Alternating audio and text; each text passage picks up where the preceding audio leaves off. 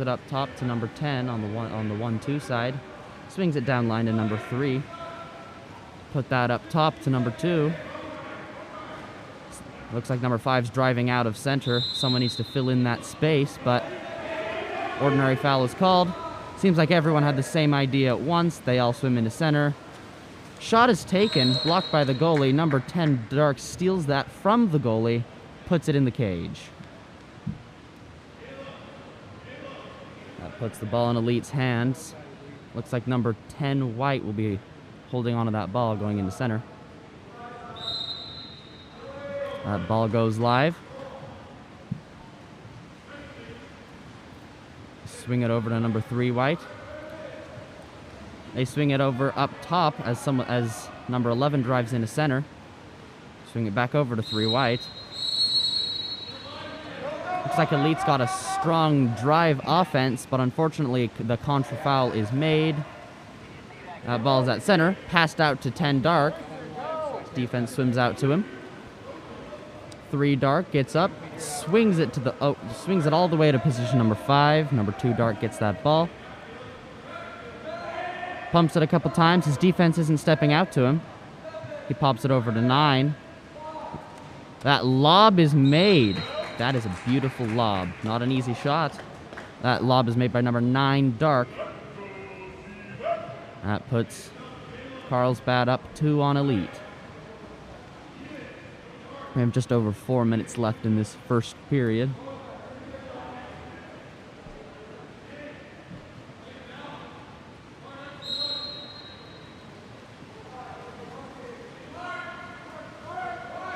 Oh, rough passes made. That up to the 4 or 5 side. The ball is stolen by 6, Dark. He puts that ball in front of him, almost has it stolen before he pops it over to his buddy, number 11, over on the other side of the cage, who just slams it in. Goalie did not slide fast enough.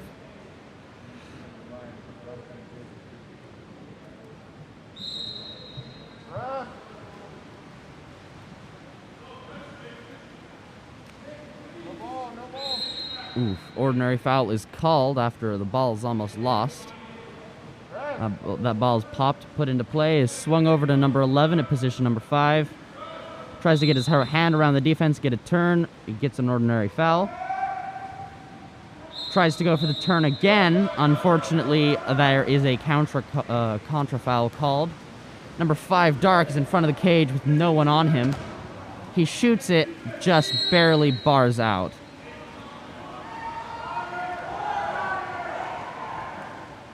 A long pass is made to number 5, White, over on position number 1. Blocked by the goalie, so that ball is now back in Carlsbad's hands.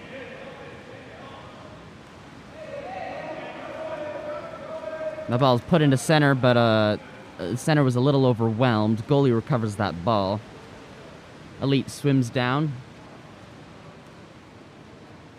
That top line seems to be content to be at half court. An exclusion is called. It is unclear why on number 3, Dark, earned by 8, White. Ordinary foul is called. Oh, seems like there was a cap misread of sorts. Number 11, White, passes that to 3, Dark. Passes it down line to 6, Dark at position 1. Tries to turn his defense, gets an ordinary foul, pops that ball into play. Pumps it, shoots it, but he was inside the 6 meters. Oh, excuse me. That ball counts. The ref calls for the ball. It's my understanding that because that ball was inside the 6 meter, there's no goal. However, that may not be the case.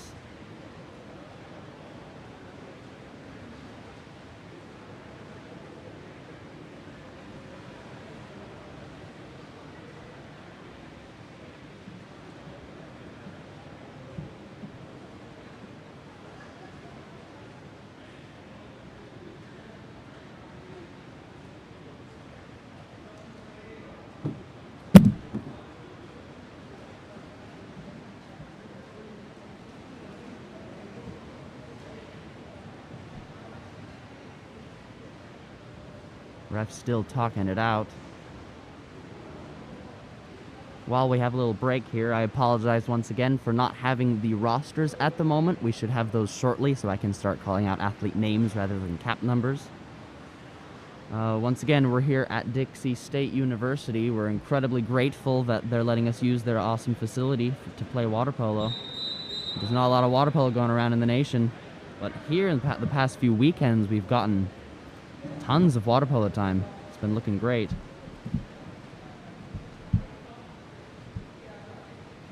All right, looks like that score did count. Carlsbad is now at up by 4. Score is 4-0. Elite gets that ball off the break, lining up, driving around. They drive out of center. Someone needs to fill in that void. 9 White decides to do that. That ball's still at the goalie. They need to get open and receive that pass. There's 10 seconds left on that shot clock before they make the pass, and it is a risky pass made. Barely, refs call in favor of them with an ordinary foul. Pass it down line to position number 1. 7 White holds that ball, gets an ordinary foul. 1 second left on the shot clock. Ball is passed a little down, a little more towards their offense than I think their goalie would like. Ball under call is made. It seems that 4 White was in possession of the ball when that ball under call was made. So it should be Carlsbad's ball, but maybe it was one of the dark athletes that had that ball. That ball is swung all the way down to position number 1. 7 Dark takes that ball. A contra foul is called from push under the water.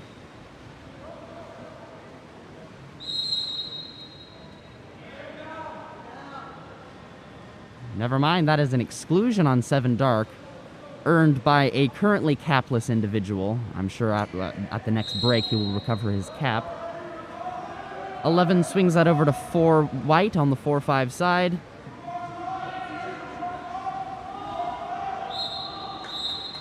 Oh, that he does not have good control of that ball. 3 Dark comes in, puts that ball under the water, gets a ball under call. He swings it to the far end of the pool to number 6 Dark, who holds onto that ball. His defense isn't coming out to him. Couple light pumps before it's passed up to 10 Dark on the top line.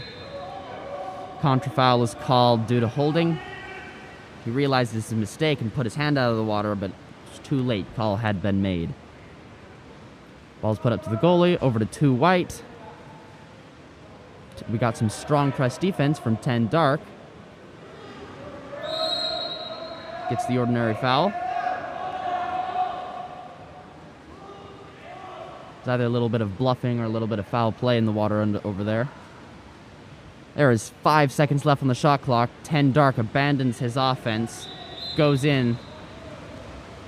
They dump that ball, allowing Carlsbad to set up a little bit. Ball's passed to 3 Dark at position number 2. Before it is set, shot is made after a quick drop from the top line defense, but it just goes out of the cage. Goalie recovers it. Looks like he goes for a shot there. Didn't have enough power to make it, but that is the end of the first period. Current score is 4-0 for Carlsbad. Once again, I apologize for not having rosters yet. We should have those shortly. Other than that, we'll be here after the break. But before that, a quick word from our sponsors, KAP7.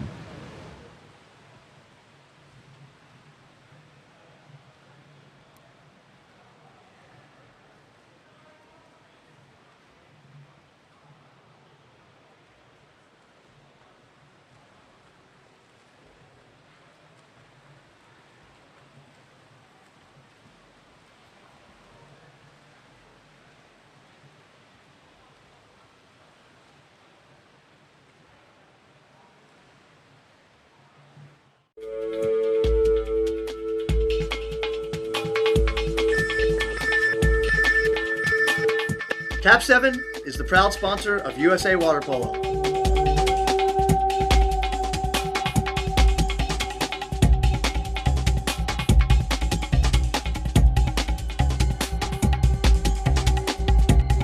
KAP7 is the best ball in the world.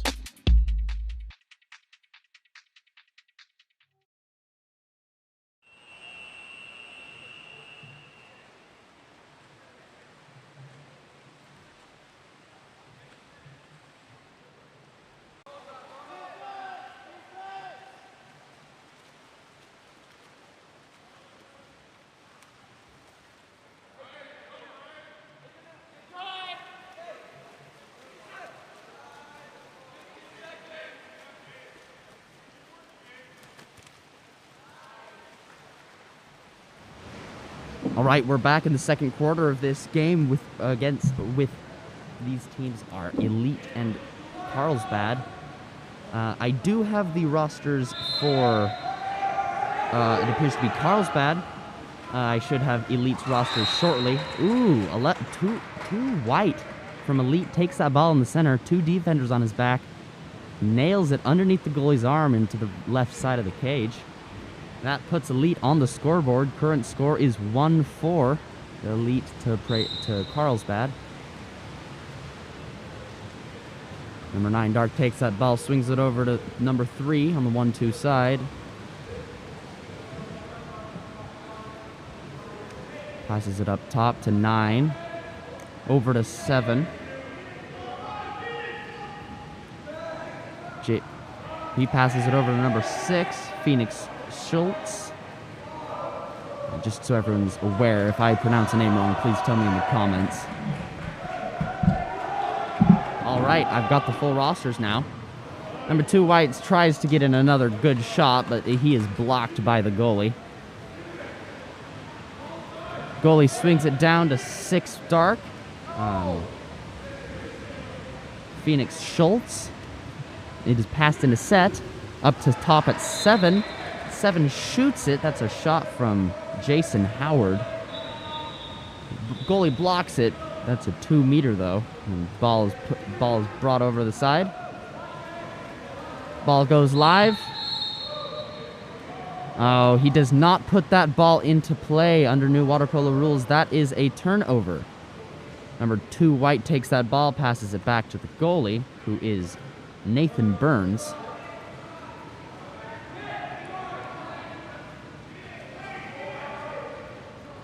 That ball is held there for the whole 15 seconds of the shot clock before being passed to 3, Dark on the 4-5 side.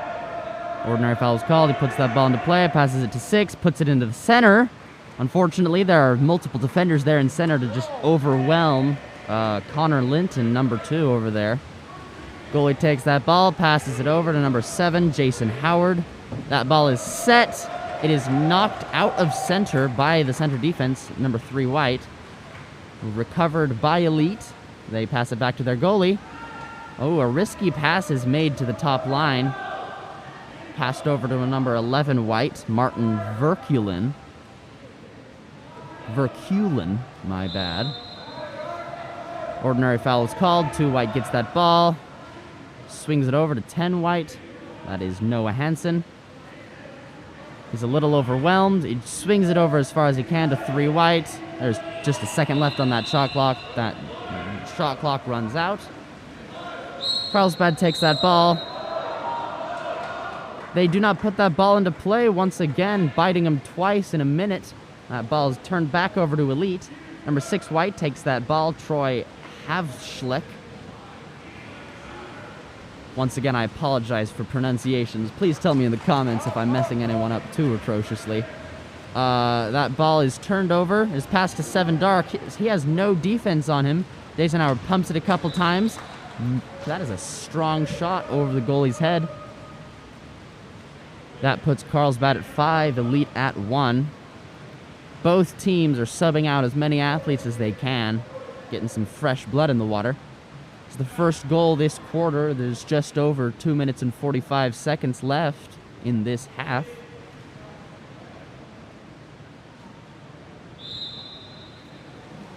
That ball goes live. 11, Dark. Ooh. 11 white earns an exclusion, and that is 11 dark who is excluded. Both 11s.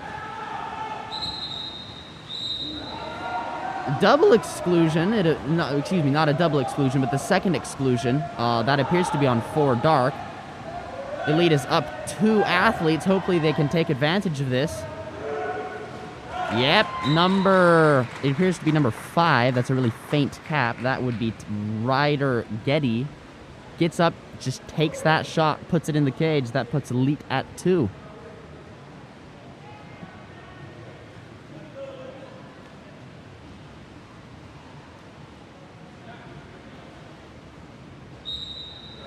That ball goes live. 4 dark takes that ball at the top, holds onto it. Swings it over to 7 to 5 on the 1-2 on the on the 4-5 side. That ball's passed into a driver driving towards center. Really hoping for a 5-meter call under the new rules. Doesn't matter because as he loses that ball, number 4 dark, Jack Jones takes that ball and puts it in the cage. That puts Carlsbad at 6 points. There is just over 2 minutes left in this first half.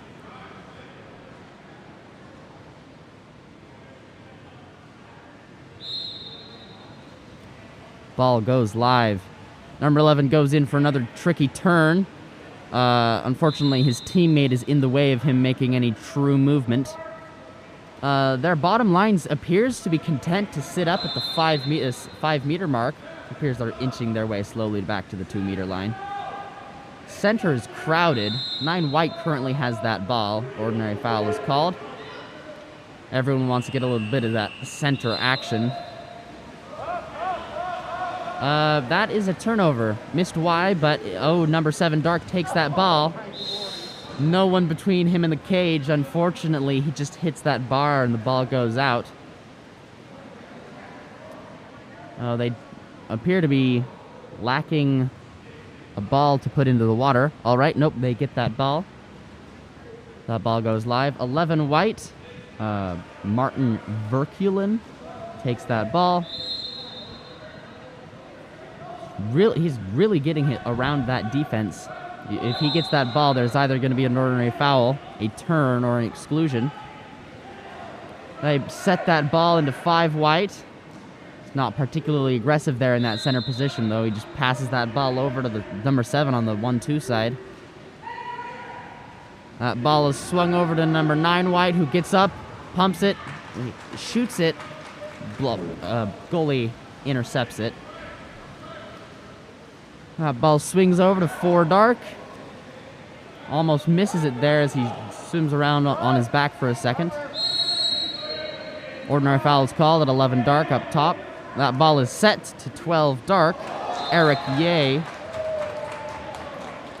That ball is shot. Nice shot from number 12.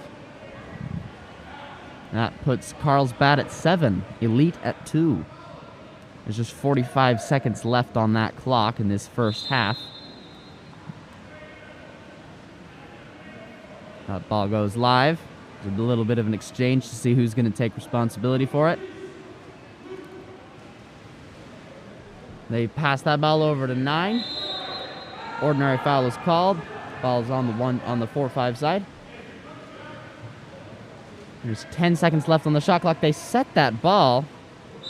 He grabs that ball and shoots it. It just goes over the cage, unfortunately. That ball is set back to the goalie. It's passed all the way down to number 4, dark, at position number 5. Oh, that ball is set to number 7, but his defense, number 7, white, is in between them. And knocks that ball to the goalie pretty simply. Goalie shoots it. It is shot blocked by number 11, who takes a shot while the goalie's out of the cage. Unfortunately, it hits that top bar. Just barely comes out of the cage. That puts the score for the first half of the game at 2 for Elite, 7 for Carlsbad. It's a good first half of water polo, especially this early in the morning. It's currently 7:30 here in St. George. And before we get back to more water polo, let's hear a quick message from KAP7. KAP7 is a proud sponsor of the Eggbeater series of water polo. We recognize how important it is for athletes to have the opportunity to compete. Visit KAP7.com for more.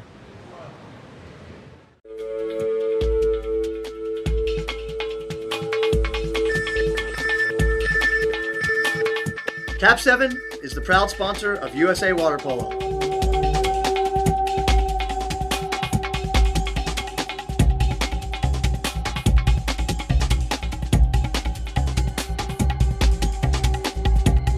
KAP7 is the best ball in the world.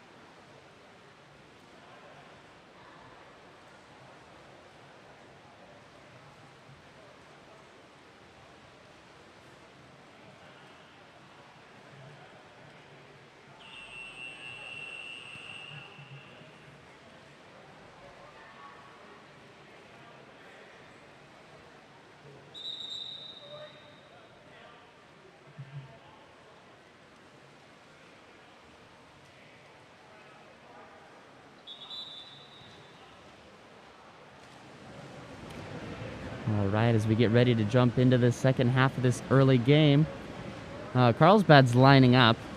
Elite's taking their time to bring it down with their athletes. Coach apparently has some plans to get them back in the game. Current score is 2 Elite, 7 Carlsbad.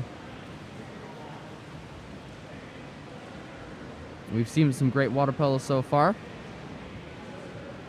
Number 11 and number 2 White have been particularly outstanding. On Carlsbad's team, they have a pretty uniform skill distribution to the point where all their athletes can hold their own and they have great synergy together. These athletes are lined up, refs are talking something out. One of the Carlsbad athletes asks a question. 7 Dark steps out of the pool. There might have been an athlete complaining about nails, and he's going to go cut them now. That ball goes live. Oh, it's a close sprint, but number 3 manages to grab it and tip it out of the pool. Unfortunately, that turns it over to Elite. That ball swung over to 2 White at the top. Swung over to 8 White, position number 4.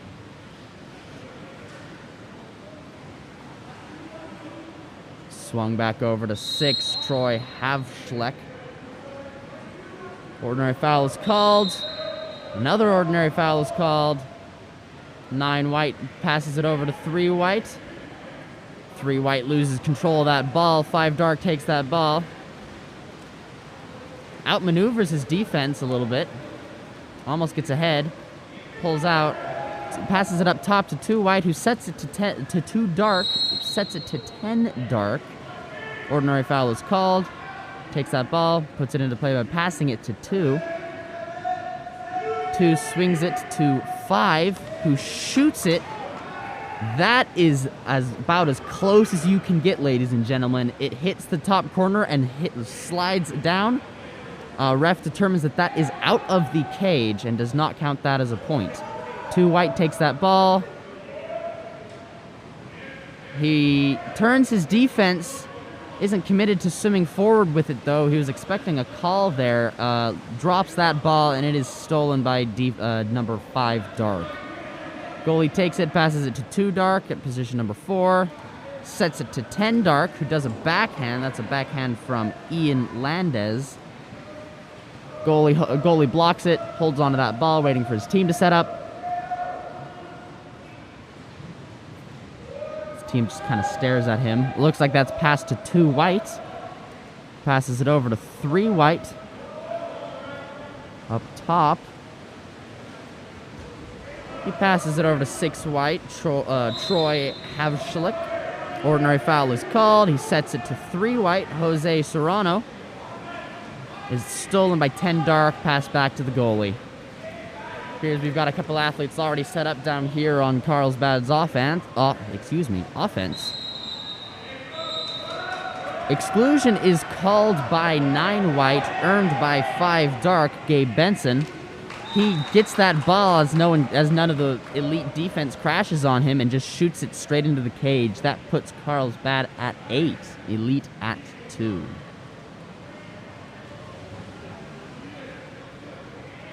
Some athletes out, getting some fresh blood in the water.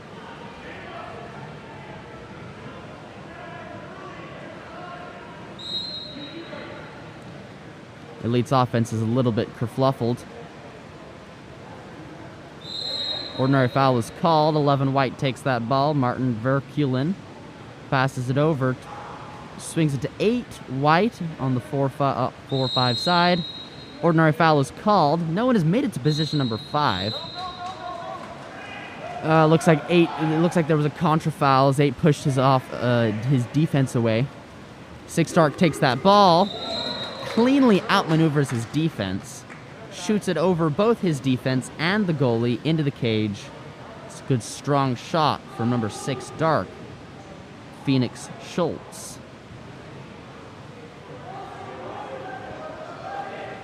"11 white is there. He has no defense for some reason. It appears Carlsbad was unaware that play had started as number 11 swims that in. No defense. Shoots it underneath the goalie's arm. That is a shot from Goodwin Girdman. Ball is live. 10 dark takes that ball. Some good strong press defense from 7 white. That ball's passed to 5 dark. Ordinary foul is called. He pops that ball into play. Swims it in a little bit. Passes it down line to 7 dark. That's some good, clean water polo. He swings it over to 10 dark, who is ready right in front of the cage. Because the ball was inside 2 meters, he was able to shoot from inside 2 meters. Just nails that in on the other side of where the goalie is. That's a shot from Goodwin Gurman. Oh, that's unfortunate. 11 white tries to turn his defense. Unfortunately, his teammate clogs the way, and his teammate's defense steals that ball. As they go for that counterattack, 11 white gets around and gets his hand on the ball. That's a ball under call. Now swung over to 3 white for elite. Ordinary foul is called. 3 white gets his hand on the ball, passes it up to 8 white, Nicholas Chaves. Ooh, he passes it into the driving center player. Unfortunately, it was not in his eyesight. He does not see it, and it is intercepted by Carlsbad's defense.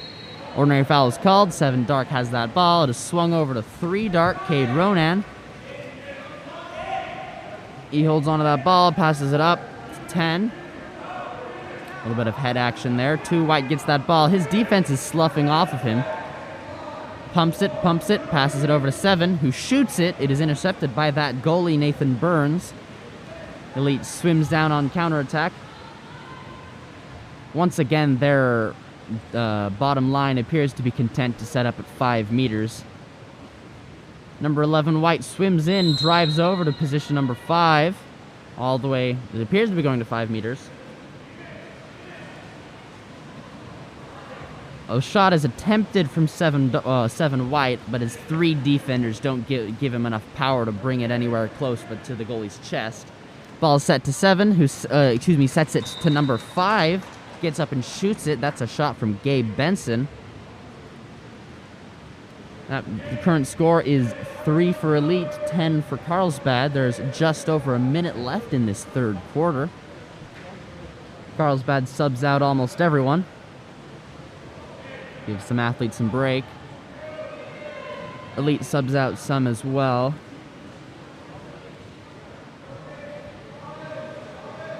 Currently, both teams have cap number 11 playing the center position. For Elite, that is Martin Verkulen, and for Carlsbad, that is Goodwood Gurman. That ball goes live. 5 white takes that ball up top. 11 dark is pressing him hard enough. It's just holding on to that ball. Wastes almost 15 seconds of that clock, unfortunately. That is passed over to 10 white. Appears there's nobody on the 4-5 side of Elite's offense. Ordinary foul is called. Number 11 white has filled in that 4-5 void. He dumps it.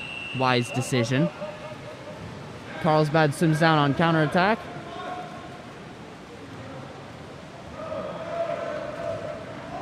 Intercepted by 9 white, it appears, who the goalie takes it, shoots it. Goalie doesn't have quite enough power in his throw to get it anywhere but to the goalie.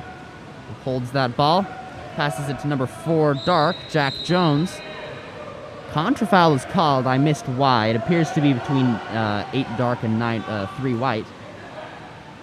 Set is attempted to 9 white. It unfortunately goes over his head, and that goalie takes it.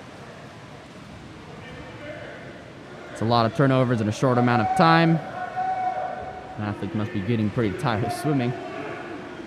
The goalie makes a weak pass before passing it to number 3. Number 3 shoots that ball with just 1 second left on the shot clock, but it goes over the cage. For that third quarter, that puts the score at 3-10 for Carlsbad. Got some great water polo here in St. George. Right before we get back into some more water polo, let's hear from KAP7. KAP7 is the official ball of water polo. Please visit KAP7.com for all your water polo needs.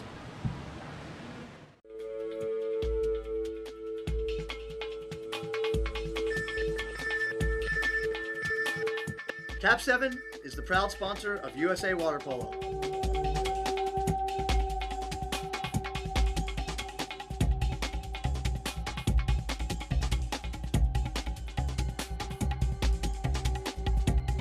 KAP7 is the best ball in the world.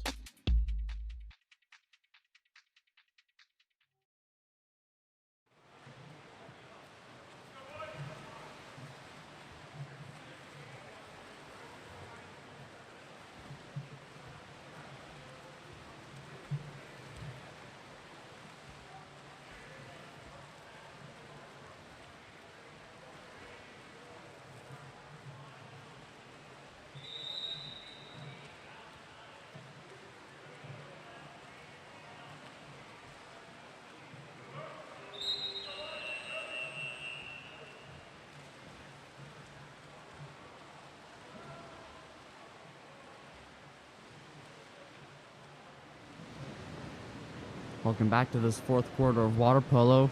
Game Elite versus Carlsbad. Carlsbad is lined up, ready to go. Elite is lining up. They took a little bit more time to talk. Their coach has been taking notes, trying to get them back in the game. Current score is 3-10 for Carlsbad. Elite's going to have to pick it up if they want to even this game out in this last quarter. Whistle is blown. Sprint begins. 3 dark sprints, 8 white sprints. 3 dark wins that sprint. That is Cade Ronan. Passes it back to 10, who swings it up to top to 9.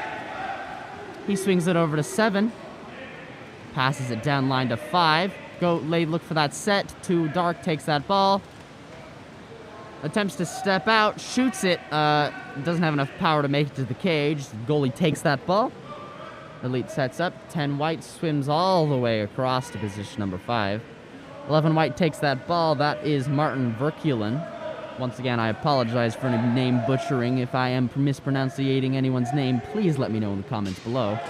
Wow!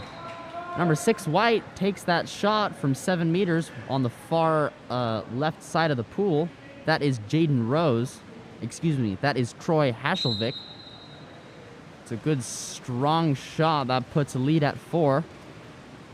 Ball is currently at 10 dark. Passes it down line to 3 dark on the 1-2 side. He goes to turn his defense.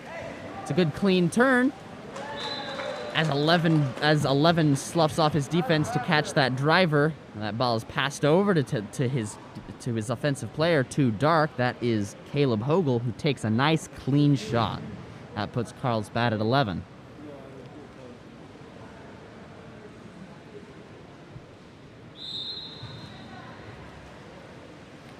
White holds onto that ball. Elite's been struggling this game to set up their offensive line further than 5 meters. Ooh, 11 White passes that ball, but it is tipped by his defense's hand, who steals it. 2 dark sets that ball to 5 dark.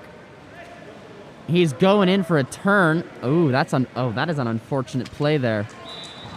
So 5 drops that ball into 10's hands. Unfortunately, 10 isn't ready for it. And 10 dark, the offense, steals that ball from 10 white, picks that ball up and shoots it. That puts Carlsbad at 12. Athletes are subbing out. That's a fresh roster for Elite. At least fresh since the last quarter. All these athletes have been putting in equal amounts of work. The ball's up top at 11 White, who swims it down line a little bit. It's pretty crowded here in the middle of the pool. Got 2 center players. That ball's set to 5. Fortunately, his defense gets a hand on that elbow, and that ball just plops right in front of the goalie. Goalie holds onto that ball, passes it to 12 dark, Eric Ye. Passes it down line to 5, over to 9. Unfortunately, his defense... Unfortunately, as 9 takes that ball, 3's defense lifts off of him, takes that ball, gets the ball under call. Elite's goalie holds onto that ball, passes it to 9 White.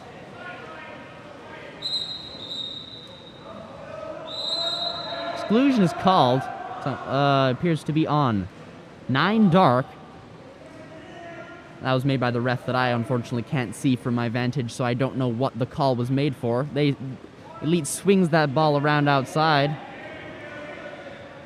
A couple pumps and a shot from 6. Yes, that is 6 White. Troy Hasselvik hits that bar as he shoots it, though, and goes out of the cage. That ball is set to 9 dark as he comes out of the exclusion box. Pass down line to 12 dark, Eric Ye. Holds onto that ball, swings it up top to 11. That is Goodwin Gurman. He takes that shot from half court. Goalie was not expecting it. Floats right there into the left side of the cage. That puts Carlsbad at 13. It appears we're running down the clock at this point. Hopefully to stay on schedule. I believe the next game here is scheduled for 7... Nope, that is incorrect. Scheduled for 8 o'clock. It is currently 7:50. It's just over 2.5 minutes left in this quarter. 11 White is holding onto that ball. There's a couple drives, but no one's particularly open. That ball is passed to 2 White. He gets a hold of that ball. There's just 10 seconds left. He attempts to turn his defense. Unfortunately, the ref is not willing to give it to him, and as he drops that ball out of the bounds, that is a turnover. Goalie passes it far down to 5 dark, passes it to 12 dark, Eric Ye. Passes it up to 3, that's Cade Ronan. This set, Elite's defense crashes, steals that ball. Elite's goalie, Nathan Burns, holds onto that ball, passes it to 11 White, Martin Verkulen. As number 3 White drives around him, that ball's passed to him and is passed down line to, can't see that cap number, appears to be 6 maybe? Yep, that is 6. He attempts a pass. It's risky. Wow! Number 11 White coming in clutch. That is a risky pass made to the center of the pool. 11 White swims into the pool, swims into that to take it back. There's at least 2 defenders on him as he pumps it and just nails that into the cage. That puts Elite at 5. Elite subbing out athletes. There's 1 minute left in the game. They are running down the clock at this point. They're trying to get warm-ups in for the next group of athletes. 9 dark takes that ball, passes it to 8 dark. Passes it down to 3 dark. That's Cade Ronan. Contra foul is called from the middle of the pool. The goalie holds onto that ball. Passes it to 7, who passes it to 11. Unfortunately, that pass is made to a crowded section of the pool. Carlsbad defense recovers that ball. 3 dark takes that ball. His defense is far behind him. He goes to shoot that ball. Oh, wow. All right, so that shot is made from 3 dark. It bounces off the bar and over to the other side of the pool. It is recovered by 5 dark, who shoots it. The goalie manages to block it, and as 5 dark recovers it, it appears an ball under was made. That is it, ladies and gentlemen, for this game of Elite versus Carlsbad. Final score, 5-13. Carlsbad comes out on top. Some great water polo, especially this early in the morning and with athletes that are not used to the altitude here in St. George. I'm excited to see these athletes continue for the rest of the weekend. As we get ready for this next game, which is Foothill versus Praetorian.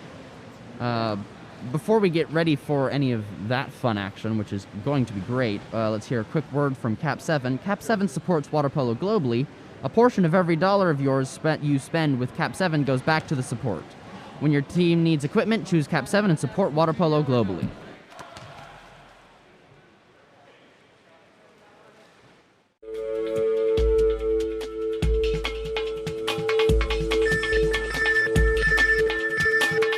KAP7 is the proud sponsor of USA Water Polo.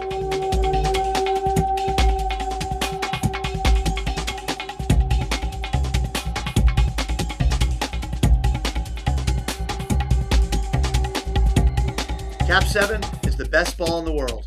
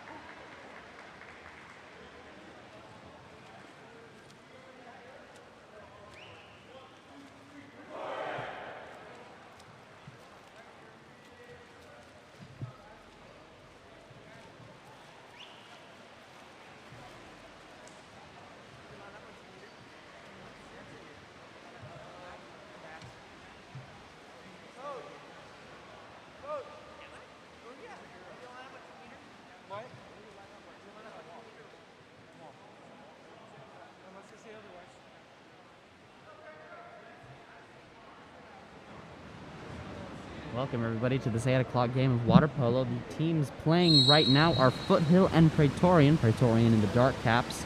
I will be trying to use athletes' names when possible, but usually the game moves too fast to do anything but cab numbers. White wins that sprint. 12 White takes that ball, sets it to 5 White. Defense crashes, takes that ball, swims it out. 7 Dark holds onto that ball, passes it back to the goalie.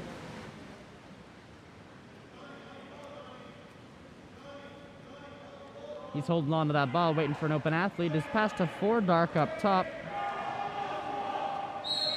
Ordinary foul is called. Ball's passed to 15 Dark. Gets up, sets it, shoots it, and scores. It's a nice quick shot in the first 40 seconds of the game.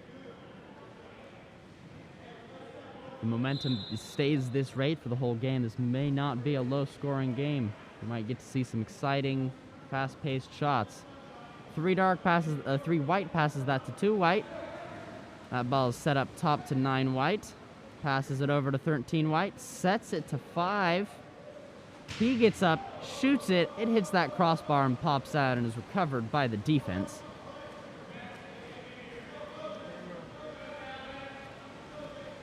Ball's being held. It is set to 9 White. Excuse me, 9 Dark. Goalie gets up though, blocks that shot from right in front of the cage. Holds onto that ball.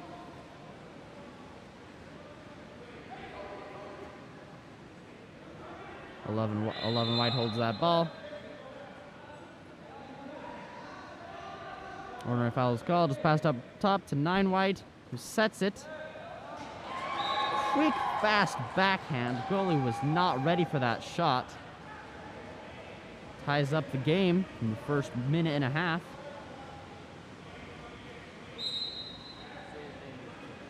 Praetorian takes that ball. Number 4, Jonathan Starr holds onto that ball.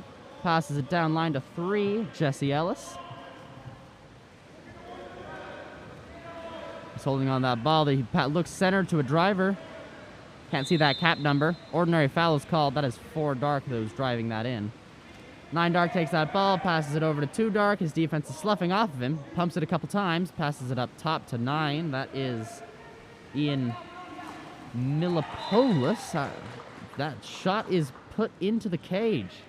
Once again, I apologize for any butchering of names. If I'm mispronouncing anybody's name, please let me know in the comments. Foothill takes that ball, passes it over to 12 White, back over to 9 White up at the top. Bottom line is working to get down to 2 meters. That ball is set.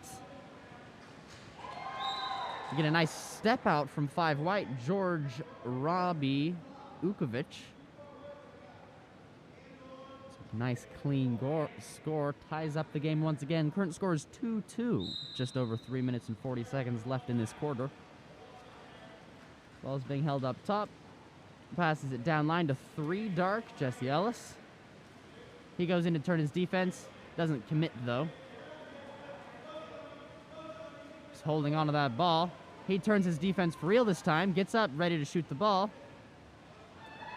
Wow, goalie comes out to block him directly. Doesn't matter though because he pops it right over the goalie's head.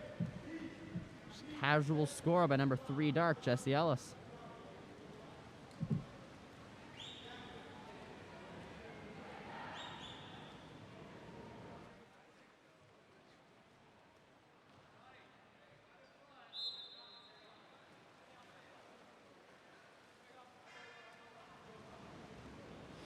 Fourteen White takes that ball. Defense is sloughing off of him fairly. It passed over to the 1-2 side to 10. That ball is set. The entire defense comes in, overwhelming 7 White. Ball's held at the goalie. Passed over to 3 Dark, Jesse Ellis. He got some strong press defense from number 15 White, Nicholas Flores. Not giving him a chance to do anything. Only 10 seconds left on the shot clock as he makes that pass. It's a risky pass. It's passed over the head of 2 Dark to 14 White, who recovers it. Swims it all the way down. He has two defenders. Unfortunately, one makes the error of getting on his back. That is 15 dark, who's excluded, earned by 14 white. Villanueva. Ball is swung around from the outside. 14 has that ball. Looks like they're going for a 6-in situation. Swung up to 8. We are currently even at this point. Number 4 takes that ball from the top and shoots it. That's a shot from Brady Coppard. But it goes over the cage. That goalie is holding onto that ball. Praetorian's goalie is Matthew Sclair. Once again, please correct any mispronunciations of mine. I do not know these athletes, and I would like to give them the proper representation. A ball is set to number 7, who takes a shot. Unfortunately, there is a contra foul from his position. That goalie takes that ball, shoots it, passes it over to 14 white. It is, unfortunately, a pass is made to 8 white. His defense, 4 dark, takes advantage of the situation and steals the ball. His pass, a risky pass is made over to 3. It is almost intercepted by 10 white. He tips it with his fingers. Ball's back at 10 dark. Ryan Scott, excuse me, that is number 3, not number 10. Contra foul is called from the center. That appears Matthew Leeworthy was getting a little too aggressive. That ball's passed to number 15 on position number 1. Here's the bottom line set up at 5 meters, unfortunately, but actually that's not true. The center position is at 2 meters. Pass it around to the top, number 4. Number 14 earns an exclusion. That is, I can't see that cap number. It appears to be number 2. That may not be correct, though. It's swung around to from the top over to number 15, over on position number 1.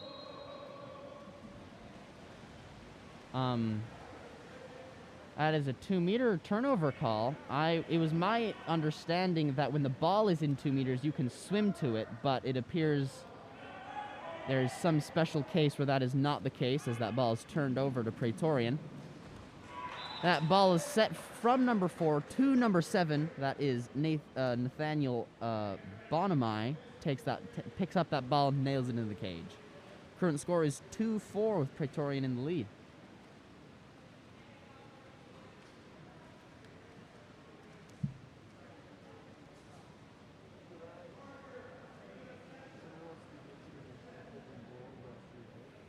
Subbing some athletes out, getting some fresh blood in the water. Number 9 white holds onto that ball, passes it over to 3 white, George Duarte.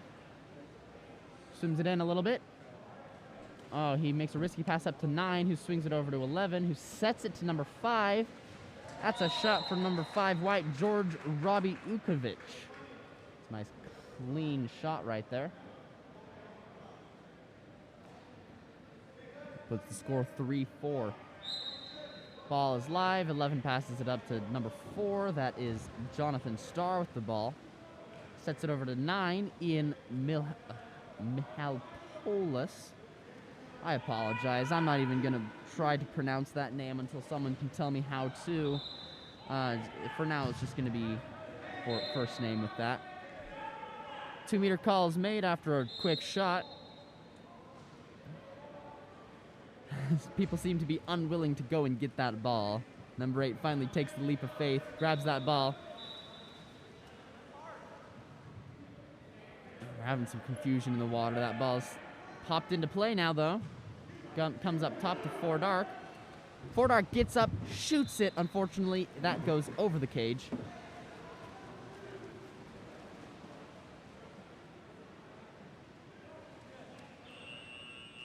Goalie shoots it with 1 second left on the clock. Goes a little to the right and a little above the cage. It had the power it needed, though. That is the end of the first quarter. Current score is 3 Foothill, 4 Praetorian. Some great water polo all around. This should be a close game if it keeps the current momentum. As we get ready for this second quarter, we're going to hear a quick message from KAP7. Water polo is our passion collectively. KAP7 supports this passion with direct sponsorships to 52 organizations around the world. Join KAP7 in supporting the passion of water polo.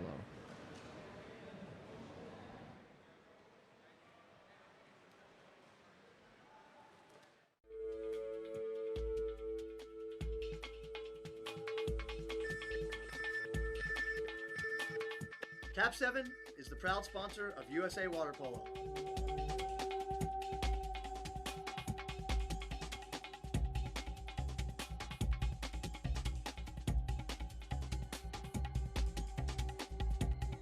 KAP7 is the best ball in the world.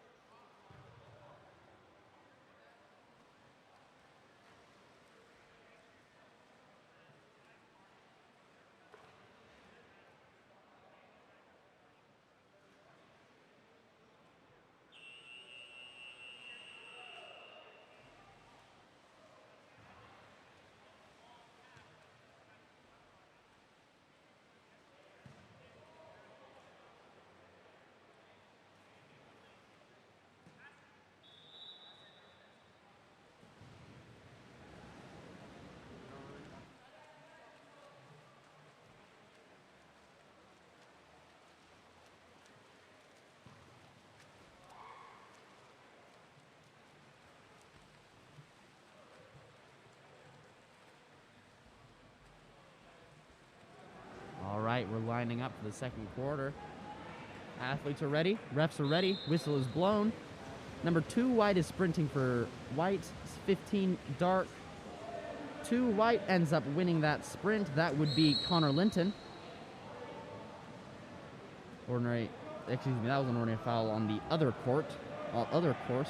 That ball swung around to the 1-2 side. Exclusion is earned by 13 white, called on 10 dark. That is an exclusion earned by Jake Yendez. 2 white takes that ball, swings it inside the 2-meter, swings it around, up to 13, who takes a shot, skips it into the top left corner. It's a good clean shot. Usually on a 6-on-5, you either want to take the shot immediately or wait to the last few seconds of the shot clock. He does not care. He nails that into the corner. That ties up the game. The score is 4-4. Just 30 seconds got done in this second quarter. Ordinary foul is called. 9 dark takes that ball, pops it into play. It's passed over to 2 dark. That is set. Defense crashes. 2 white steals that ball. That's a steal from Connor Linton. Pass back to the goalie. Swings it all the way far down. Goalie comes out to intercept that ball, keeping 13 white from stealing it. If 13 white had been just a little faster, though, that was a risky decision to make by the goalie. Paid off in the end, though. That ball is being held at on the 4-5 side. Number 10 takes that ball at the top. It appears their defense is fairly twisted. Shot is attempted. Goalie recovers that ball. Foothill's getting a little clogged here in the center of the pool. Appears they're figuring things out. Someone drives in, someone drives out. 3 white takes that ball. His defense is sloughing off of him. He should walk that in. It's passed down line to 2 white. Pumps that ball, shoots it. It's tipped by his defense, number 15 dark. That would be Peter Gonzalez. Ball from the other course manages to make its way onto this pool. The game is stopped temporarily. Ordinary foul is called. That is passed up top to number 2 dark. That is Jackson Hoover. He gets that ordinary foul. Gets up, sets it to 7 dark. Gets a backhand. That is a clean backhand from Nathaniel Bonamai. Puts Praetorian in the lead by 1 point. Score is 4-5 for Praetorian.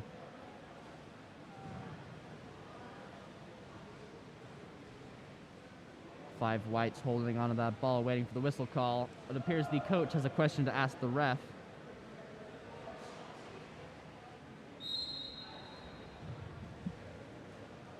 All right, ball is live. Is that 13? 13 white passes that to 2 white. His defense is just not on him. He passes it back up to 3. Sets it. It's crashed by 3 defenders. But he is overwhelmed. That ball is taken from him. That is passed from the goalie all the way down to 3 dark. He swims that in. He is getting this goal if he get. Oh no, never mind. Pulls out last second, passes it up to his open teammate, number 4 dark, Jonathan Starr. Skips it into the top left corner. That puts Praetorian up 2 on Foothill.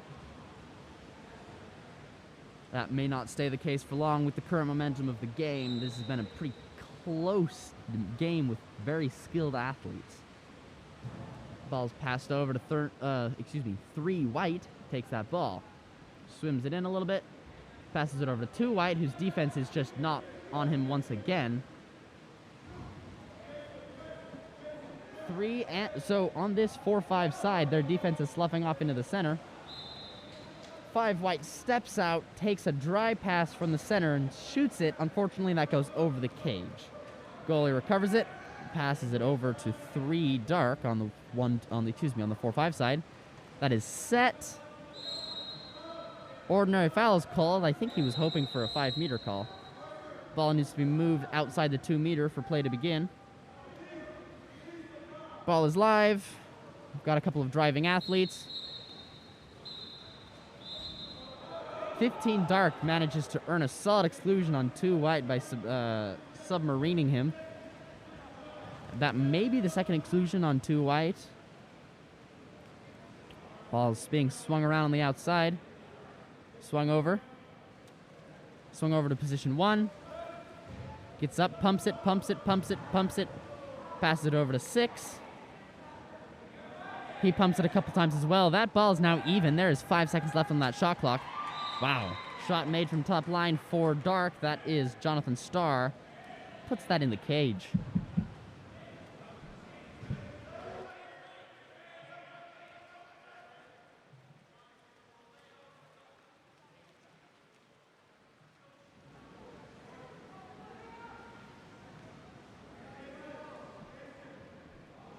Athletes are being subbed out, getting some new blood into that water.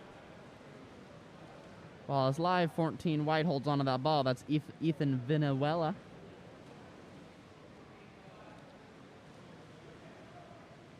Ten white holds onto that ball on the 4-5 side.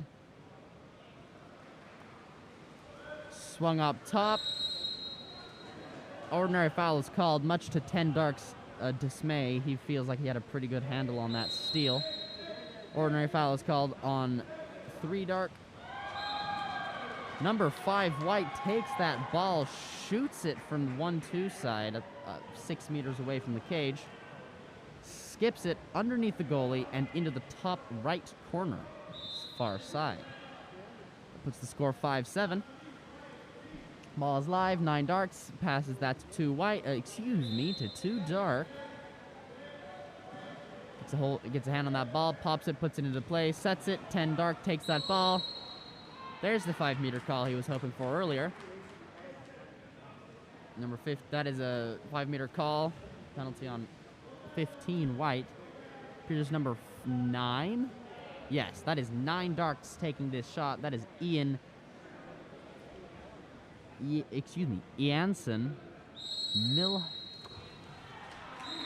have to trust me that his last name starts with an M and ends in an S. He takes that shot and he nails it. That is a clean score by number 9 dark, Ianson.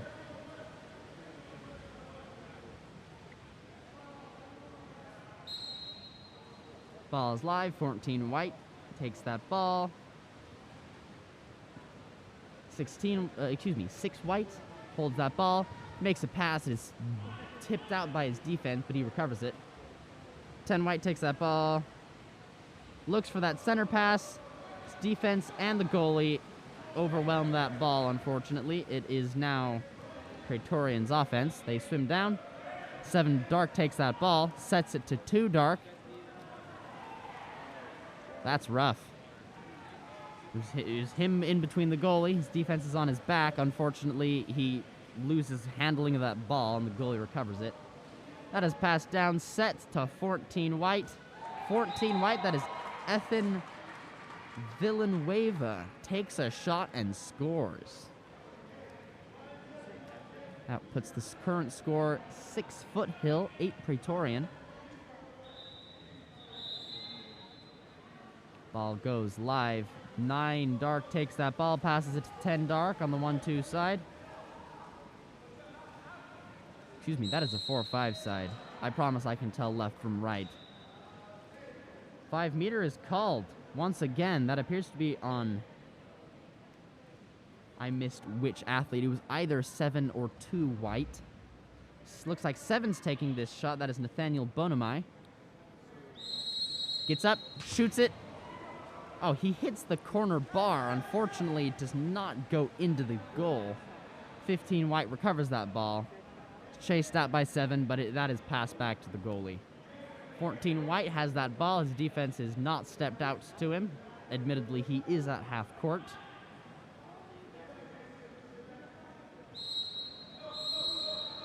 That is a contra foul from the middle of the pool. Can't tell which athletes, but Praetorian takes that ball. 3 dark takes that ball. Swims it in, pumps it twice with the defender on his back. I think it was looking for a call, but it didn't matter because he put it in the cage anyways. That puts the current score 6-9.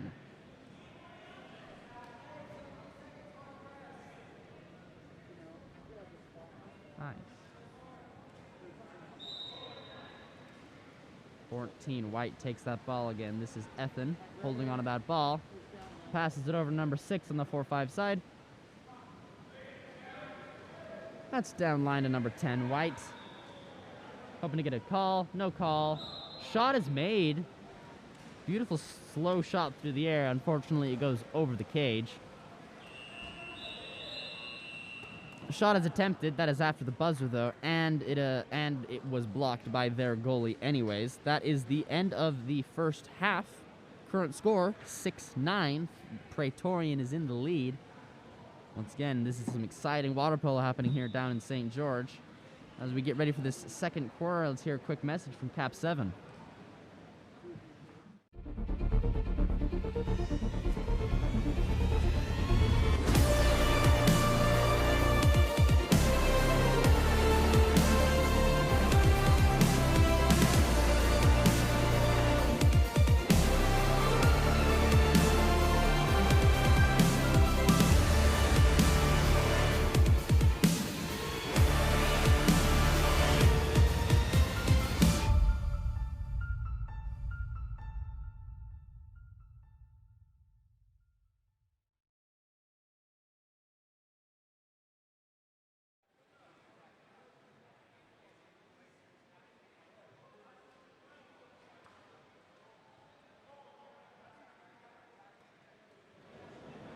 As a reminder, all these games are being streamed by Goals. That is Game On Live Studios. Sports are our passion, and we're doing our best here to make sports as accessible for people to watch as possible. We're here likely setting records for the most amount of hours streamed in 48 hours. We're streaming 2 courses for 18 hours today, so in 24 hours, that is almost 40 hours of water polo being recorded and put onto YouTube. If you want to, you can purchase the original video files. We also can put together highlight reels for your athletes if you're interested in that. Please go to goals.co. That is GOLS.co. All the information can be found there. More information will be posted as this tournament continues on. Obviously, as the tournament is not over yet, we don't have all of the games available, and as such, I don't believe you can actually at this very moment purchase any of the game files. But once the tournament is over, check goals.co if you want game footage, if you want highlight reels, it's all right there. And if you want to stream your own local sports events, we have you covered. I'm getting ready here for this third quarter. It appears I was incorrect as to which quarter it was. I was under the impression that that last quarter was the first quarter. It was the second. This is halfway through the game. So as we get ready for this third quarter, athletes are lining up. It appears number 7, that is number 2 white, is going to be sprinting for Foothill. That is Max Distaso. And he wins that sprint off of 15 white. That is Peter Gonzalez. That ball is swung around up top to 9 white. Swings it over. Sets it. Contra foul is called for that step-out play. Ball's recovered by 3 dark. 10 dark takes that ball, passes it back to 3 dark. That is Jesse Ellis. Number 4 takes that ball, pumps it a couple times, passes it over. 4 takes that ball, pumping, shoots it. Unfortunately, that just goes left of the cage. All right, these athletes are getting back. Wow. Ball is passed to 2 white. It's a risky pass, however, and 2 dark tips it out of his hands, is recovered by 15 dark. That ball is in the hands of the Praetorian goalie, Matthew Sclair. Once again, please correct my pronunciations in comments below.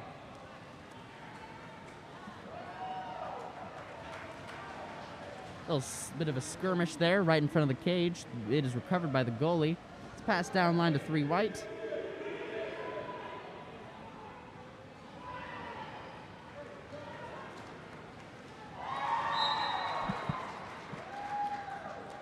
Ball is shot. I missed by who? But it was a clean score from the 1-2 side. That puts the current score 7-9 with just over 4 minutes and 45 seconds left in this third quarter.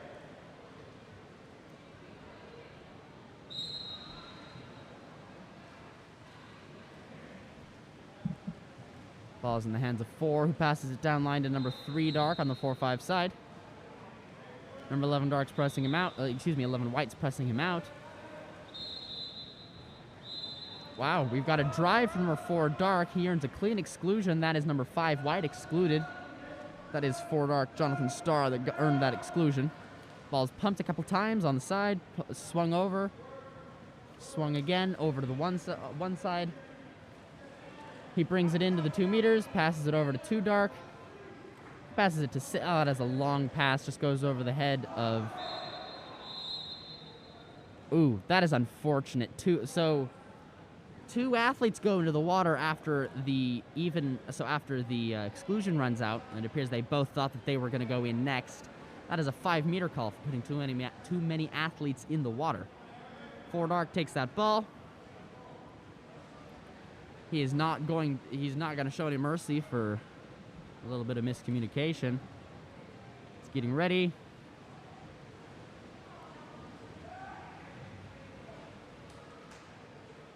Jonathan Starr is holding onto that ball. Refs are making some clarification with the table.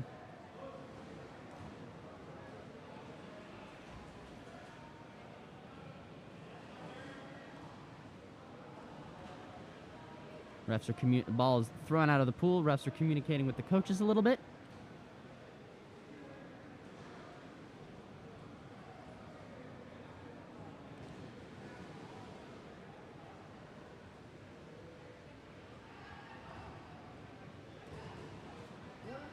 It would be nice to be able to hear what they're talking about. Coaches and refs are both smiling alike, so this isn't a frustrating exchange. Ball is shot, skipped into the top left corner by Jonathan Starr. Beautiful shot. That puts Praetorian at 10, Foothill still at 7. Just over 4 minutes left in this quarter. Looks like ball goes live again, no more breaks here. Ordinary foul, that's swung over, risky pass to number 11 white. Ordinary foul is called in their favor. 13, white swims in with that. Unfortunately, he puts that ball into the water. Defense capitalizes, ball under call. 10 dark swims in with that ball.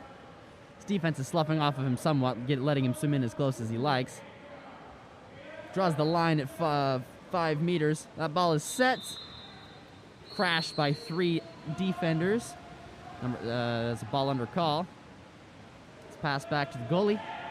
The goalie holds onto that ball. Passes it. 7, it's set to 7. It's passed out to 15, who shoots it, skips it over the cage, unfortunately. Praetorian's goalie, Matthew Sclair, is holding onto that ball. Passes it to 4. He's at the top line. Got a fairly skewed offense on Praetorian. Oh, it is attempted to be set. The pass goes a little long. It is recovered by the goalie. Goalie holds on to that ball, looking for the open man. Number 9, White, driving across, takes that ball. And that whistle was for the other course. His hips are not underneath him, unfortunately. He's backed out, passes it over to number 15. He sets it to number 2. 2 swims it out. Ordinary foul is called. We've got 2 center. There's 1 second left on that shot clock. A shot is attempted. It goes over the cage. Praetorian takes that ball. They've already... Uh-oh. Number 15 is on top of his defender. Ref either didn't see it or let it slide.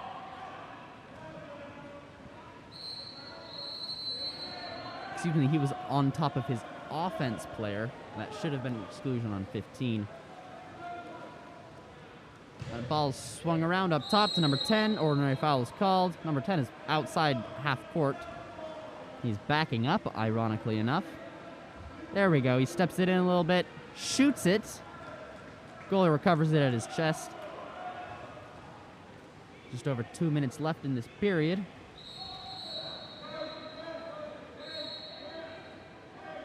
Ball is being held by 15, White Nicholas Flores. Ordinary foul is called. Swung up top to 9. It's a long pass, unfortunately.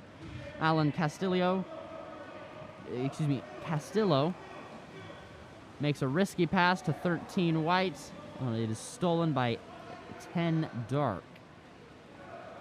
9, Dark holds onto that ball. Looking for a call, and none is made.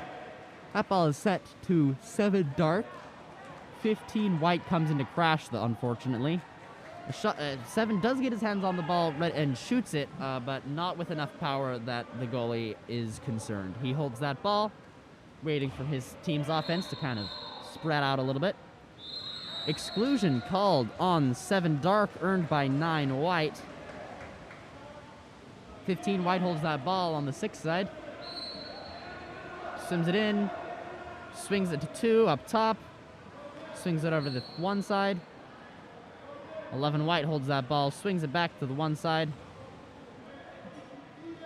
Swings it back to 11. We are now even. 11, White sees that called even. Decides, I'm putting that in the cage. Nails it straight into the top right corner. Puts the score 8-10 for Praetorian. It's a close game. Just 50 seconds left in this quarter.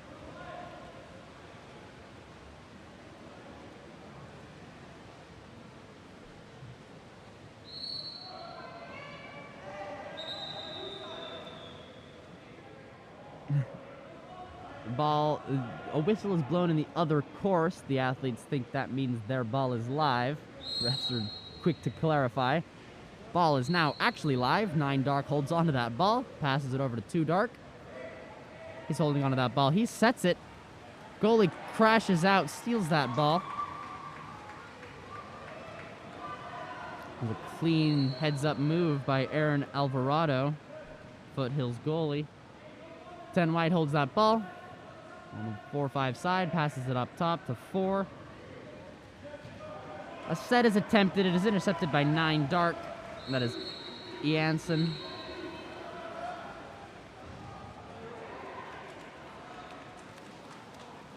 A shot is somewhat attempted. It is also somewhat attempted to be recovered by 8, Dark.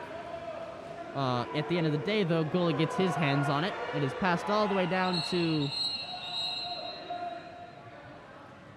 Doesn't matter who it's passed down to. His cap is scrambled enough that I can't see his numbers. And the quarter's over. It appears it was 14, White. Current score for the end of that quarter is 8-10.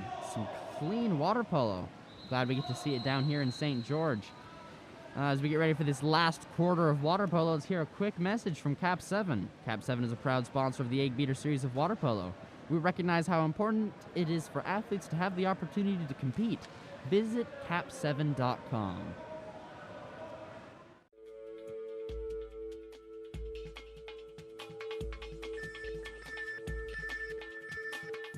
KAP7 is the proud sponsor of USA Water Polo.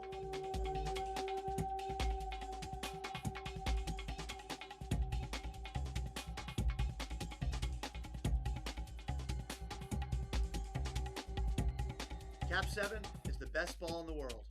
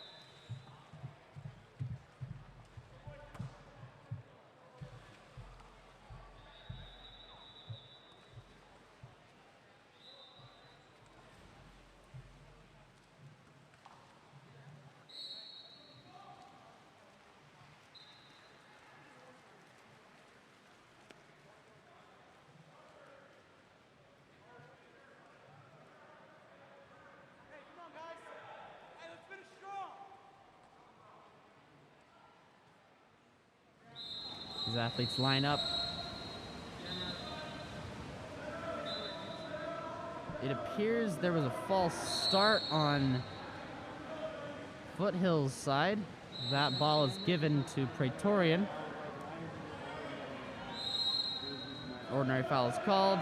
Nine Dark takes that ball from the top line, a little bit to the left of the cage, and shoots it, skips it into the top right corner. That's a clean shot by number 9 Dark, Jansen M. 4 White gets his hands on the ball, holds onto it. He passes it to the 4-5 side. 15 White swims in with that ball. His defense is sloughing off of him. Pumps it. Everyone looks towards him for the shot, and he passes it over to 2 White, who nails it into the cage. I may have misread that, but it appears an exclusion was called. That appears to not be the case. A whistle was just blown, and some hand movements from the refs were misleading. Ordinary foul. That ball is set to 7 Dark. A contra foul is called on him. Ball is now given to the goalie. Ball is passed over to 15 White on the... Oh, passed down to 2 White. That is Max Distasso. 15 White takes that ball. It's a close call. It almost gets stolen, and he pops it over the head of the goalie, who comes out to intercept that ball. Floats into the cage. That puts the score at 10-11 for Praetorian. It's a close game. Just 5 minutes left in this 4th quarter. Here's a timeout is called. It's a full minute timeout. Gonna go over some game plans with different coaches. Both teams are in it to win it, and it's any man's game at this point, so good luck to these athletes.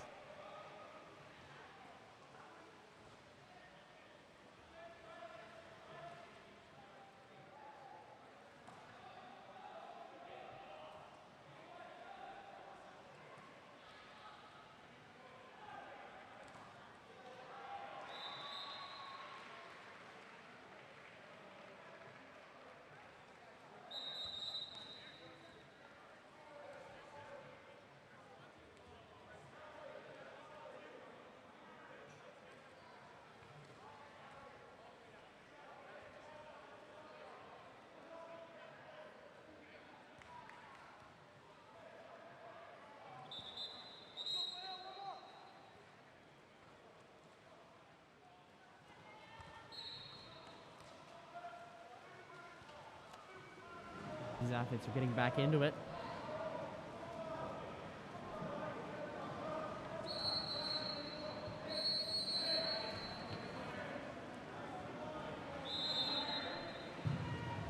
Ball is live. It is passed from the top over to the 4-5 side.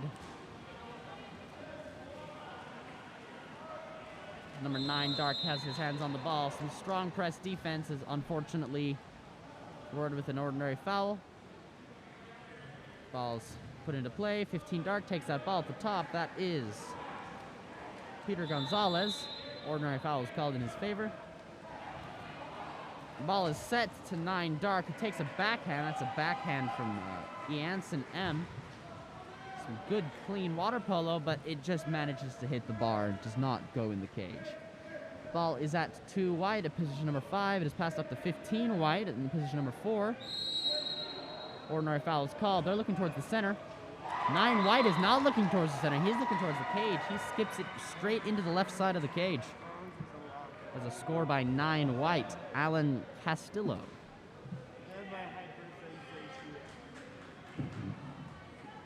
What I would...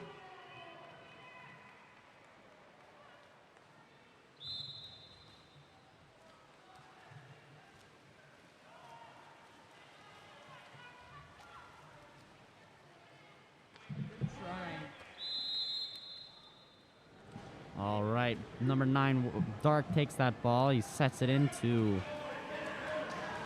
He sets that into 10 white. To 10 dark. The goalie swims out, snatching that ball right out from underneath him. Ball's passed to 15 white on the 4-5 side. He swims it in. Buzzer blows on the other course. Shot is made. It hits the goalie's chest. It is passed all the way down line to position position 5, number 9 dark. Ordinary foul is called. Here's they're going. Never mind. It is passed over to 15 dark. Puts onto that ball. Shot is attempted. Is shot blocked by 15 white Nicholas Flores. It is caught by 2 dark again though. Ordinary foul is called. 11 dark takes that ball, pumps it. It's passed to 9 dark. He passes it up to 15 dark. Defense is sloughing off of him. He swims it in, shoots it, goes over the cage, unfortunately.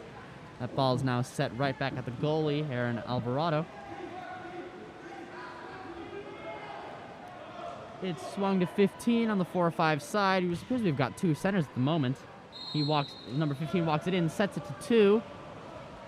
Gets crashed by 2 or 3 defenders. Ordinary foul is called. Excuse me, a contra foul is called. Ball is being swung to the 4-5 side on Praetorian's offense. The ball is set to 11 dark. Unfortunately, the goalie is right there to just take that ball from him. 14 white swims it in. Shoots that. He's been on the 4-5 side for most of this game. He takes a shot from the 1-2 side, nails it in the cage. And that puts the score 12-11. Foothill is now in the lead. I wasn't joking when I said it was any man's game. Praetorian's been in the lead barely for most of this game, but in the last 2 minutes and 30 seconds, Foothill gets their feet underneath them, gets ahead. That's not to say Praetorian can't come back and take it. There's still a good 5 full shot clocks left in this game. Number 9 dark takes that ball. 5. We got some good strong press defense from 5 white. 10 dark takes that ball on the 4-5 side. Pumps it. Got some strong press defense from 9 white. Can't do anything with that ball. Ordinary foul is called. Pops it. Passes it down line. Sets it to number 7. Gets a quick mid-air catch. Flicks it over the head of both his defense and the goalie. That is a score by 7 dark. Nathaniel Bonamai. That ties up the game with just 2 minutes left here in this quarter.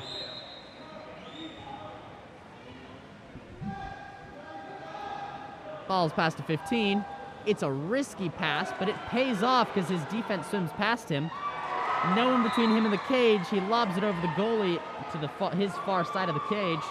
It's a clean score by number 15 white, Nicholas Flores. Puts Foothill just barely in the lead again.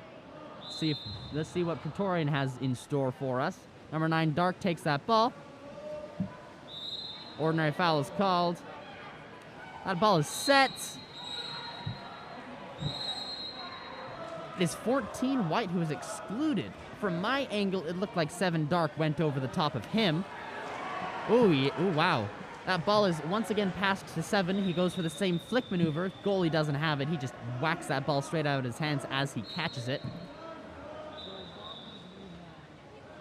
Play is stopped by the refs. No, excuse me. That is a timeout call. full timeout. We've got a full minute until we're getting back into this game. There is just under 1 minute 40 seconds left in this game. Current score is 13 white, 12 dark. Current time here in St. George is 8:44. Our next game is coming up. It is scheduled for 8:50, 6 minutes from now. That game will be Topaz versus Diablo Alliance. But that game is not this game. We've got 20 seconds left in this timeout. Both teams I'm sure, are eager to put that ball in the cage. For Foothill, that would mean an almost guaranteed win. For Praetorian, that would give them not just a weak, but a strong fighting chance of winning. Either way, both athletes are getting ready to go out there, give it their all. Ball is thrown out there. Foothill swimming out. Praetorian coming out to meet them.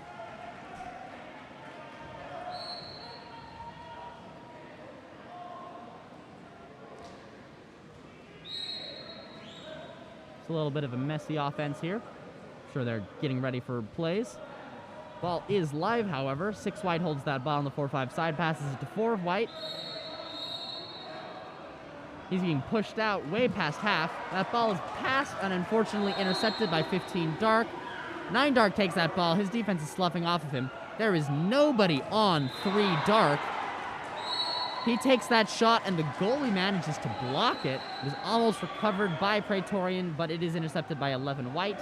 6 white takes that ball in, pumps it, pumps it, pumps it, shoots! That is a goal by number 6 white. That is William Robbie Ukovic. His brother has been doing some fun stuff this game. I probably shouldn't assume that they're brothers, but we've got 2 Robbie Unkoviches in the pool, and both of them have been playing very well. Ball is live.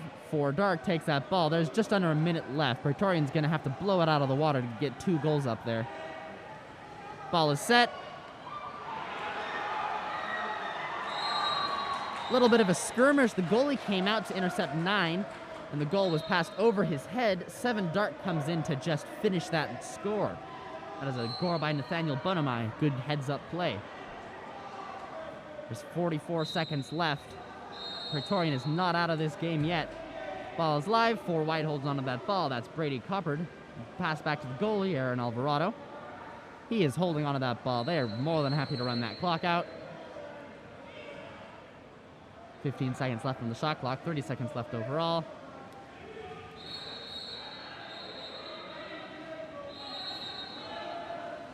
Praetorian's getting ready for their...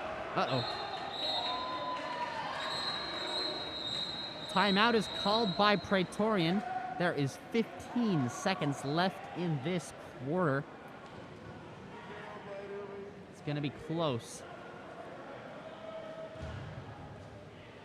We can hope Praetorian's been practicing 15-second plays off of timeouts. Knowing the caliber of both the coaches of Praetorian and Foothill, I find that likely to be the case. Drawing out some strategies on their boards, getting ready to give it their all for 15 seconds of play. Appears we're running a little bit behind. The next game is supposed to start in 3 minutes. Let's hope that the Topaz and Diablo Alliance teams don't need that much shooting practice before they get in the water.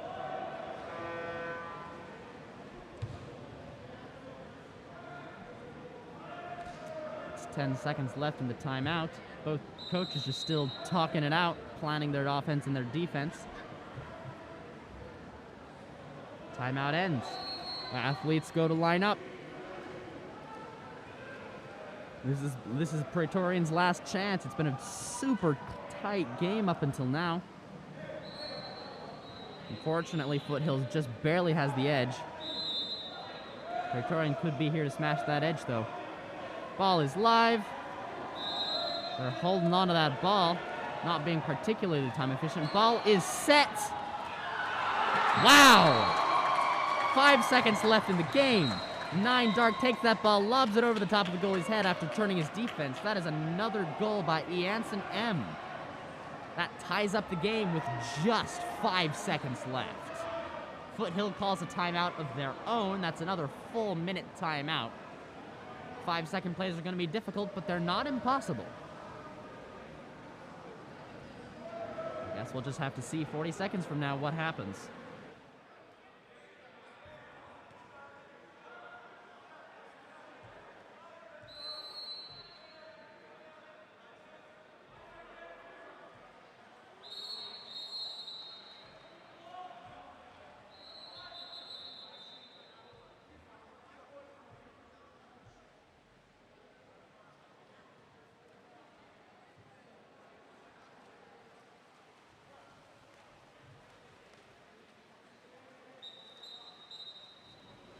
These athletes line up. Both teams go early. They do not use their full timeout. It appears both the offense and the defense is prepared for 5-second plays. Ball's dropped. Goalie. Whistle's blown. 5 seconds left. Wow. Doesn't even matter. Number 7, Dark, intercepts that ball. Dumps it out of reach. That runs out the clock just enough for the game to end. That is a tie. This is the first tie to happen in this tournament.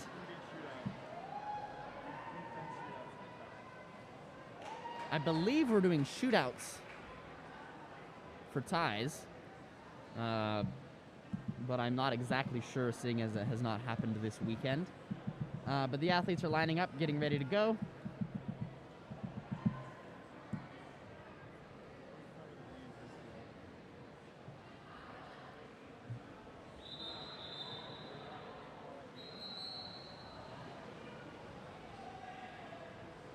Athletes are getting out of the water.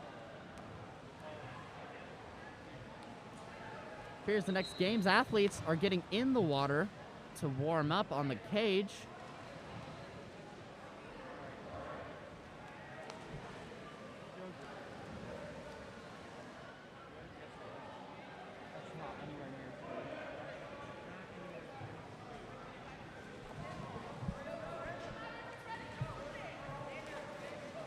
It looks to me like we're just counting it as a tie.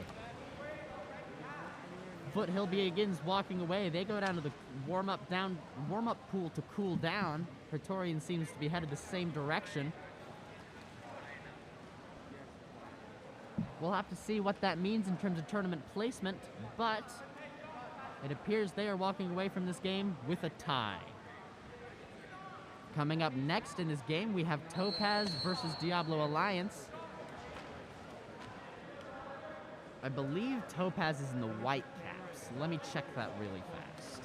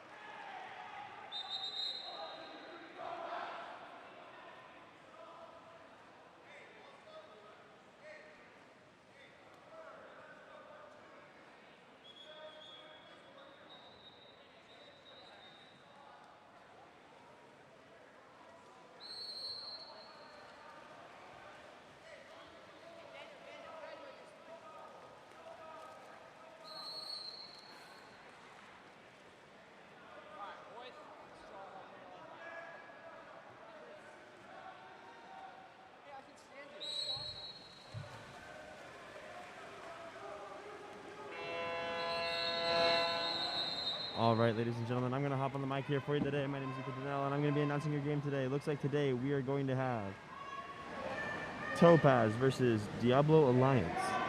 Topaz is going to be in the white caps. Diablo Alliance is going to be in the dark. You had it so quiet. What? So this is on max volume. It should be loud. And you had it super quiet. But is it good now? It was just really loud in my ears. Are we good now? All right, looks like there was a 5-meter call. Number 3, white, is going to be taking that shot. That's Nolan Williams. And he hits the crossbar. Now it is Diablo ball. Ball goes far down to number 10, dark, Christian Sanchez. Sanchez looking for a pass here.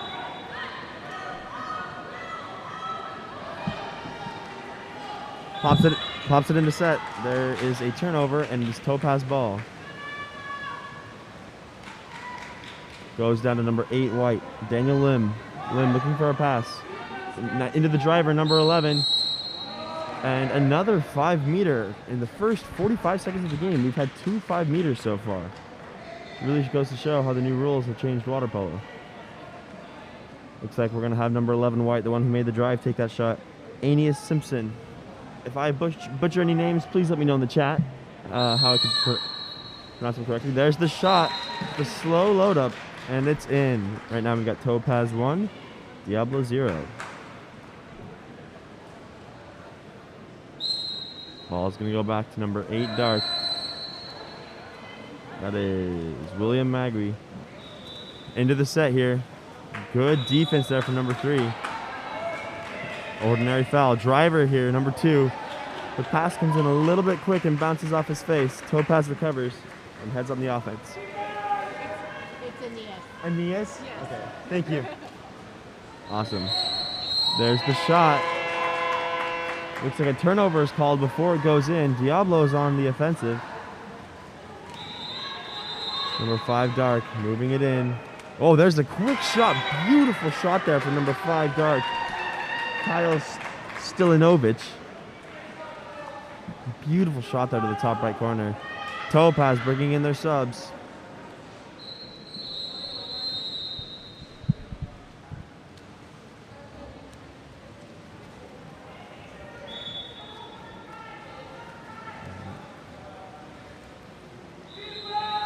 All right. There's a whistle from the other court, and they are off. Or, no, they're letting the capless Crusader go get his cap.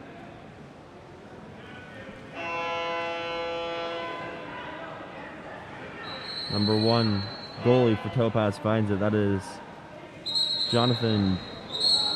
I can not figure out that last name. I apologize. If anyone in the chat can let me know how to say Topaz goalie's last name, I would be greatly appreciative.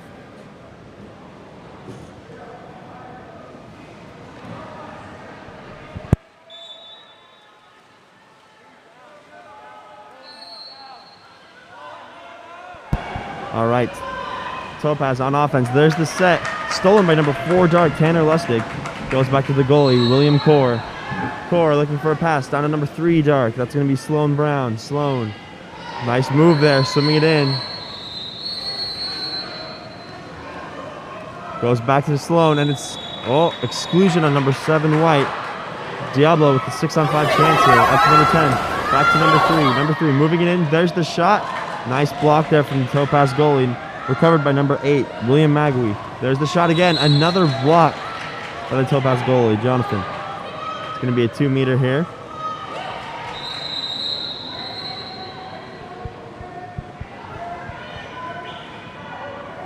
And we are live. Ball goes to number 5, dark, Kyle Stilinovic. Over to number 4.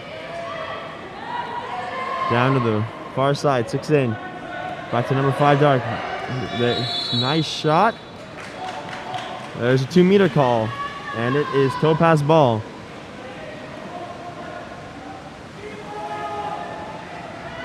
Quick set in there.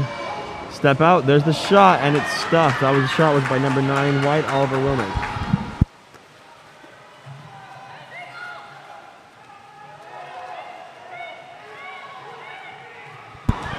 And there's the shot by number 2, dark. Beautiful shot there by Peter Kroger. And I've just been informed that this goalie is actually Alexander Williams.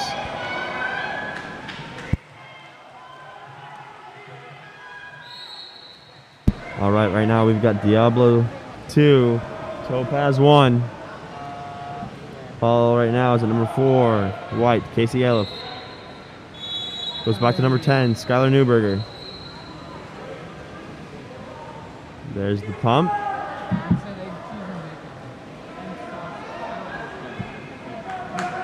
Goes to number 11, White, Aeneas.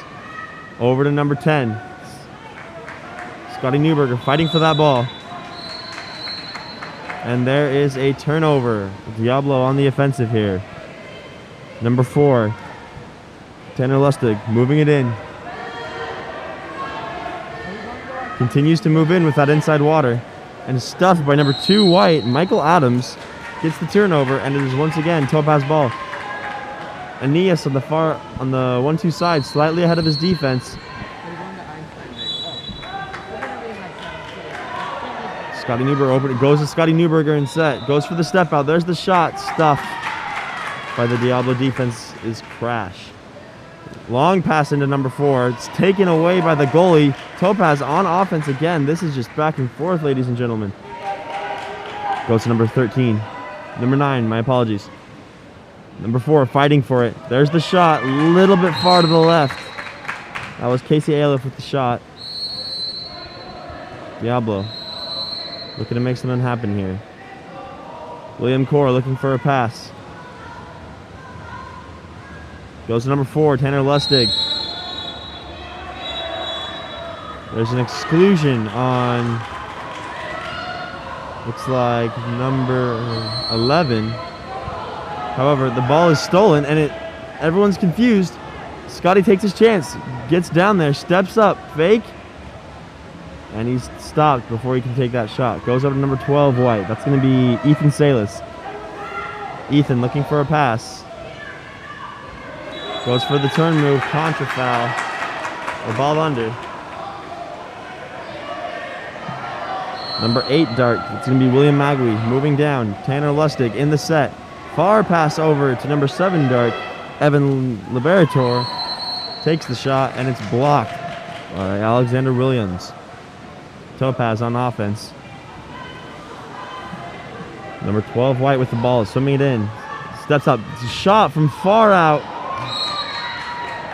And they count it. What happened was it hit the crossbar, then bounced off the goalie's back into the cage. Beautiful shot there from number 12, White, Ethan Salas. And the subs are coming in for Topaz.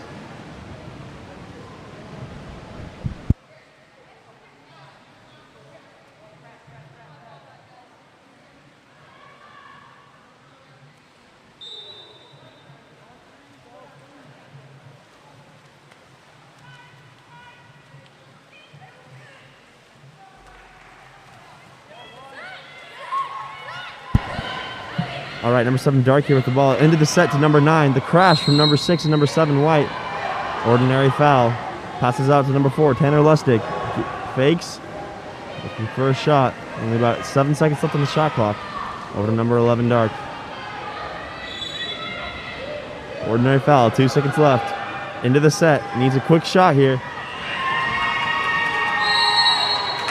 And the goalie goes out to try and crash on the set, and he just pops it over the goalie's head. Nice goal there for number 6, Dark, Gabriel Skov.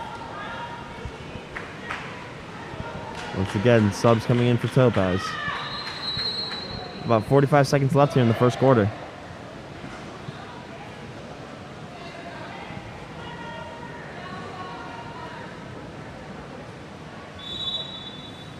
All right, and we are back up.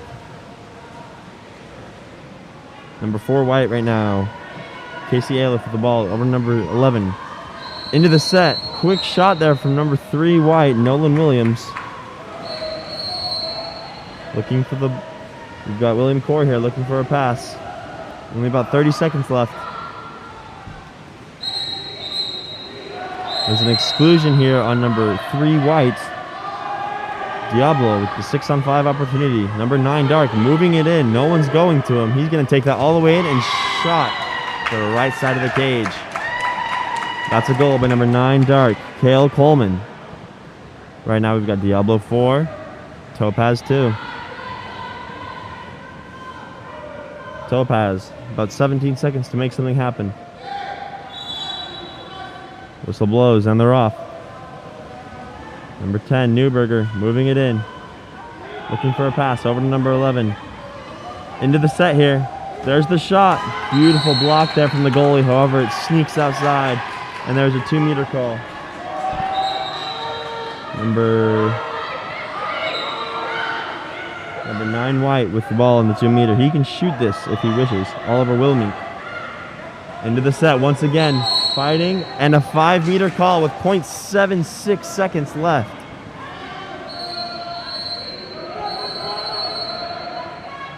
Number 10, Skylar Newberger will be taking this shot. He's up, the shot, beautiful shot there from number 10, White, Scotty Newberger. And that's going to bring us to Topaz 3, Diablo 4 at the end of our first quarter. As we get ready for the second quarter, just quick announcement from KAP7 here. KAP7 is a proud sponsor of the Eggbeater series of water polo. We recognize how important it is for athletes to have the opportunity to compete. For all your water polo needs, visit KAP7.com.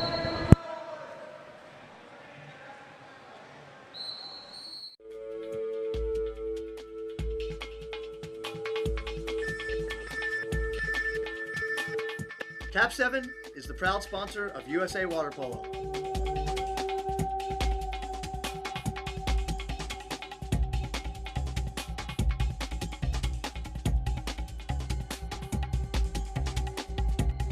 KAP7 is the best ball in the world.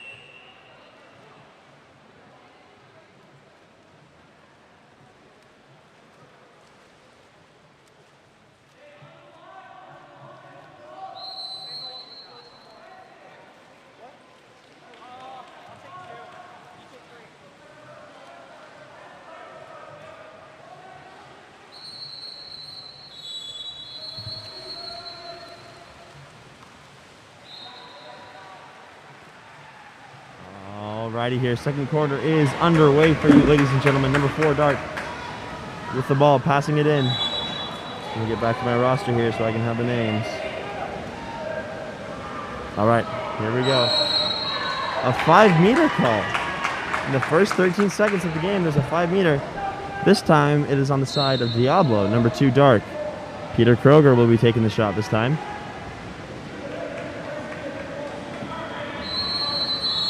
There's the whistle, the step up, and the shot into the bottom right corner of the cage. Nice shot there from Peter Kroger, number 2, Dark. Right now we got Diablo 5, Topaz 3.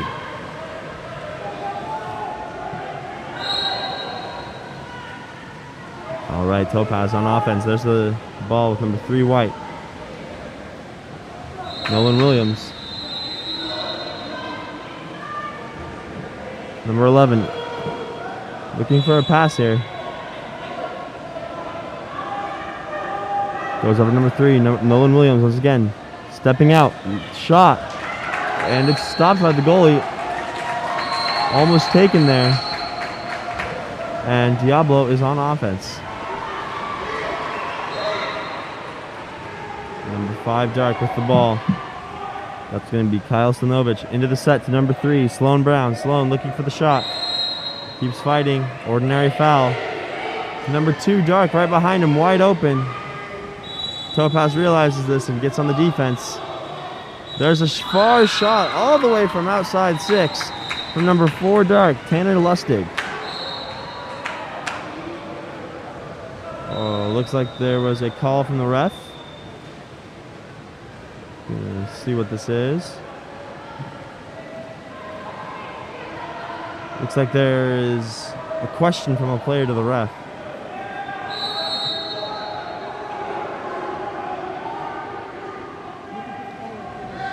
Always good to see these player-ref interactions so they can learn more about the sport.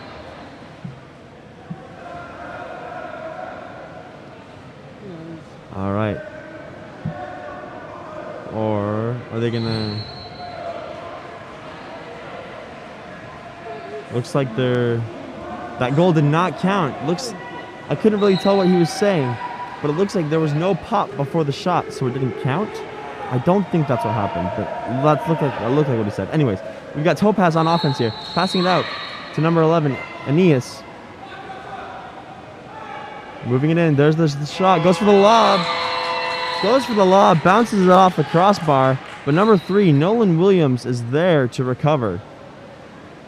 Beautiful teamwork there from Topaz. Right now we got Topaz 4, Diablo 5, with about 4 minutes and 40 seconds remaining in the second quarter. Diablo calling in their subs, as is Topaz.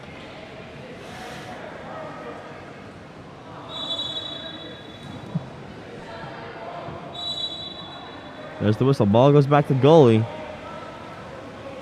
Diablo on offense. Good press here from Topaz. Goalie continues to look for a pass. About 15 seconds has run down the clock while he looks for this pass. Number 5 making a move. Long pass into set there from the goalie. Wow. Goes into number 3, Dark. Sloan Brown, who takes that shot. That hits the crossbar, unfortunately. Topaz on offense. Goes to number 3, Nolan Williams. Into number 10, Skylar Newberg. There's the shot. Wow. What a shot there for number 10, Skylar Williams. Not Skylar Williams, my apologies. Skylar Newberger.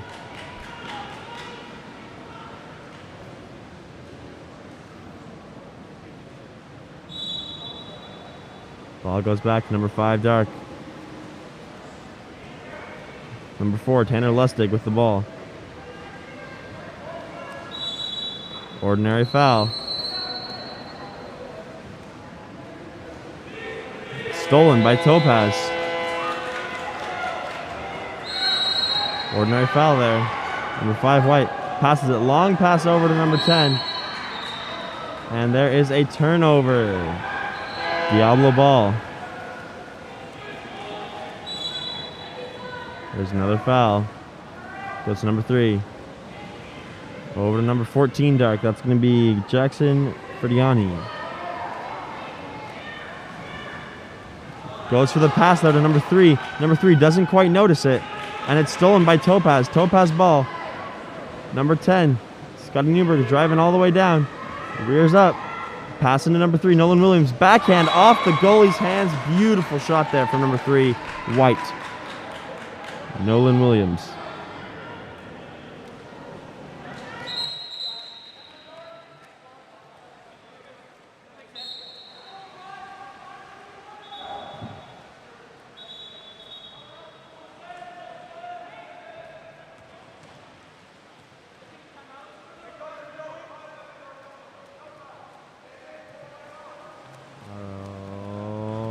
Ladies and gentlemen, looks like there was a timeout called. Not sure who called it.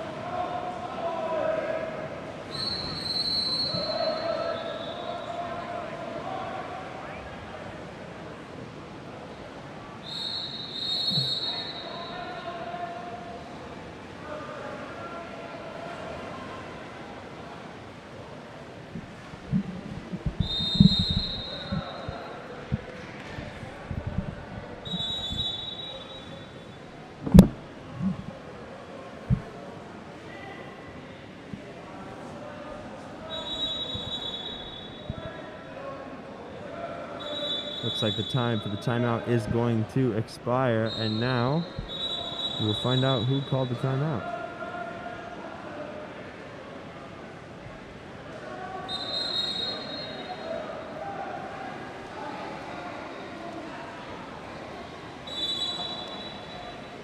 Got about 3 minutes and 15 seconds remaining in the second quarter. Looks like it was Diablo who called that timeout as they now go to set up on offense.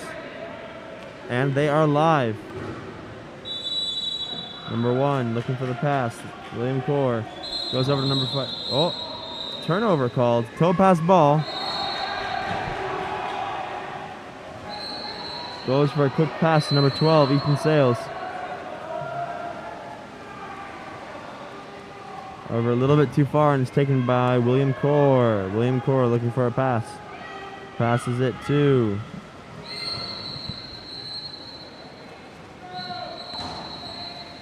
long pass down to number 3, Dart. That's going to be Sloan Brown. Sloan Brown with the turn move. Exclusion on number 7, White. Diablo with another 6-on-5 here.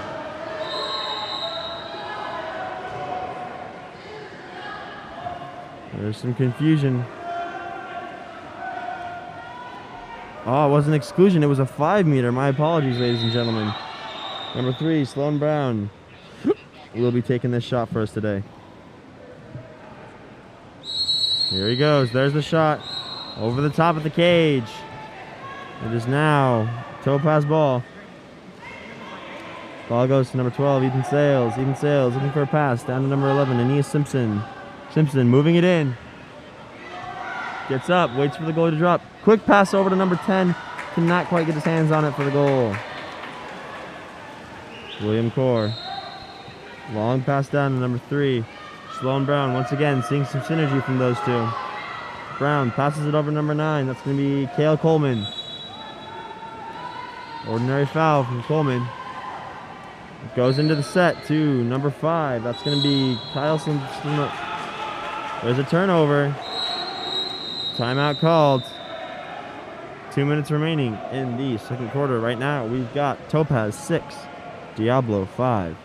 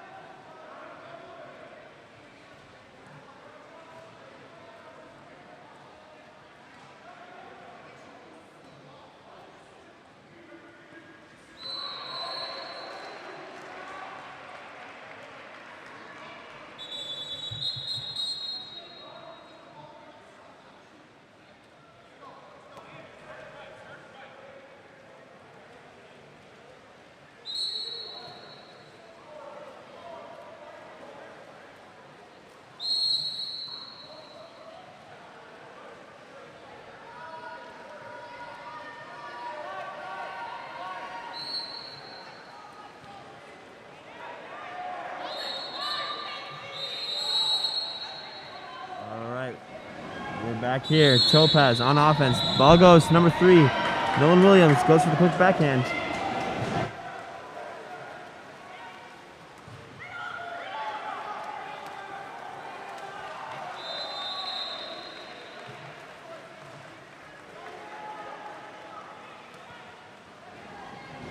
Topaz on offense. Turn move there from number 10. Scotty Newberger. Scotty moving it in. Spins. Step out pump shot. Over the top of the cage. Topaz on the defense. Diablo, number 4, dark hair. Tanner Lustwig down. No one on him. Moves towards the goal. Caught by the goalie. Tanner chases. Gives up the chase. Topaz on offense because of that. Number 3, Ethan Sales is open. Moving down the field. Ball goes to him.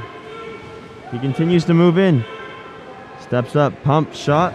Long pass. Long shot over there.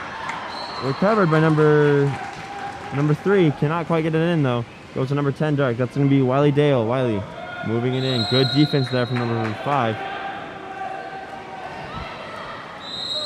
My apologies. I was looking at the wrong. There's an exclusion there on number 10, White. Diablo with a 6-on-5 opportunity. There's the shot and it goes in. Number 8, dark made that. William Magui. That ties it up here in the second quarter. Seeing some great water polo today, ladies and gentlemen.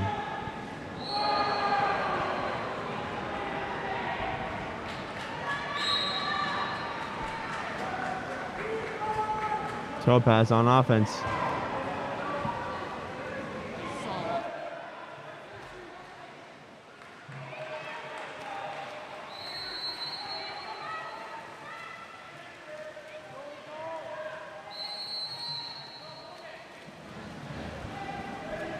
Ladies and gentlemen, I am very sorry. I have butchered this name so many times, and I will never do it again. Number 12 is Ethan Salas. All right, Diablo on offense. Looks like there's going to be an exclusion on number 2, it looks like. There's the shot. Number 4 recovered. 2 seconds left. They got to take a shot here. And that is the end of the first half. We've got Diablo 6, Topaz 6. And as we get ready for our third quarter, quick message here from KAP7. KAP7 supports water polo globally. A portion of every dollar you spend with KAP7 goes back to support water polo globally. When your team needs equipment, choose KAP7 and support water polo. Here is a message from KAP7.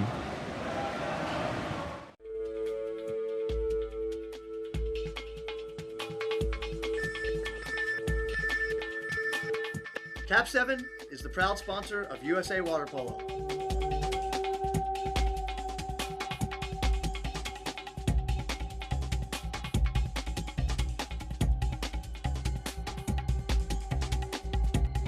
KAP7 is the best ball in the world.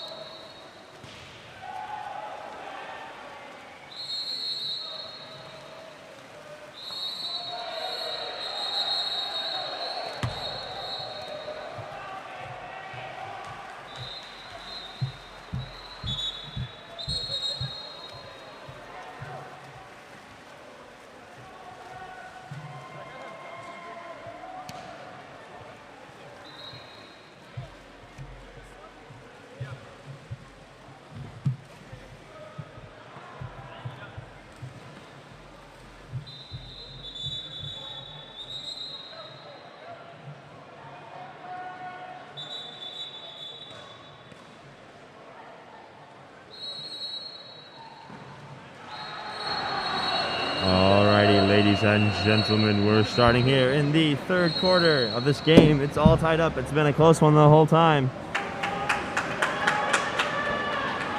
I'll get back to my rosters here. There we are. Looks like sprinting for Topaz. We are going to have number 9, White. That's going to be Oliver Wilmink. And sprinting for Diablo, we're going to have number 9. That's going to be Cale Coleman. There's the whistle, and they're off. Ball is dropped. Number 9 wins that sprint. Diablo on offense. Number 5, Dark. Kyle Stanovich moving it in. Ordinary foul, looking for a pass. Goes over to number 7. Number 7 passes it. Goes for the pass, stuffed by number 3, White, Nolan Williams. Long pass over there. He's ahead of his defense. Moving, step up. There's the shot. Off the crossbar, unfortunately. Number 10, Dark, is down here. Christian Sanchez, no one on him. Goalie comes out and stops him from getting it. Great move there by the Topaz goalie. He goes to steal it back. There is a turnover. And it is Topaz ball. And he's excluded for going after the ball after a foul is called. Topaz with their first 6-on-5, I believe, of the day. Moving it around, swinging it around that outside. Number 11 moving it in. There's the shot. Goalie was not ready for that one. Beautiful shot there. And the goal from number 11 White, Aeneas Simpson.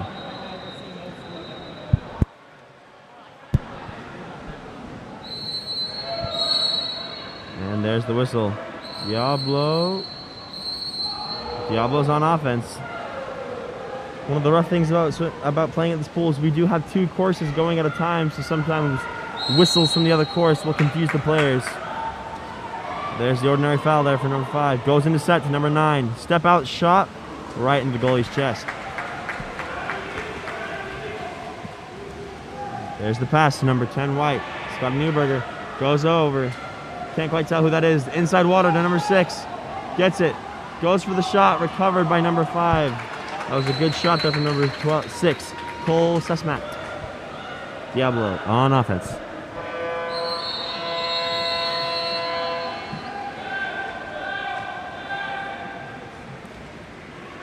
Nice shot there from number 2 Dark. That's going to be Peter Kroger.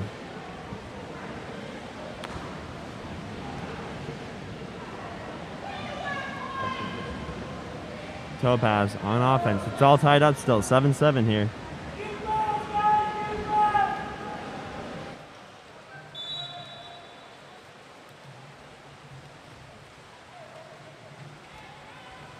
All right, number 10 moving it in. Moving step out shot. Nice field block there from number 9 Dark. There's the call. It is Diablo ball. Long pass over to number 10 Dark.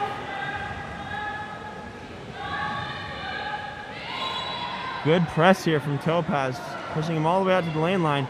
Goes into the set to number 6 Dark. There's the shot, blocked by the goalie. Beautiful block there. Topaz on offense. Number 11, Aeneas Simpson, ahead of his defense. Goes over to number 9. Number 9 moving it in, keeps fighting.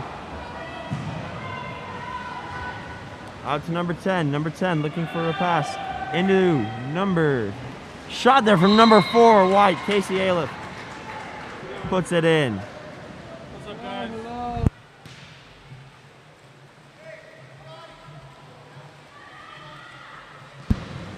All right, Diablo is on offense once again.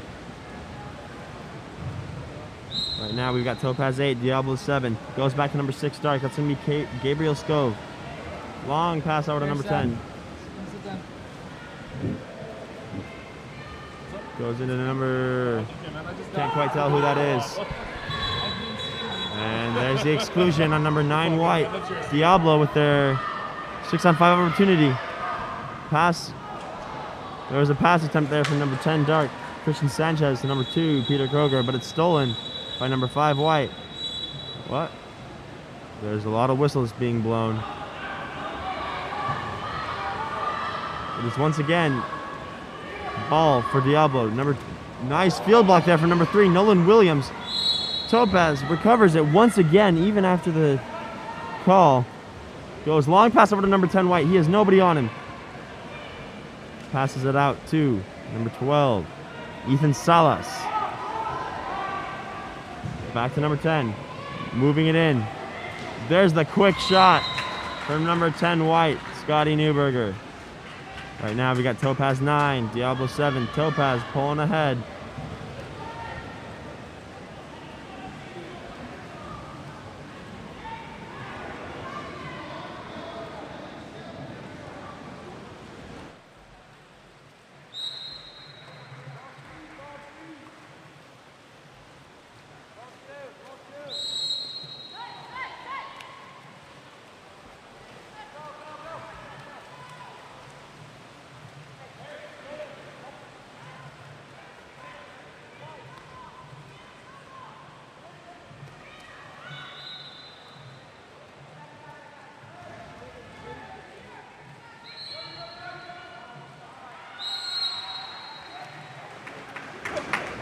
Sorry about that, ladies and gentlemen. I was having a conversation with someone. I'm back here now. We got number 4 Dark, Tanner Lustig with the ball, passing it over to number 6. Good press here from number 5. Pressing him all the way out to the lane line and not letting up. Beautiful press there. Goes into the set. And number 12, White, is excluded. Diablo with another 6-on-5 opportunity. Long pass over to number 11 Dark. That's going to be Griffin Marks. Griffin moving it in. Passes it over. 2-meter call. Topaz ball. About a minute and a half remaining in the third quarter. Goes over. 2. Can't quite tell who that is, but he passes it over to number 3, Nolan Williams. Number 4 is in set, ready. He takes it. He makes the shot, but there's a foul called before it goes in. Diablo on offense once again. Number 3, Dark. That's going to be Sloan Brown moving it in. Goes for the pass into number 5. And it's stolen there. Can't quite tell who stole it. Looks like number 4, Casey Aliff with the steal. Goes to number 3, Nolan Williams. Nolan Williams looking for the pass. Long pass into number 8, White. 3 men on him, all on his back. And the 5-meter is called. Tanner does not look happy with that call. That was number 8, White. Daniel Lim. Looks like number 11, Aeneas Simpson's going to be taking the shot for us today. And he lines up, so does the goalie. There's the whistle. There's the shot. And it's a beautiful bottom left corner from number 11, Aeneas Simpson. Right now we got Topaz 10. Diablo 7. Topaz really turning it on in these last couple minutes of the third quarter. Ball goes over to number 11, Dark, Griffin Marks. Ordinary foul called. Looking for a pass. Diablo looking a little bit clogged in the set. Once again, another ordinary foul. Long pass over to number 3. It's just a little short and taken by number 3, White. Daniel Lim. Goes over to number 3, White. Long pass in to Daniel Lim. My apologies, I was looking at the wrong person. There's number 4, Casey with the ball. There's the shot, and there's a nice field block there from Diablo. Diablo on offense. They got 17 seconds to make something happen before the end of the quarter. Goalie's coming out. He's going to keep moving all the way in. Coach is screaming at him, keep going, go all the way in. Goes to number 4, Tanner. 3 seconds, 2, 1, there's the shot, and it's blocked by the goalie. And that concludes the third quarter. We've got Topaz 10, Diablo 7. Quick message here from KAP7. Water polo is our passion collectively. KAP7 supports this passion with direct sponsorship to 52 plus organizations around the world. Join KAP7 in supporting the passion of water polo. Here's a message from them.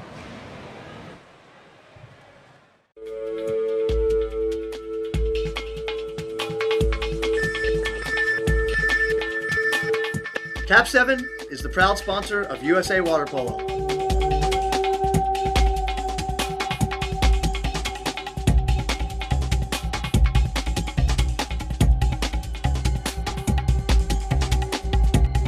KAP7 is the best ball in the world.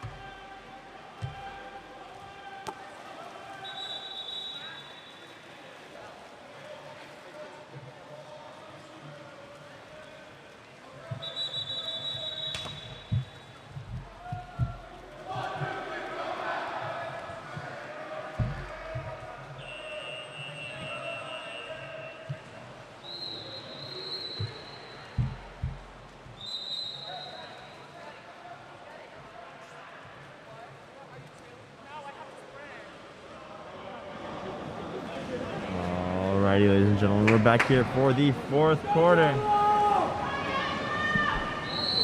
Looks like number 10, White. Scotty Newberg's going to be sprinting for Topaz. And number 4, Tanner Lustig for Diablo. Right now, Topaz up 3. Can Diablo take it back and win the game? We'll have to wait and see. There's the ball is dropped, and it is won by Topaz. It is Topaz ball. Ball goes to number 3, Nolan Williams. Nolan Williams looking for a pass. Goes over to number 8, Daniel Lim. Daniel Lim fighting to keep control of the ball. Taken by number 10, Dark. And there is the turnover. It is now Diablo ball. Number 4, Tanner Lustig with the ball, being pressed by number 10.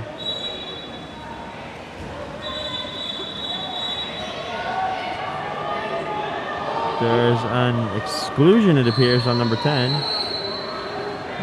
Not sure what it was for. Number 4, moving it in. There's the shot, skips it under the arm. That was a goal by number 4 Dark, Tanner Lustig. Diablo making a quick shot here in the first 35 seconds of the game.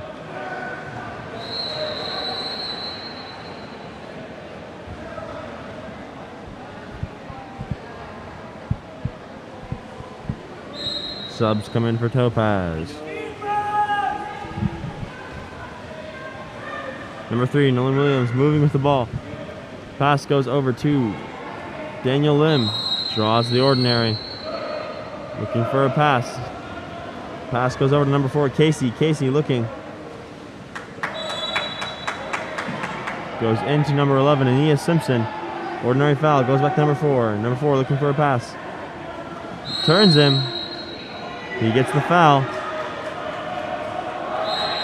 He did not pop the ball off the foul, and that is a turnover.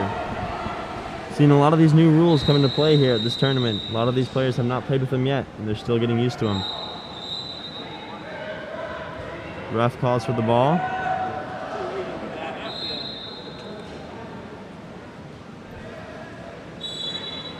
Looks like a stray ball came in the pool. All right. Number 8 Dark with the ball. Good press here from number 3. Number 8 looking for a pass. Ordinary foul. Pops it. Looks for the inside water to number 4. Goalie comes out, takes it away from him. 4.5 minutes left. It's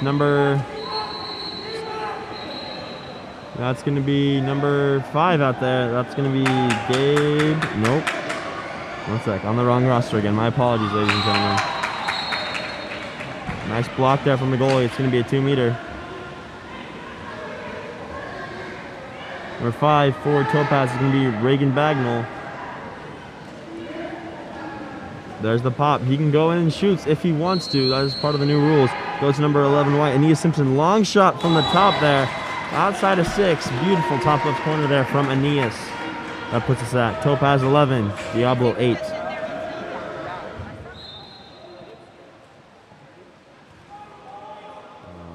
Alrighty. There's the whistle. And there's the pass there. Back to number 7 Dark. That's going to be Evan Liberatone. Goes to number 4, Tanner Lustig. Tanner looking for the pass. Good defense there from number 6 in set. In center defense. Lots of drives happening. Aeneas, good press here on number 4. Tanner.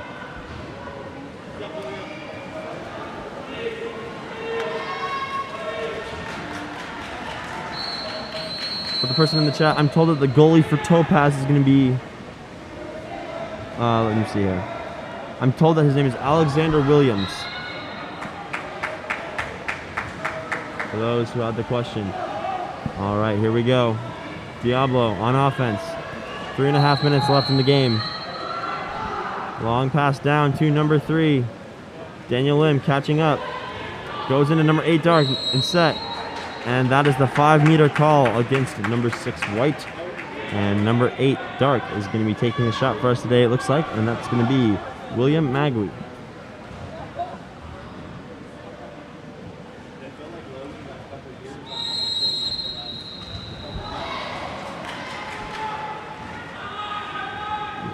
And it's stuffed. Long pass over there.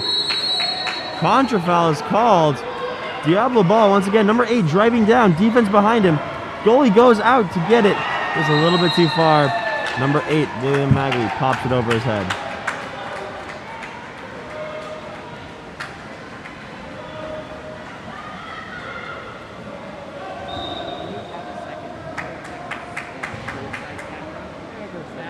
Right now we've got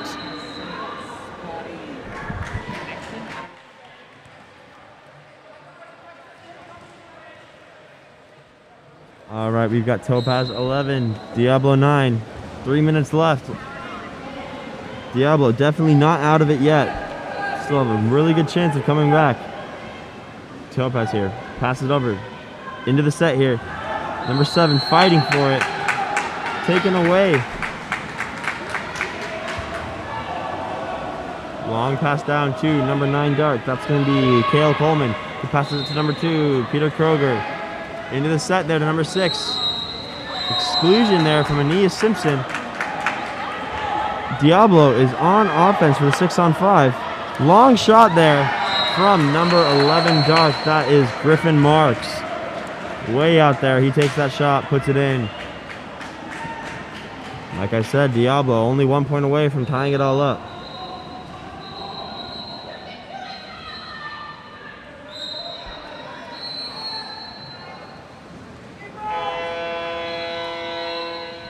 Nolan Williams here with the ball.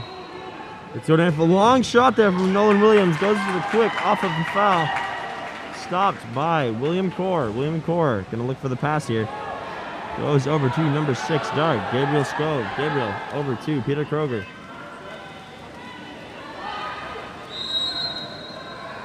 Peter looking for a pass. Passes it to number 5 dart, Kyle Stanovich. Back out. Ball is still at half. Goes to draw the ordinary foul. Does not get it. And number 2 White, that's going to be Michael Adams, is now driving down with his defense behind him. He is crashed on by 2 other defenders. There. And there's the turnover. About 1 minute and 40 seconds left. Topaz still up by 1. Long pass down to number 9, Cale Coleman. Goes into the set. And it's crashed on, and it's another turnover. Topaz ball. Number 3, Nolan Williams, slightly ahead of his defense. Goes to number 12. Nolan Williams, wide open set. Picks it up. Passes it over to number 2, White. Michael Adams puts it in, bringing us to Topaz 12. Diablo 10. Great movement there from Topaz.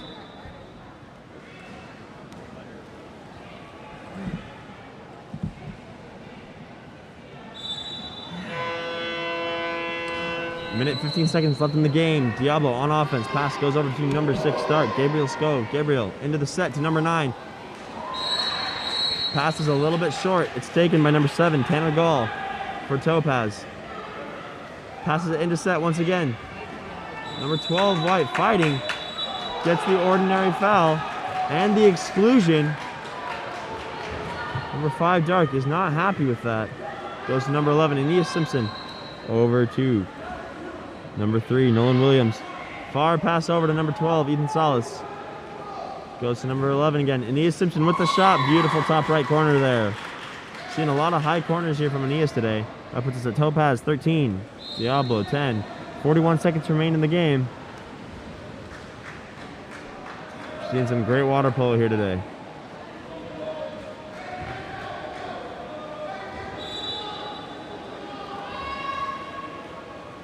Cale Coleman moving with the ball. Passes it over to number 6. Peter Kroger driving into the set. Goes into him. He steps out. There's the shot. Beautiful top left corner there from Peter Kroger.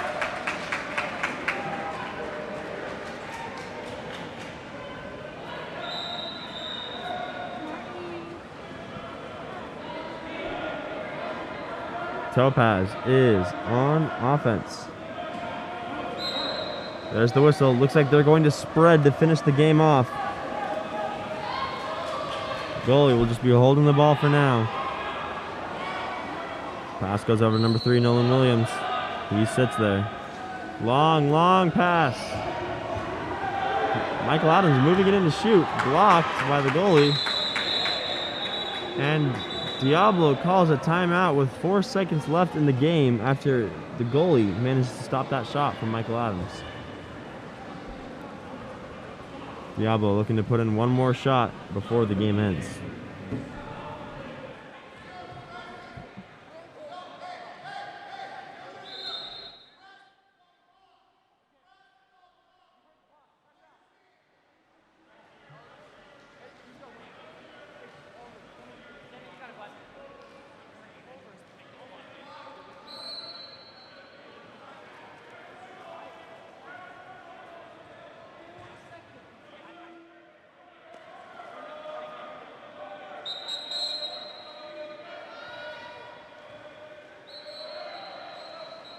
Alrighty. Diablo goes out. 4.2 seconds left on the clock. Diablo ready to make something happen here. Looks like ball's going to start at number 1, Cale Coleman.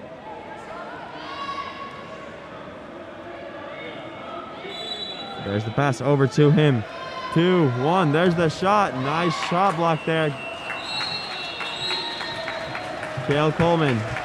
Sorry, my apologies. When I was talking about who got the ball, that was William Court, and then it shot, and then it rebounded off the goalie's hand and almost got to the backhand from Cale Coleman. That's going to be the end of the game, ladies and gentlemen, with Topaz 13, Diablo 11. And as we get ready for the next game, which is going to be Utah East versus Chop. As we get ready for that game, here's a quick message from KAP7. KAP7 is the official ball of water polo. Visit KAP7 for all your water polo needs. And here is a message from them right now.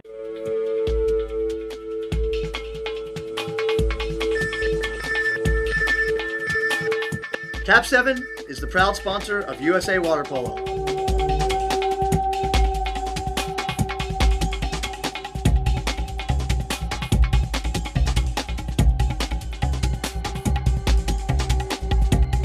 KAP7 is the best ball in the world.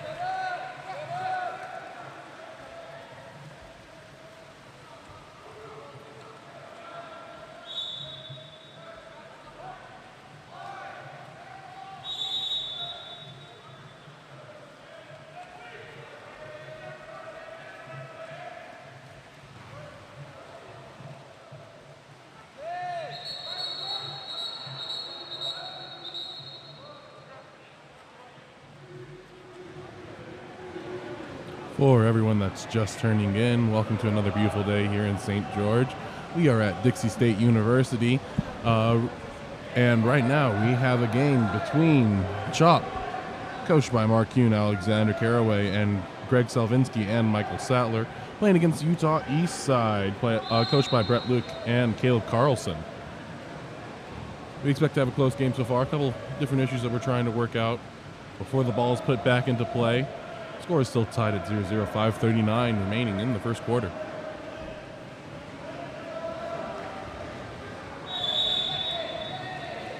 Ball swings over to number 5, Ryan Stanfield, back to 3. Lucas Horvath, who takes a shot.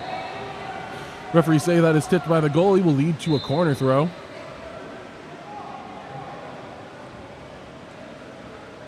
Looks like it'll be number 5, Ryan Stanfield, taking that corner throw.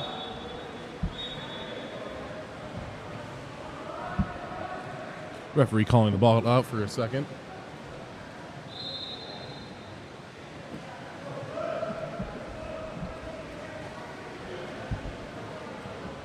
Referee still communicating with the players what they are expecting. Both coaches don't seem too happy about the whole ordeal. Looks like there was a double exclusion early on in the game.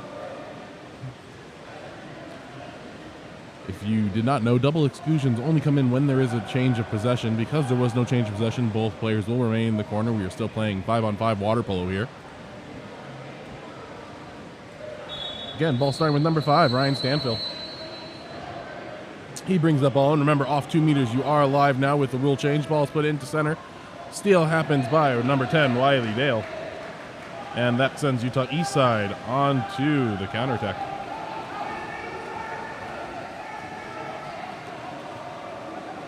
Number 4 controlling the ball for Utah Eastside, William Cook.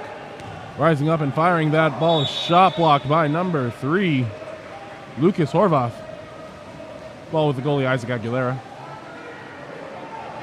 Number 8, Isaac Dembski passes it into center. Center trying to drop step move there, draws the ordinary foul. Ryan Stanfield looking around, surveying, gives the short pass over to number 2, Ben Hecht. Ben Hecht is able to draw the ejection on number 2, Thomas Diaz, sending Chop into their first 6-on-5. Chop moving the ball around the outside, ball's at the 1 spot. Couple pumps, ball passes back up to number 3, Lucas Horvath. Over to number 8, Isaac Dembski. Swings over to number 6, Jordan Baker. This Chop team has, I think, 3 or 4 lefties on the team. That is a dangerous weapon to have when the majority of the people in the water are lefties. Makes it really tough to guard. Shot goes wide right, and the ball is passed up to number 2, Tom Diaz, who is by himself. He is able to put the ball into the top left corner for the first goal of the game. That goal scored by Tom Diaz with 4:16 remaining in the first quarter.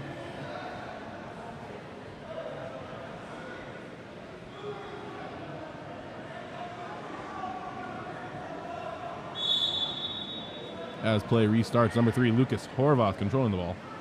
Passed it over to number 2, Ben Hecht.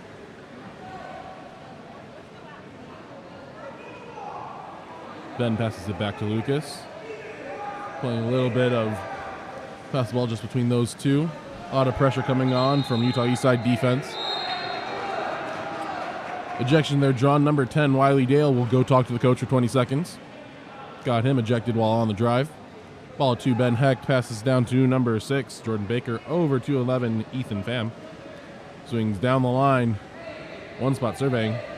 Up to number 3, Lucas Horvath. Ordinary foul. Over to Ethan Pham. Ethan Pham rises up, fires. Goalie is able to tip that out. That's William Whitstone with the tip. Lean to a 2-meter. We are even. Wiley Dale comes back in after his 20-second timeout.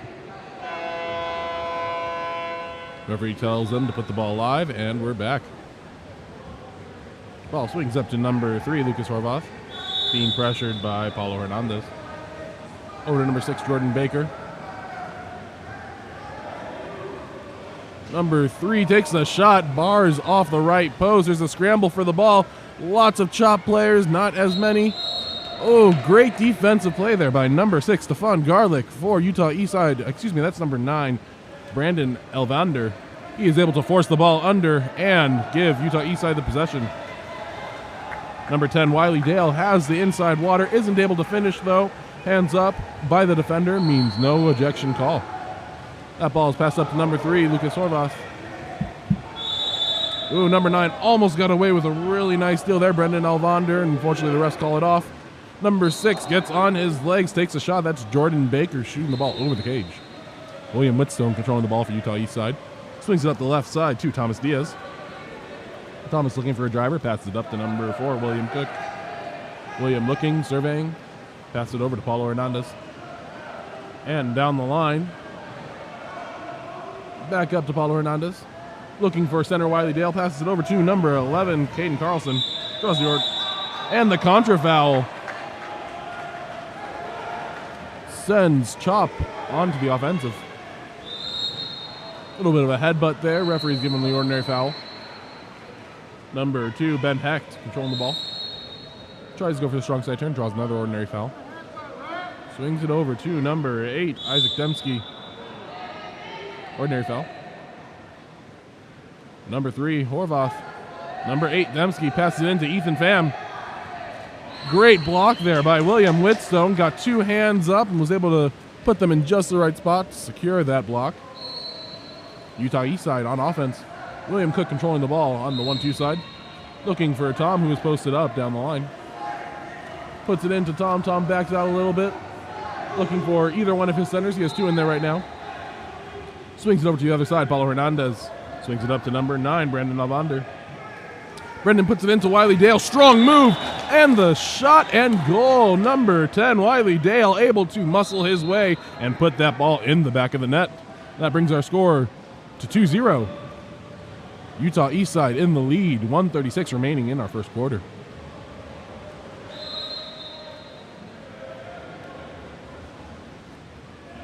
As I was saying earlier, beautiful day here for water polo in sunny St. George.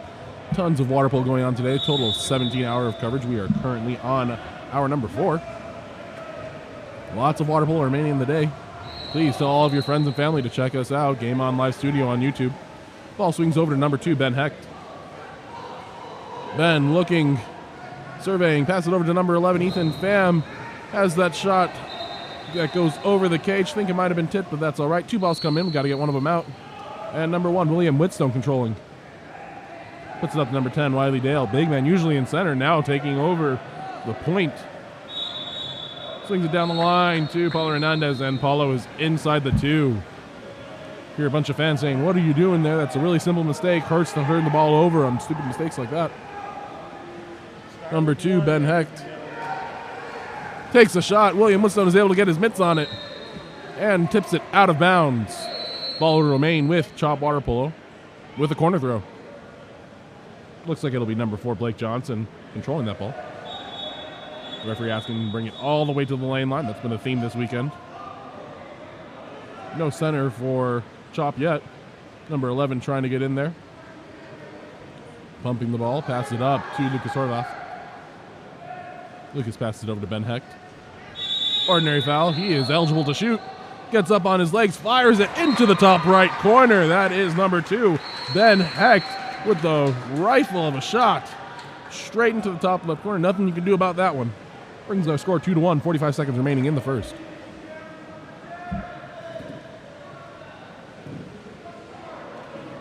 Couple subs coming in for both sides. Both these teams played 1 game yesterday. We're on their 2nd game currently. A couple different position changes going on for Utah East side as we move into their offensive possession. Ball is passed over to number 8, Paulo Hernandez. Swings over to the cross cage. Sam Brooks controlling. Back to Thomas Diaz. Swings over to number 9, Brandon Alvander. Tries to put it into the post up. Paulo Hernandez is able to regain control. Not working with much of an angle, but he's trying to turn in. Goalie is able to get the steal. Isaac Aguilera with that. 8 seconds remaining. Ball passes up to 2. Ben Hecht swings into the middle. Lucas Horvath with 3 seconds. Takes the shot. Fires off the goalie. And that will be the end of the first quarter. At the end of the first, Utah East side 2, Chop 1. We got ourselves a good game here, guys. Couple different discrepancies being discussed between the coaches and the referees on both sides. Hopefully they'll be able to work that out.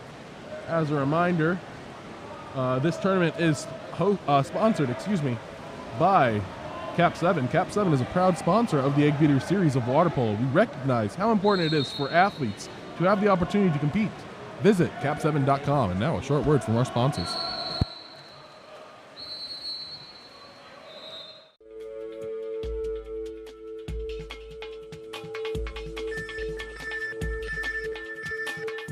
KAP7 is the proud sponsor of USA Water Polo.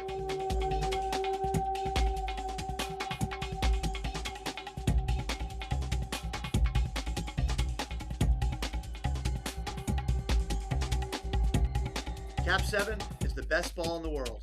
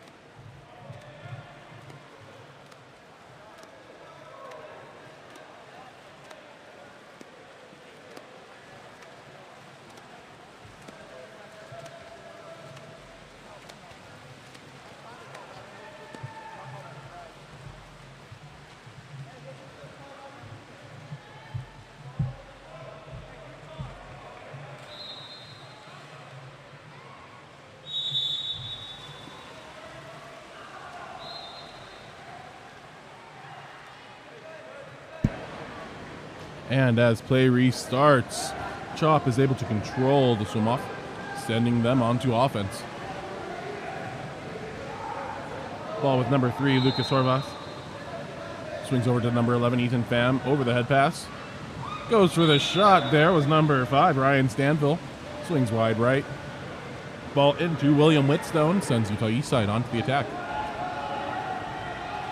Passes it up to number 9, Brandon Elevander. Brandon passes it over to Tom Diaz. Tom surveying, trying to see what options we have. A couple whistles coming from the other court. Nothing happening here. Richard Heckman controlling. Back up to Tom Diaz. Tom grabbing that ball, pumping, surveying, rising up for the shot. That shot bars out and right into the hands of Ryan Stanfill. The pass over intended for number 8, Isaac Dembski, was stolen. Excuse me, that's number 6, Jordan Baker. Number 3, Sam Brooks controlling. Passes it into Richard Heckman.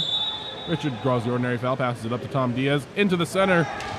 Wiley with a huge backhand that rattles off the post right into the hands of number 8, Paulo Hernandez, who was able to put it into the back of the net. Bringing our score 3-1. Utah Eastside in the lead. All the good teams here in water polo depend on a little bit of luck. Especially lucky when it falls into your hands and you are completely wide open. Paulo Hernandez is able to put that one away. Ball passes back to number 3, Lucas Horvath. Up to number 2, Ben Hecht. In the line to a driving Jordan Baker. Jordan getting swamped, is able to get it out to Ben Hecht, over to Lucas Horvath. Isaac Dembski controlling. Number 2, Tom Diaz, called for the ejection. He pushed down on the center in order to get that shot block. Is now in the corner. That's his second already. Thomas Diaz has got to be careful. One of the stronger players for Utah Eastside. If he gets 3 ejections, that is a big move in favor of Chop. Number 3, Lucas Horvath controlling the ball in their 6-on-5. Ben Hecht passes it up to Isaac Dembski. Passes it down the line. Looking for shots. Up to a streaking Lucas Horvath, who is not able to put it in the back of the cage. Paulo Hernandez up on the break. That pass is just a little bit long. Stolen by Isaac Aguilera. Passes back up to Jordan Baker. The lob shot off the crossbar. And Utah Eastside controls the ball once again. Number 8, Paulo Hernandez, still open. Goes for the lob shot, and he is able to convert. That is Paulo's second in this quarter alone, asking for a sub, saying, I'm tired. I'm doing all the work here. Give him a sub, coach. That brings our score 4-1, 3:53 remaining in the second quarter. Utah Eastside controlling this ball, controlling the pace of this game, really doing a good job of finding what they want to find. A couple subs coming in for Chop. And play resumes. Number 3, Lucas Horvath controlling.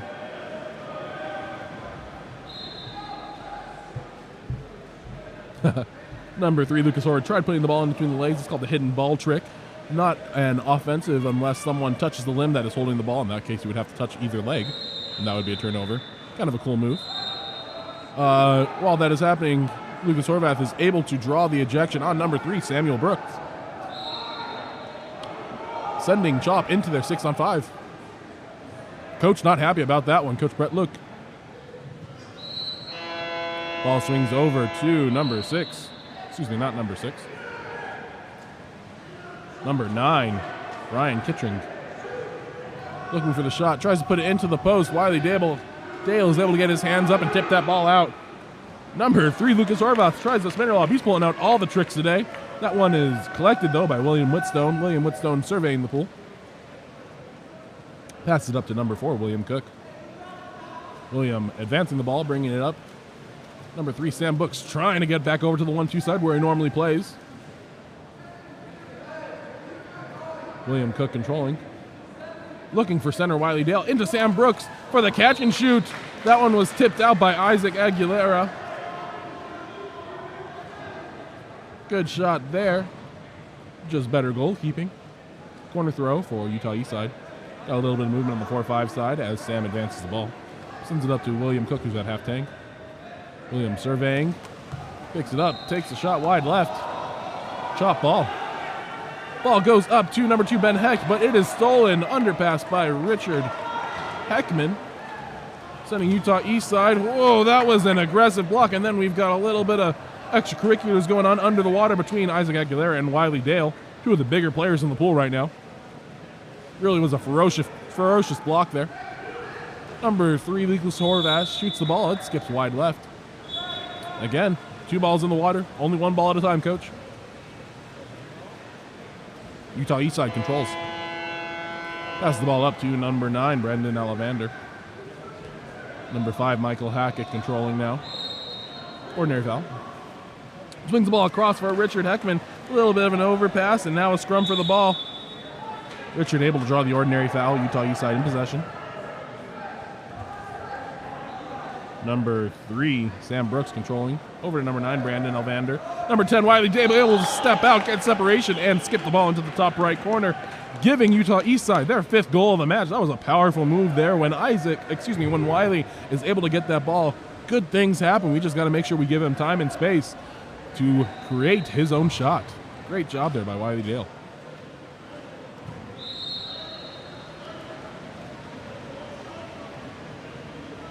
Lots of subs coming in for Chop, trying to remain fresh. Number 5, Ryan Stanfield controlling the ball. Over to number 2, Ben Hecht. Looking for 11, Ethan Pham. Ball comes in. Lots of hands there. 3 Utah Eastside players. They're trying to get the ball out. They do.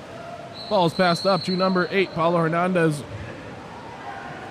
Don't think there was an ordinary foul. Might have came from the other course. Tries to pass it into Wiley Dale. Wow, with the left hand. And then just absolutely destroys the goalie. And earns a 5-meter penalty foul. Sometimes you're rewarded for things you shouldn't do. Normally, a 2-handed foul like that is going to be called an offensive at the very least. That time, though, ends up being a 5-meter penalty foul. Looks like it'll be number 8 or number 9, Paulo Hernandez. Number 8, Paulo Hernandez will take the shot. Skips it into the top right corner. Goalie wasn't ready at all. That is an unfortunate turn of events for goalie Isaac Aguilera. He is not happy about it.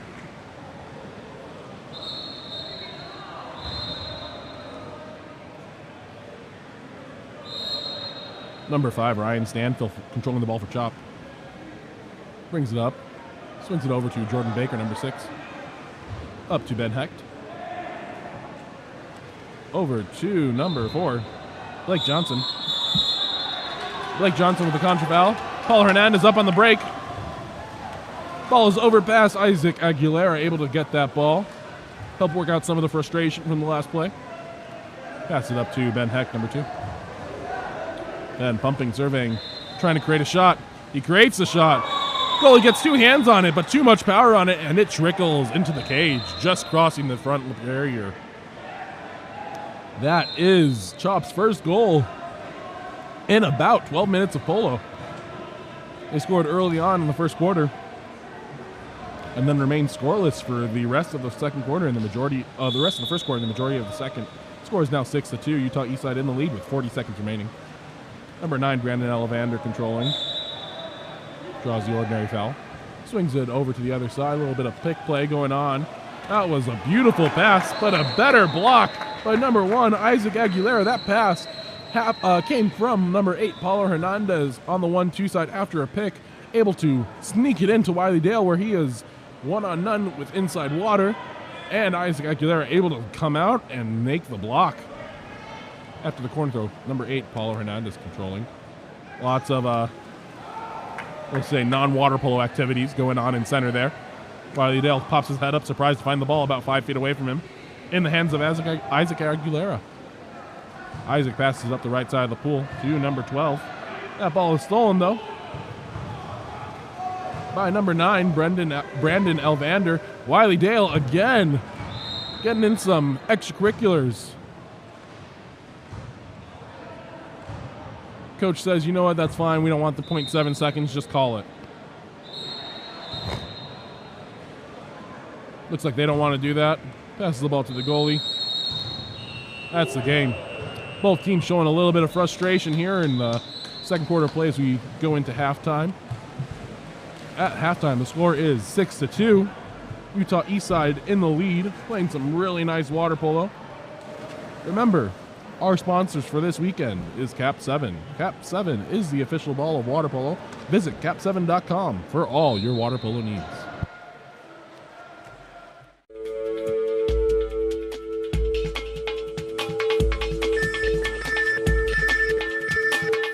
KAP7 is the proud sponsor of USA Water Polo.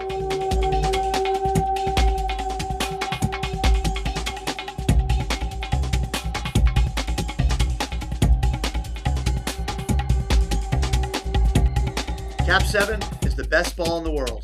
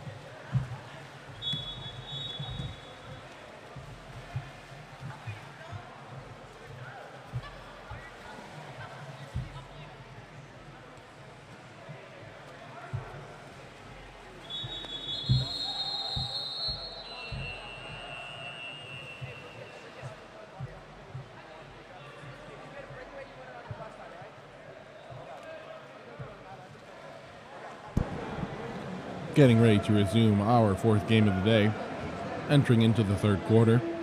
Both teams showing a little bit of frustration, both at the reffing and just at how their team is playing. We'll see if both teams can clean up the game a little bit and try to show the good water polo that they know they are capable of. Looks like we'll have number 2 Ben Hecht swimming off against number 11 Caden Carlson. Swim off is going to go to Ben Hecht, and Chop controls the ball. Swings over to Isaac Dembski. You know, it's not often that you see a lefty playing on the 1-2 side of the pool. Usually lefties are on the 4-5 side, but Chop has so many lefties that they're needing to fill up the right side of the pool, the 1-2 side of the pool, with those lefties. You wonder if they could get more use out of them by rotating them through in different lineups, but we'll see what they can do. Number 6, Jordan Baker with a nice spin move, backtracks, and then is able to just peg the upper left corner. That was a beautiful move, showing off the agility and the accuracy there. Number 6, Jordan Baker. Thomas Diaz back in the game. They have moved him to center. Remember, Thomas Diaz is playing with 2 ejections now. Ball swings over to number 9, Brandon Elvander. Down the line to 5, Michael Hackett. Looking for Tom in center. Ball comes in. Passes a little bit too strong to handle. Chop water polo ball. Number 2, Ben Hecht controlling. Pumping. Looking around at what's available. He has a swimmer on the other side of the pool. Chooses to take the shot instead, and that's controlled by William Whitstone. And we have a contra foul. Chop ball. Ball's passed and right back to number 8, Isaac Dempsey, who goes off the post. Coach really wish they had scored that one. That would have gone a long way in starting to chip down this lead. Number 8, Paulo Hernandez spins to the outside and draws the 5-meter penalty foul. Great move there by Paulo Hernandez. That foul will be assessed to number 6, Jordan Baker. Looks like it'll be William Cook who takes the penalty shot.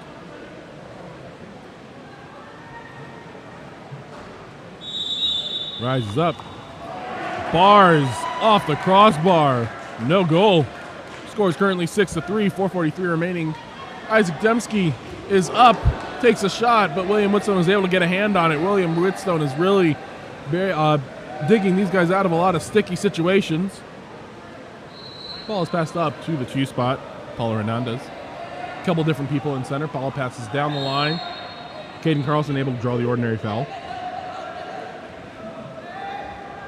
Trying to orchestrate around the drop. Ball is passed over to number 5, Michael Hackett.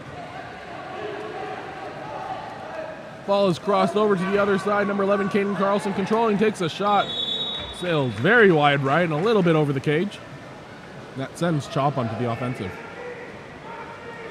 Chop water polo running a very efficient counterattack. Got a lot of numbers. Utah Eastside able to neutralize that. Ill-advised pass into center. And the ball is stolen by number 4, William Cook. Ball's passed up, long pass. We need to control the ball, the Utah Eastside coach is saying. Slow it down. And as that happens, we have a beautiful pass from number 13, Connor McAvilly, all the way up to number 2, Ben Heck, who is able to redirect the ball past William Whitstone for the 4th goal of the game for Utah Eastside. Chop. Score is now 6-4. Utah Eastside in the lead with 3:45 remaining in the third.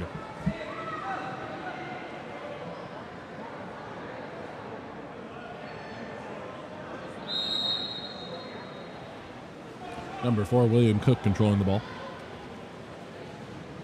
William surveying.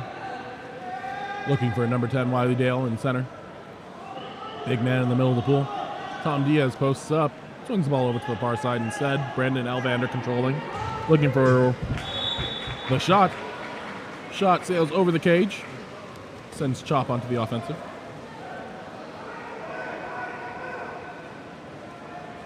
Number 3, Lucas Horvath controlling.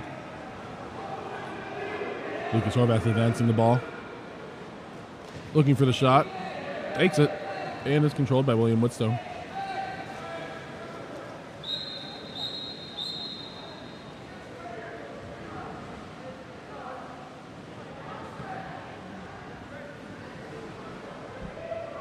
Looks like there was a timeout called possibly by Brett Luke.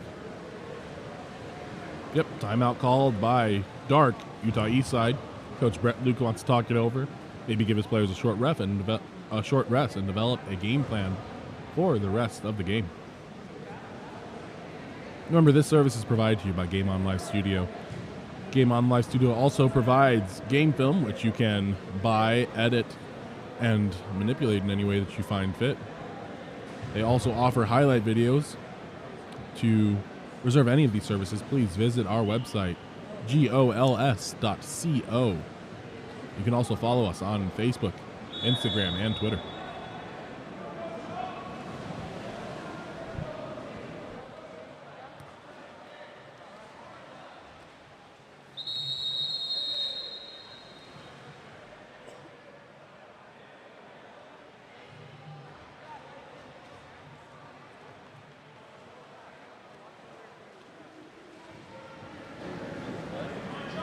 And Utah Eastside comes out of their huddle, ready to try to put the game plan but in place by Brett Luke. Whistle blows, clock starts, and we're off. Lots of movement for Utah Eastside, couple different picks. Ball's with number 4, William Cook. Over to number 2, Tom Diaz. The 4-5 side of the pool is overloaded for Utah Eastside. They swing it over to Paulo Hernandez, who is by himself. Takes a shot, and Connor McAvilly is up to the task, able to stop that one. Ben Hecht controlling the ball. They are on the counterattack. Chop with numbers. Number 3, Lucas Horvath is able to get it past goalie William Whitstone for the 5th goal of the game for Chop, bringing them within 1. Score is 6-5. Utah Eastside in the lead. It has been a while since Utah Eastside has found a goal. That is the exact opposite of what you want after a timeout. Instead of scoring a goal, you give up a goal on the other side due to a counterattack. Got to be frustrating for Utah Eastside coach Brett Luke. Quick pass into center. Number 10, Wiley Dale, is able to draw the ejection on number 3, Lucas Horvath. Beautiful entry pass there by Paulo Hernandez. Sends Utah Eastside into their 6-on-5. William Cook controlling it, passes it to Tom Diaz, who passes it down the line to Paulo Hernandez, who's able to sneak the quick shot in past Connor McAvilly, giving Utah Eastside their first goal in about 4 minutes. Score is 7-5, 2:15 remaining in the third. Number 7, Nathaniel Castellon, controlling the ball. Up to 2, Ben Hecht. Back to Nathaniel. Nathaniel, yet another lefty for Chop. Number 9, Ryan Kettering, tries to take the shot. He is stopped by the other number 9, who passes the ball up to Tom Diaz. Passes it over to number 10, Wiley Dale. Will he rise and fire? Yes, he will. Ball skips off to the crossbar and is controlled by Chop. Ball swings down, number 2. Ben Hecht controlling. Looking for center. Instead, he will take the shot himself. William Whitstone is able to track that one down and get the stop. Utah East side ball.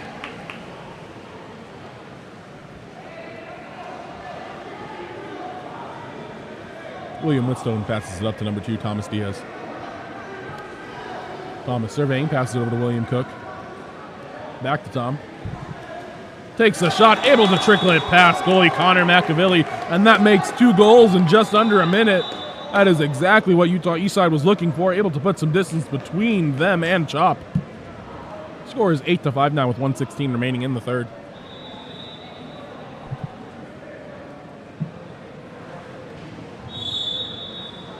Ball is passed back to number 7, Nathaniel Castellon. Number 2, Ben Hecht swings it over to the other side. Number 9, Ryan Kittring, controlling. Pass it down the line to number 4, Blake Johnson. Into center. And we have an ejection. Looks like that was number 4, Ben Cook. Ejection away from the ball. Timeout by Chop. Coach wants to set up a game plan for this 6-on-5 possession. Let's see what he has in plan.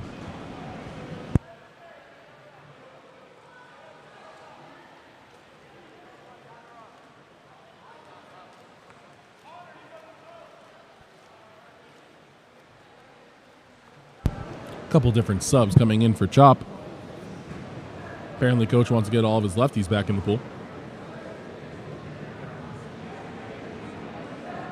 Currently 3 lefties that I can count in the water for Chop.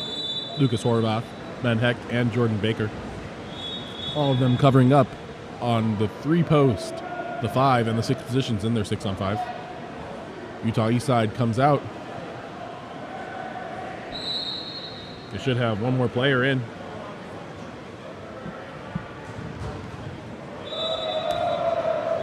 Ball is back to goalie Connor McAvilly. The referee's getting a little bit annoyed, said, hey, look at me, I'm the one controlling the game. Couple balls in. Now Connor McAvilly has the right ball.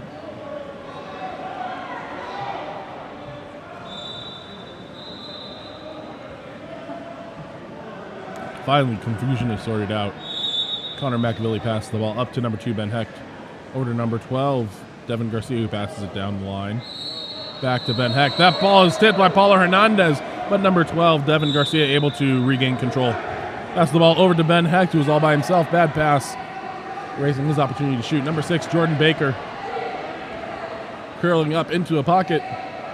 Swings it to the far side. Looks like that's number 4, Blake Johnson. Back to Jordan Baker. The sidearm shot is passed right into goalie William Whitstone.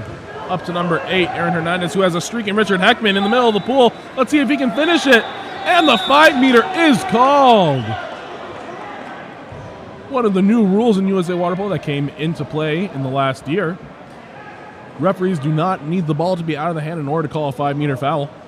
So, with that ball, as Richard Heckman is picking that ball up to shoot, someone attacks the arm, resulting in a 5-meter penalty foul. Number 8, Paulo Hernandez takes a shot, goes off the post.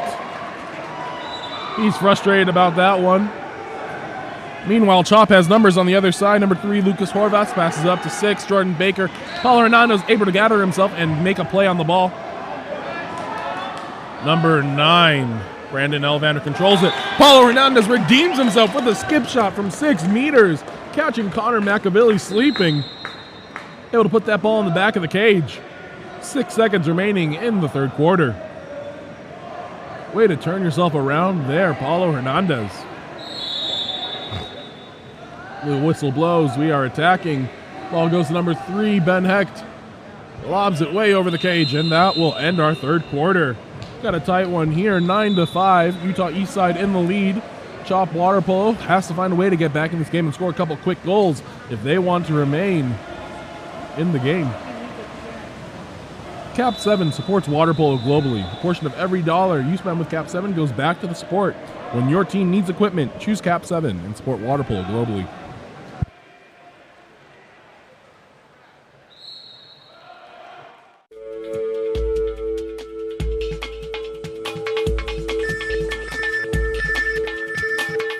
KAP7 is the proud sponsor of USA Water Polo.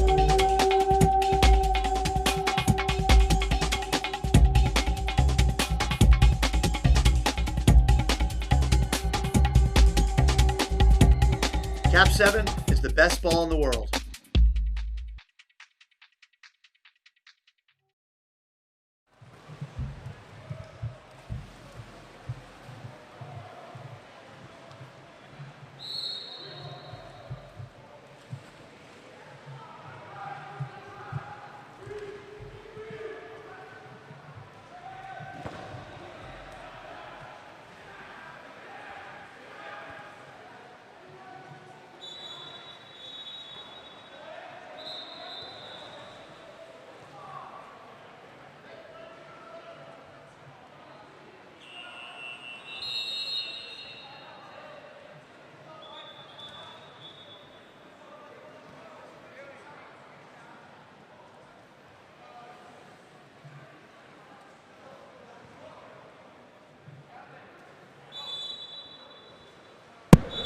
Both coaches trying to get in a few last words as they talk to their players before the start of the fourth quarter.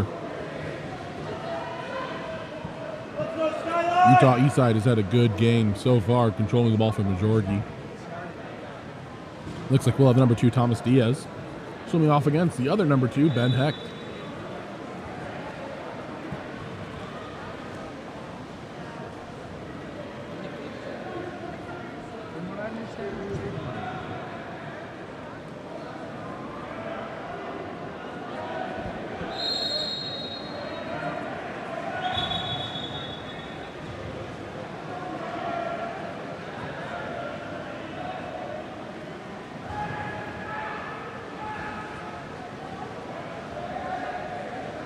As the refs are waiting to start this game.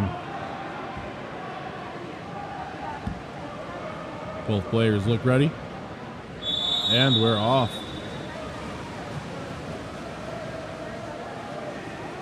Number 2, Ben Hecht controls, swings it over to number 6, Jordan Baker. Number 5 controlling. Number 12 passes it in to number 7. That was Nathaniel Castleton with the skip shot and the goal. Goalie change for Utah Eastside. That's number 13, Chase Lane, in the cage. Didn't matter for number 7, Nathaniel Castleton, able to skip it around him and score. Chopped 6th goal of the game. William Cook controlling the ball now for Utah Eastside. Swings the ball down the line. Back up to 9. Brendan Elvander doesn't see the person behind him. Able to evade it, pass it out to William Cook. Contra foul, and they are up big. Ben Hecht on the other side of the pool. We need to get the ball up to him if we want to score. Not happening. Utah Eastside does a great job of neutralizing that counterattack. It will go into their 6th setup offense. Ball swings to number 2, Ben Hecht anyway. Steps out, takes a shot, and is able to score on 13, Chase Lane. Ben Hecht having a big game so far. Has multiple goals in this effort. Number 10, Wiley Dale controlling the ball, coming out of center, trying to make something happen for his team, Utah Eastside. Ball swings over to number 9, Brandon Elvander, attacked from behind, able to kick the ball out to Wiley Dale, puts the ball into center. William Cook, no call there, despite multiple hands being on his back and neck. Ben Hecht up again, able to put the ball in. That is 3 goals in a very short time for Chop. 9-8 the current score. Brett Luke, coach for Utah Eastside, not happy with that. Asking why that wasn't an ejection at center. Coach Mark Kuhn for Chop also not happy at something.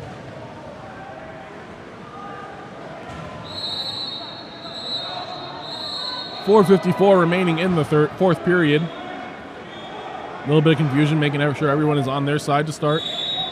Goalie change. Number 1, William Whitstone, will come back into the game. William Cook controlling the ball. Swings the ball up to... not sure who that is. Ball swings over to number 4, William Cook, though. Rises up, takes a shot, but it is blocked by Isaac Aguilera. Up to number 2, Ben Hecht again. Takes a shot, puts it inside to number 3, Lucas Horvath, who was able to push the ball in, and that knocks us all up at 4:23 left in the fourth quarter. We have ourselves a game, folks, 9-9 here in St. George, Utah. Chop with a mad push in this fourth quarter. Couple subs coming in for Chop. As we said, 4:23 remaining in the fourth quarter. This is a close game. Both coaches still not happy. Telling each other to be patient. We'll see who can come out of this one. Number 10, Wiley Dale with the ball. Passes the ball over to number 14, Owen Steckmest. Back up to Wiley Dale. Wiley Dale takes a shot. It is a rocket, but Isaac Aguilera is up to the task. Able to stop the ball there with two hands. Pushes it out of bounds. Paulo Hernandez will take the corner throw. Pops the ball, and we are live. Puts the ball into number 4, William Cook. William Cook with a turnaround. Sails wide left. Chop water polo ball. Ordinary foul there. Number 2, Ben Hecht controlling. Looks like there was an ejection. Number 4, William Cook, minus the cap, is out. Number 1, William Whitstone is up to the task though. Shot taken by number 8, Isaac Dembski. Coach wanted him to wait a little bit longer for that. William Cook is out of the game for now, trying to make sure he gets a cap on. 5, Michael Hackett comes in instead. Number 14, Owen Steckmest takes the shot. Isaac Aguilera underestimates it, only puts one hand, and it trickles off that hand and into the back of the net, giving Utah Eastside the 1-point lead. 3:31 remaining in the fourth quarter. Couple subs coming in for Chop, trying to make sure we have our strongest pairs in right now.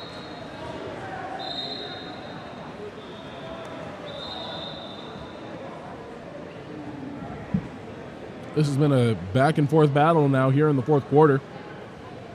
Had a 4-goal run earlier by Chop to bring us even. Ends up with Utah Eastside controlling the ball, scoring 1 goal to give them the lead, and now the ball is back with Chop. Ball is passed back to number 11, Ethan Pham. Ethan controlling, pass the ball over to Ben Hecht. Guarded by 2, Tom Diaz. Ordinary foul. Over to Ethan Pham. Ball is put into number 12. Devin Garcia, who takes the backhand, almost trickles in, but William Woodson was able to track it down in time. That one was close. Number 8, Paulo Hernandez passes up to Tom Diaz. Number 2, back up to Paulo Hernandez. Paulo looking around. He has the weak side. Brandon Elvander open. Brandon controlling the ball, takes a shot, bars in off the right post, and gives Utah Eastside the 2-goal lead. Powerful shot there, and a much-needed shot from Brandon Elvander. Way to put his team on his back. 2-goal lead with 2:57 remaining in the fourth quarter.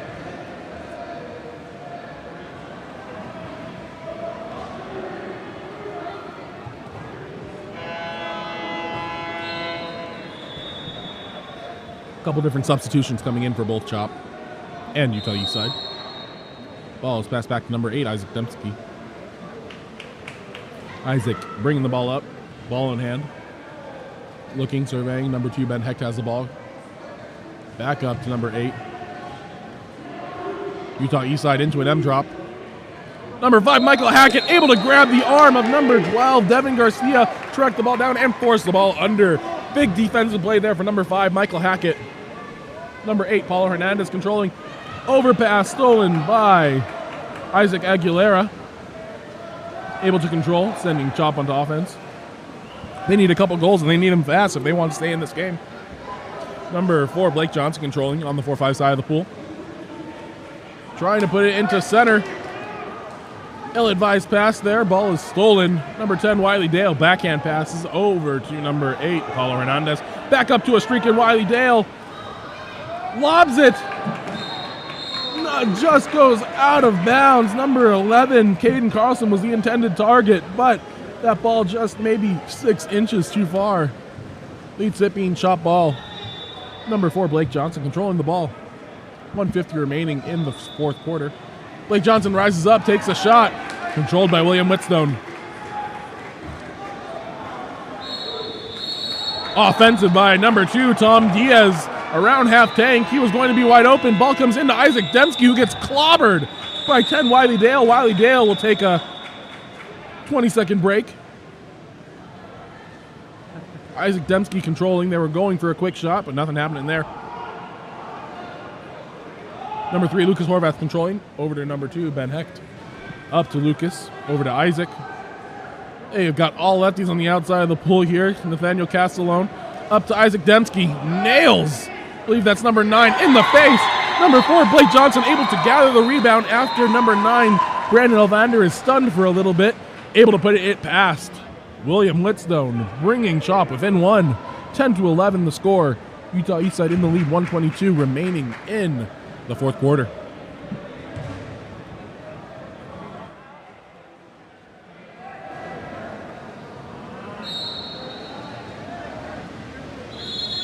Couple subs coming in from both sides. Chop water polo, way too many players in the water right now. There we go. A couple people coming out.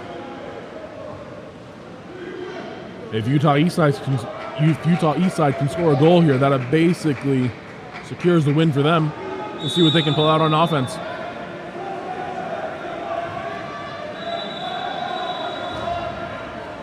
About 3 possessions left in the game. Intercepted by number 2, Ben Hecht. Passed up to Lucas Horvath, who is one-on-one with the goalie, able to get inside. Pass it over to Ben Hecht. That one hurts. If Paulo Hernandez on the 1-2 side had kept swimming, he might have been able to stop that goal. Instead, Ben Hecht scores another one and knocks us all up. 1:03 remaining in the fourth quarter. That is a big turn of events. 1:03 remaining. This is anyone's ball game. Number 11, Caden Carlson controlling. Pass it over to 2. Down the line to Paul Hernandez, looking to turn. Gets inside, Jordan Baker trying to show hands. Ejected even though, someone else is ejected. Number 5, Ryan Stanfill, out of center. Ball moves into Wiley Dale, who was able to dunk the ball into the cage, giving Utah Eastside the 1-goal lead. 46 seconds remaining. Chop Water Polo has battled down from large deficits twice already. Let's see if they can do it a third time and not up the score at 12s. Ball is at number 5, Ryan Stanfill. Number 6, number 6, Jordan Baker passes it back to Ryan Stanfill. Puts it into the 2-post. Ben Hecht pumping and scoring the ball. Ben Hecht putting the whole team on his back, saying, "Don't worry, fam, I got this." And he is able to put the ball past William Whitstone for what has to be his 5th or 6th goal at the very least. 32 seconds remaining in the fourth quarter. Coach Brett Luke calls timeout. Tries to drop a play that will win the game for his team. We'll see what he has to draw when we come back.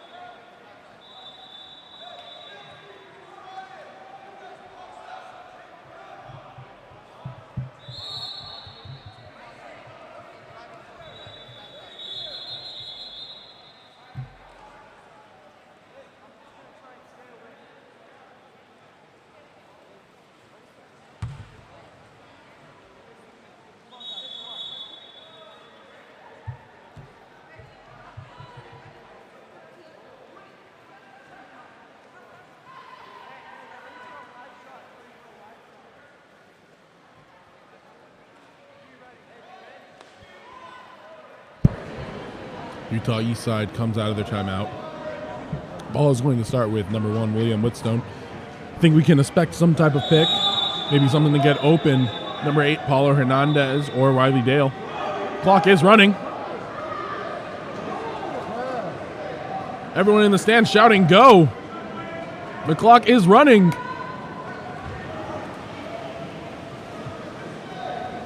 Pick over happening on the 1-2 side. Number 8, Paulo Hernandez controlling. Passes the ball over to number 9, Brendan Elvander. Brandon slides in. Ball is blocked, though, by number 1, Isaac Aguilera. 0.4 seconds remaining in the game.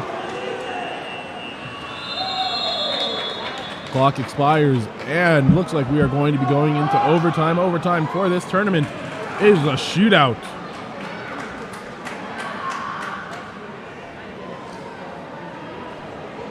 Both teams will select 5 players to take 5-meter penalty shots. We will continue scoring until there is, we will continue shooting until there is a definite winner. Definitely an exciting opportunity.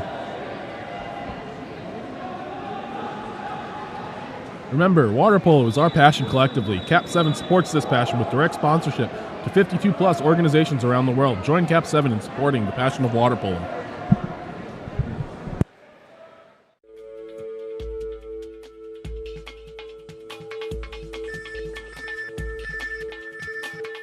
KAP7 is the proud sponsor of USA Water Polo.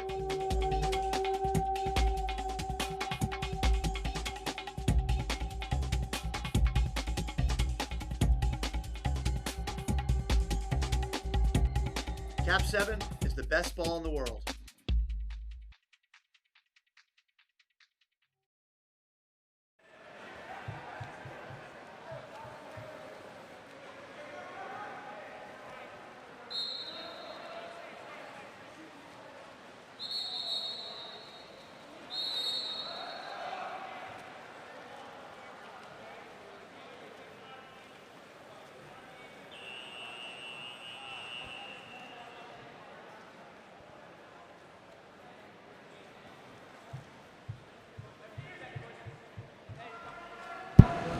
And it looks like our 5 shooters have been selected for both teams. For Utah Eastside, it will be Thomas Diaz, Wiley Dale, Paulo Hernandez, Brandon Elvander, and Sam Brooks.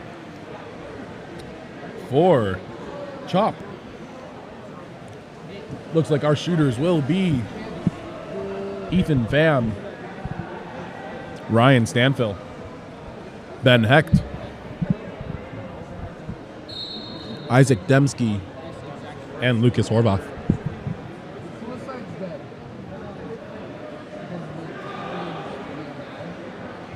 I can tell you as a coach, this is one of the most frustrating situations. Also a little bit scary because there is nothing you can do to control the game at this point. It is entirely up to the players. As an athlete, though, I much prefer shootouts to overtime periods.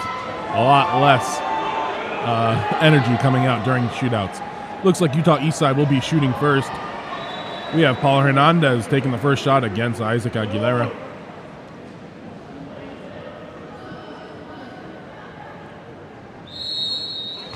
Paulo Hernandez is able to convert, shooting almost through Isaac Aguilera to bang off the left post.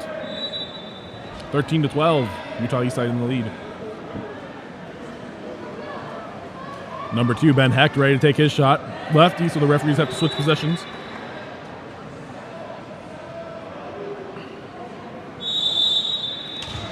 Ben Hecht rifles it off the top right corner. That is a big momentum change for Utah Eastside. Gives them the 1-goal advantage. Isaac Aguilera looks like he's feeling the pressure. Tom Diaz now shooting for Utah Eastside.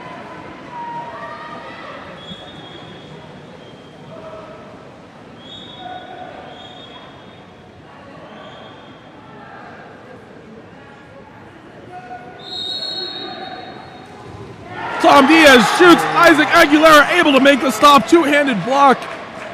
Tom Diaz was going for the bottom right corner. Isaac Aguilera able to lunge over and make an amazing block. Up next, Lucas Horvath for Chop. If they can score this, score will be all knotted up. Another lefty. Looks like these referees are going to be switching a lot. Whistle blows. The skip shot, William Whitstone is able to get a hand on it and tip the ball out. Utah Eastside holds on to their 1-goal advantage.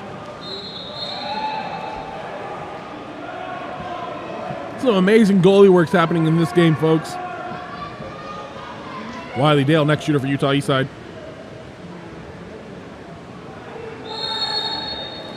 Shot happens, skips right over the head of Isaac Aguilera. Score is 14-12. Number 8, Isaac Dempsey, going to be shooting now. Let's see if William Whitstone can make the third stop.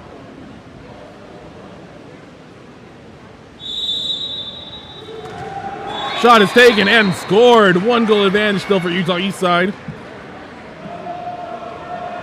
Up next, Brandon Elvander.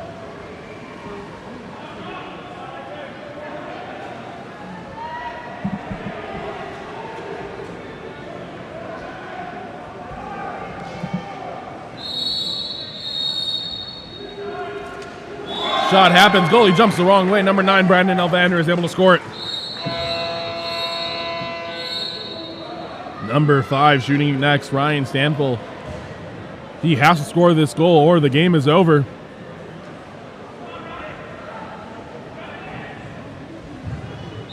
Whistle blows. Ball skips into the left side. He is up to the task, able to score that one. 1 goal advantage. Now all the pressure is on Isaac Aguilera. If he is able to make this stop, we will have a chance to go into extra shots. If not, the game is over. Number 3, Samuel Brooks, willing to take the shot.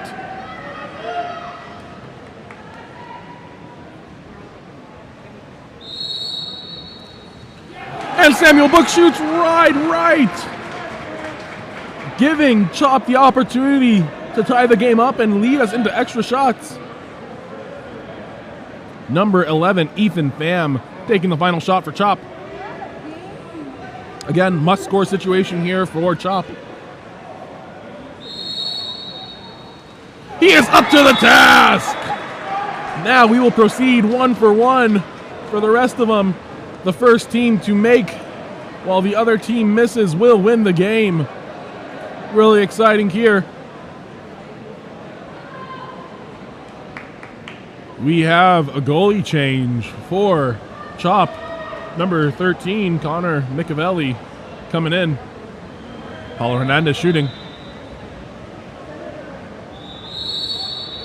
Paulo Hernandez, the quick shot, goes into the right side of the cage.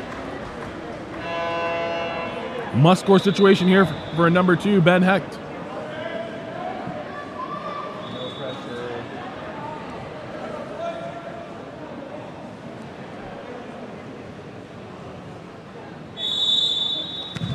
Whistle blows, and William Whitstone is able to stop that shot.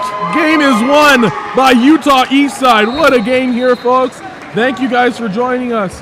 Our next game will be against CC United, the 1 seed in the 16U division, playing against Elite, the number 8 seed. Expect this game to get started quickly.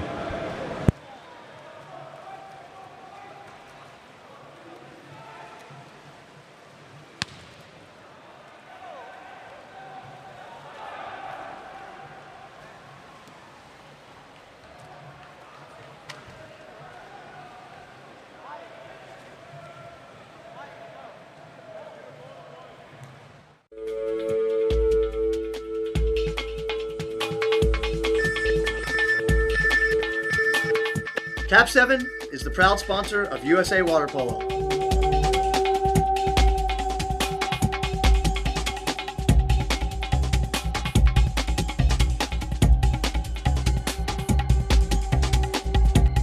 KAP7 is the best ball in the world.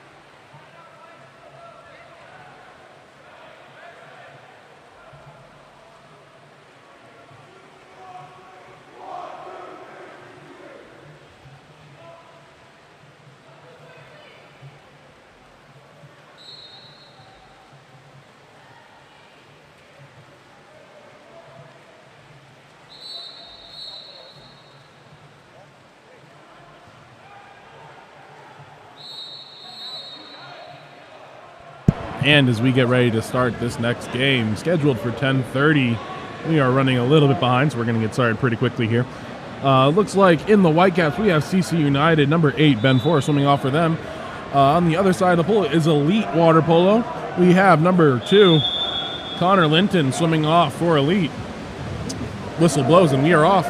Number 8, Ben Four, winning that swim off. Swings it over to 3, Austin Bishop. Down to number 6, Christian Gotterup. A lot of movement happening around center. Christian Gotterup bringing it towards the center of the pool.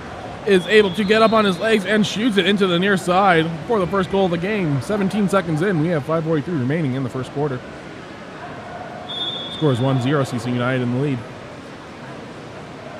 Number 11, Martin Van Kylen, controlling the ball. Surveying the pool, trying to find some options. Pass the ball over to number 8, Nicolas Chavez. The center, number 3, Jose Serrano, is just swamped. Ball ends up with number 2, Reed Thorson. Number 1, Oliver Sherwood, controlling the ball. We have a steal, and the ball remains with Elite Water Polo. Jake Yend is controlling the ball. Pass it out to number 11, Martin Van Kylen, surveying, pumping. Swings the ball over to number, I believe that's 10, Noah Hansen. Ordinary foul. Pops the ball, and he is live and eligible to shoot. Bringing the ball in. Looks a little bit hesitant. Surveying his options, tries to pass it over to number 8, Nicolas Chavez, who was able to draw the ejection. That ejection will be on number 9, Dominic Brown, and send Elite Water Polo into their first 6-on-5 of the day. Number 8, Ben Four, able to swat that pass out of there. Ordinary foul. Ball is with number 11, Martin Van Kylen. Passes over to 10, Noah Hansen. Tries to enter the ball, which usually is not a thing that you try to do on 6-on-5. Elite Water Polo able to hold on to the ball. Number 9, Luke Requejo, controlling. Ball is put into the post. Number 2, Connor Linden, able to grab the ball, turn inside, and score. Putting the ball in the back of the net, knotting us all up at 1-1. 4:23 remaining in the first quarter.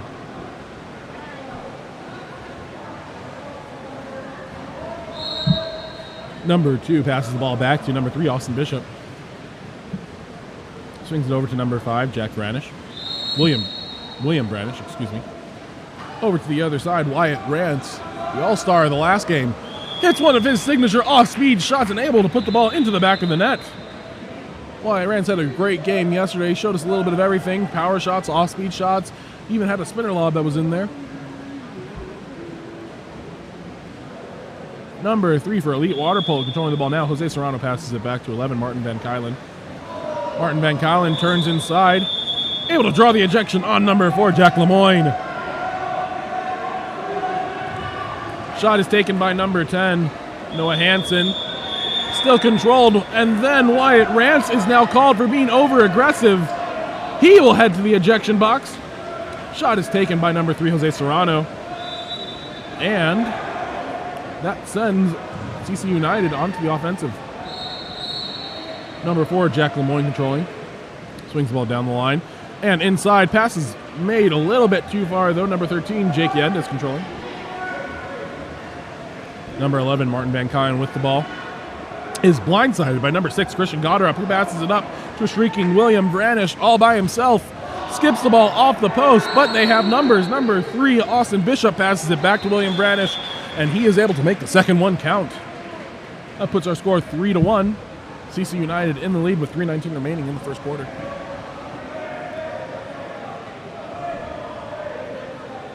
Coach John Boyer for Elite Water Polo making a couple substitutions.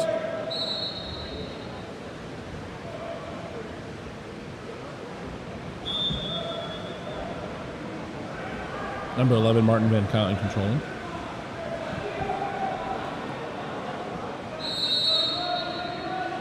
Looking to put that ball into center. Instead, he passes it over to the other side. Number 5, Ryder Getty controlling. Down the line. Back up to Ryder Getty. Tries to take the ordinary foul. Too many people there for an ordinary, though.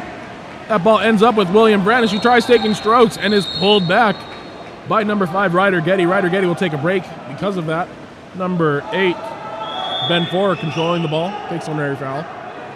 Remember, these guys are man up. CC United able to swing it over to number 5, William Branish, who shoots and scores the 4th goal of the game. 5th goal of the game.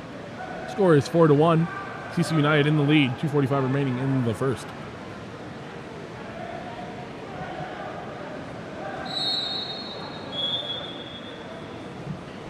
Play restarts with the ball in the hands of Martin Van Kylen. Martin advances the ball. Passes the ball out to the side. Looks like that's number 4, Tyler Hansen. Back to number 2, Connor Linton. Connor trying to turn inside, able to draw the ordinary foul. He is eligible to shoot. Meanwhile, number 8, Ben Ford, takes off on the offensive. Connor Linton able to get the ball, head inside. And the ejection drawn by number 10, Wyatt Rance. That is his second ejection of the game. Wyatt, one of the better players for CC United, now has 2 ejections. He has got to be careful, especially with the limited CC United roster, only having 10 players on it. 9 players. Number 11, Martin Van Kylen, takes a shot, is shot blocked by number 3, Austin Bishop. Passes it up to Ben Ford, who is one-on-one. It will just sell the big fake and bar down. For the 6th goal of the game. Score is 5-1. CC United in the lead. Elite Water Polo looking a little bit defeated after that 2-goal swing. Had an opportunity to score on the offensive end. Instead, they get shot blocked and scored on the opposite end of the pool. Got to make sure those 6-on-5s count. Number 7, Jaden Rose passes back to 11, Martin Van Kylen. Martin Van Kylen advancing. Passes the ball over to number 8, Nicholas Chavez. Pops the ball, swings it back over to Martin Van Kylen. Ordinary foul. Back over to number 8, Nicholas Chavez. Shot hits a crossbar and bounces out of bounds. CC United ball. Ball's passed up to number 9, Dominic Brown. Passes over to number 3, Austin Bishop. Austin surveying. Has the player posted up on the 2-post. Puts it into the center. Reed Thorson able to work some of his magic, turn, roll out, and score. Brings our score 6-1, 1:10 remaining in the first. This game is quickly getting away from Elite Water Polo. Number 11, Martin Van Kylen controlling. He advances.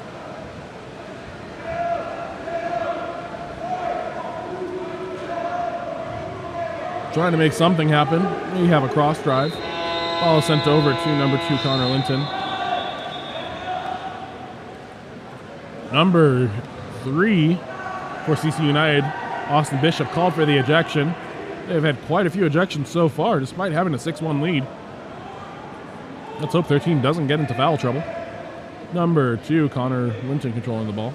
Excuse me, that was number 3, Jose Serrano. Ball passes up to number 11, Martin Van Kylen. Gets on his legs, passes it over to Jose Serrano. They are even.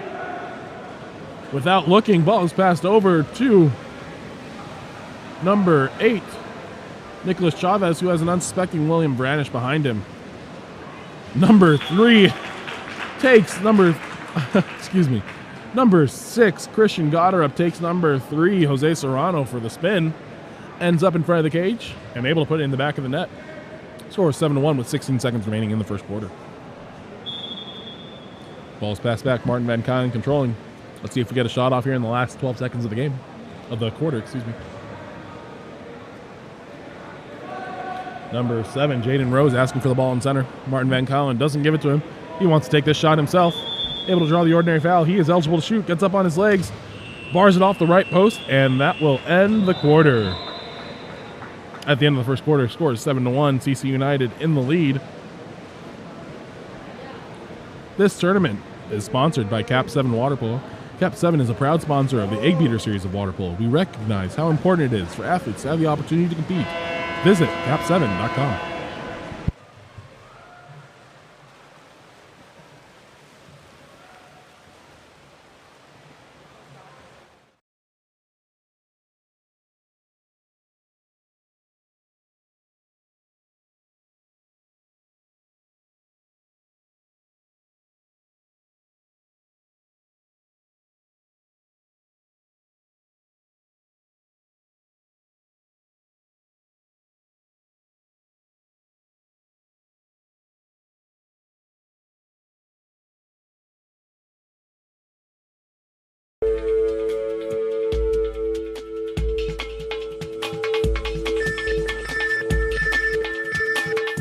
KAP7 is the proud sponsor of USA Water Polo.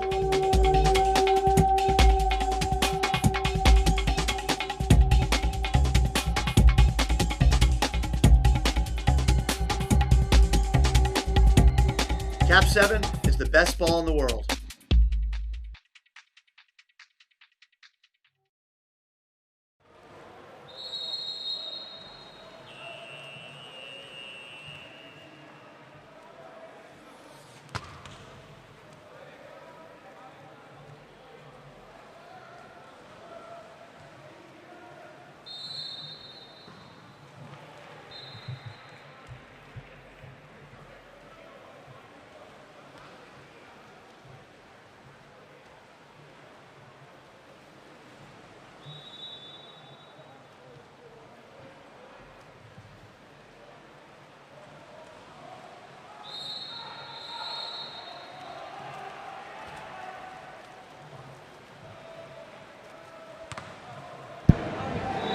And as we get ready to resume play here in the second quarter, looks like we will have number 5, William Branish for CC United, swimming off against number 2, for Elite Water Polo. Number 2 is Connor Linton. He is able to push the ball under, and there will be a jump ball or a neutral throw for the swim off. Connor Linton is able to win that jump ball, and Elite Water Polo takes off. Number 6, Troy Havlicek controlling the ball. Tries to pass it down the line, but that play is broken up by Wyatt Rance. Number 1, Oliver Sherwood controlling. Passes it all the way up to, I believe that's number 6, Christian Goddard. Passes it over to Wyatt Rance. Wyatt surveying. He has a dangerous shot. And right on cue, Wyatt Rance puts it in the back of the cage. Brings the score 8-1, 5:26 remaining in the second.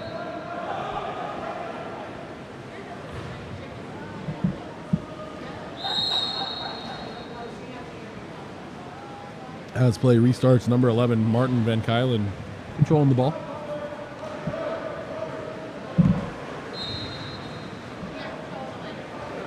Got some movement. And with that, Martin Van Kylen is able to skip the ball into the cage from about 10 meters out. Great shot there by Martin Van Kylen. Brings the score 8-2. Number 4, Jack Lemoyne controlling the ball, passes it to Wyatt Rance. Wyatt trying to put it into center, Reed Thorson. Reed Thorson tries a lob shot, doesn't go, but number 5, William Branch, is able to control the ball. Has Reed Thorson now on the opposite side. Instead, number 8, Ben Flory, is able to intercept that pass and score the goal himself. Brings their score 9-2, 4:53 remaining.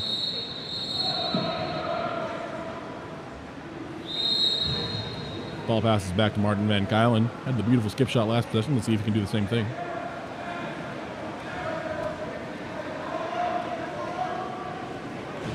Number 6, Troy Havlicek driving. Instead, the ball swings over to the other side. Number 10, Noah Hansen controlling. Draws the ordinary. He is eligible to shoot. Pops the ball. Brings it up. Tries to go for the shot. Number 6, Christian Goddard is all over that. Christian Goddard now taking off on the counterattack up the left side of the pool. Gets the ball. Perfect pass. And scores the goal. Number 6, Christian Goddard scoring that on the assist by number 1, Oliver Sherwood.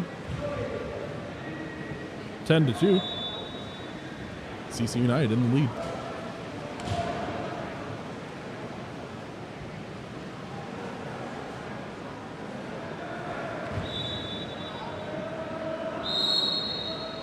Martin Van Kylen controlling the ball. He's able to get a turn.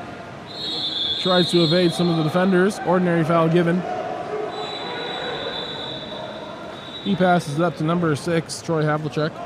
Puts it into center, number 7. Jaden Rose is able to get the ball, turn around 2 defenders, and put it into the back of the net. Nice move there by Jaden Rose. Brings the score 10-3, 3:53 remaining in the third. In the second, excuse me. Ball swings over to number 3, Austin Bishop. Austin puts it down the line to a number 5 that is posted up, William Branish. Shot goes off the crossbar though. Goalie passes it up. And that play is broken up by number 10, Wyatt Rance. He's able to put that ball up to William Branish, who pumps Hezzies and scores. Sorry, that goal was actually by Ben Forer with the pump, Hezzy, and goal.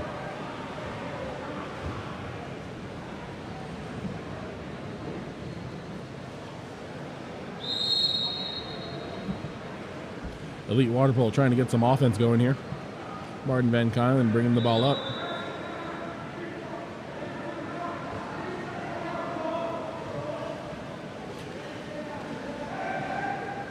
Swings the ball over to number 2, Connor Linton, and we have an ejection.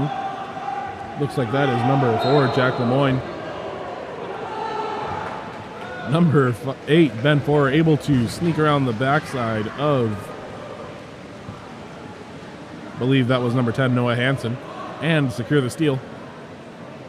Ball is put back up to number 8, Ben Forer. Ben Forer surveying. Has a driving number 5, William Branish. Ball is broken up, though, stolen by Jake Yendes. Timeout called by Elite Water Polo coach John Boyer. Wants to talk things over with his team.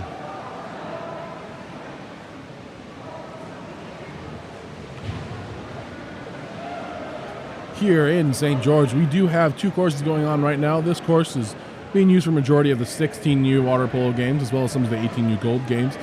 The other course, course 1, has been used for all of the 18U platinum games, as well as some 18U gold division games. Both of them have some excellent water polo. Please check out both of our YouTube channels, Game On Live Studio. They're labeled as course 1 and course 2.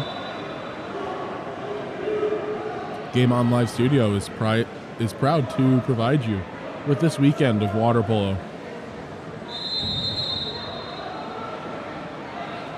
We all know how rare it is to be able to have some sports here for our athletes in the midst of COVID-19. At this tournament in particular, athletes are required to provide 2 negative tests before they are able to play. 1 test is taken in their home state or town. The second test was given to these athletes on arrival. Once here, all athletes were asked to create their own mini bubble with their team and anyone else they might be in contact with. They're asked not to go out too much and expose themselves to any people who might carry the COVID-19 virus.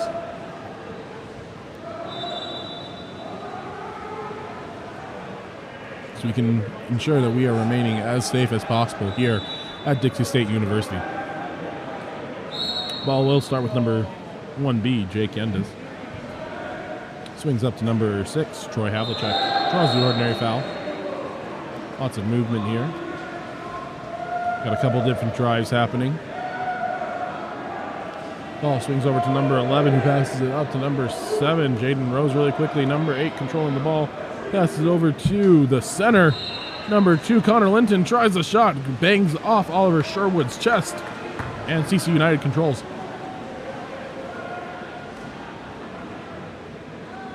Ball is up to number 4, Jack Lemoyne. William Branish controlling now. Put down the line, number 3, Austin Bishop. Takes the shot, skips wide right. And Elite Water Polo goes on to the offensive.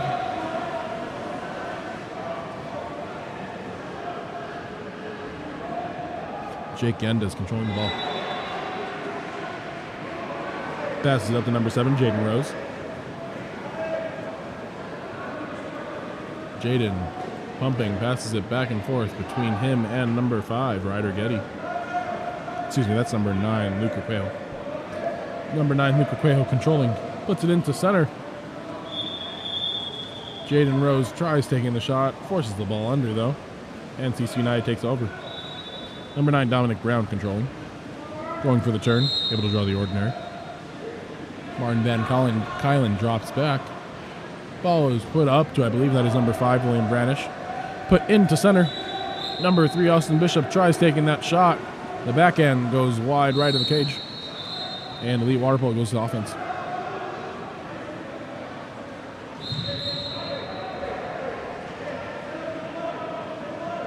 Jake Yendes controlling the ball with the clock running down. Ball is passed over to number 6, Troy Havlicek. Troy looking, surveying. That's the ball down the line. still looking for options. Ball is swung over to Jaden Rose, number 7 on the opposite side of the pool. Pass up is deflected though. Number 4, Jack Lemoyne controlling.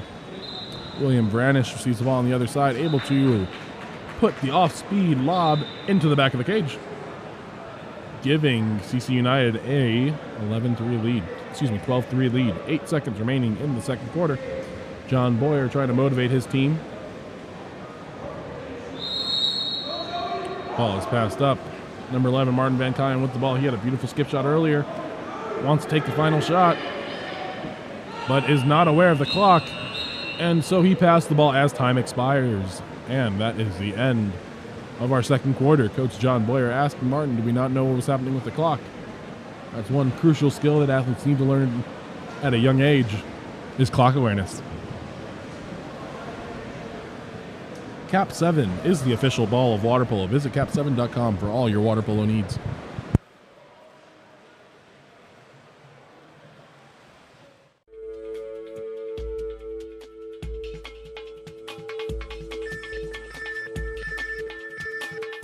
KAP7 is the proud sponsor of USA Water Polo.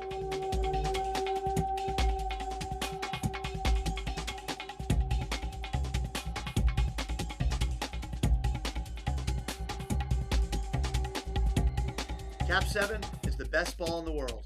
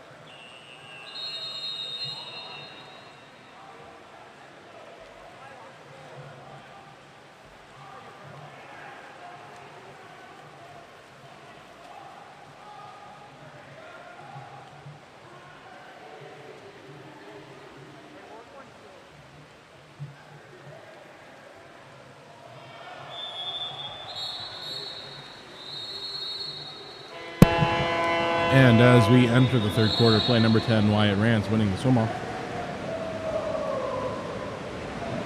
Number 8, Ben Ford passes it down the line to number 6, Christian Goddard. Christian gets on his legs, shoots, goes off the crossbar. Number 4, Jack Lemoyne controlling. Swings the ball over to Austin Bishop. Austin down the line. Puts the ball in to number 8, Ben Ford with a big pump and goes off the crossbar. That's 2 crossbars in the same possession for CC United. Number 11, Martin Van Kyen passes the ball out away.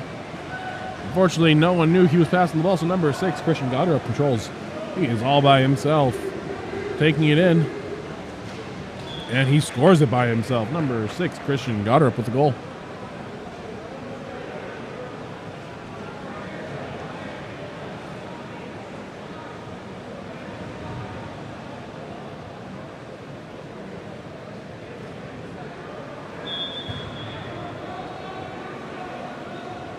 Number 11, Martin Van Kyen controlling, passes it over to, I believe that's number 8, Nicholas Chavez.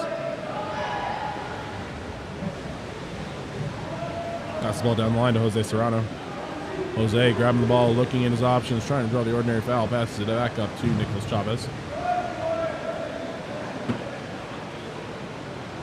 Ball is passed a little bit too far into the center position, and Jack Lemoyne is able to secure that steal. Oliver Sherwood passes the ball up to Dominic Brown, the lefty.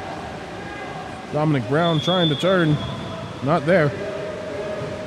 Draws the ordinary foul. He passes it into the center, who is somehow unguarded. Number 3, Austin Bishop. is able to score the one-timer, bringing our score to 14-3. 4 minutes remaining.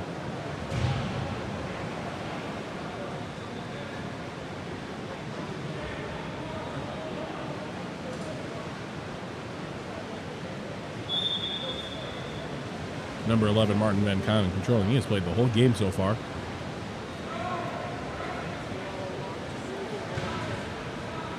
Not wanting to take the ordinary foul, surveying his options, passes it over to number 10, Noah Hansen. Noah pops the ball and starts attacking. Looking for his options, got a little bit of movement here for Elite. Puts it back over to Martin Kylan, puts it into Jose Serrano, who draws the ordinary foul, passes it back out to Noah Hansen. Noah looking to shoot. Has his arm grabbed, though, by number 6, Christian Goddard. And that sends CC United onto offense. Number 10, Wyatt Rance controlling. Passes it up to a wide open William Branish, who is able to score the ball. 3 minutes remaining in the third period. Score is 15-3.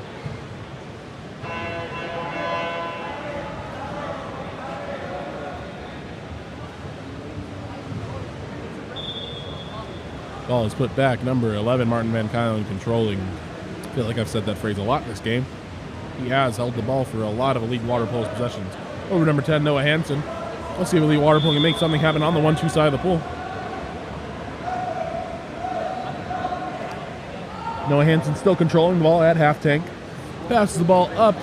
His target was number 6, Troy Havlicek. That ball is overpassed, controlled by CC United. Cross pass leads to a wide open William Branish looking for the shot, and he is able to peg it into the near side corner. 2 minutes remaining in the third period. Score is 16-3. CC United really running away with this one. CC United is coached by head coach Sean Thomas and assistant coach Kirk Jensen. Elite Water Polo is coached by head coach John Boyer and assistant coach Brett Linton.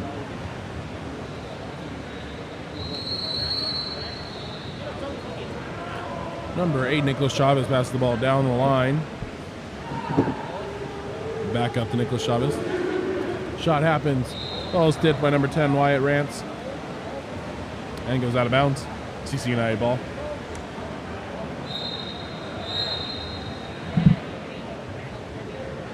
Timeout called by CC United coach Sean Thomas. Wants to talk things over with his team.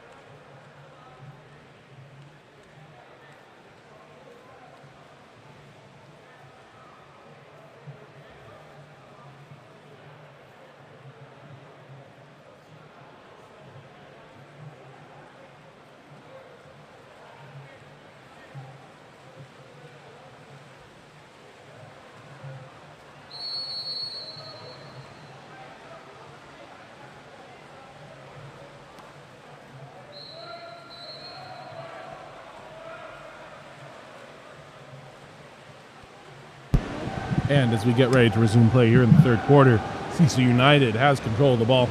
Coming out of their timeout, let's see what coach has planned for them. Whistle blows. And number 1, Oliver Sherwood passes it up to, I believe that's number 6, Christian Goddard, able to put it into center. Number 2, Reed Thorson trying to draw a call. Instead, that ball is put under, and Elite Water Polo will take over. Ball with Jake Yendes.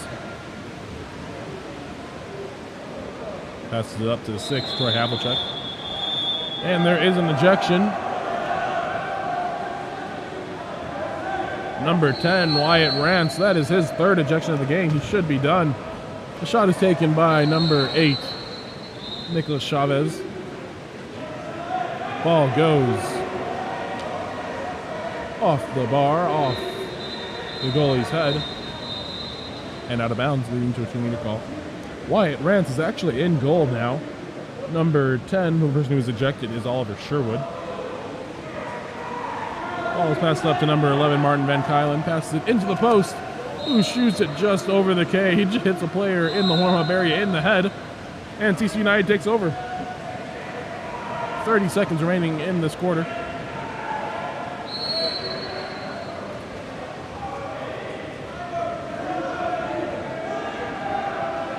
Number 3, Austin Bishop controlling the ball. Passes it down the line to number 4, Jack Lemoyne. Jack Lemoyne is able to enter it to Reed Thorson. Reed Thorson, trying to make something happen, is able to tip it over the goalie side into the goal. Reed Thorson scores. 10 seconds remaining, 17-3 with TC United in the lead.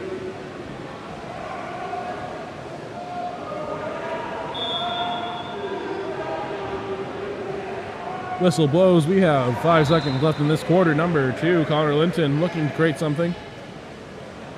Swings the ball over again. Not really much shot clock awareness for Elite Water Polo. And that is the end of the third quarter. KAP7 supports water polo globally. A portion of every dollar you spend with KAP7 goes back to the sport. When your team needs equipment, choose KAP7 and support water polo globally.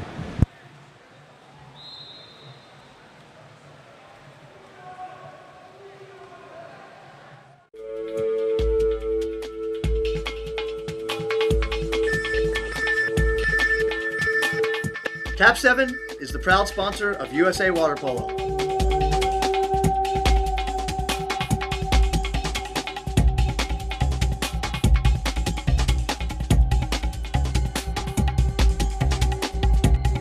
KAP7 is the best ball in the world.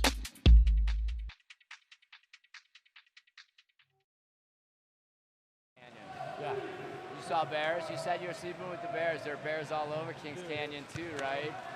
Crazy. Like, I was scared, sure. But I got fear. After the first time, I'm like, dude, I'm going to walk by myself, go ahead of the guy, enjoy it by yourself. I was scared to even do anything like that. Dude, I can't go by myself. I need, right. I need some company. Dude, you gotta call me. I think I can do that again. I have some stuff now, so Yeah. I think I'm going to do it. You got a bear can? I got a bear can. Found that. Yeah, right?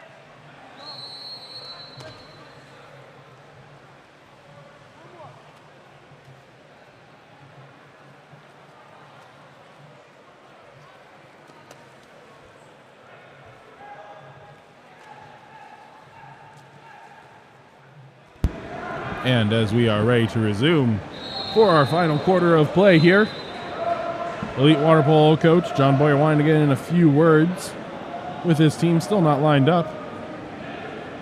Score is 17-3 at this point.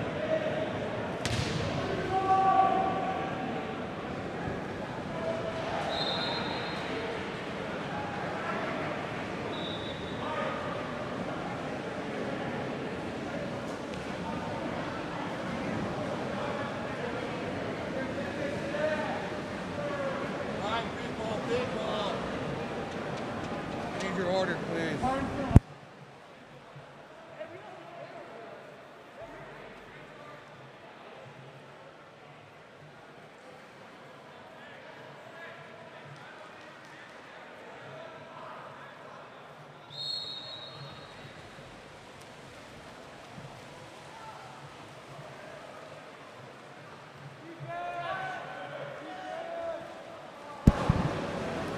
Elite Water Polo wins the swim-off, and they will take over on the offense. Number 11, Martin Van Kylen. Ball is passed into Connor Linton, who takes a shot, rifles off goalie Wyatt Rance, and out of bounds, leading to a 2-meter call. Number 2, Connor Linton, will take that corner throw. Referee asks him to bring it all the way to the corner, as has been the tradition all weekend. Lots of ball, and he is live. Got some movement happening for Elite Water Polo. And number 8, Ben Forey, is ejected on that. Martin Van Kylen drawing that ejection. Number 8, Nicholas Chavez passes it over to number 6, Troy Havlicek. Ball goes down the line to 10, Noah Hansen. Noah looking, trying to figure out what his options are. Ball's popped up. Oliver Sherwood gets a hand on it, not quite enough. Ball swings over to Martin Van Kylen on a 2-pop. Then the ball is put in into number 2, Connor Linton, who gets the ball, shoots, has the ball come back to him, and then almost passes it to the goalie on the second shot. CC United ball. Ben Ford passes it down the line to number 10, Oliver Sherwood, who has a beautiful drop step move, and then goes back. Passes it back up to 8, Ben Ford. Ben pumping the ball, looking at his options, passes it down the line to William Branish. Back up to Oliver Sherwood. The goalie takes a shot, but Jake Yendon is up to the task and turns that away. Ball is passed up to number 6, Troy Havlicek. Troy Havlicek draws the ordinary. Looking at his options, he is not eligible to shoot. He is inside. Referees will let that slide because it didn't go in the cage anyway, and CC United takes over.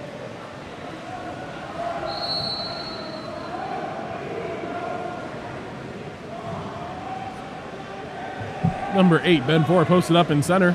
Asks for the ball. Ball comes in. Strong side turn.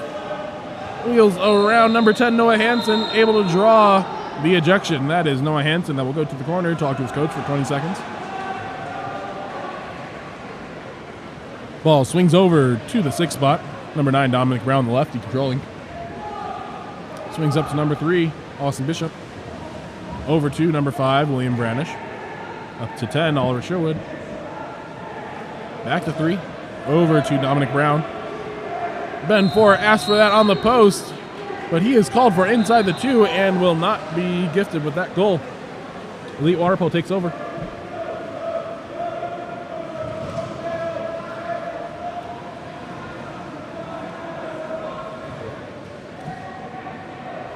Number 9, Luke Requejo controlling. Passes the ball over to number 2, Connor Linton. Draws the ordinary foul. Shot clock running low. Elite Water Polo is going to come back on defense. They get a new shot clock though. These guys get a little tied up. Referee asks for the ball to be kicked out. Excuse me, not kicked out, but put live, and we're good. Number 8, excuse me. Nicholas Chavez passes up to Martin Van Kylen. There was an ejection somewhere. Sorry, I missed that one. Martin Van Kylen gets the ball.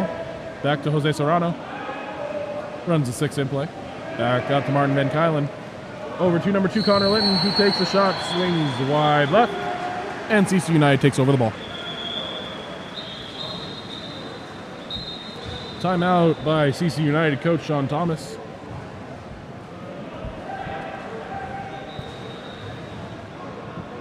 Looks like he's just wanting to get a couple substitutions in. Switching up the goalie as well. Looks like that'll be number 9, Dominic Brown, going in goal. Number 10, Wyatt Rance, will actually become number 9.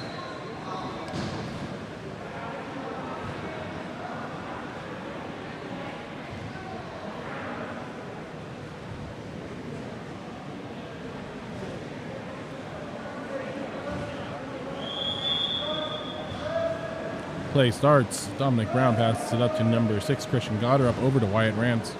Excuse me, that's number 4, Jack Lemoyne. Offensive is called. Elite Water Polo ball. Number 9, Luke Requejo passes it back to goalie Jake Yendon.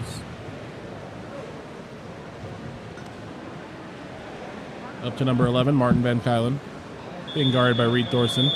Number 10, Oliver Sherwood, is ejected. That is his second.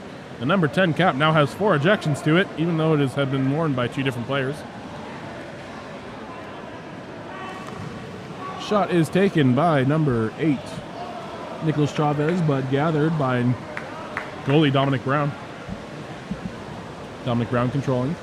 1 minute, 33 seconds left in the 4th quarter. Ball is swung over to number 6, Christian Goddard. Looking at his options, trying to find something to do with the ball. Passes it over to number 10, Oliver Sherwood.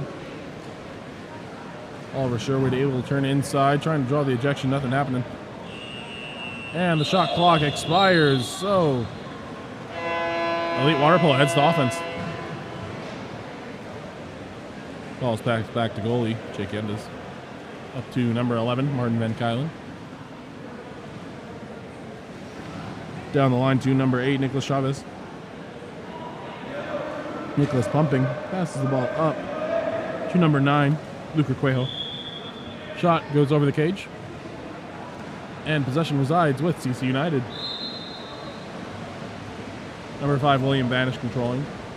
Content with sitting on the ball for a little bit. Puts the ball into center. That is number 4, Jack Lemoyne. Kicks the ball out. Number 6, Christian Goddard up. Trying to take advantage of the inside water. Passes it out to number 2, Reed Thorson. Errant pass. And Coach John Boyer calls the timeout.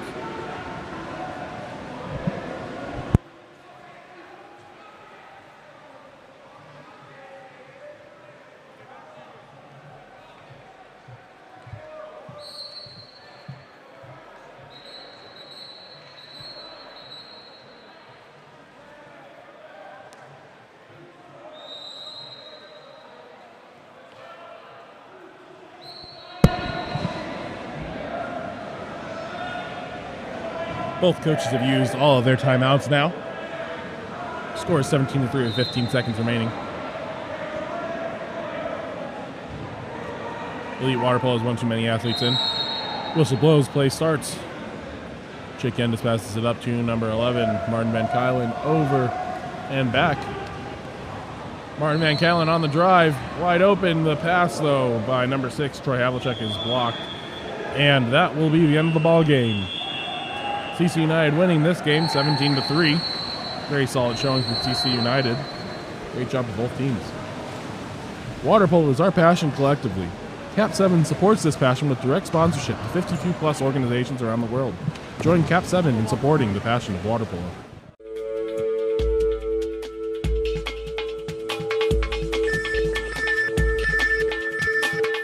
KAP7 is the proud sponsor of USA Water Polo.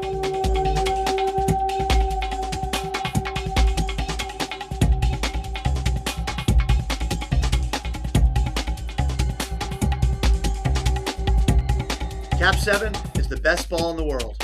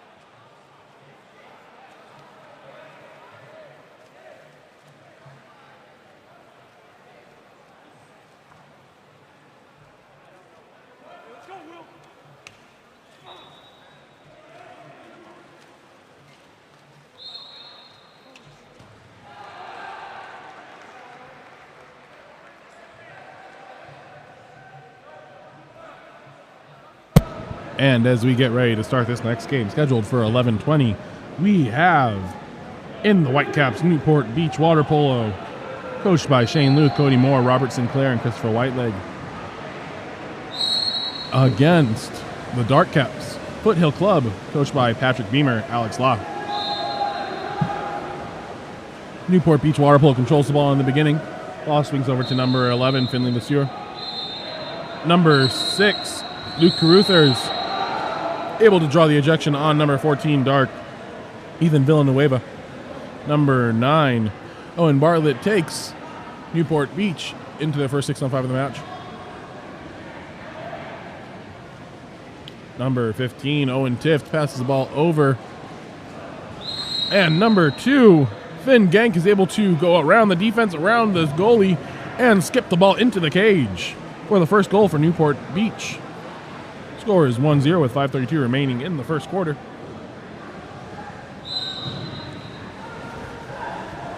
Foothill Club takes control of the ball for their first possession of the game. Number 14 passes over to number 13, Talmadge Cobb. Ordinary foul. Swings it over to the other side. Number 2, Max DeStazzo. Draws the ordinary foul. Down the line. Passes back up to Max DeStazzo. Shot taken, shot blocked by number 15, Nicholas Flores. Controlled by number 11, Antonio Ramirez. And that sends Newport Beach onto the offensive. Antonio Ramirez surveys. Passes over to 15, Nicholas Flores. Puts it into center. Who has a contra foul called on him? That was number 9, Owen Bartlett. Balls with goalie Aaron Alvarado. Passes it up to number 9, Alan Castillo. Down the line to number 2, Max Estazzo. Over to 15, Nicholas Flores. Nicholas gets up on his legs and takes a shot, able to skip it past the goalie, William Bondere. Knotting the game all up at 1. Nice shot there by Nicholas Flores. 4:38 remaining in the first quarter.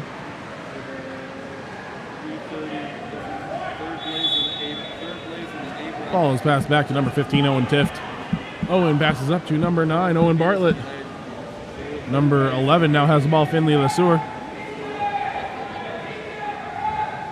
Back over to 9, Owen Bartlett puts it into center. And the ejection is called on number 14, Ethan Villanueva. That is already his second call in only 2 minutes of play. He is going to have to be really careful if he wants to avoid getting ejected for the rest of the game. Number 15, Owen Tift, controls the ball as Newport Beach goes into their 6-on-5.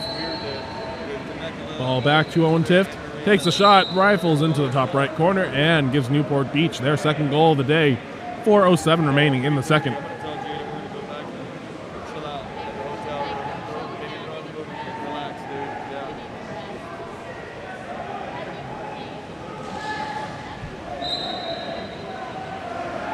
Play restarts. Ball in the hands of number 4, Brady Copperhead. Swings over to number 2, Max DeStazzo. Contra foul. The ball was not put in play. Number 11, Finley LeSueur controlling. He puts the ball in play. Learned from others' mistakes. Swings the ball over to number 9, Owen Bartlett. Puts the ball into center. Steps out and takes a shot. That was number 5, John Woodruff. Number 5, George Rubiunkovic controls. Ball is swung out deep to the right side. Number 2, Max DeStazzo controlling. Front look to center, George Rubiunkovic.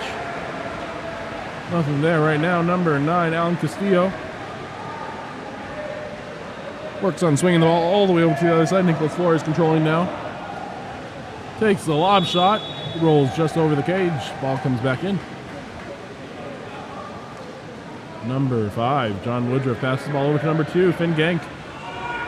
Finn Genk is able to enter the ball into number 11, Finley LeSueur, who is able to turn and draw the 5-meter penalty foul. Nice move there by Finley. Looks like he will also take the 5-meter. Goalie Aaron Alvarado will try to stop it. Whistle blows. Finley gets up, shoots to the left side, and scores. Giving Newport Beach its 4th goal of the game, 3rd goal of the game, 3:07 remaining in the first quarter.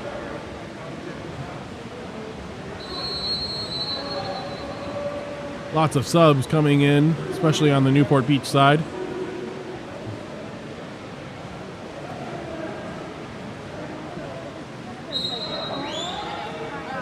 As play resumes, number 4, Brady Copperhead controlling the ball. Swings it over to number 2, Max DeStazzo.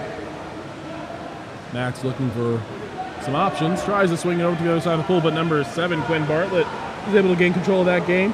He's trying to navigate around traffic. Ball is passed up to number 6, Luke Caruthers, who uses the hook shot to put the ball just past the barrier of the goal and scores the 4th goal for Newport Beach.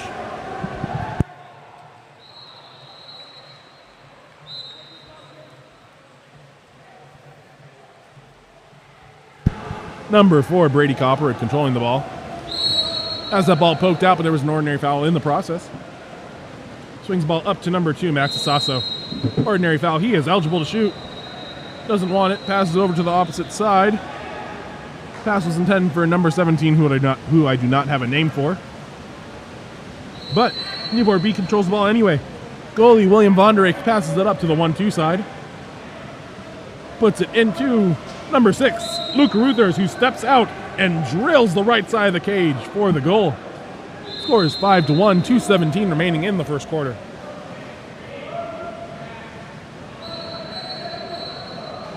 Ugh. Should not have said that into the mic. And I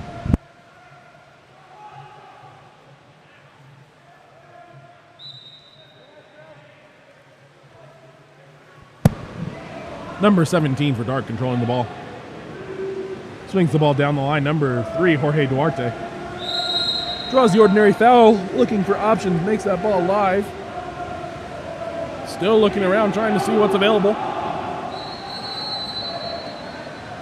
Number 17 has the ball, tries to put it in, but that ball is tipped by number 10, Nicholas Kennedy. Nicholas Kennedy then gets pulled back, but referees say no foul. Number 3, Luke Harner, able to turn to the outside, trying to get inside water, pass the ball up to number 4, Tyler Robeson. Ball goes inside to number 14, and goalie Aaron Alvarado is able to come out and sneak that ball away from number 14, Tyler Slutsky. Ball is now passed up to number 9 for Dark, Alan Castillo. Swings over to number 6, William Rubiunkovic. Ruby looking around. William looking around. Ball is stolen by Newport Beach, and number 14, Tyler Slutsky controls. Tyler Slutsky is mobbed by number 10. Who I also do not have a number 4. Tyler Slutsky passes the ball over. Nicholas Kennedy controlling. And the center is called for the contra foul. He was submarining, which means he was going under the water trying to gain position. That's not allowed.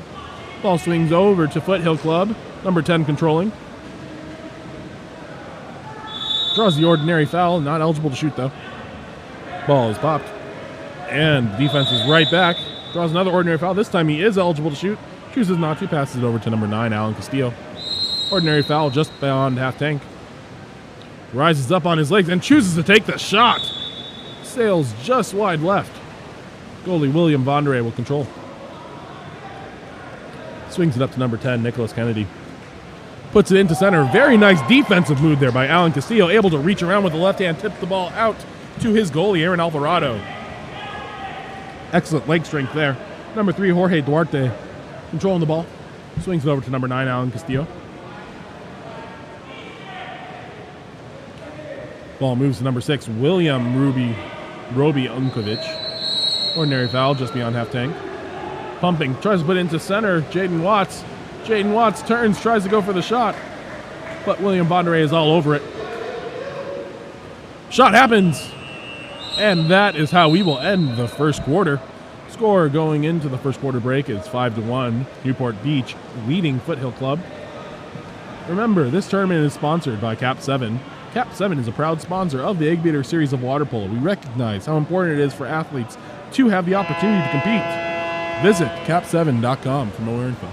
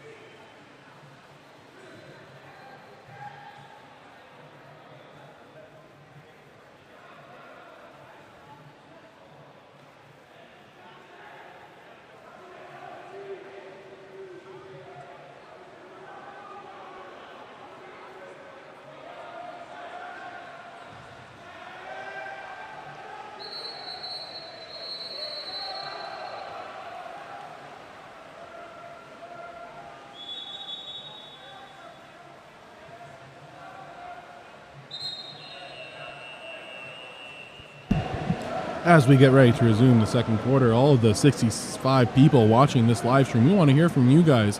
Where are you guys watching this from? Feel free to leave a comment in the live chat. We'd love to hear a shout out, depending on where you're watching from. I imagine a lot of us are watching from somewhere in California, but if there's anyone else out there, feel free to give us a shout out.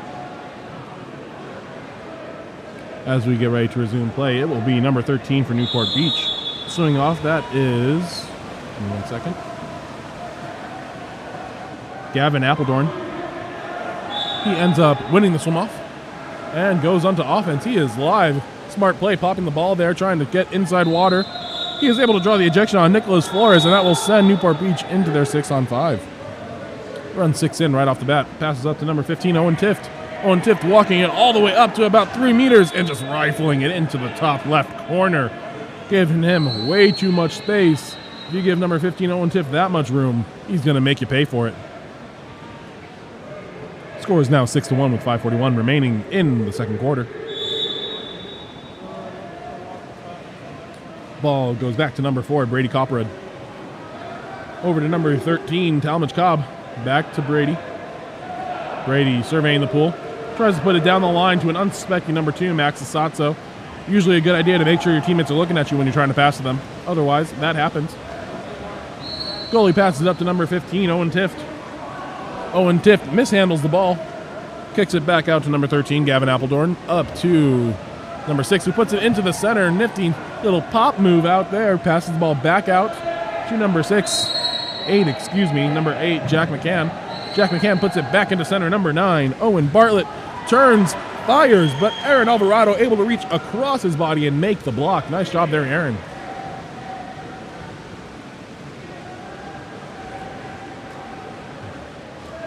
Number 4 passes the ball up to number 2, Max Sasso. He's got a crash coming from the backside. Referees bail him out with an ordinary call. Up to number 4, Brady Copperhead. Copperhead fires from about 10 meters out, able to paint the upper 90 of the cage, getting it past goalie William Vonderay. Very nice shot there by number 4, Brady Copperhead. Brings our score to 6-2, 4:40 remaining in the second quarter.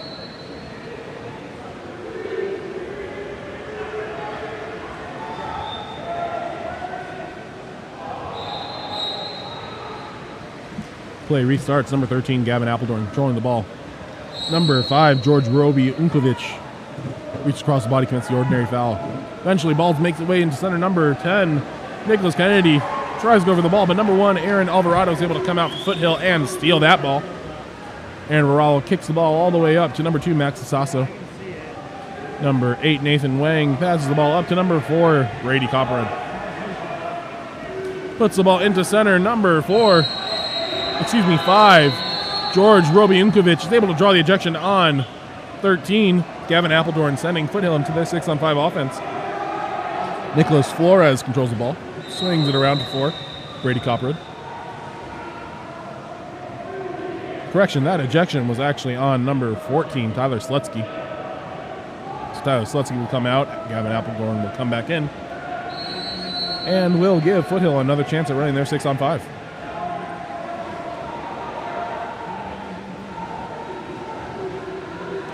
Ball is kicked out. Number 4 will start with the ball. Brady Copperhead swings it down the line. 6 in happens. Put Brady Copperhead over to Talmadge Cobb. Swings down to 15, Nicholas Flores. Back up to Brady. Swings it over to Talmadge. Talmadge takes the skip shot. Goalie gets his hand up just in time and is able to knock that ball into the crossbar. Newport Beach recovers. Goalie William Vonderay passes it all the way up the pool to Tyler Slutsky. Tyler looking at center. Ball comes in. Number 10, Nicholas Kennedy, steps out, takes a shot. Aaron Alvarado is all over that. Great job there on that block, getting 2 hands out. Foothill Club putting up a nice little fight here in the second quarter. Number 8, Nathan Wang, controls the ball. Bringing that ball in, tries to get up on his legs and fires over the cage. Ball trickles in on the far side. William Vonderay controlling, passes it up to 13, Gavin Appledorn. Pressured by number 5, George Rubiunkovic. Ball moves into center. Nicholas Kennedy able to turn, And draw the 5-meter penalty foul. Great job there. Strong turn move by Nicholas Kennedy. I've said this before a lot yesterday. Lefties, especially when they are playing the center or post-up position, can be extremely dangerous. Just having to switch your body from the left side of the body over to the right side for defenders can sometimes take a little bit longer than you want it to.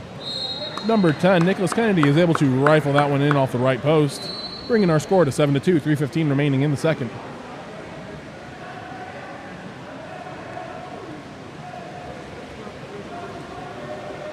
Lots of subs coming in for both sides. We have a long weekend of water polo ahead of us. Even today, we are supposed to have 17 hours of water polo.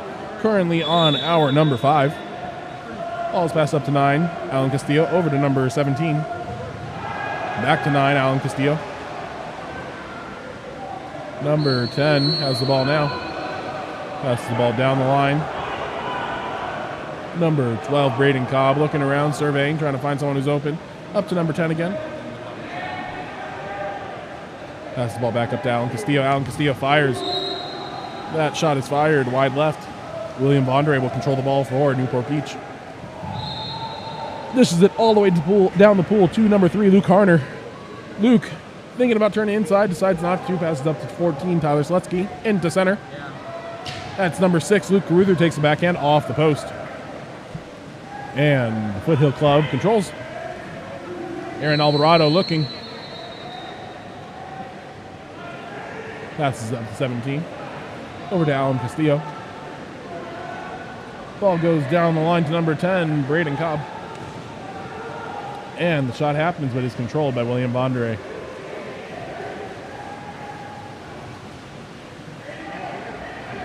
Pass eventually goes up to Nicholas Kennedy. Lefty now playing outside of center. Passes a little bit far, but number 3, Luke Harner, controls. Luke bringing it in.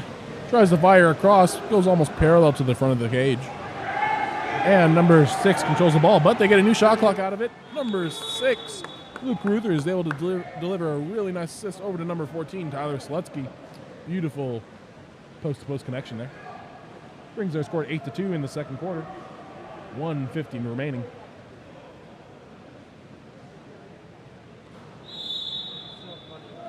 Number 17 controlling the ball.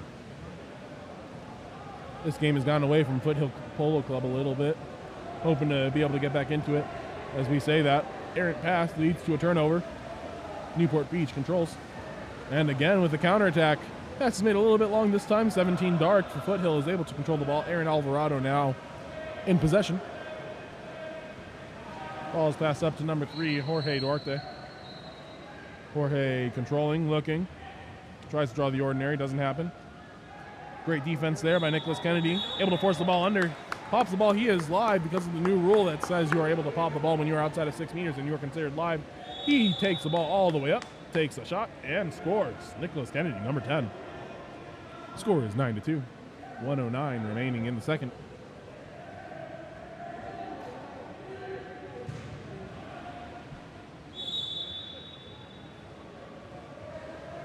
And we are live. Number 9, Alan Castillo controlling. Swings it down line to 17. Down line even further, Jorge Duarte.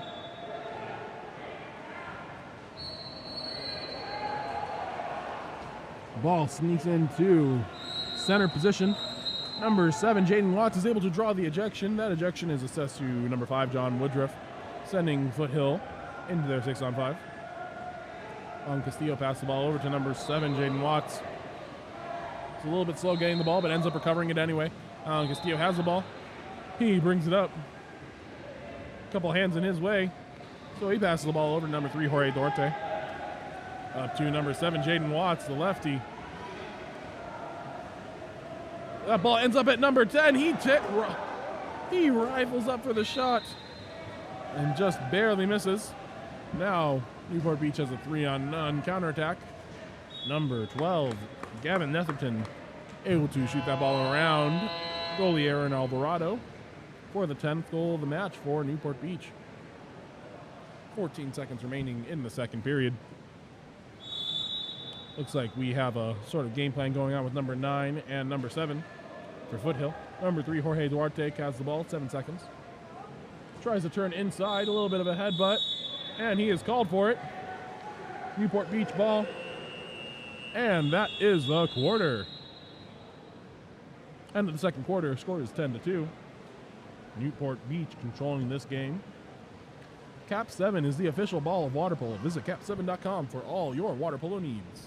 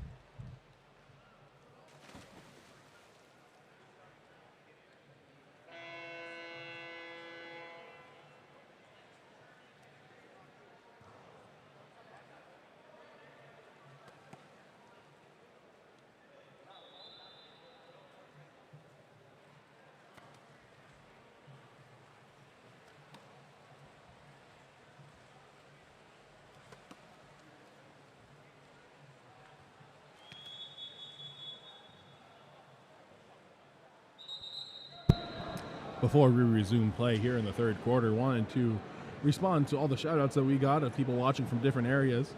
Patty Warger is watching from Grove City, Ohio. We have David Browd watching from Atlanta, Georgia. Yvette Whitney watching from Hacienda Heights, California. Yakov Shushinok watching from the UK. That might be the person furthest from our tournament that has watched this tournament today. And lastly, we have Nana B watching from Ventura, rooting for Foothill Water Polo. Thank you guys for tuning in. We really appreciate all of you guys. If you don't mind, hit that subscribe button. That would really help us out.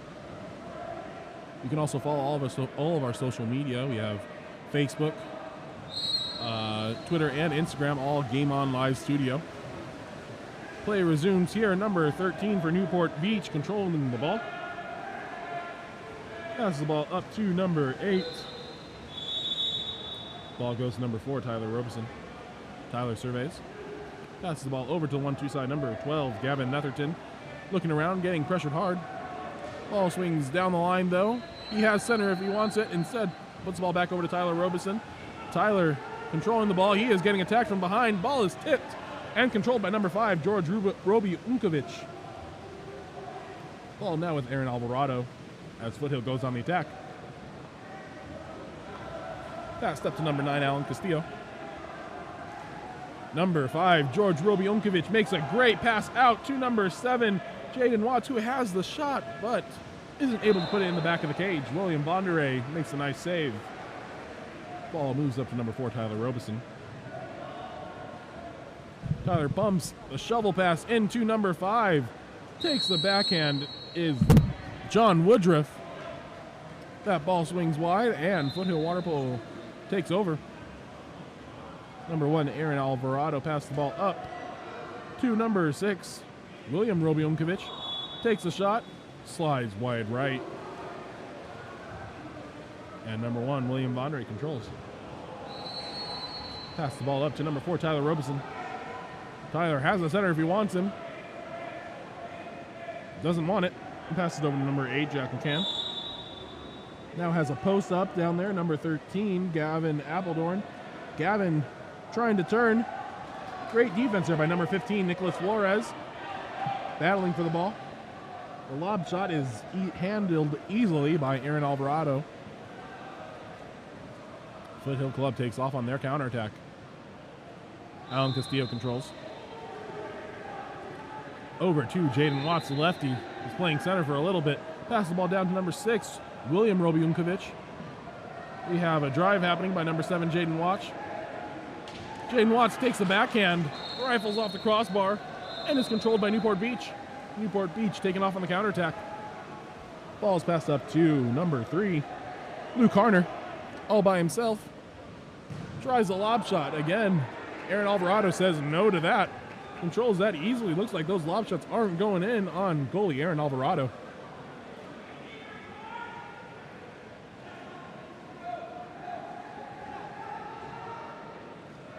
Ball swings up to 7. Jaden Watts into center. The big body, George Robiunkovic, shoots and is blocked by William Vondere. Nicely covered there. Again, Newport Beach has numbers on the counterattack. That ball is passed in. Aaron Alvarado for the 5th time in a row this quarter, able to come out and make a stop. Aaron Alvarado with the hot hand. Passes it all the way up to number 15, Nicholas Flores. Nicholas tries going cross cage. William Vondere shuts the door on that one. William Vondere looking at his coach for some approval. Passes it up to number 4, Tyler Robeson. Tyler still in control of the ball. Looking for an option, passes the ball down line to number 8, Jack McCann. Draws the ordinary.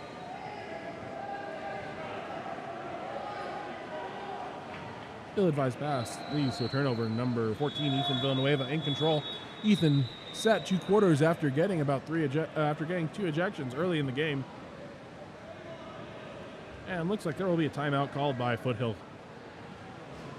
The coaches for Foothill are head coach Patrick Beamer and assistant coach Alex Law. They wanted to talk it over with their team, see if they can devise a plan to get them back into this game.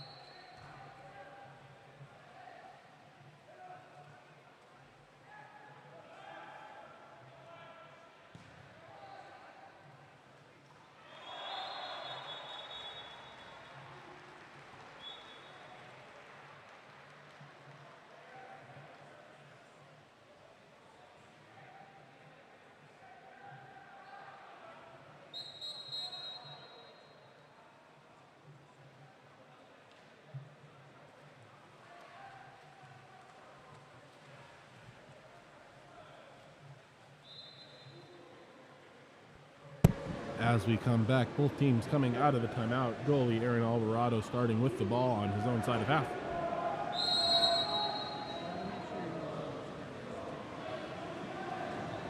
Whistle blows, ball is passed up to number 17. Number 17 looking around, trying to find someone to pass to.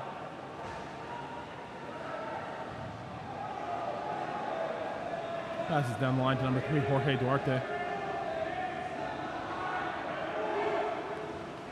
Shot happens.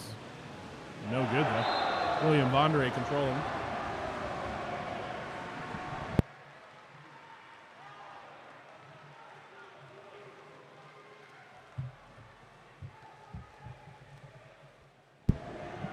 Goalie Aaron Alvarado controlling the ball after the Foothill shot.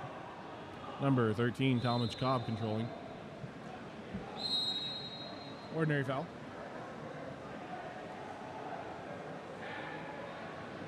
Number 17 controlling the ball. Overpass to number 4, Brady Copperwood, controlled by Talmadge Cobb. Over to number 4. Shot is fired over the cage. William Copperay will control. Vanderhaeg, will control the ball. Passes up to number 3, Luke Garner. Puts it into number 16. Call for the offensive. You saw that backhand come back and almost slapped Brady Copperwood in the face. Brady says that was nothing. I eat those for breakfast, and swims the other way. Ball is passed up to Brady Copperwood. Miscommunication, ball is stolen by number 10, Nicholas Kennedy. Takes off on the counterattack. He has availability, fires it into the upper left-hand corner. Nicholas Kennedy on the goal. That brings our score to 11-2.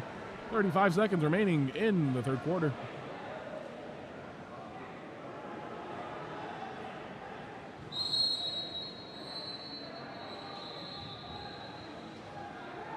Number 4, Brady Copper controlling, passes it to 2, Max Estasso. Down to number 3, Jorge Duarte. Jorge trying to draw a foul, passes it back up to Brady. Brady bringing it up, 10 seconds left. Takes a shot, slides wide left. William Vondere will control. 4 seconds remaining in the game. In the quarter, excuse me. Number 14, Tyler Slitsky receives the ball as the shot clock expires. And that is the end of our quarter. Going into the fourth quarter, score is 11-2.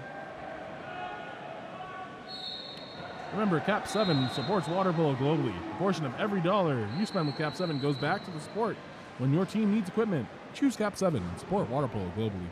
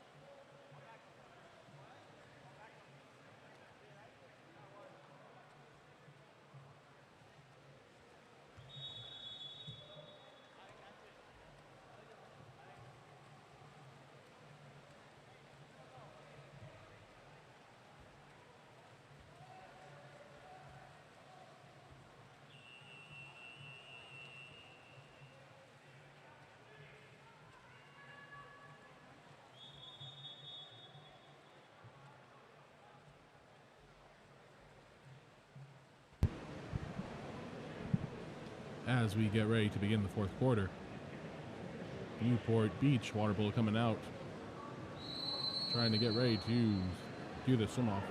Swimming off for Foothill Club, we will have Max Distasto. Excuse me. Against number 10, Nicholas Kennedy.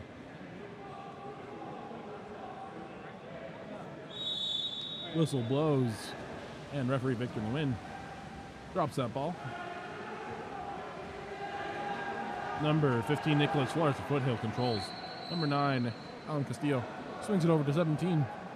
Back over to the 1-2 side, Nicholas Flores puts it into the big body. Number 5, George Robiunkovic, who shoots. William Vondere is up to the task, though. Controls that ball. Ball swings over to the left side. Number 4, Tyler Robeson, looking to get somewhere inside. Makes the pass into number 14, Tyler Slutsky, who doesn't realize for a second, but then controls the ball. Puts that ball into the second center. And Alan Castillo comes down right on top of it and is able to force that ball under. Aaron Alvarado controlling. Passes the ball up to number 17. Number 9, Alan Castillo. Backtracking a little bit, passes it back to 17. 17 passes the ball down the line. Number 3, Jorge Duarte, rises up and fires. George Robiunkovic is able to grab the rebound and draw the ordinary foul. Possession will stay with Foothill.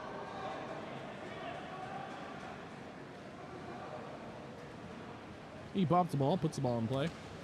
Tries shooting, no good, because the foul took place inside of 6 meters. The foul has to be outside of 6 meters in order for that to count. Goalie William Bondere looks like he knew that, and so he passed the ball up to his teammate, number 4, Tyler Robeson. Being guarded by number 9. Stifling defense by Alan Castillo. Tyler Slutsky passes the ball over to number 7, Quinn Bartlett. A little bit knotted up there. He is called for the offensive as he was knotted up. Number 15, Nicholas Flores controls. Passes it back to goalie Aaron Alvarado. Swings the ball up to number 17 for Foothill. Down to the 5 spot, number 3, Jorge Duarte. Jorge Duarte waiting, trying to let the big man, number 5, George Robiunkovic, get in there. Ball comes into George. Close was a little bit, passes a little bit too close, unfortunately. He wasn't able to handle that. As a center, we sometimes call that getting handcuffed when the ball is passed too close to you and center defenders are able to kind of mess with it. Over there at the 1 spot, ball is passed up to number 3, Luke Harner. Luke Harner by himself tries to rise up. Number 9, Alan Castillo, gets a piece of that ball, and then the ball is forced under by number 15, Nicholas Flores. Foothill takes over.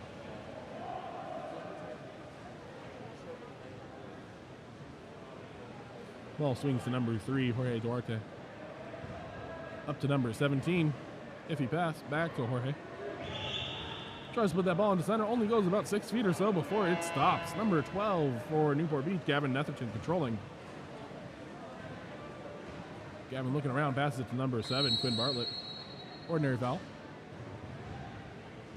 Has plenty of time in center. The lefty, Nicholas Kennedy, tries to get the ball. And then Nicholas Kennedy grabs someone's foot, it looks like, and he is called for the ejection. He knew that it happened the second that his hand came down, though. Tried to put his hand up immediately, but too slow. Referee still saw it. That means that after this timeout called by Coach Patrick Beamer, Foothill will get the ball back, and they will be man up in their 6-on-5.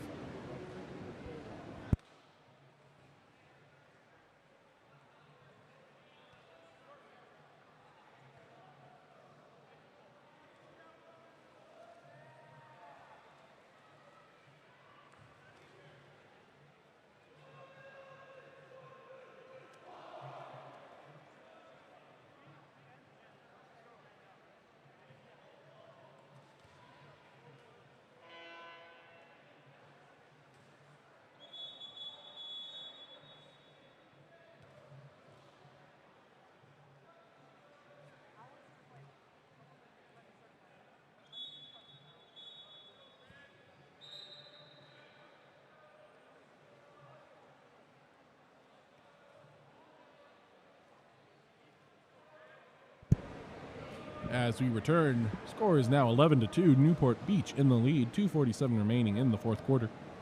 27 seconds on the shot clock. 17 seconds left on the ejection. Looks like the ball is going to start with goalie Aaron Alvarado.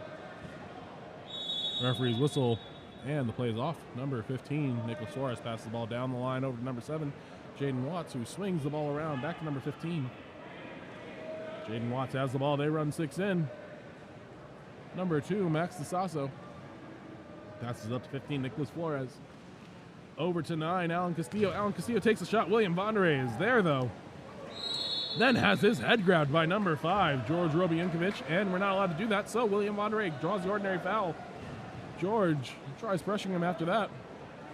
Nothing happening. Number 13, Gavin Appledorn has the ball, swings it down the line, and there is a contra foul. Looks like it was in center on number 2, Finn Genk.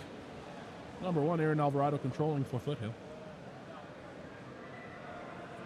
Passes up to 9, Alan Castillo. Into the big body, in the middle of the backhand. Bounces off the crossbar. And William Vonderay is able to swim it out to safety. Vonderay passes up to number 11, Finley LeSueur. Into the wide open person in the middle, number 5, John Woodruff. He is ambushed by number 9, able to control the ball, but still has the ball taken away. Aaron Alvarado passes the ball up to number 2, Max DeSasso, who's able to rifle it into the top right corner. Excellent shot there by Max DeSasso. Just a little bit too much for goalie William Vonderay to handle. 1 minute, 20 seconds left in the fourth quarter. Score is 11-3. Ball is passed back. Number 4, Tyler Robeson controls. Swings down the line. Finley LeSueur in control of the ball. Crosses it over to Gavin Appledorn. Center is available. Puts that ball into a driving Finley. Finley tries a sweep shot, goes off the post, and it will be Foothill ball. 55 seconds remaining. Aaron Alvarado surveying the pool, seeing to see what is available. Passes up to number 9, Alan Castillo. He had a live sub over there for Foothill. Passes it down the line to 14, Ethan Villanueva. Puts the ball in. 15, Nicholas Flores kicks the ball back out. Didn't want any part of that. Swings it over to Alan Castillo. Allen picks the ball up, fires it left. Goalie was going the other way, but the ball sails wide left. 25 seconds remaining in the game. Looks like goalie William Vonderay is content to just sit on it, take us out of this game. Ball is passed up to number 4, Tyler Robeson. Tyler draws the ordinary. Nice to see that Foothill is still playing hardball, because into center, Finley LeSueur kicks it out to 13. Swings it over to the other side, and that is the ball game. Final score today, Newport Beach 11, Foothill 3. Both teams played hard. Water polo is our passion collectively here at Game On Live Sport. KAP7 supports this passion with direct sponsorship to 1552 plus organizations around the world. Join KAP7 in supporting the passion of water polo.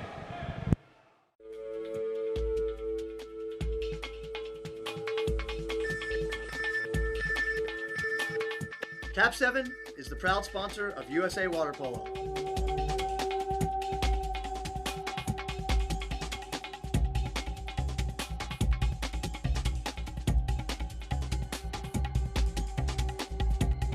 KAP7 is the best ball in the world.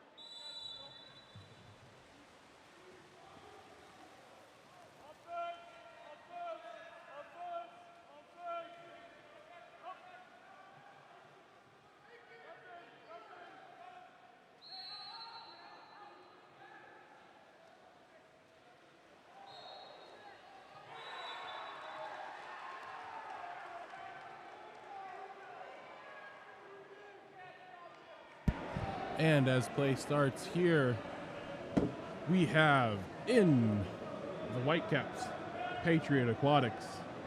In the Dark Cap, Costa Mesa Aquatics. First goal is scored by Costa Mesa, bringing our score to 1-0 with 5:40 remaining in the first quarter. Number 12, Ben Youngblood, controlling the ball.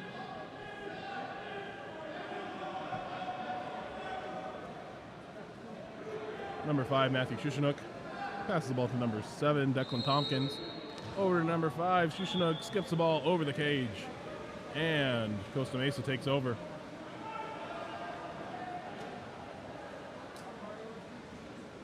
Number 3 for Costa Mesa has the ball.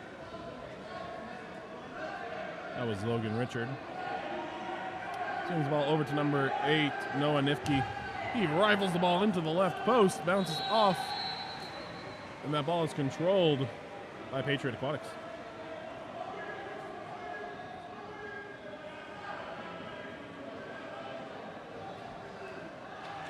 Costa Mesa ends up controlling the ball at the end of that. Goalie Griffin Beth with the ball, surveying his options, passes it up to the left side of the pool. Number 6, Les Brazda controlling, contra foul. Gives the ball to Patriot Aquatics. Number 3 for Costa Mesa, Logan Richard, ends up getting ejected, sending Patriot into their first 6-on-5 of the day. Number 7, Declan Tompkins, passes it over to 12, Ben Youngblood. Takes a shot, blocked by number 6, Wes Brazda for Costa Mesa.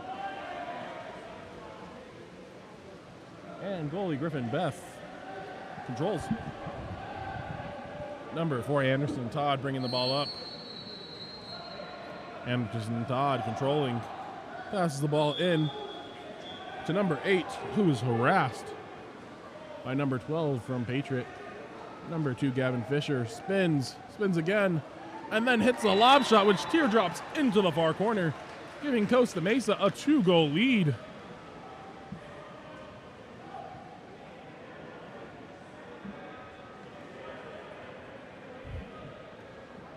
Scores again 2-0, Costa Mesa leading Patriot Aquatics.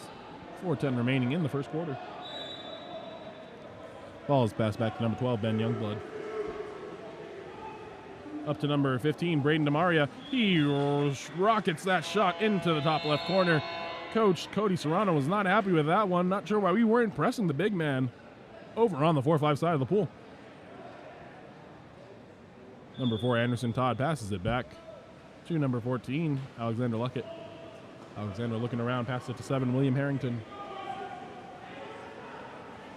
William Harrington passes down the line. Number 8, Noah Nifke, enters the ball into the 3-post. Number 6, Wes Brazda, kicks it back out to Noah Nifke, who passes it all the way across cage.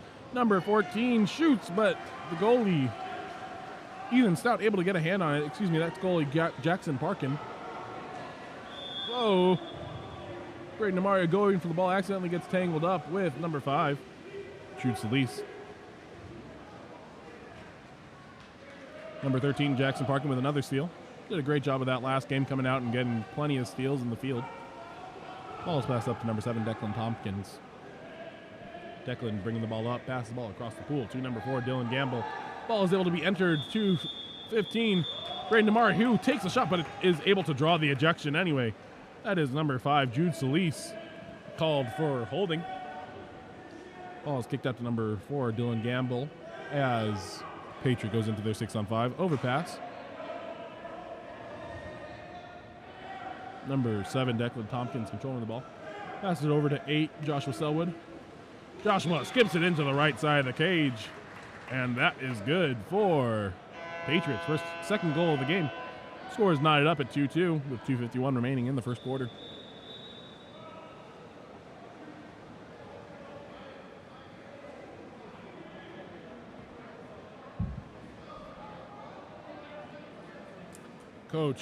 Patriot coach Duheg Grubasic, trying to instruct his players on what exactly they need to do. Foul. Ball number 14, Alexander Luckatan, passes it to number 5, Jude Solis. Over to number 2, Gavin Fisher. Number 5 passes it into a streaking number 3, Logan Richard. He takes a shot, not able to convert though. Braden DeMaria now has up as there are 2 people in the backcourt. Patriot water polo is going to be up big here. Number 15 takes the ball and he throws it over the cage. Now Costa Mesa with numbers, passes it up to number 5, Jude Solis. Patriot does a good job covering up. And that Costa Mesa player was just swamped by 3 Patriot players. Number 13, Jackson Parkin, kicks it up to number 6, Lico Uno passes it across the pool, and to be stolen by Gavin Fisher, number 2, Santa Clara commit. Passes it up. And goalie Jackson Parkin once again is able to come out and grab that steal for Patriot. Lico Uno receives the ball once again. Let's see if he can do better this second time around. Tries to come up, looking for options. Takes the ordinary foul. Swings it to number 2, Sean Nee. Sean Nee spins, kicks it out to number 12, Ben Youngblood. Ben pumping, waving, and beating the goalie over his shoulder to rifle the ball in on the right side of the cage. Ben Youngblood, number 12. That brings our score 3-2. Patriot Water Polo in the lead.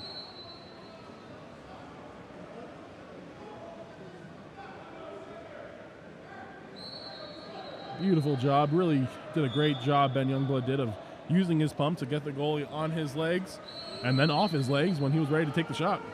Number 14, Alexander Luckett passes it up to number 6, Wes Brosda. Excuse me, that's number 8, Noah Nifke. Noah Nifke controls. Passes it into the far side, going for William Harrington there. William Harrington doesn't hear a whistle, and he is ejected as a long swim all the way over to the corner. That brings Patriot Water Polo into their 6-on-5. Ben Youngblood going for it again. No, he's not. Passes up to number 6, Lico Uno. Back over to Ben Youngblood. Swings it over to number 4, Dylan Gamble.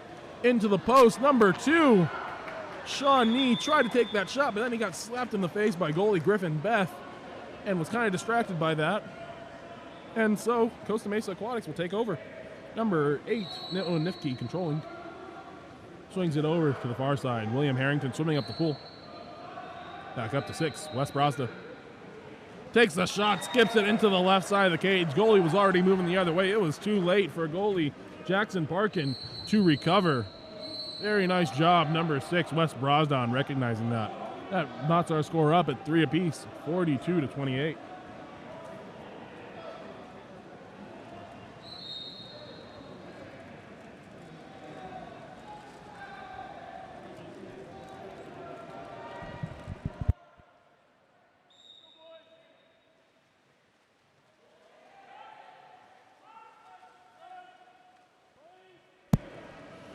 Ball swings down to number 6, Lico Uno, down at the 5 spot. We have a little pick action in center. Ball at number 9, it looks like, Ryan Verzani. Overpass is broken up by number 1, Griffin Beth, for Costa Mesa. And Costa Mesa controls. Griffin Beth controls the ball. He has a man wide open in the middle after the ejection. And the long pass is tipped in by number 5, Jude Solis. That assist will go to Griffin Beth after a full 25-yard pass. That takes some real accuracy. That whole play made possible by number 2, Sean Nee, because he got ejected.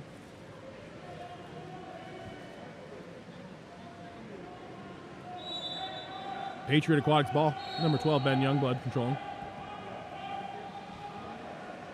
Swings it over to number 2, Sean Nee. Number 9, Ryan Verzani with the ball. Again, the overpass. They are being really just a little bit too quick with those overpass. Goalie Griffin Beth tries shooting the ball. 1.59 seconds remaining. Ball is over there. We'll get one final shot for Jackson Parkin. Shot comes. Whoa. And that one was close for goalie Griffin Beth. Almost didn't get his hand up in time. We will head into our first quarter break with Costa Mesa leading Patriot Aquatics 4-3. KAP7 is a proud sponsor of the Eggbeater series of water polo. We recognize how important it is for athletes to have the opportunity to compete. Visit KAP7.com.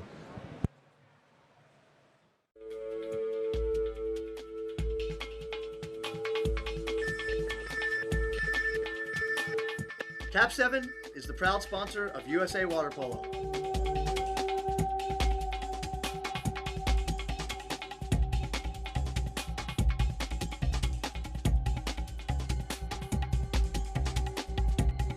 KAP7 is the best ball in the world.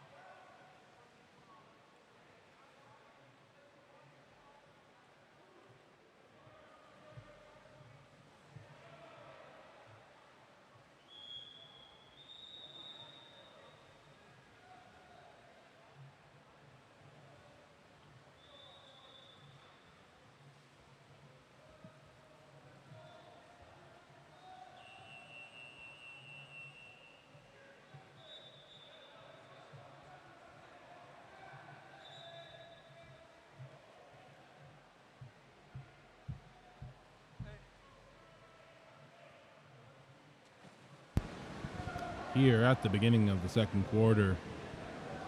Costa Mesa leading Patriot Aquatics by 1 goal. For those of us that are watching, there are 87 of you guys watching this live stream right now. Feel free to give a shout out to the team that you are supporting in the live chat. We'd love to hear from all of our viewers. So, if you are rooting for Costa Mesa, go ahead and post "Go Costa Mesa" in the live chat. If you're here for Patriot Aquatics, let's hear from you as well. Whistle blows. Number 7, William Harrington, able to win that swim off, giving the first possession of the game to Costa Mesa Aquatics. Looking for the center entry pass. Ball comes into number 4, Anderson Todd, the lefty in center. We have an ejection by number 12, Ben Youngblood. Coach Duhe Grubisic is not happy with that one. Costa Mesa has the ball, moving the ball around on 6-on-5. Tries to pass it into the lefty, ill-advised pass. Luckily, we got it back out. Logan Richard controlling. He's passing the ball around. Number 2, Gavin Fisher. Pass it down to number 7, William Harrington. Gavin Fisher with the ball, pass it up as we come even. That ball shoots. That ball is shot just wide right by number 3, Logan Richard, resulting in Patriot ball. Patriot passes up to Ben Youngblood. Ordinary foul. Crosses the ball across the pool. Gavin Fisher is able to get the ball. Nice steal there by him. Passes back to Griffin Beth.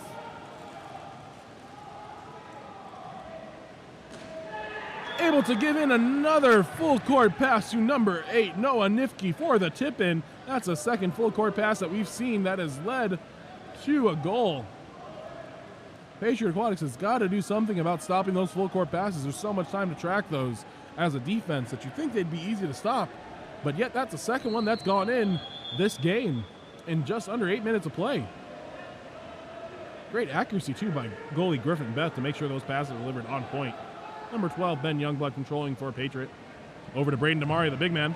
Blocked by Griffin Beth after the shot.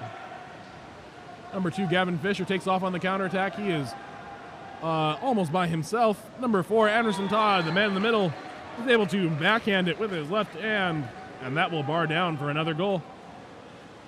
Costa Mesa Aquatics starting to run away with this one. Score is 6-3, 4:37 remaining in the second quarter. We need to see a big change out of Patriot if they want to remain in this game. Patriot Aquatics gets started up again. Ball with number 12, Ben Youngblood. Able to turn around and get inside. Ball is stolen by number 7 and then stolen back by number 5, Dylan Shushanok. Kicked over to number 7, who was by himself. Ball gets passed into center. Number 4, Dylan Gamble, trying to create something. Number 11, though, Armando Valenzuela, will be ejected. Say he reached over the top while he was going for the ball. Number 7, Declan Tompkins controlling the ball for Patriot Aquatics on their 6-on-5. And number 8, Noah Nifke, pops up, able to make that steal for Costa Mesa. That is just heartbreaking. You can see that Coach Duhe Grubisic is just heartbroken by that play. Overpass is made. Uncharacteristic for Griffin Beth. Usually such a sharpshooter when it comes to being in the cage and making passes to his teammates. Ball is passed up to number 7, Declan Tompkins. Declan walking that ball up, passing it over to number 5, Matthew Shushanok. Put into center. Number 6 tries to go over for the backhand. Liko, seems like the ball slips out of his hands. And the ball is now with Costa Mesa. Back up to number 14, who dumps the ball into the 2-post. That ball is kicked out. Looks like that's number 5, Jude Solis. That ball paints the crossbar and then goes out of bounds. Number 13, Jackson Parkin, will control. Jackson Parkin passes all the way up to 7. Declan Tompkins at the 4 spot. Number 8, Joshua Selwood now trying to make something happen for his team. Good hands-up defense there by number 8, Noah Nifke.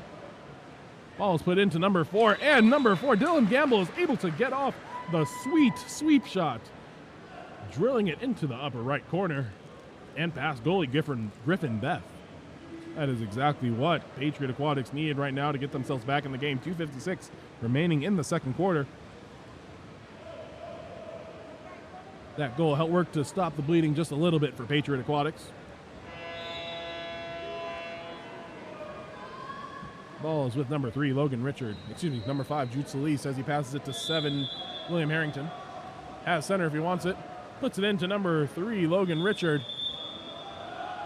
Offensive foul called, and the ball remains with Patriot Water Polo. Patriot advancing the ball, brings it over to number 8, Joshua Selwood. Joshua has a driver. Ordinary foul. Passes it all the way across the pool to number 4, Dylan Gamble, who puts it into center. Goalie Griffin Beth comes out and is ejected as he went right over Liko Uno's shoulder while he was trying to get that ball. Now, Costa Mesa is still in 6-on-6 defense, but they were down a goalie.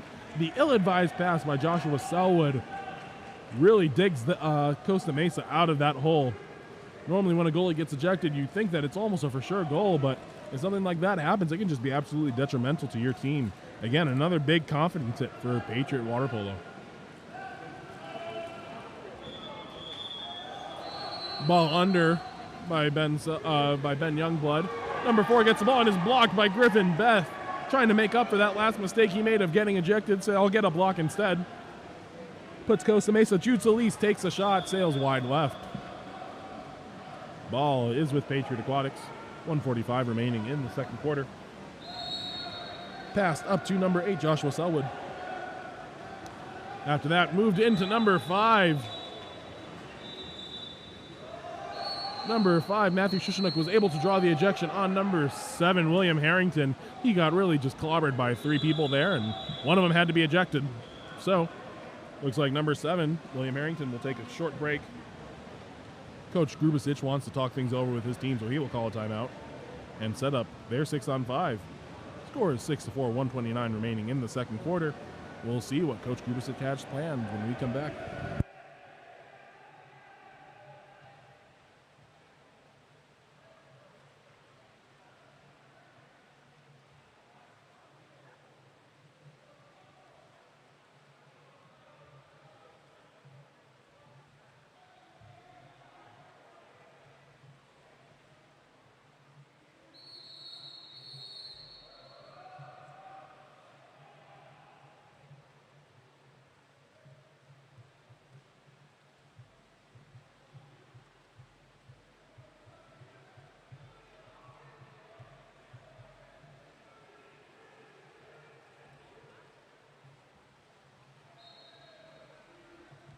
And as we come back here in the second quarter, Patriot Aquatics getting ready to go into their 6-on-5 offense. For those of you that reached out to us in the live chat, we appreciate that. Apparently, I have been mispronouncing Noah Ganifke's name this entire game. Thank you for correcting that. If I am mispronouncing anyone else's name, please feel free to let us know. We always appreciate any feedback that we can get from our viewers. A lot of CNAC and Patriot supporters out there. Ball looks like it will start with number 13, Jackson Parkin. That's the ball up to number 9, Ryan Verzani down the line. Number 4, Dylan Gamble, back up to Verzani. Takes a shot and drills it into the lower right-hand corner of the cage, just under the outstretched arm of Griffin Beth. Nice shot there by number 9, Ryan Verzani.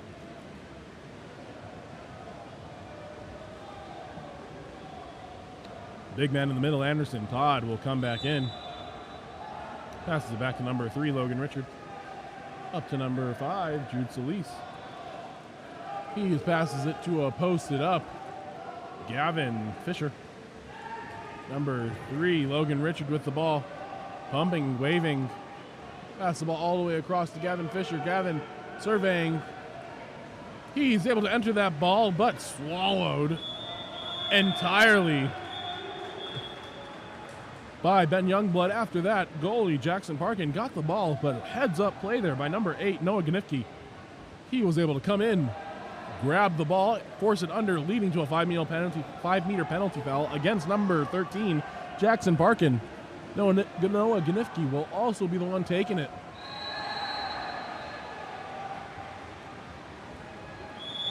Whistle blows, and Noah Ganifke skips it into the left side of the cage for the 7th goal for Costa Mesa. Score is 7-5, 55 seconds remaining here in the second quarter.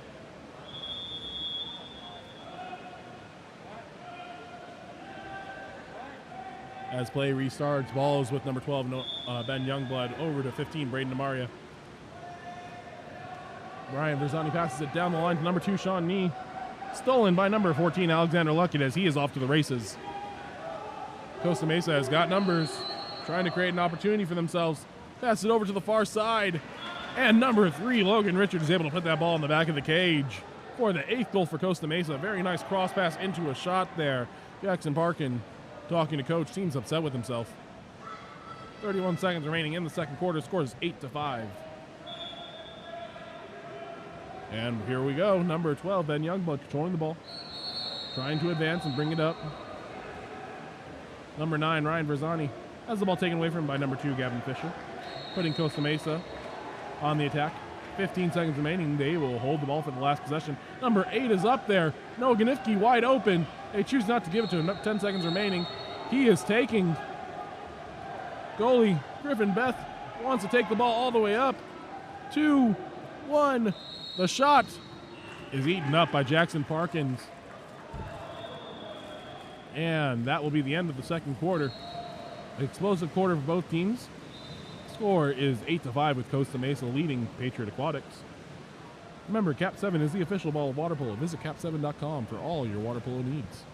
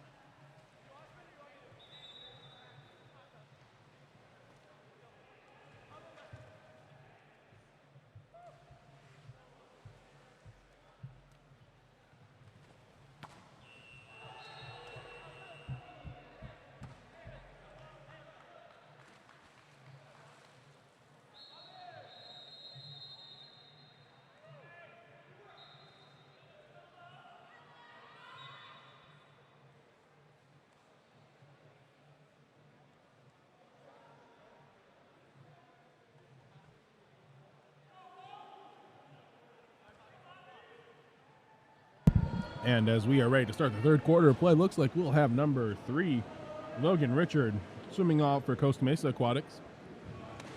For Patriot Aquatics, still figuring out who is going to swim. Looks like it might be number 16, Jackson Geiger.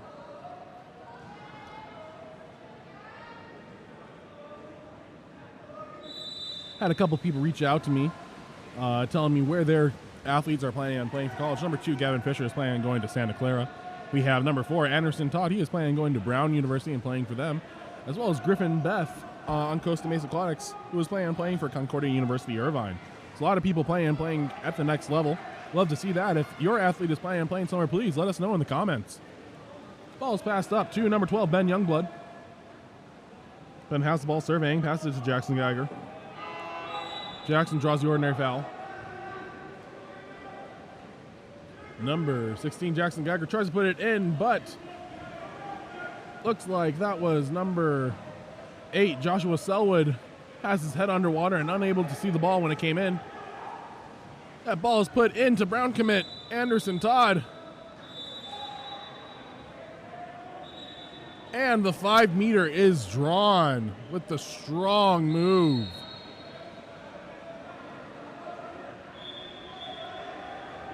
Some confusion to the players. They're wondering whether there is a 5 meter and ejection. It is going to be a 5 meter penalty shot. That foul will be assessed to number 10, Asher Johnson. Drawn by Brown commit Anderson Todd.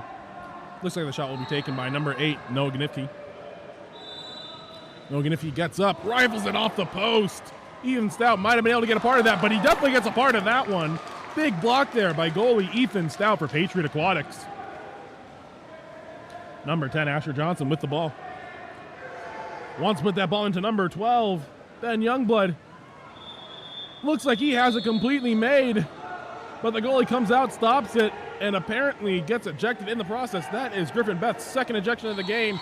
Number 16, Jackson Geiger, able to get up and score the goal for Patriot. That brings our score 8-5, 4:54 remaining in the third quarter. Sorry, it is 8-6. Remember, that is Griffin Beth's second personal foul.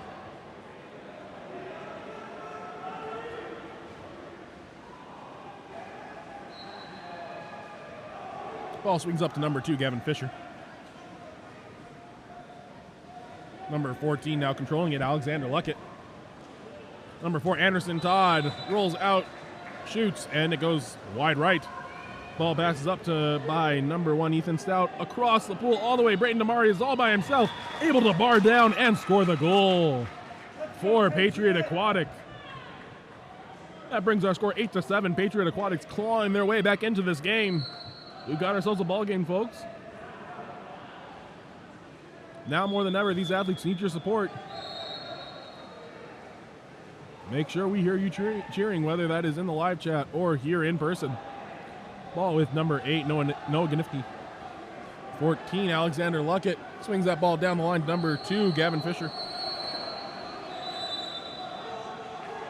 Looks like there was an offensive foul there. Number 8, Joshua Selwood will take over control of the ball. Passes to the far side. Braden DeMaria skips past him, and Griffin Beth able to control that ball and grab the steal. Number 15, Braden DeMaria, a little bit too excited, tried grabbing the ball from goalie, and he was ejected. Coach isn't happy with that one. Not usually an ejection you want to take. Coach, the Mesa coaches, Cody and Dustin Serrano, want to talk that over, make sure they can take advantage of the 6-on-5 opportunity. Timeout with 4:02 left in the third quarter.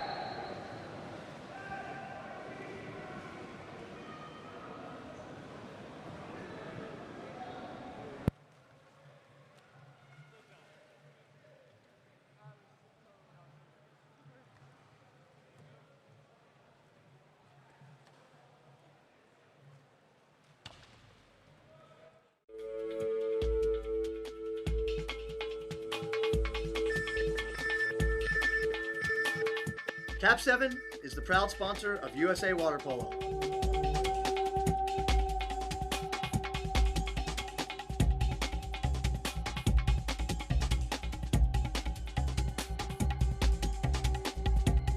KAP7 is the best ball in the world.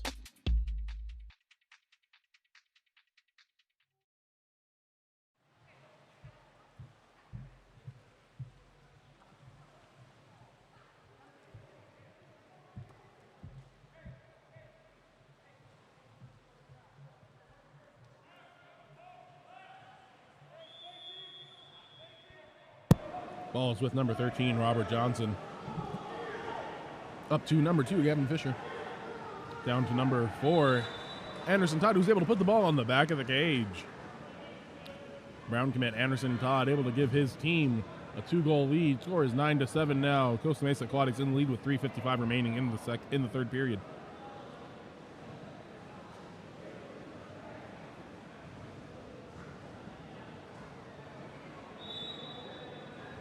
Ball is put back to number 12, Ben Youngblood.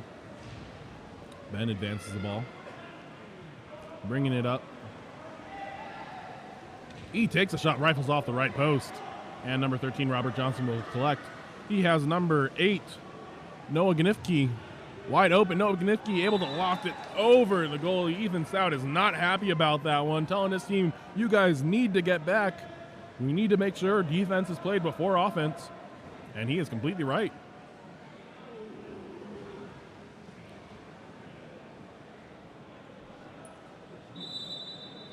Ball is passed back to Ben Youngblood for Patriot Aquatics. Score is 10-7 with 3:30 remaining in our third period. That ball is tipped out by Logan Richard. Wasn't even aware that his person had the ball until about a second before. Costa Mesa Aquatics now controls the ball. Number 13, Robert Johnson, passes it up to the one spot. Swings it across the pool to Gavin Fisher. Has a posted up number 11, Armando Valenzuela. That shot is controlled, though, by Ethan Stout. Ethan Stout looking, surveying. Coach Grubasic of Patriot Aquatics is not exactly happy with something. Ball comes in, and a 5-meter given to number 4, Dylan Gamble. That 5-meter penalty foul will be assessed to Logan Richard.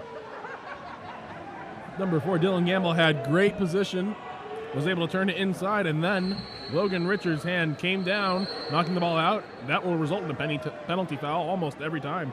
Number 12, Ben Youngblood, controlling the ball now. Seems like he'll be the one taking the penalty foul. Asking goalie Robert Johnson to move back. Whistle, shot, goal. Number 12, Ben Youngblood.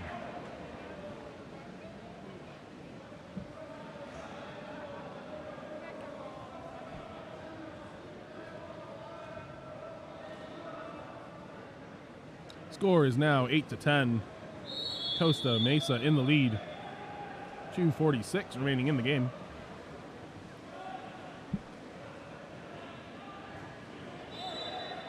Ordinary foul given to number 2, Gavin Fisher. Passes up to 7, William Harrington. Back down to Noah. Back down to Gavin. Passes up to number 7, William. William looking at the center. Instead takes a shot to the far left side of the cage and is able to rifle it in. Number 7, William Harrington, giving Costa Mesa Aquatics the spark that they needed. Score is now 11-8 with 2:26 remaining in the third quarter. I'm sure Ethan Stout wishes he had that one back. Those type of goals where goalies are caught sleeping are always so frustrating because most goalies know that they're able to reach over and just grab those. Patriot Aquatic ball, number 12, Ben Youngblood, trying to make something happen. Being defended by Armando Valenzuela. Passes it over to 16, Jackson Geiger. Jackson pumping, waving. He is still alive, able to come into the middle of the pool. Shoots it, rifles off the left side of the cage, and Robert Johnson controls the ball. Passes it up to number 7, William Harrington. William Harrington, person who scored that last goal, tries to loft it across the pool, but it is jumped up and stolen by Matthew Shushanuk. Great defensive play, great anticipation there by Matthew. Passes the ball up the line to number 4, Dylan Gamble. He is unable to control the pass, though, and the ball is stolen. Robert Johnson, goalie for Costa Mesa, controlling. That ball is stolen by number 8 and given a 5-meter penalty foul. Not sure what the goalie was doing there. He was just holding the ball kind of in broad daylight. Number 8 walked up and was like, well, if you're just going to hold it there, I'm going to grab it. And he's able to draw the 5-meter penalty foul. Looks like he'll take it as well, and he'll score it. Number 8, Joshua Sell, with a great turn of events for Patriot Aquatics, bringing them within 2 goals. Score is 11-9, 1:33 remaining in the third quarter. Coach wasn't exactly happy with that. A couple subs coming in for both sides, making sure players stay fresh.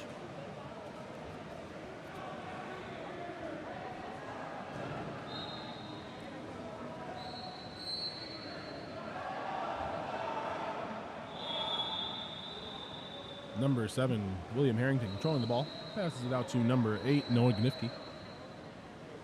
Number 2, Gavin Fisher has the ball, being defended by number 2, Sean Nee. Gavin Fisher picks the ball up. He has a center if he wants it. Puts it in. Hands up by Braden DeMaria. Great job showing hands there, and he is off to the races. Showing us some speed out of the big man. Number 6, Lico Uno. Pass the ball into Braden DeMaria, the lefty. Turning. And he rifles the shot off. Robert Johnson able to get a finger on it. Pushes the ball out of bounds. Braden DeMaria there turned about a 270. Trying to get position for that shot. Braden DeMaria will take the corner throw. He has the ball. Pass the ball up to number 6, Lico Uno. Over to number 10, Asher Johnson. Asher Johnson takes the shot. Fires off the post. Robert Johnson controls. 52 seconds remaining in the quarter. Up to number 5, Jude Solis. Over to 7, William Harrington. To 2, Gavin Fisher. He has people posted up. Number 2, White, Sean, knee ejected. Anderson Todd able to skip it under the goalie's arm and give Costa Mesa their 3-goal cushion right back. Really depending a lot on Anderson Todd over there. Great job by him. Drawing ejections, scoring goals, and everything in between.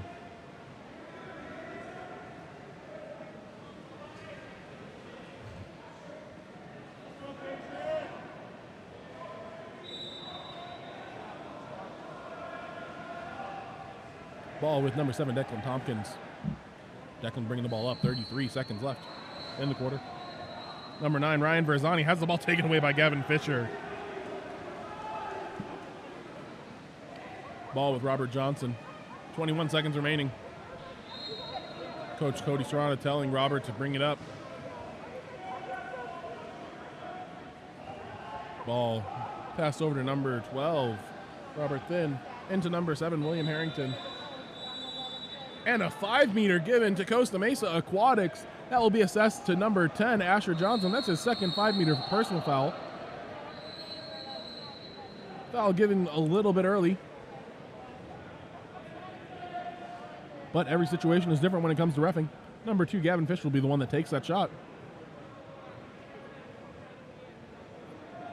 Goalie Ethan Stout ready for the 5-meter. Told to back up a little bit. Whistle blows. Ethan Stout is able to get a hand on it and stop that goal from being converted. Great job there, Ethan Stout. That's not easy to do. 4:47, 4 seconds remaining here in the third quarter.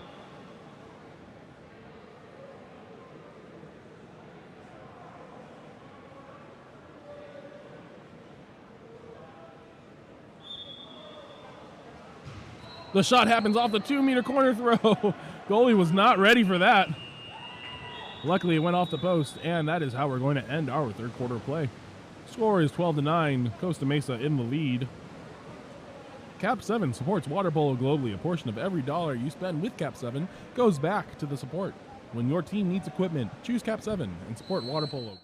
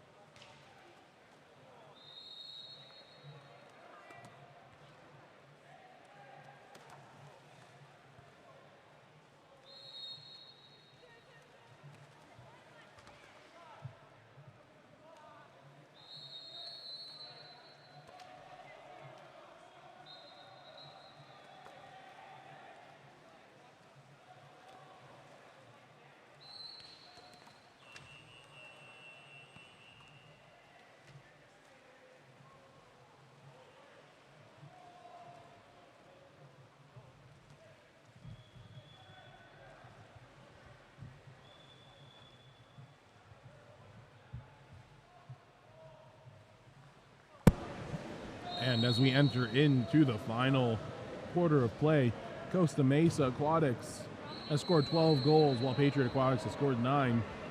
Costa Mesa wanting to hold on to this lead they have built for themselves.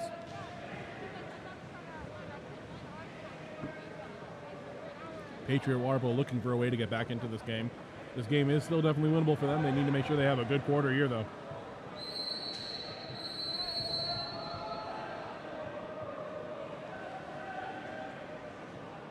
Looks like it'll be number 14 for Costa Mesa. Alexander Luckett swimming off against number 4, Dylan Gamble. Ball's put into the water, and Dylan Gamble wins the ball for Patriot. Swings over to number 12, Ben Youngblood. Passes it to 15, Braden DeMaria. Looks like Costa Mesa wants the ball out of Braden DeMaria's hands. They stunt over to him. We're able to get a tip, and number 14, Alexander Luckett, has the ball, passes it across Cades to Jude Solis. Jude Solis fires it off right around Ethan Stout's head. He comes up smack in the water, not happy about that one. That brings the score 13-9. Costa Mesa in the lead. Ethan Stout definitely a talented goalie. Number 12, Ben Youngblood controlling. We'll see if they do that same thing. Number 15, Braden DeMaria controlling. This time they allow him to go one-on-one, ordinary foul. Pass it over to the cross side. Number 4, Dylan Gamble is able to put it in, and the 5-meter is drawn by number 5, Matthew Shushin. A great draw there on number 5, Jude Solis. The pass there coming in was also excellent. I believe that pass was delivered by number 4, Dylan Gamble. Looks like it'll be Braden DeMaria who takes this 5-meter. The lefty. Braden definitely has one of the harder shots on the team. He fires it off the left post, and it rebounds over to the opposite side of the cage and in. Braden DeMaria scores, bringing the score to 13-10. Costa Mesa controlling the game.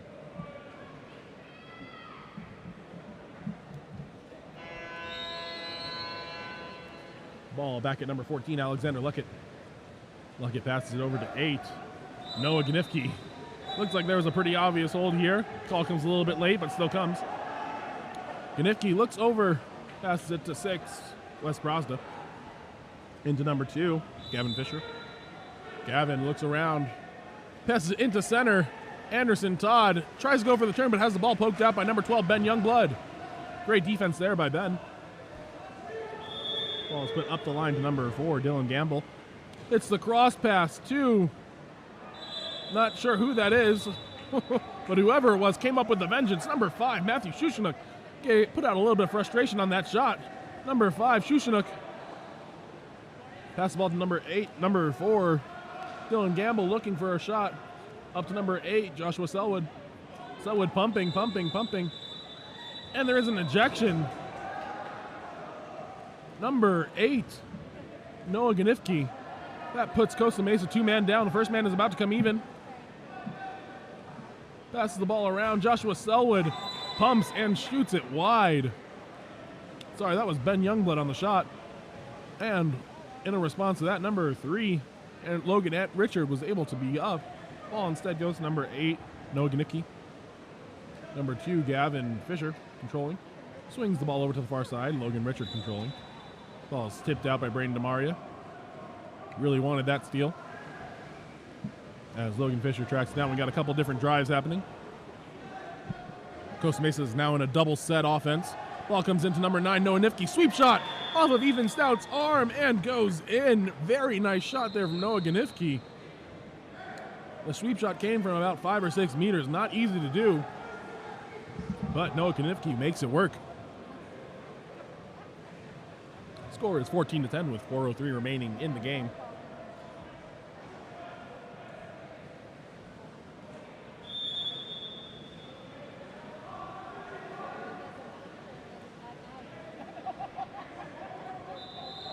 Ball with number 12, contra foul called on number 15, Braden DeMaria.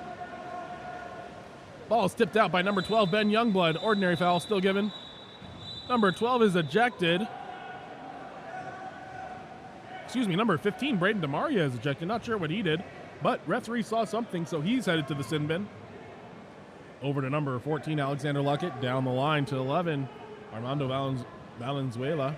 Number 6, Wes Brosda takes a shot. Able to sneak that one in past Ethan Stout to give Costa Mesa Aquatics the 5-goal lead. 3:34 remaining in the fourth quarter.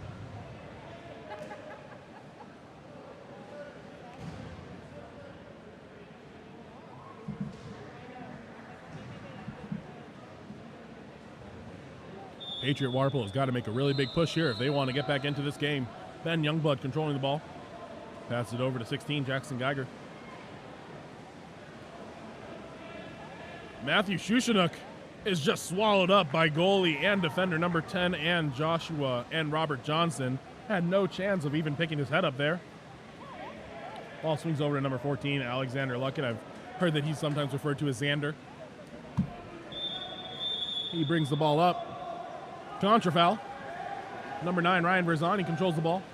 Swings it out to number 4, Ryan Gamble. Ryan controls the ball. Ryan Verzani open in the middle of the pool. Not for long, though. Swings it over to the opposite side, possibly. Number 4, Ryan Gamble controlling it. Shot. Rebound comes right to number 9. Ryan Verzani was able to put it in the back of the cage. Around Robert Johnson. Nice job, Ryan. 4-goal lead now for Costa Mesa. Score is 11-15. 2:52 remaining in the fourth quarter. Let's see if Patriot Aquatics can continue this last quarter push.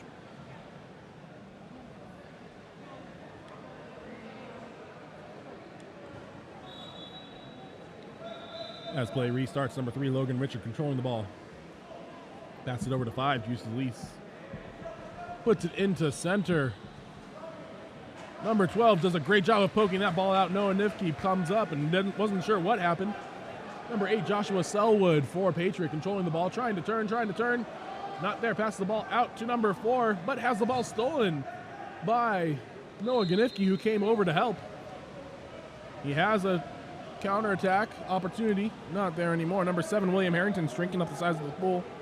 Looking for someone to pass the ball to. Ball's put back into Noah Ganifke. Takes a shot. Bars off the post. Ethan Stout taking up most of the goal there. Ethan Stout controlling the ball. 2 minutes remaining. Ben Youngblood has the ball. Puts the ball into number 5, Matthew Shushanuk. Great hands-up defense by Logan Richard. Ball has to be kicked back out. Ben Youngblood has a chance. Number 16, Jackson Geiger takes a shot, but is shot blocked by Jude Solis. And controlled by Costa Mesa. Timeout by Cody and Dustin Serrano. Score now is 11-15, 1 minute and 50 seconds remaining in the fourth period.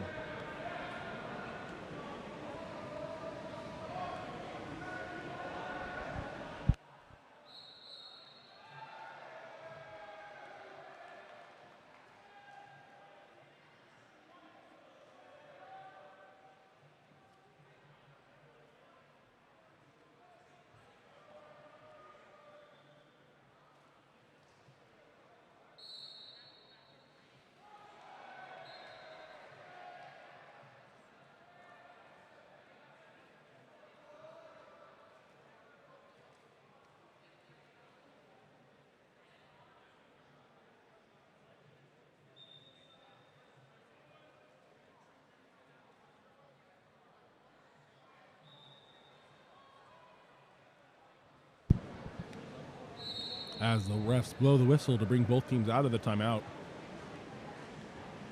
we will see what Coach Cody and Dustin Serrano have planned for their team. They have built themselves a comfortable 4-goal lead. Looks like we have one too many people in for Costa Mesa. Ball is passed back to number 13, Robert Johnson. Whistle happens. Ball's put in play. Looks like they are going to sit on the ball for a little bit, try to waste some time off the clock.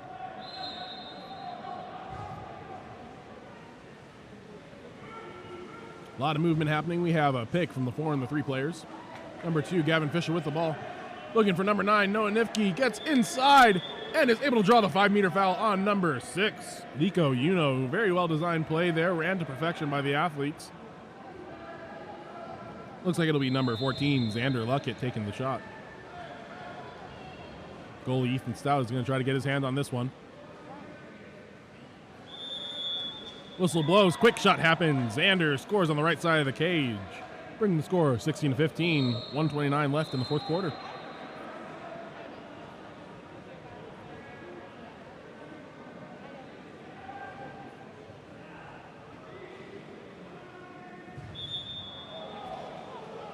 Number 9, Ryan Verzani starting with the ball. Passes it over to 11. Curtis Pakula. Has the ball knocked out of his hand by number 12. Peter Thin, who is off to the races, gets the ball. Stops to survey his options, passes it up to 8. Noah Ganifke. Noah Ganifke controlling the ball, passes it over to Xander Luckett. Xander surveying. A little bit of a stiff arm. Referee thinks it's all right, though. Foul by Lico Uno. Crosses it over to Noah Nifke. That is not the person you want shooting, because that is what happens. Noah Ganifke takes a shot, bounces off the post, off the goalie's back, and into the cage. That one really had some power on it. Great shot there by Noah Ganifke. brings our score to 17-11, 51 seconds remaining in the fourth quarter. Number 9, Ryan Verzani, controlling the ball for Patriot. Swings it out to number 11, Curtis Pakula. Curtis called for the stiff arm, contra foul. Number 12, Peter Thin passes it back to goalie Robert Johnson. Number 7, William Harrington controlling. Content with sitting on the ball, wasting time. Offensive call, I believe that was stalling. Meaning that Costa Mesa wasn't trying to play offense anymore. Some refs have a different definition than others of that call. Number 11, Curtis Pakula, able to thread that ball in past goalie Robert Johnson to give Patriot water polo their 12th goal of the match. Normally 12 goals are enough to win a water polo game. Not this one, though. Costa Mesa had a very dynamic offense. 17 goals scored in just 24 minutes of play. Almost a goal per minute. Balls with number 7, William Harrington. And that is going to do it for this game. Final score, 12-17. Costa Mesa coming out on top of Patriot Aquatics. Great game by both teams. Thank you for all the support, everyone that viewed in for this game. Remember, water polo is our passion collectively. KAP7 supports this passion with direct sponsorship to 52+ organizations around the world. Join KAP7 in supporting the passion of water polo.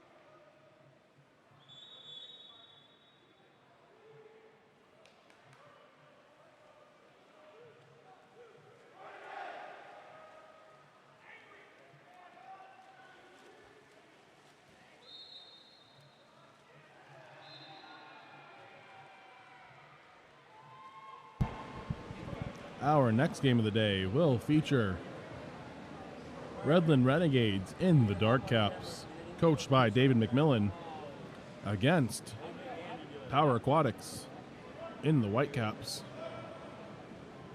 coached by Matthew Roche.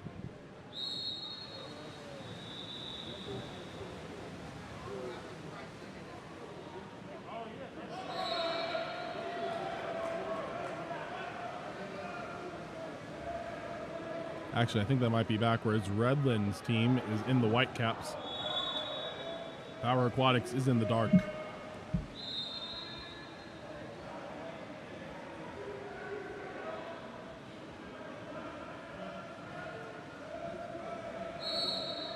Ball is passed down the line to number 15, Pete Muller.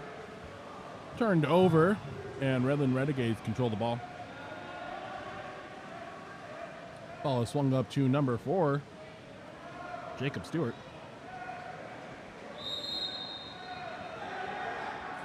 Jacob Stewart is looking at his options, puts it into center.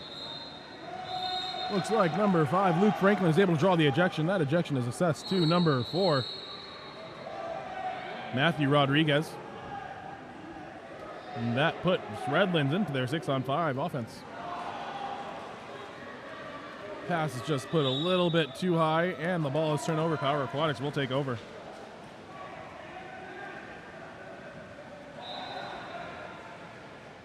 Number 7 for Power Aquatics, Cooper Call, controlling the ball. Passes over to number 3, Tyler Kickless, who shoots, but goalie Luca Smith is able to control it. Goalie Luca Smith was one of our standout players yesterday, really able to do a great job of controlling it. Ball is passed up to number 4, Jacob Stewart. Jacob walks up and fires it, goes slightly over the cage on the right side.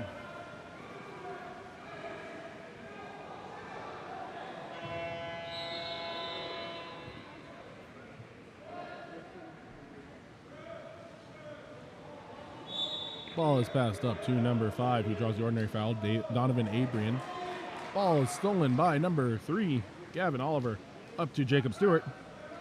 Jacob Stewart is being recruited by the Air Force Academy, hoping to play there in the next couple of years. Number 5 has defenders draped all over him. The crash is there, though, and Cooper Call is able to draw the offensive.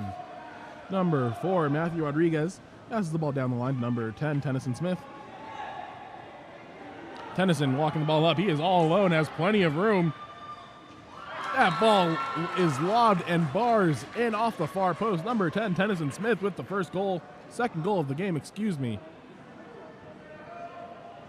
I was correct. That was the first goal of the game. Number 10, Tennyson Smith gets it past Luca Smith. Ball is passed back. Number 2, Nicholas Perna controlling. Swings it over to the far side. Number 6, Ethan Guerreca. Passes it down the line to number 14, Lennon Franklin. Ethan is now driving. Turns inside. Takes a shot off the goalie's hands. Number 5, though, is able to regain possession. Luke Franklin shovels that ball into the cage. Past goalie Jonathan Stout. And we are knotted up at 1.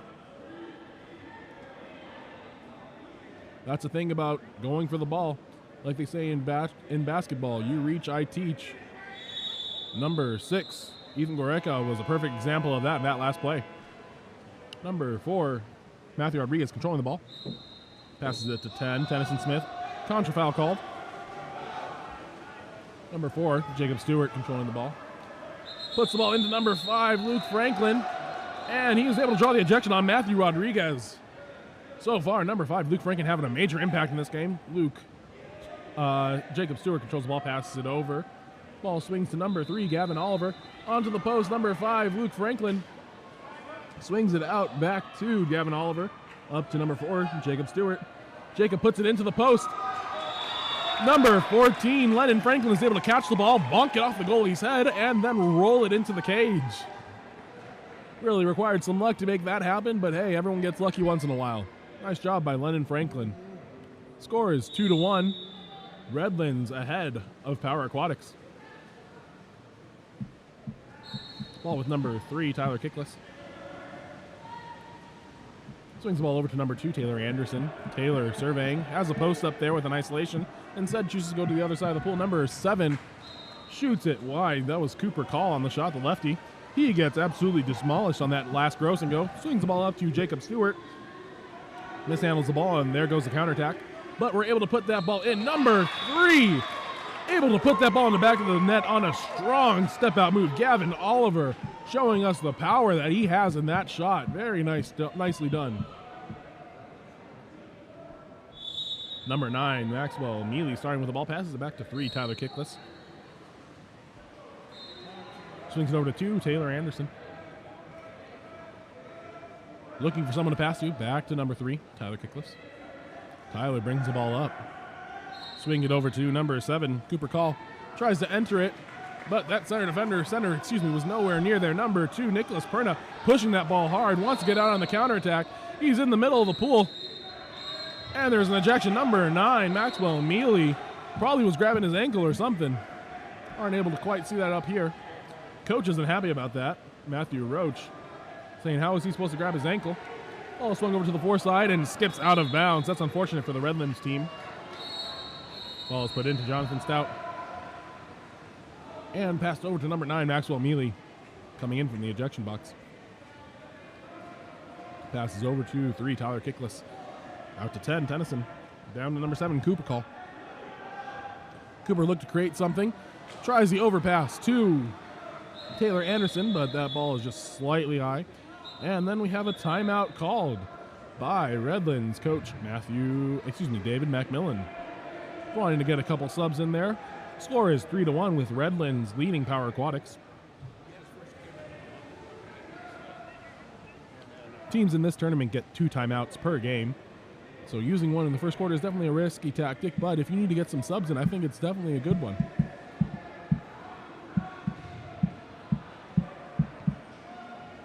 Is that you?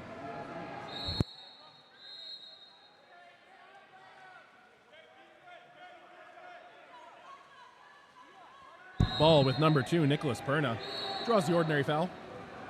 Swings over to number 4, Jacob Stewart. Puts the ball into number 3, Gavin Oliver, who had the monster step out earlier.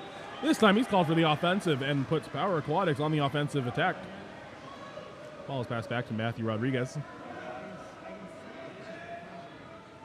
Trying to find some room in the center. Maxwell Mealy receives the ball in the 5 spot. Got a couple drives happening. There's an ejection. Number 7, Ruben Villanueva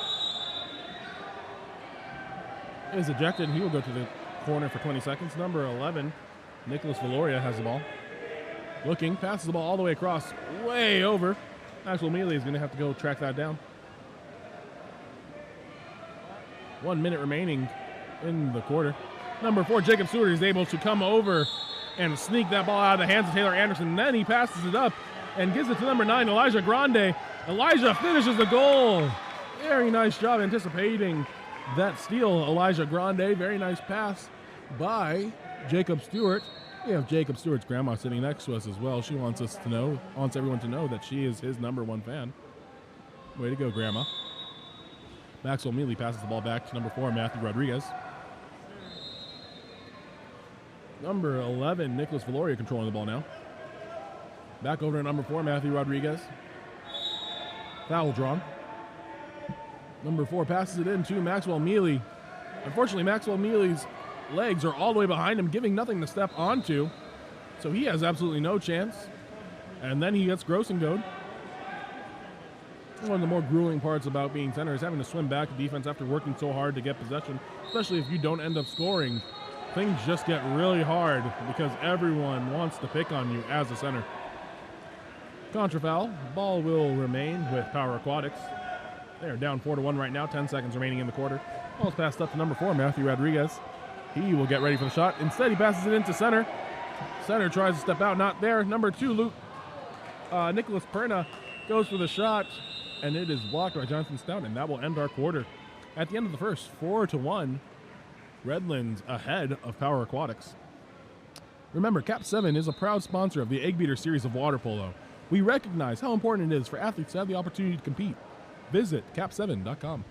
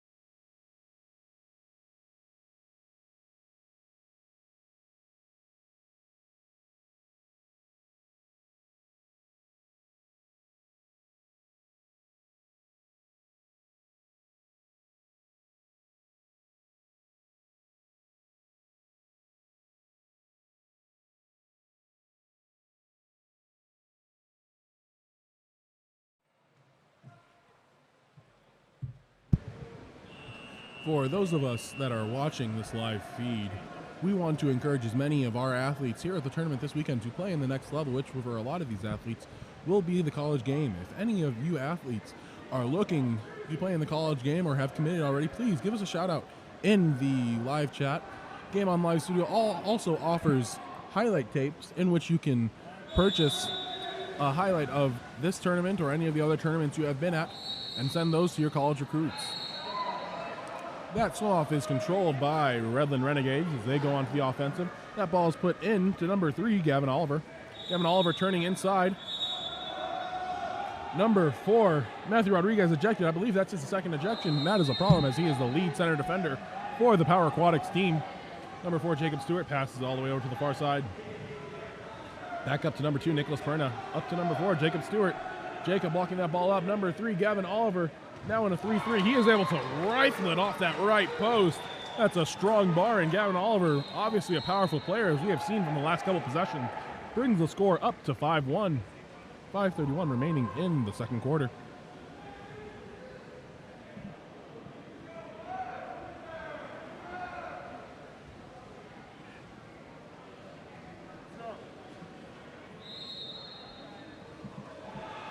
Got subs going on. Looks like we might have started a little bit prematurely. There's about 9 people in the water there for Power Aquatics. Everyone needs to calm down a little bit. Going to make us line up again to restart. Referee saying, hey, relax, we haven't even started the game yet. Come on back. Maxwell Mealy comes back reluctantly. And now that he's back, we start the game. Number 6, Nicholas Persurto coming. Puts it into Maxwell Mealy again. Hips are behind him. We've really got to fix that if we want to get a chance in center. Number 7, Cooper Call controlling the ball. The lefty. Maxwell Mealy draws the ordinary foul. If he hurries up, he has a chance to pass it. Looks like that opportunity is gone. Shot is taken. Doesn't even reach the goal. Lucas Smith controls that one. Number 4, Jacob Stewart controlling the ball. Puts it into the big man, number 5, who bars out. That was a powerful move, though, by Luke Franklin. Goes off the crossbar and is controlled by number 1, Joseph Carlucci. Puts it up to number 7, Cooper Call. Cooper surveying, trying to see what exactly his team wants to do. And that ball is stolen by number 2, Nicholas Perna. A nice ball side steal there. Exactly the type of stuff we are hoping to see at this tournament. And the ejection is drawn by number 2, Nicholas Perna. That ejection will be assessed to Cooper Call, and he'll go take 20 seconds in the sin bin. Ball moves up to Jacob Stewart, number 4. Jacob pumping, sliding, passes the ball over. And they find number 3, Gavin Oliver, on the post. Gavin has just been all over this game, able to do a little bit of everything. Did a really good job of finding himself in good position on the post. Beautiful 6-in play ran by Renegades. Brings our score to 6-1. 4:23 remaining in the second quarter. The ball is passed to number 10, Tennyson Smith. Down the line to 15, Pete Muller. Back into Pete Muller. Back out to Tennyson Smith. Tennyson Smith takes a shot, easily handled by Lucas Smith. Lucas Smith said, just because you have my last name does not mean that I'm going to let you have this goal. Number 4 draws the ejection there. Jacob Stewart takes a shot, but is blocked. And then takes the ordinary foul. Redlands retains possession of the ball. I'm not sure who that ejection was on. I'll follow up with that. Number 2, Nicholas Perna passes it to 3, Gavin Oliver. Taking his time back to Perna. Perna pumping back to Oliver. Oliver looking.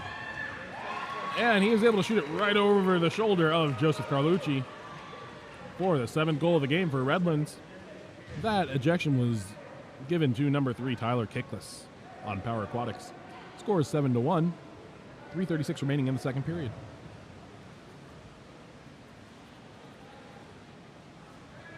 Andy, make sure it's charging. Couple substitutions coming in for both sides.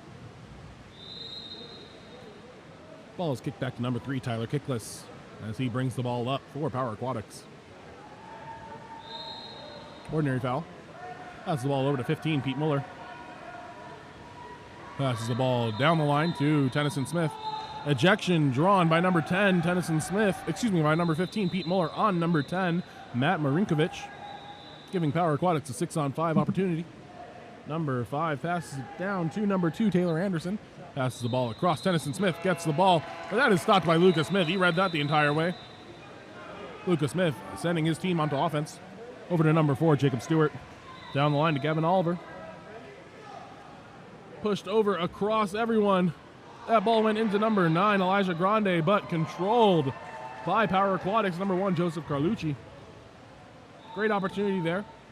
Weren't able to really make anything of it. 15, Pete Muller puts that ball into center. Lucas Smith sneaks out for the ejection. For the steal. Lucas Smith looking, surveying, passes up to Gavin Oliver.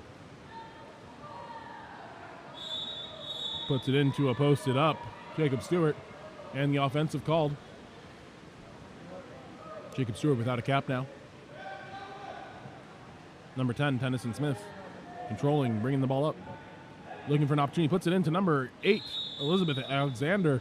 Ejection called on number 2, Nicholas Perna.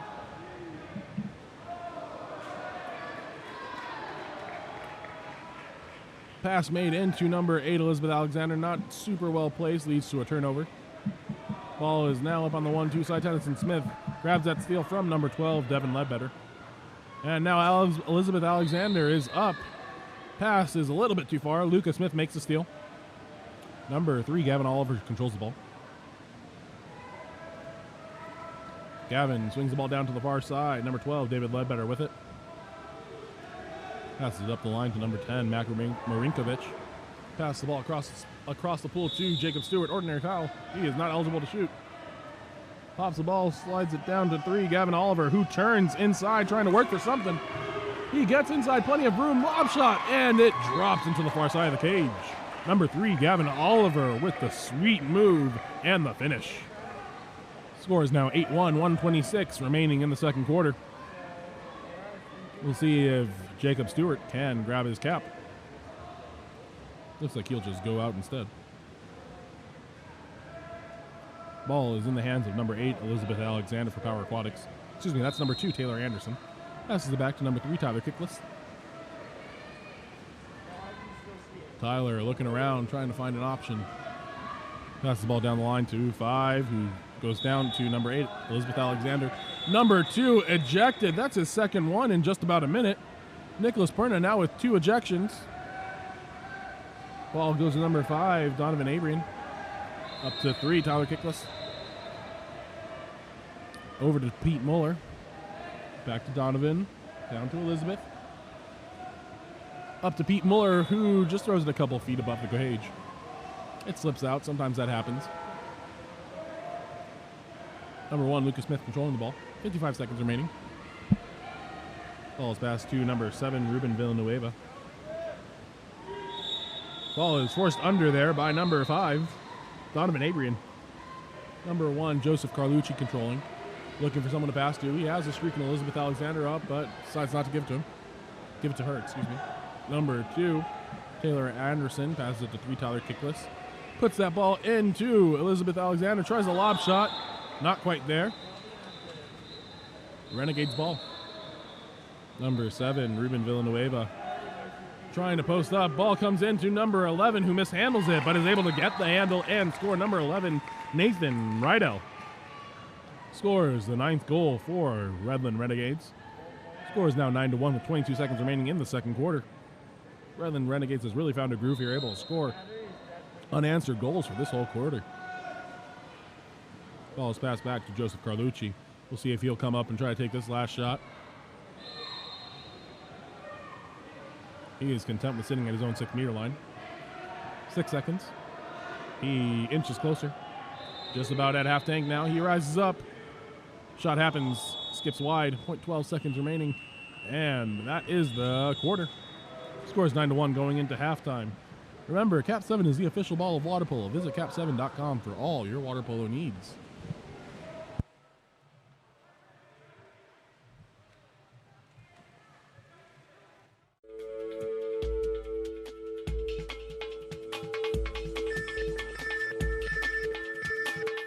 KAP7 is the proud sponsor of USA Water Polo.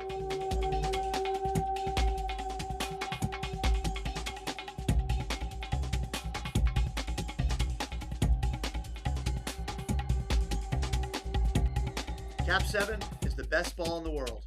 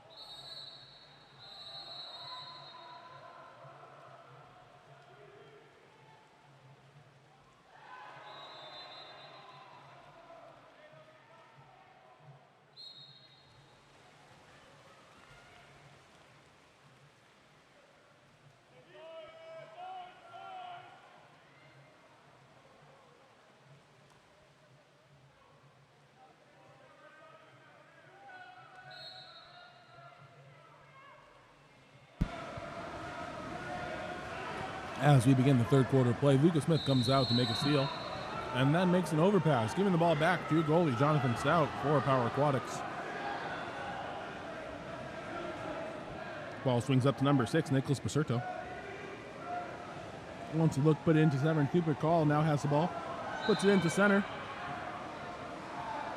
Number 3, Gavin Oliver, emerges with the ball. Lucas Smith now has it. Passes it up to number 4, Jacob Stewart. Jacob Stewart one-on-one with the goalie. Goalie able to make a good block.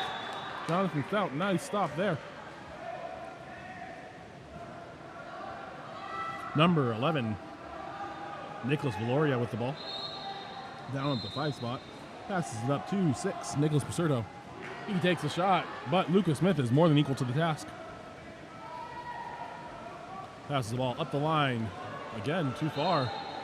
Maybe we need to work on our passing a little bit, Redlands. Number 11, Nicholas Valoria for Power Aquatics now has the ball again. Passes the ball down the line. Looking to put it into lefty, Cooper Call.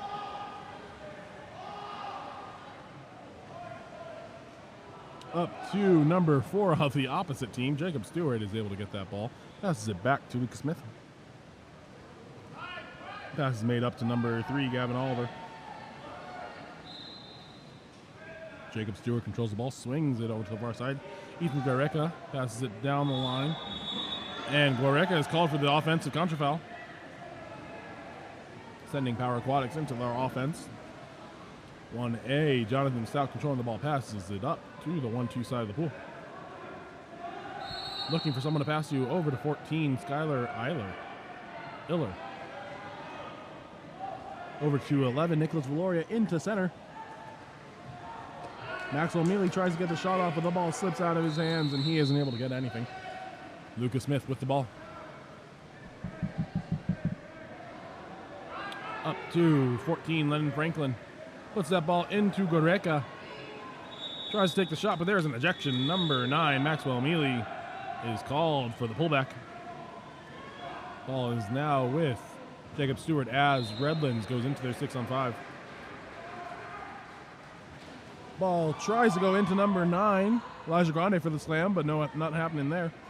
Jacob Stewart able to get the ball, swing it out, it rebounds off the post, and number 9, Elijah Grande, is able to grab the ball and push it back in, giving Redlands a 10-1 lead.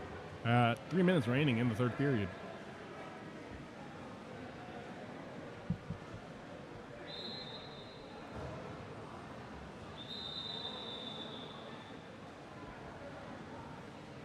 Couple substitutions coming in for Redlands. Maxwell Mealy, number 9, controlling the ball back at his own 5-meter line. Up to number 12, Nicholas Roy. Looking for center. Goalie Lucas Smith cheating out. Swings it over to number 11, Nicholas Valoria. Good hands-up defense there by 15. Not sure who that is. Oh, it's stolen there by number 9, Elijah Grande. Contra foul. Power Aquatics ball once again. Up to number 6, Nicholas Pursuto, who is able to skip it past goalie Lucas Smith for the second goal for Power Aquatics. 2 minutes remaining in the third period here. Subs coming in for Power Aquatics.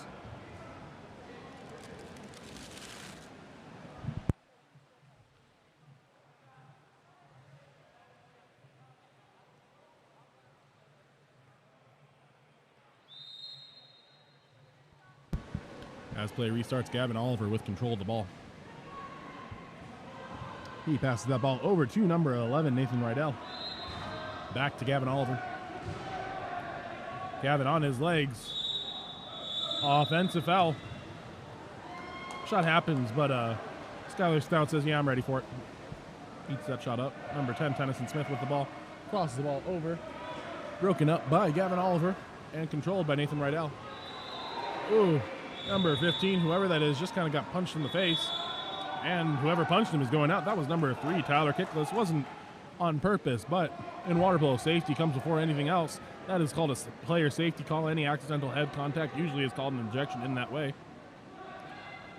Number 3, Gavin Oliver with the ball. Swings it over to 11, Nathan Rydell, who catches it and almost without looking, fires the ball to the cross side of the net. Scoring the goal for Redlands. Score is 11-2, 45 seconds remaining in the quarter.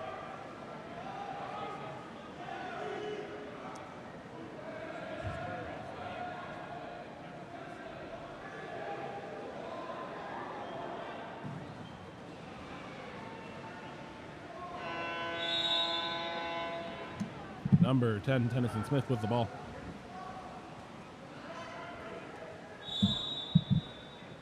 Pushed back to his own 2-meter. Pass the ball up to number 3, Tyler Kickless. Foul, ordinary foul. He can shoot this if he wants. He pops the ball, tries to take it towards the center pool.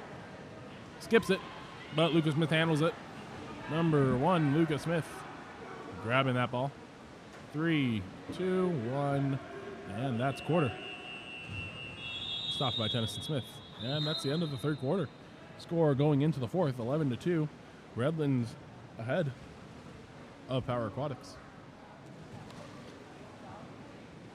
Our sponsor for this tournament, KAP7, supports water polo globally. A portion of every dollar you spend with KAP7 goes back to the sport. When your team needs equipment, choose KAP7 and support water polo globally.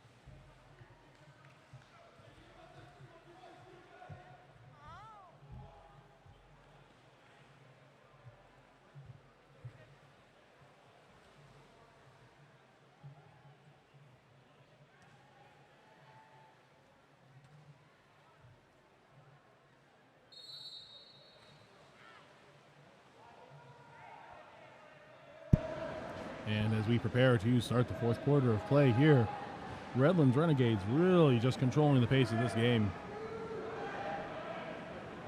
Looks like we will have number 10, Tennyson Smith, swimming off against number 8, Michael McMillan.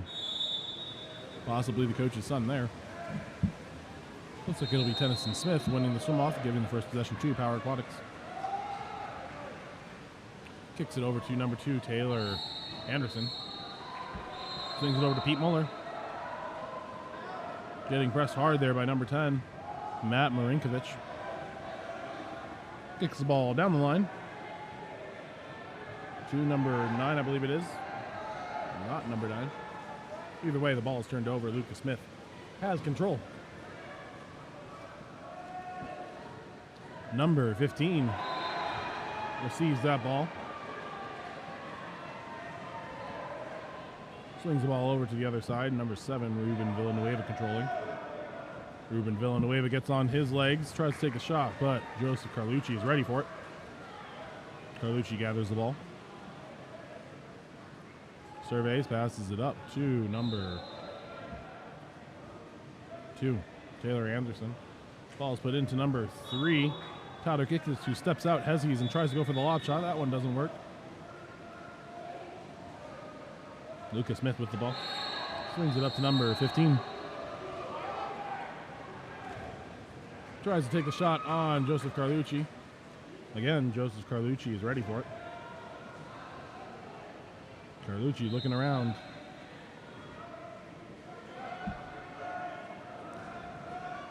Sees number 5, Donovan Abrian, passes the ball down the line and then in to number 3, Tyler Kickless, trying to create something.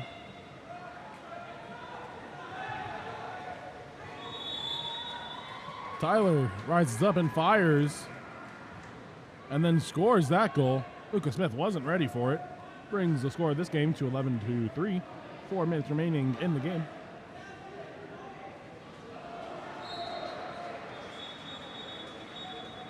Number 8, Michael McMillan, passes back to Lucas Smith.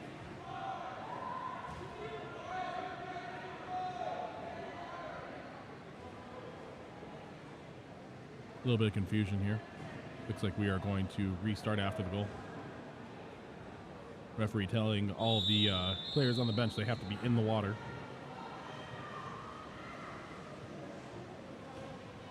Number 12, controlling the ball, David Ledbetter. Swings it over to 15.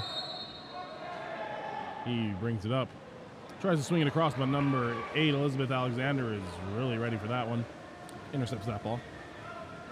Power Aquatics on the attack. Number 10, Tennyson Smith.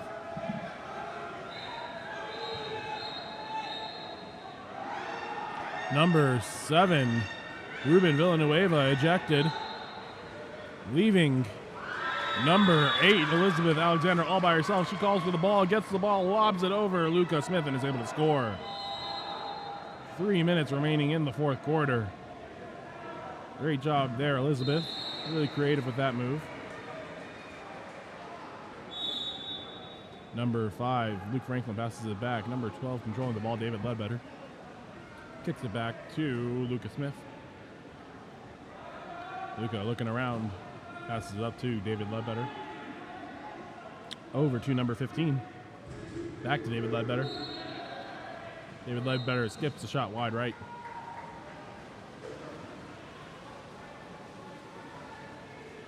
Ball is passed up to number 15, Pete Muller. Tennyson Smith with the ball. Ordinary foul. Passes up to 15, Pete Muller. Number 3, Tyler Kickless. Gets the ball, swings around. And number 8, Elizabeth Alexander, able to grab the ball and throw another one of her signature lobs. That scores again on Lucas Smith. That's her second in about a minute. 2:27 left on the clock. Ball is passed back to number 12, Davine Ledbetter.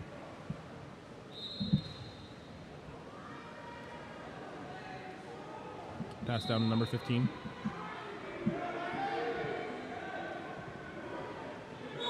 Number 8, Michael McMillan. Passes to 7, Ruben Villanueva. He wants a shot. Joseph Carlucci blocked it. 2 minutes remaining. Up to number 5. Crosses the ball to number 15, Pete Muller. Ball is put under the water, and Redlands controls. Number 15, Davin Ledbetter.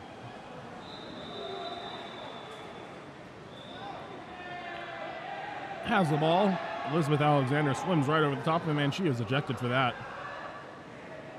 If you didn't know, that is illegal in water polo. Number 8 swings the ball over to 7, Ruben Villanueva.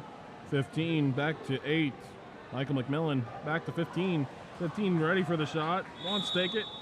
Doesn't quite have the ball before he's ready to take it, though. Ball goes to Joseph Carlucci. Minute 30 left on the clock.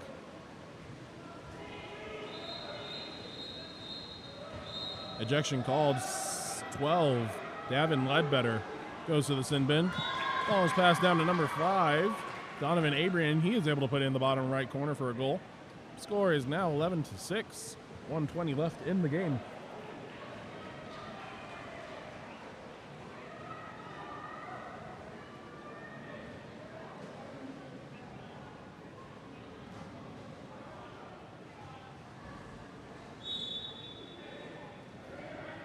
Play restarts. Davin Ledbetter with the ball.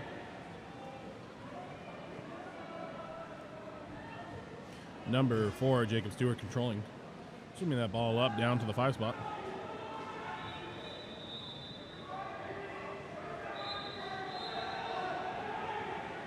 Swings the ball up to number 8, Michael McMillan. Takes a shot, skips it into the bottom left corner. Man, that's a goal for Redlands.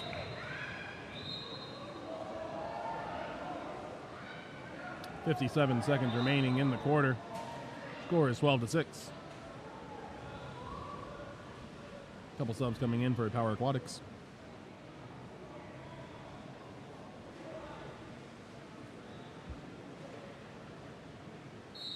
Number 9, Maxwell Mealy passes the ball back to number 6, Nicholas Basurto. Over to 7. That's not 7, that is 11. Nicholas Valoria. Into number 7, Cooper Call, the lefty. Able to draw the ordinary. He is eligible to shoot. It's up on his legs. Lucas Smith able to handle that one. 36 seconds remaining. Lucas Smith content to sit on the ball.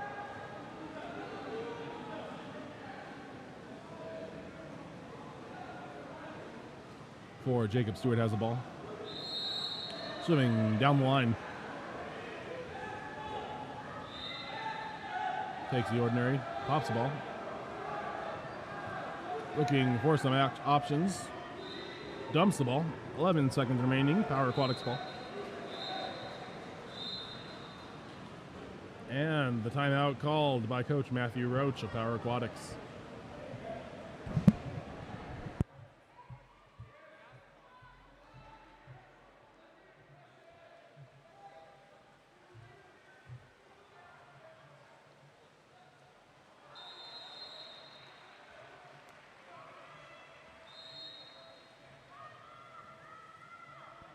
As play resumes, Cooper Call with the ball. Passes it down the line, number 14, Skylar Iller. Passes it up to Joseph Carlucci, who takes a shot at the last second. He is stuffed. And that's our game. Final score 12-6 with Redland Renegades finishing over Power Aquatics. Great game to both teams. Our next game, scheduled for 1 o'clock. Excuse me, 1:50.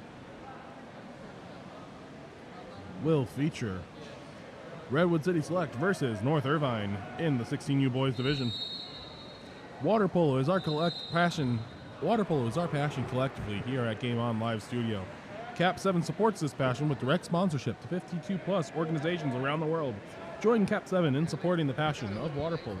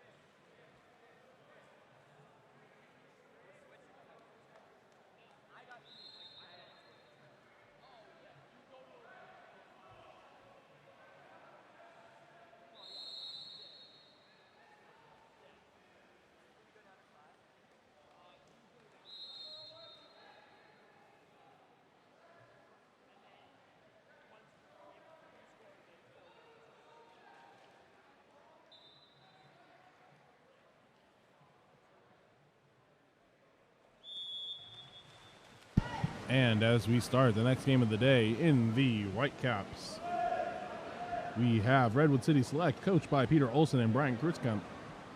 In the Dart Caps, we have North Irvine or Northwood, coached by Nestor Nunez and Jake Snyder. Ball is with number 8, Reed Wilson for North Irvine. Pass down to number 11, Matthew Krasarsnook.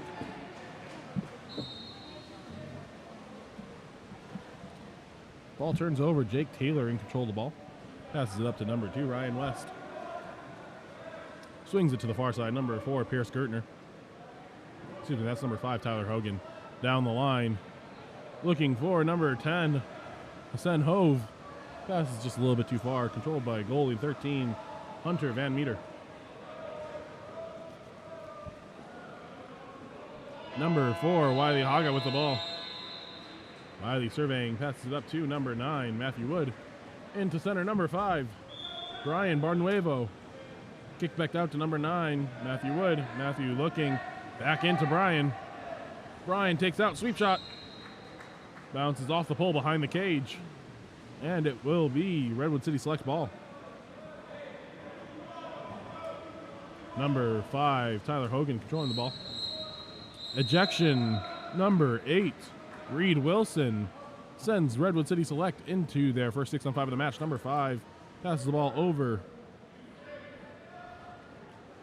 to number 5 again. Number 4, Pierce Gertner. Number 7, Nicholas Nixovich. Number 5, Tyler Hogan takes the shot from the 4 spot. Sails over the cage. Gives the ball back to Hunter Van Meter of North Irvine. Number 8, Reed Wilson swimming in from the ejection box. Brings it up. Looking for number 9 in center. Not there. Number 17 then receives the ball. Don't have a 17 on my page, but number 8, Reed Wilson, takes the shot. Controlled by goalie Jake Taylor. Ball is passed up to number 17, Luke Batchelor. Luke Batchelor had a really great game yesterday. See if he's able to replicate that performance today. Number 10, Hassan Hove, receives the ball at the 2 spot.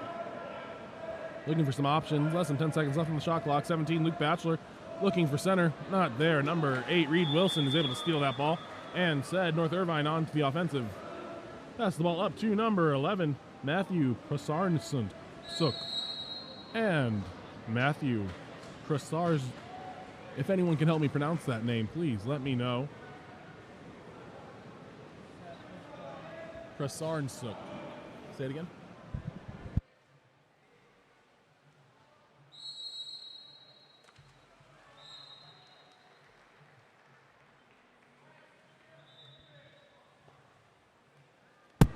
Number 14, Cole Craft, was able to convert that penalty shot, giving North Irvine the 1-goal lead, 3:34 remaining in the first quarter.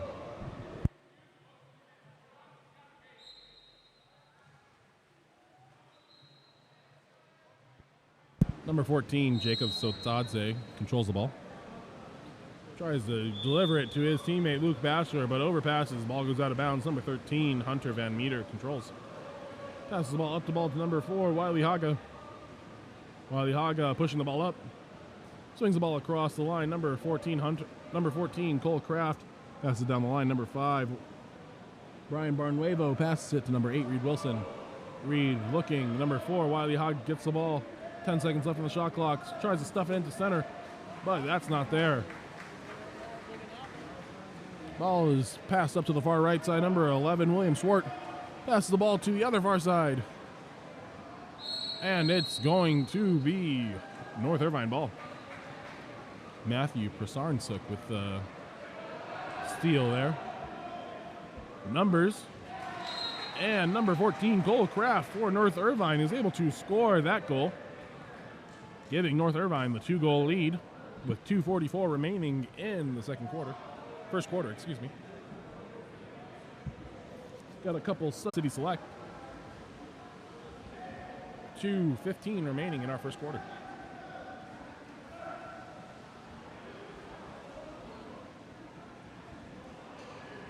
Number 8, Reed Wilson, passes the ball over at the 1 spot. Matthew Prasarsnook passes the ball back up to Reed Wilson. Back down to Matthew. Matthew looking. Back up to Reed. Reed pumping. Shoots the ball just over the cage. Counter ball is coming in. Ball will go to Jake Taylor. Ball at number 14, Jacob Sotadze. Trying to put the ball into center there is number 11, William Swart. That's 17, Luke Batchelor. He is inside at the foul, though, and so that sends North Irvine back into offense. Goalie Hunter Van Meter passes it up. Eventually, ball makes its way into number 9, Matthew Wood, but that ball is stolen. There is an ejection. Number 9, Matthew Wood, call for an ejection in the backcourt. Not sure what happened there, but whatever it wasn't allowed. Number 14, Jacob Sotadze has the ball. Kicks it over to 17, Luke Batchelor. Bumping, waving that ball. Swinging it up to number 6, Luke Karincic. Jacob Sotadze back to Karincic. Looks into the post. Number 8, Owen Taylor, able to catch the ball on the post and put it in for his second goal of the day. That brings us even at 2 with 1:10 remaining in the first quarter. Owen Taylor has both those goals for Redwood City Select. Great job by him of getting himself open and then calling for the ball and putting it in the back of the net.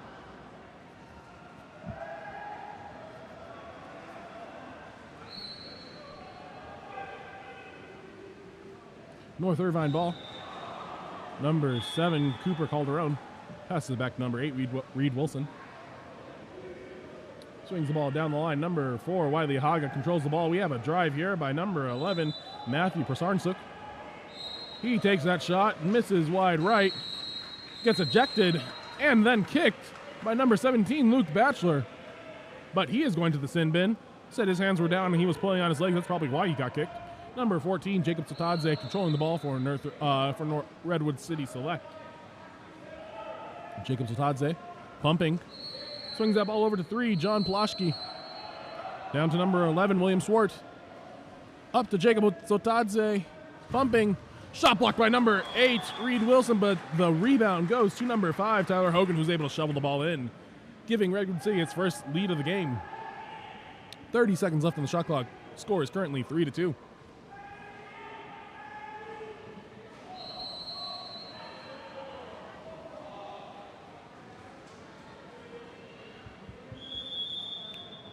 North Irvine controls the ball, passes the ball back to number 7, Cooper Calderon. Swings it up to number 5, Brian Barnuevo. We have number 14, Cole Kraft, posted up. He draws the ordinary foul. Tries to put it into number 5. And there is an ejection. Looks like that ejection is on number 1, Jake Taylor, for Redwood City Select. That means the cage is open. These athletes doing a really great job of just moving the ball around. Number 4, Wiley Haga, finally takes a shot right into the center of the cage, and it goes in. Knots up the score at 3-3, 5 seconds remaining in the quarter. Ball starts with number 14, Jacob Sotadze. Swings up to number 17, Luke Batchelor, who is unable to handle the ball, and that will end the quarter. We are knotted up at 3 apiece as we head into the first quarter break. Remember, KAP7 is a proud sponsor of the Eggbeater series of water polo. We recognize how important it is for athletes to have the opportunity to compete. Visit KAP7.com.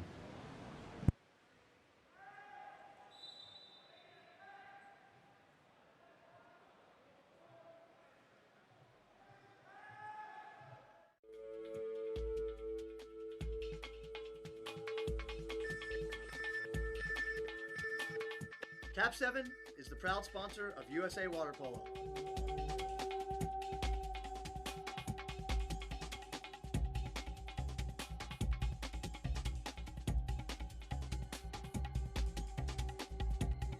KAP7 is the best ball in the world.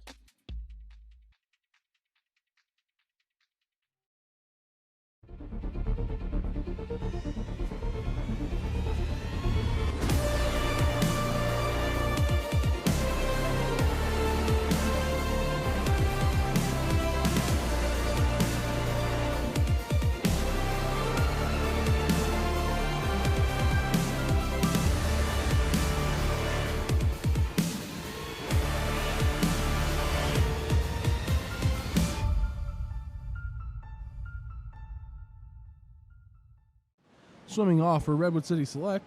North Irvine just getting into the pool now, but we will see who's swimming off for them. Remember, Game On Live Studio serves all your video needs. If you would like to purchase video of this weekend, including all 4 or 5 games that your athletes play, visit gols.co. There you will find a link to purchase these videos as well as purchasing highlight tapes. If any of these athletes are thinking about playing water polo in college, it is highly recommended that they buy an athlete tape from Game On Live Studio. Ball is won by number 2, Ryan West, and Redwood City Select controls the ball. Number 17, Luke Batchelor, has it. Pass the ball down the line. I believe that's number 4. Pierce Gertner has the ball. Owen Taylor controls it. That is actually Luke Karincic. He gets the block, but number 8, Owen Taylor, gets the rebound. Prasarsuk, ordinary foul. Kicks it back out to Wiley. Wiley pumping, has the ball, number 5. Almost hits another player in the face, and number 8, Owen Taylor, controls the ball for Redwood City Select. Number 1, Jake Taylor, now has the ball. He passes that ball up to number 6, Luke Karincic. And there is an ejection. Number 11 for North Irvine, Matthew Prasarsuk, was ejected. Ball is over there, Luke Batchelor. He is able to thread the needle and score the goal in the 6-on-5 for Redwood City Select, giving them the lead. Score is now 4-3, 4:22 left in the second quarter.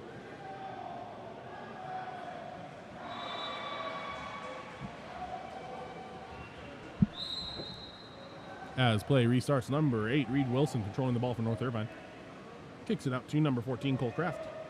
Down line for the ISO with number 5, Brian Barnuevo. That shot is controlled, though, by 1, Jake Taylor. Jake Taylor surveying, looking for options. Pass goes all the way down the line to number 5, Tyler Hogan. Looking for 17. Luke Batchelor to post up, but it is not there. Eventually it is. He leans.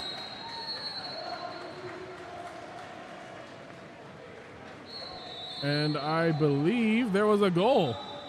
They called that goal in. I believe they're giving credit for that goal to number 17, Luke Batchelor. Head coach Peter Olson putting in a couple substitutions. Score is now 5-3. Redwood City Select ahead of North Irvine. Ball is passed back to number 8, Reed Wilson. Pass down the line, Cole Kraft controlling. Number 5, Brian Barnuevo enters it into center. Number 9, Matthew Wood takes the shot, but goalie Jake Taylor was able to handle it. Jake Taylor surveying, passes it up to Luke Batchelor. Passes the ball down the line, over the head of number 10. He is able to shoot that. Number 5, Tyler Hogan, shoots it cross cage around goalie Hunter Van Meter and scores. Very nicely done. Bringing the score to 6-3. Redwood City starting to run away with this.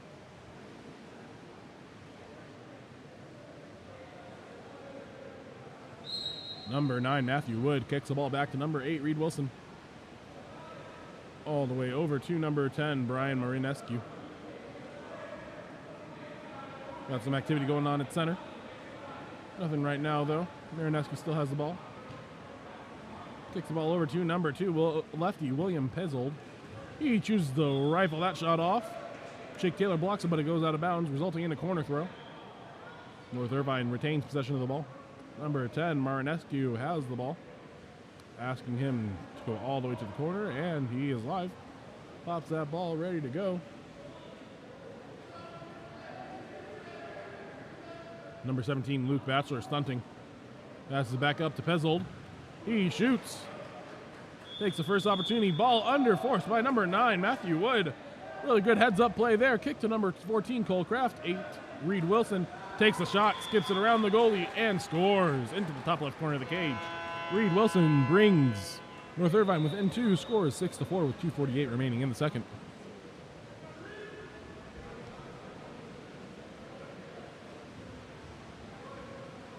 A couple substitutions coming in for Redwood City. Really trying to focus on maintaining that lead for them. They don't want to let North Irvine crawl their way back into it.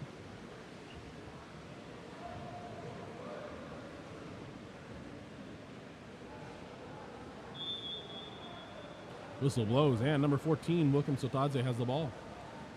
Jacob Sotadze, excuse me. Number 11, William Swart with it. Trying to turn inside. Not there. Contra foul. Ball is kicked to number 13, Hunter Van Meter. Has options. Puts it up on the right side. Number 10, Brian Marinescu. Marinescu observing. Passes it up to 7, Cooper Calderon. Up to 6, Dylan Dempsey. Dylan Dempsey looking around. Back to Cooper Calderon. 5 seconds on the shot clock. Cooper getting up on his legs, firing. It was tipped. But Jake Taylor controls the ball, sending Redwood City Select into the offensive. 14, Jacob Sotadze has the ball. Kicks it to 17, William Swartz. Excuse me, that's 11, William Swartz. Ball is kicked into center after an ejection. Number 5, Tyler Hogan, able to put that away. Ejection will be credited to number 7, Cooper Calderon. That puts Redwood City back up by 3 goals, 7-4, with 1:56 remaining in the second.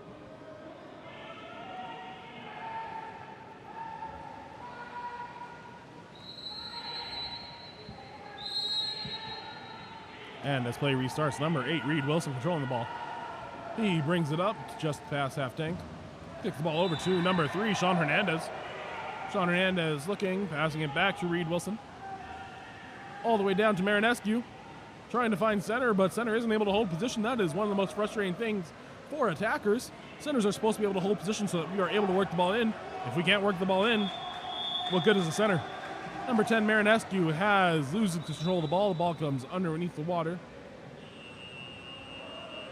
Redwood City Select controlling. Number 14, Sotadze passes it in to 17, Luke Batchelor, who fires, but Van Meter is up to the task and able to block that ball. Van Meter passes it back out to Brian Marinescu. Swimming the ball up, asking for some movement, waiting for something to happen. Ball moves to number 8, Reed Wilson. Number 7, Cooper Calderon, who is playing center right now, was just getting legged out, and number 8, Reed Wilson, forgets to put the ball in play, and it is a turnover. Number 11, William Swart, controlling that ball. He is by himself, 1-on-1 with the goalie, and he is able to go around the goalie and dump it into the right side corner. Good job there by William Swart. Brings our total 8, passes it inside, and is able to draw the 5-meter. Number 14, Jacob Sotadze. That 5-meter penalty foul will be assessed to number 9, Matthew Wood. This gives Redwood City Select the opportunity to go up by 5 goals. Looks like it will be number 8, Owen Taylor, taking the shot. Excuse me, number 7, Nikola Niksevic. Whistle blows, and the shot goes into the top right corner. Great shot there by Niksevic. North Irvine needs to come up with a response if they want to stay in this game. Number 9 with the ball, kicks it back to number 7, Cooper. Cooper Calderon looking around. Number 11, Matthew Prasarnsuk. Kicks the ball down the line to Cole Kraft. Goes into center. Number 9, Matthew Wood, trying to take a shot. That shot is broken up, though, by number 5, Tyler Hogan, able to get a hold of Wood's arm.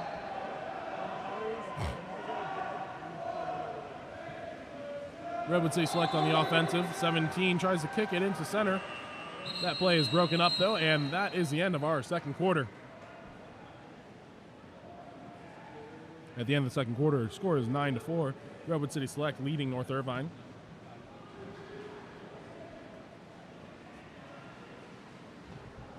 As mentioned earlier, here at the Game On Live Studio production booth, we have free Game On Live Studio stickers. If anyone would like to grab one of these, they are free. Just come up and see us, and we'll be happy to give you one. KAP7 is the official ball of water polo. Visit KAP7.com for all your water polo needs.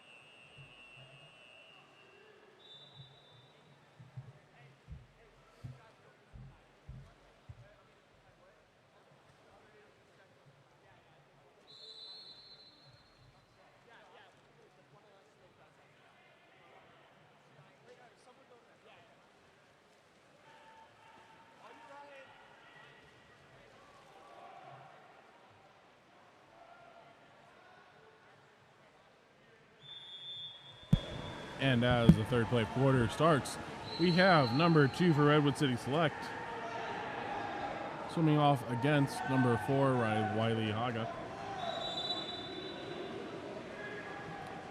Redwood City Select wins the first possession. Ball is put into number 10, Hassan Hove, who has the ball stolen from him by number 8, Reed Wilson. Reed Wilson passed the ball up to the right side, left side of the pool. Wiley Haga has that ball. Ball is put into number 5, Brian Barnuevo, but stolen by number 8, Owen Taylor. Number 1, Jake Taylor has the ball, kicks it up to Luke Batchelor. That ball is read the entire way and stolen by number 11, Matthew Prasarnsuk. Number 14, Cole Kraft, kicks the ball across to Prasarnsuk. Unable to handle it, and the ball turns over to Redwood City Select. Number 1, Jake Taylor with the ball.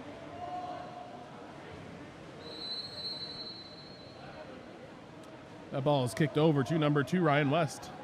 Ryan West kicks down the line to number 4. All the way across the pool, number 8, Owen Taylor is able to draw the ejection. Number 1 is ejected. Number 1 is Garrett Tang. And then the cross pass and the goal by number 10, Hassan Hove, on the open net.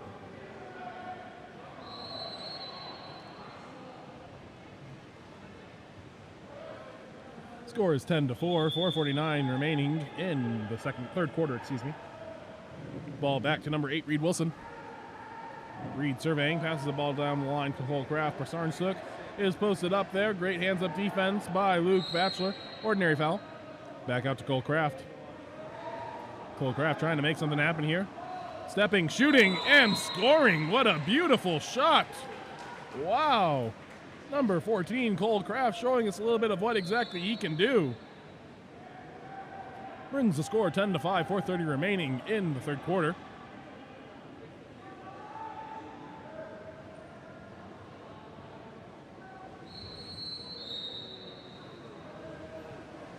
Ball kicked back to number 8, Owen Taylor.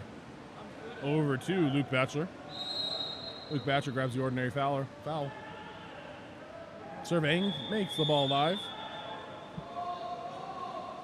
Ball is turned over, contra foul.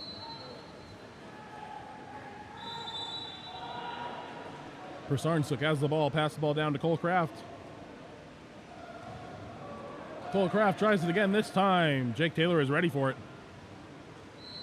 Jake Taylor controlling the ball, looking around, trying to find someone to pass to. Kick down the line to number 2, Ryan West. Ryan West looking. His defender's dropping off and passes up to number 4, Pierce Gertner. Gertner draws the ordinary foul. Whistles from the other course kind of confuse everyone a little bit. But that gives North Huron a chance to take over the ball. Prasarnsuk has the ball down at the 5 spot. Number 8, Reed Wilson with it. Number 11 is able to take it in. Ball is tipped right to number 14, Cole Kraft. That's his second goal this quarter. Great job, Cole. Score is 10-6, 3:26 remaining.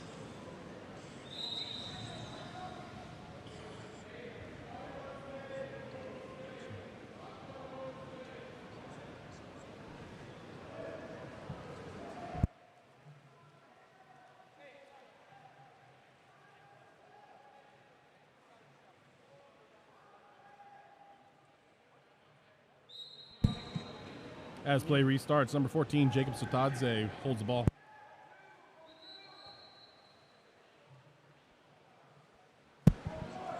Kicks the ball over to number 11, William Swart. Down the line, number 5, Tyler Hogan, looking for something inside, tries to turn. Taking strokes down towards that 2-meter line, trying to turn still.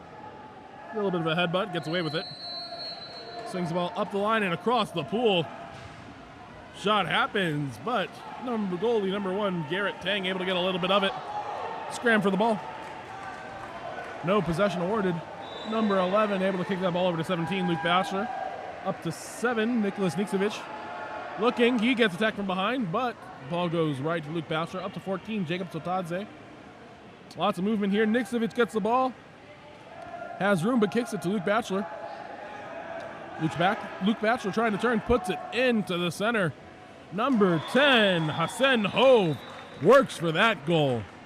Defended by number 9, Matthew Wood. He really had to struggle a little bit to get that shot off, but in the end, he was able to throw the backhand and catching Garrett Tang off guard and sneaking it into the back of the net. Great job, number 10. Score is 10-7. Dark in the lead. Excuse me, White in the lead.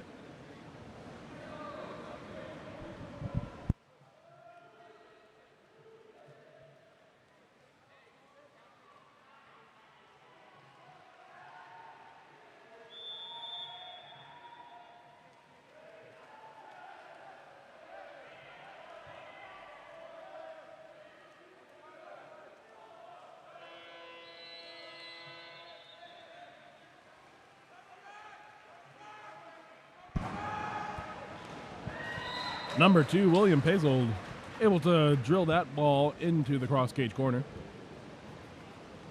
Definitely a shooter, that number 2. Score is now 11-7. 2:10 remaining in the third.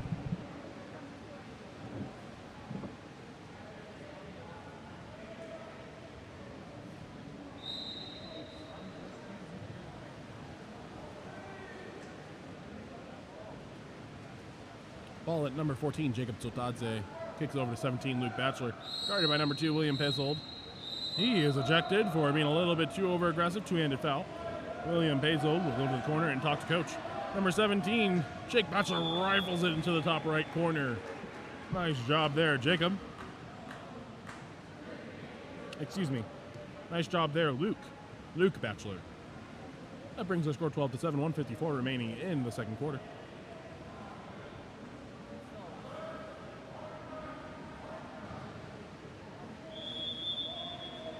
Play starts up, and number 7, Cooper Calderon, has the ball.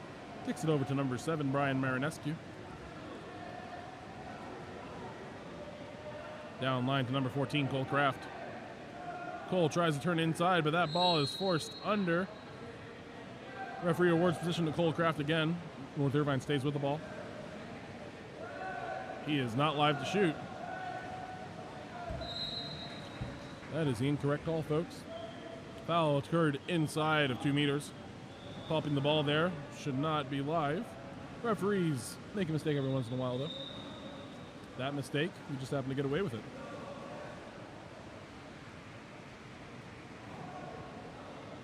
Ball is popped. Cole Kraft controlling for North Irvine. Number 2, William Pazold. Kicks the ball over to number 6, Dylan Dempsey. Dylan Dempsey controlling. Looking for an option. Tries to kick it in, but number 7, Nikola Nikstovic, is able to stop that pass. Ball's kicked to number 11, William Swart. Across to number 17, and Luke Batchelor is able to drive it home. Brings our score to 13-7, 1:04 remaining in the third quarter.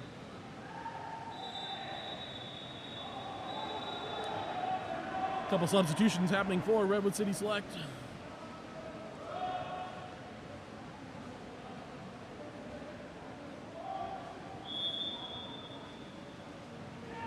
Ball is kicked back to number 10, Brian Marinescu. Over to number 2, William Pizzold. Goes for the turn. Draws the ordinary. He is live and able to shoot if he wants. Number 5 gets his hand up. Some refs would want that to be an ejection. Not these two, though. Goalie number 1, Garrett Tang, able to snake that ball away from 10% Hove. North Irvine ball, number 10, Brian Marinescu has the ball. Looking to push the pace. Nothing happening, so he waits for number 14, Cole Kraft, to post up. Ball comes in, Cole Kraft is able to get it. He backhands it and goes just over the cage. That was a close one. Number 1, Jake Taylor controlling the ball, 22 seconds remaining.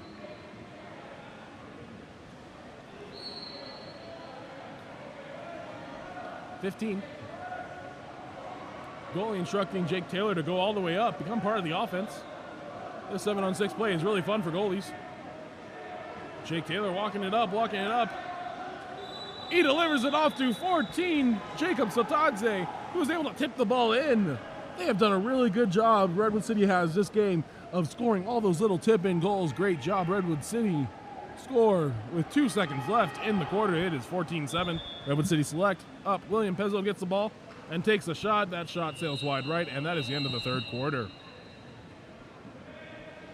Remember, this tournament is brought to you and made capable by KAP7. KAP7 supports water polo globally. A portion of every dollar you spend with KAP7 gets back to the support. When your team needs equipment, choose KAP7 and support water polo globally.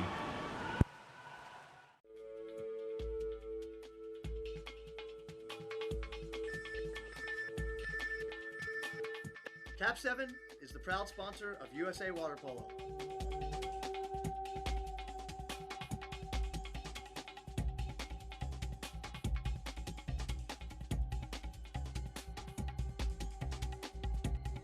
KAP7 is the best ball in the world.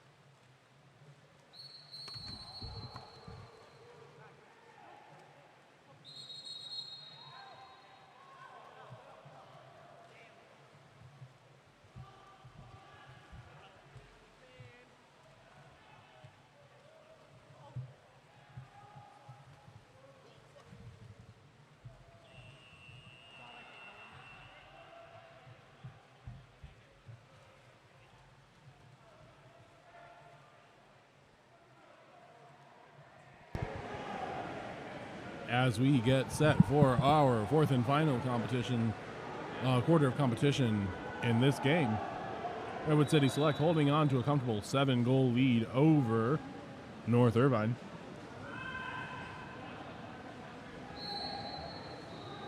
Looks like we'll have number 2, Ryan West, swimming off against number 4, Wiley Haga. That ball is dropped, and it will be number 2, Ryan West, who wins the swim off for Redwood City Select. Pass the ball over to number 4, Pierce Gertner. Checked by Matthew Wood. Ordinary foul. Ball is put into number 2, Ryan West. Ryan West looking for options. Passes it back up to Pierce Gertner. Pierce looking around. Puts it into number 7, Nikola Nisevich. Guarded by 14, Cole Kraft. That ball goes over and is stolen by Garrett Tang. North Irvine ball. Ball goes all the way up the pool to number 14, Cole Kraft. Into a streaky number 5, Brian Barnuevo. Nice nifty turn.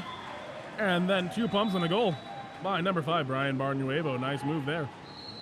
That brings the score to within 6, 14-8. 5:17 remaining in the fourth quarter.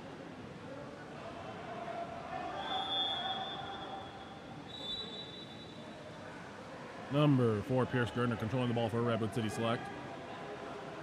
Kicks the ball over to number 3, John Plaschke. Offensive foul, putting the ball under. Number 5, Brian Barnuevo has the ball. He has inside water, and he's able to draw the 5-meter on number 3, John Plaschke. That will result in a penalty shot. Looks like number 14, Cole Kraft, will be taking that.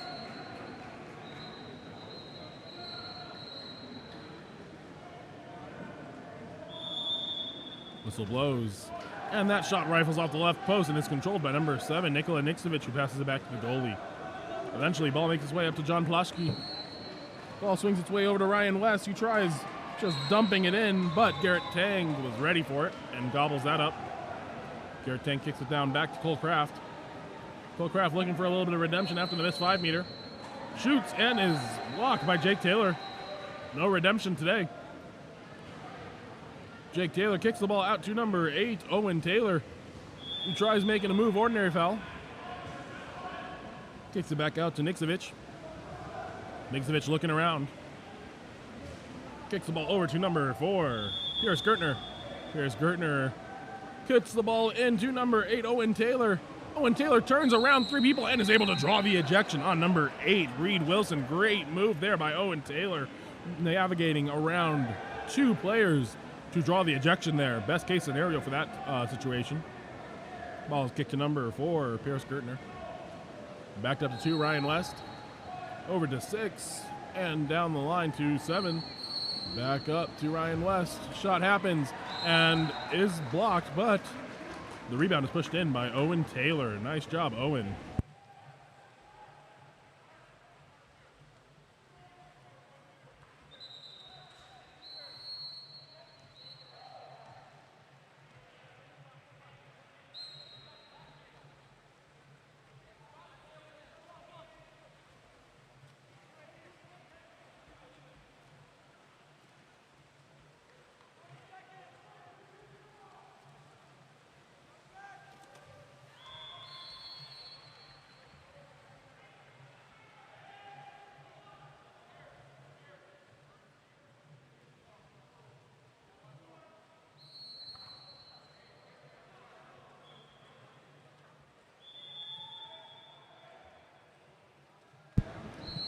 Ball is kicked back to number 4, Pierce Gertner.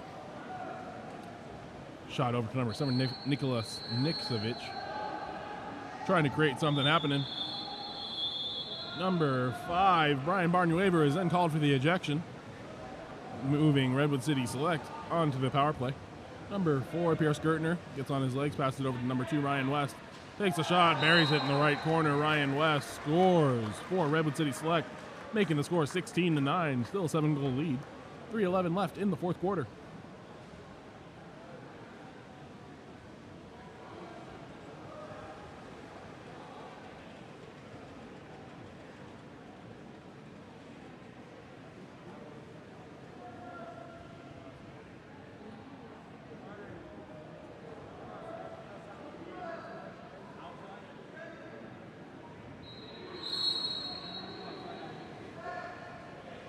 Number 14, Cole Kraft, controlling the ball.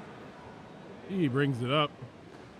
Kicks the ball down the line. Number 2, William Pezzold, puts it into center. Number 7, Cooper Calderon, shoots. Goalie's able to get a hand on it, but not enough to keep it in bounds.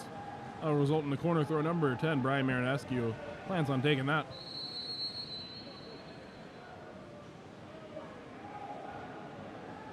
Ball's kicked up to number 14. Cole Kraft. Cole Kraft swings it over to number 3, Sean Hernandez. Sean looking around. William Pezzold has position in center and is able to draw the ejection. Number 7, Nicholas Niksevich, will go to the sin bin. Number 14, Cole Kraft with the ball as North Irvine gets into their 6-on-5. Number 7, Cooper Calderon, moving that ball around, back up to Cole Kraft. Moves it to number 6, Dylan Dempsey. Number 7, Cooper Calderon, back to Cole Kraft. Eventually, ball gets down to the 6 spot. Number 10, Marinescu, takes a shot and is blocked by Jake Taylor. Redwood City Select moves into their offense. 2:17 remaining in the fourth quarter. Ball swings to number 4, Pierce Gertner. Moves across the pool to number 7, Nicholas Niksevich. Lots of movement going on. Niksevich has the ball. Trying to find one of their centers to put that ball into. That ball is put into number 6, but the no call sends North Irvine onto the offensive. If number 6, Nicholas Kirincic, has just tried to, step out or something, he likely would have gotten a call, but because all he did was put his head under and kick, not much going for him there. Number 2, William Pezzold, will take the corner throw for North Irvine. Pops the ball, he is live. I think I feel a entry pass coming. Number 14, Cole Kraft, takes a shot off the goalie. And now Redwood City Select controls. 1:31 remaining in the game. Passes the ball up to number 2, Ryan West. Ryan West bringing the ball in. Tries to cross it over to number 8, Owen Taylor. But number 6, Dylan Dempsey, is there for the help. And the ordinary foul is awarded to Garrett Tang for North Irvine. Crosses the ball over to number 10, Marinescu. Brian surveys the pool. Looks around to William Pezzold. William with a strong turn. Starts bringing that ball up, kicks it out to number 6, Dylan Dempsey. Back to Pezzold. Pezzold looking, pumping. And that shot rifles off number 8, Owen Taylor, and lobs into the cage for the goal by William Pezzold, number 2 for North Irvine. Score is now 16-10, 53 seconds remaining in the fourth quarter. Ball is kicked back, number 4, Pierce Gertner controlling. Pierce brings the ball up. Looking around, gives it to number 2, Ryan West. Puts it into number 8, and William Pezzold has his arms draped all over, and he is called for the ejection. Shot comes from number 3, John Plaschke, but is stopped by Garrett Tang, and North Irvine takes over the ball. North Irvine looking. Ball is turned over because Pezzold never made it all the way to the corner and tried turning around. And now there's a 5-meter because Pezzold goes in without going to the corner. Excuse me, that isn't Pezzold, that's Brian Barnuevo, but however, because Brian was not in the corner, he was not eligible to come back in, resulting in a 5-meter. 29 seconds left in the game. Looks like it will be John Plaschke taking the ball, taking the shot. Referee's lining everyone up, making sure that the defenders give him space.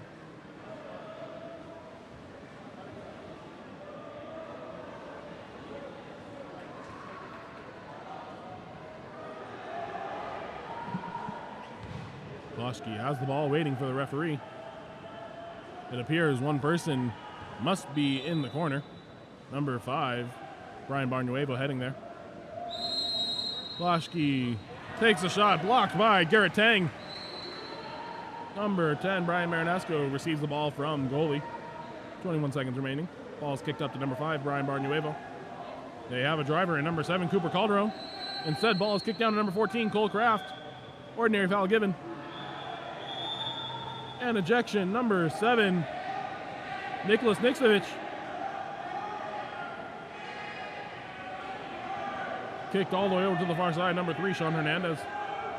2 seconds, 1, and that's how the game ends.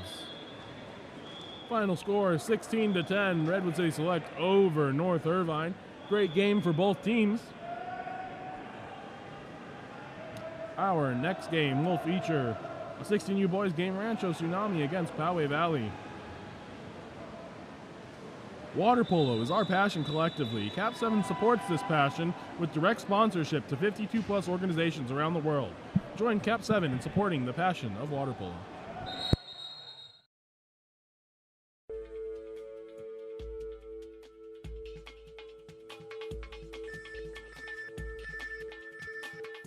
KAP7 is the proud sponsor of USA Water Polo.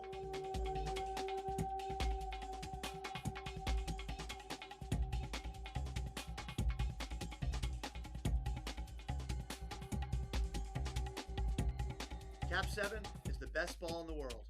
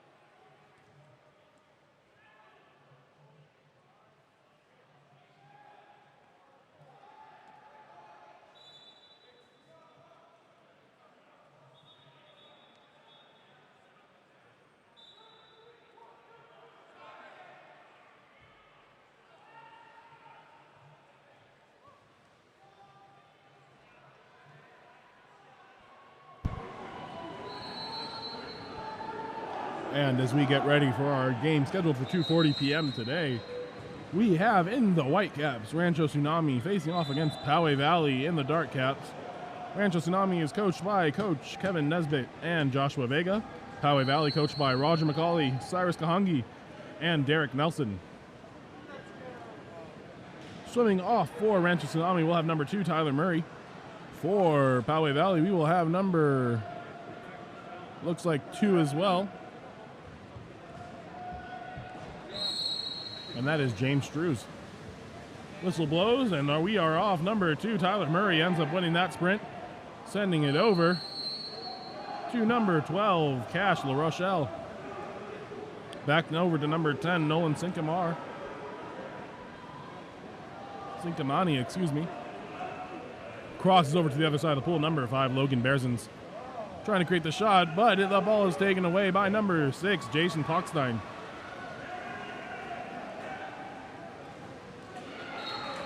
Goal scored, and that was actually by number 8, William Byer.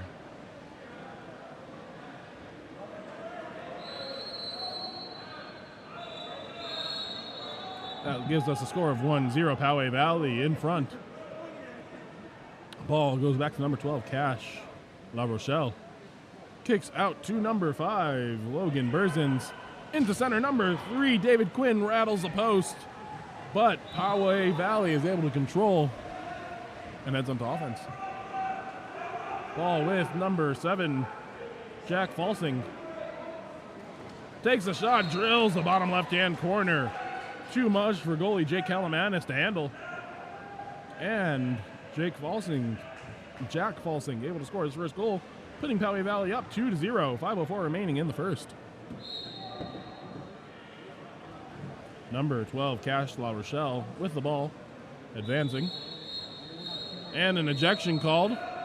That is on 7 Dark. Jack Falsing, don't get too big of a head, kid. You get ejected when that happens. Ball is kicked over to number 2, Tyler Murray. Back to 4, Chase Roberts. Down line there to the 1 spot. Number 6, Logan. That's not number 6. Or it is, and I just do not have a number for him. A name for him, rather. Is Poway Valley white? Poway should be dark. Ball starts with number 5, Luke Hansen. Scores 2-1, by the way. 4:30 remaining in the first quarter. And a 5-meter called. Number 2, James Strews, earning that 5-meter call will be on number 10, Nolan Sincamani.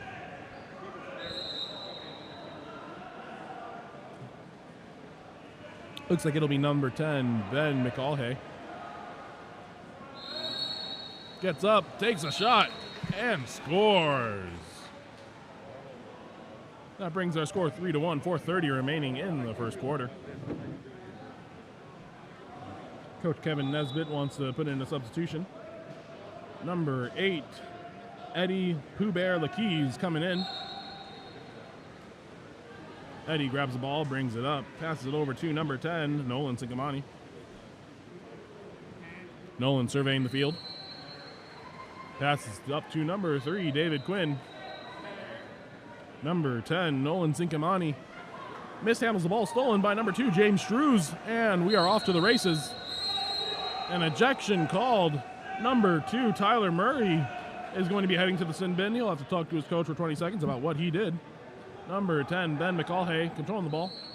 Passes it into number 5, Luke Hansen, who gives the weak shovel shot and lands it right in the goalie's hands. Jake Calamanis controlling the ball for Rancho Tsunami.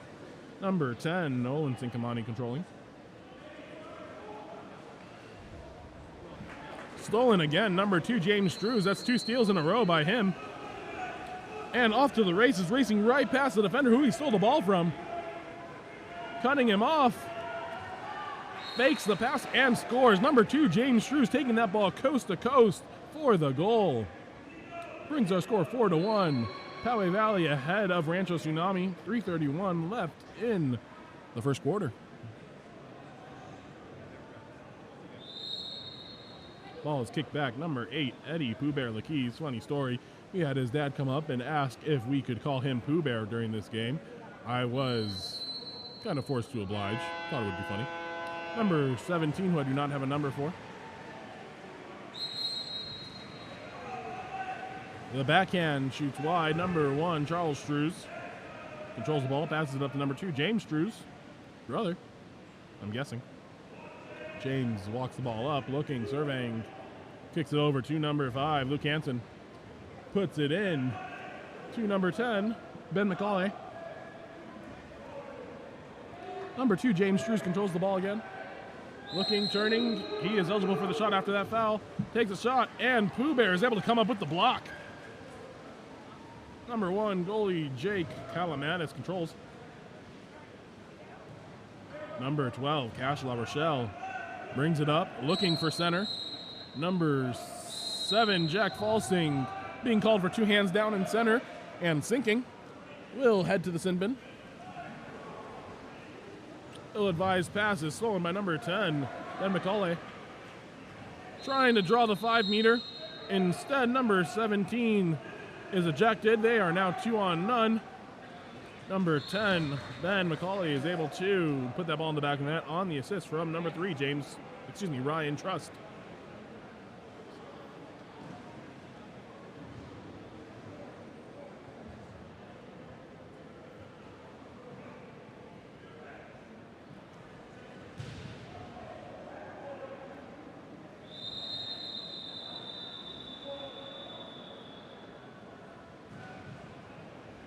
Couple substitutions being made for Rancho Tsunami. 2:19 remaining in the first period. Score is 5-1. Poway Valley ahead. Number 8, Eddie Pooh Bear Lakeys with the ball. Swings it over to number 15.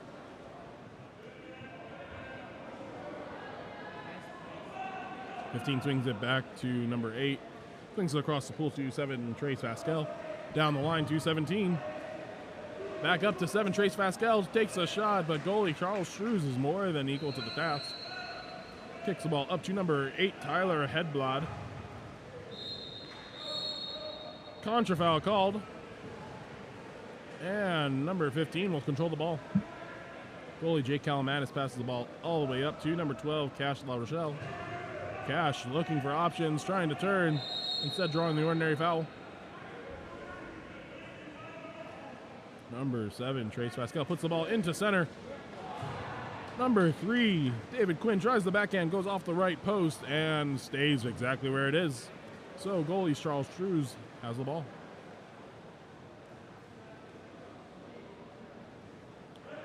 Number 10, Dark, Ben McCauley has isolation. He's able to draw the exclusion on number 7, Trace Pascal. That will send Poway Valley into the 6-on-5. Referee asks that the ball be moved outside of 2 before making the pass. That is one of the rules. Number 10 passes the ball up to number 6, Jason Toxstein. Swings the ball all the way across to the 6th spot. Number 4, Nicholas Griesi. Passes the ball over to 10, Ben McCauley, who shoots and scores on the right side of the cage. Giving Poway the 6-1 start. Hot start for Poway Valley. 55 seconds remaining in the first now.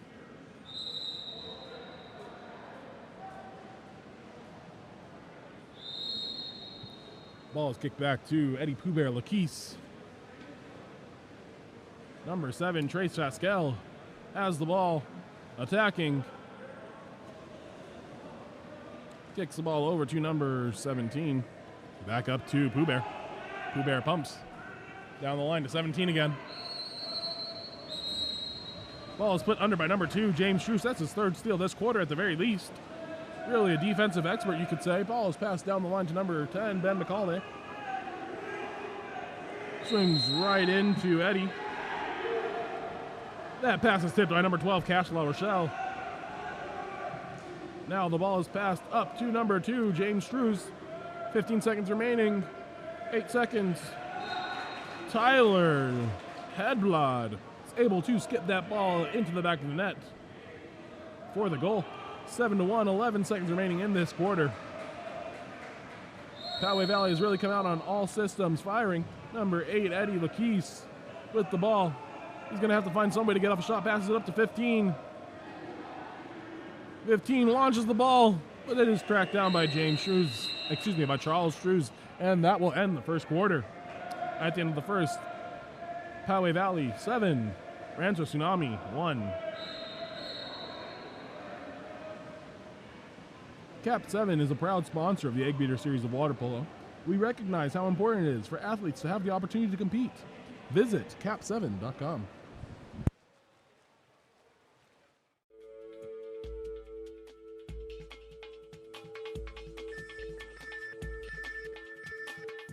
KAP7 is the proud sponsor of USA Water Polo.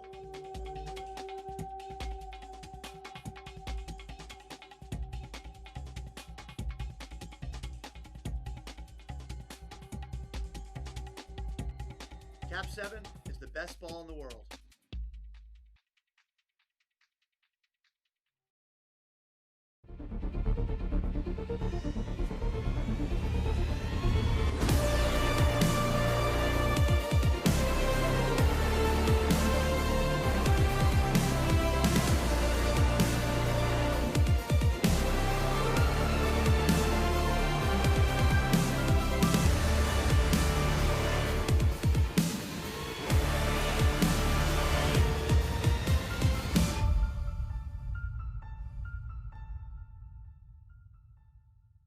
Swimming off. Looks like that will be Aiden Hernandez. He will be swimming off against number 2, James Strews, defensive specialist and certified speedster. Whistle blows, and we're off to the races. James Strews coming up with that ball, passing it back to number 10, Ben McCauley. James Strews has inside water. Ball is passed in, but the goalie, Jake Calamanis, is able to get to it before James Strews is. And that sends Rancho Tsunami onto the offensive. Jake Calamanis passes it up to number 11, Aiden Hernandez. Down the line to 14, Yusuf Mikhail. Back up to Aiden. Ball is sent across the pool to number 9, Dylan Smith. Back to Aiden. Aiden jousting against number 2, James Strews. That ball is stolen by Ben McCauley on the pass to Yusuf Mikhail. James Strews is up and to the races. He is all by himself. He's there, pumping, passes it across the cage to number 5, Luke Hansen, for the goal. Score is now 8-1 with 5:14 remaining.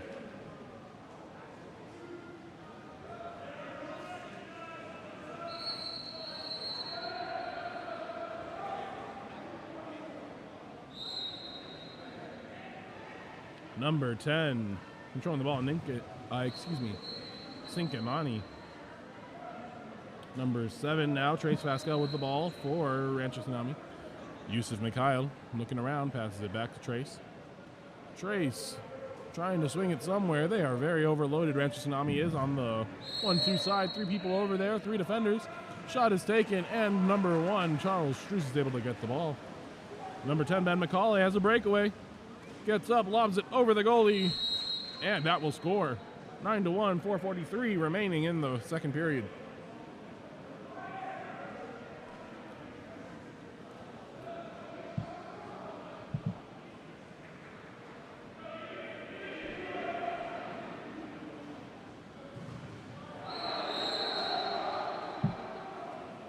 Number 10, Nolan Sinkimani with the ball. Passes down the line to Yusuf Mikhail. Has an isolation posted up on the post, but chooses not to use it. Swings the ball all the way across the pool. Back to number 10, Nolan Sinkimani. Sinkimani passes it over to 14, Yusuf Mikhail. Down the line to Trace Pascal. Trace looking around, passes it back up to Nolan. Nolan running low on time, has to make something happen. Number 6, I do not have a name for it, takes the backhand, is blocked by Charles Struess. Passed up to Luke Hansen. And then past week to number 4, who hesitates and scores, Nicholas Griasi with the goal.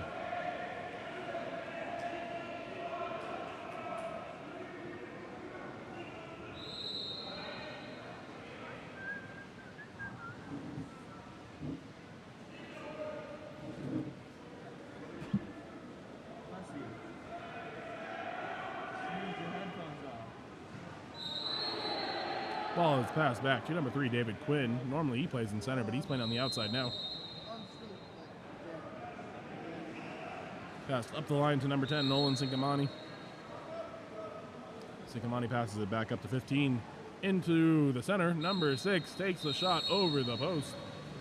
And the ball rests with Charles Struess.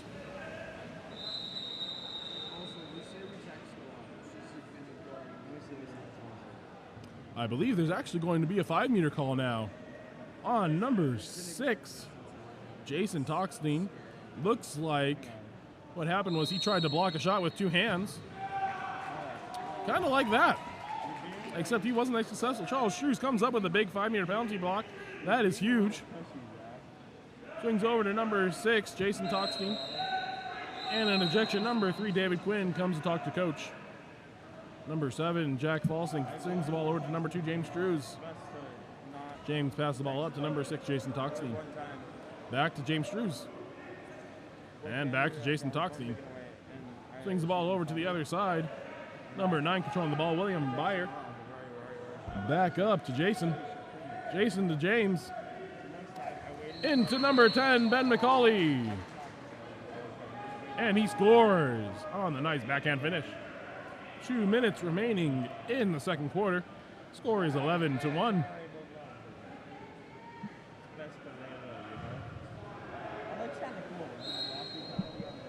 Ball is passed back to number 6.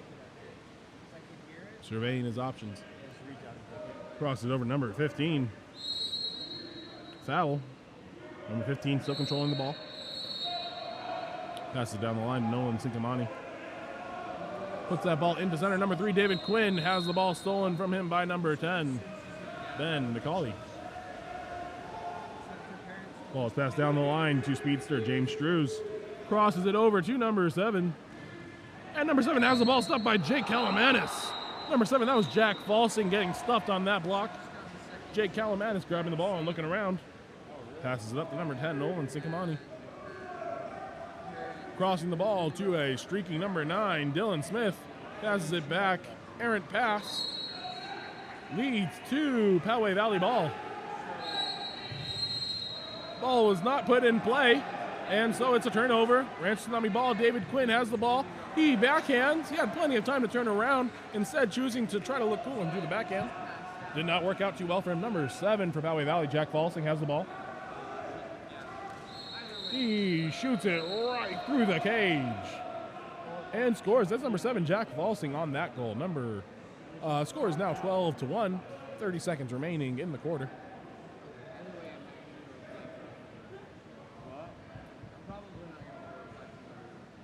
A couple substitutions coming in.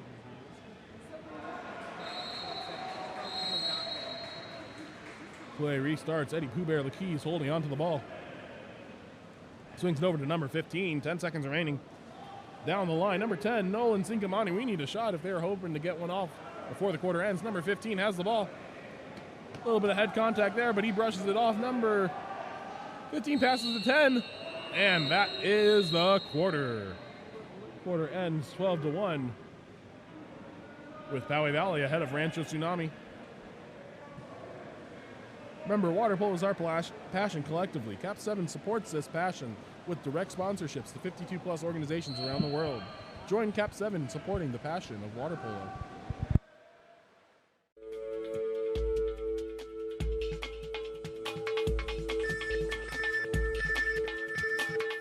KAP7 is the proud sponsor of USA Water Polo.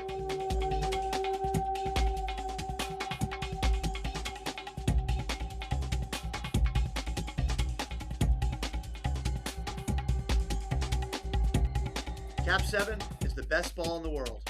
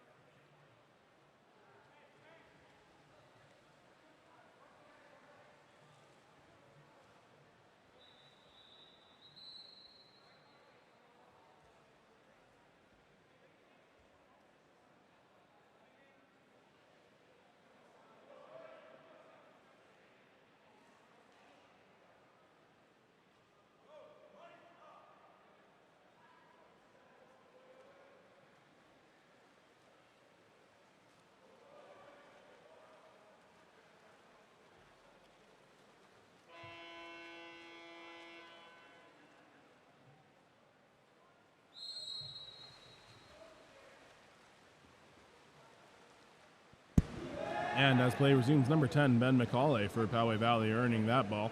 Passes the ball back to number 5, Luke Hansen.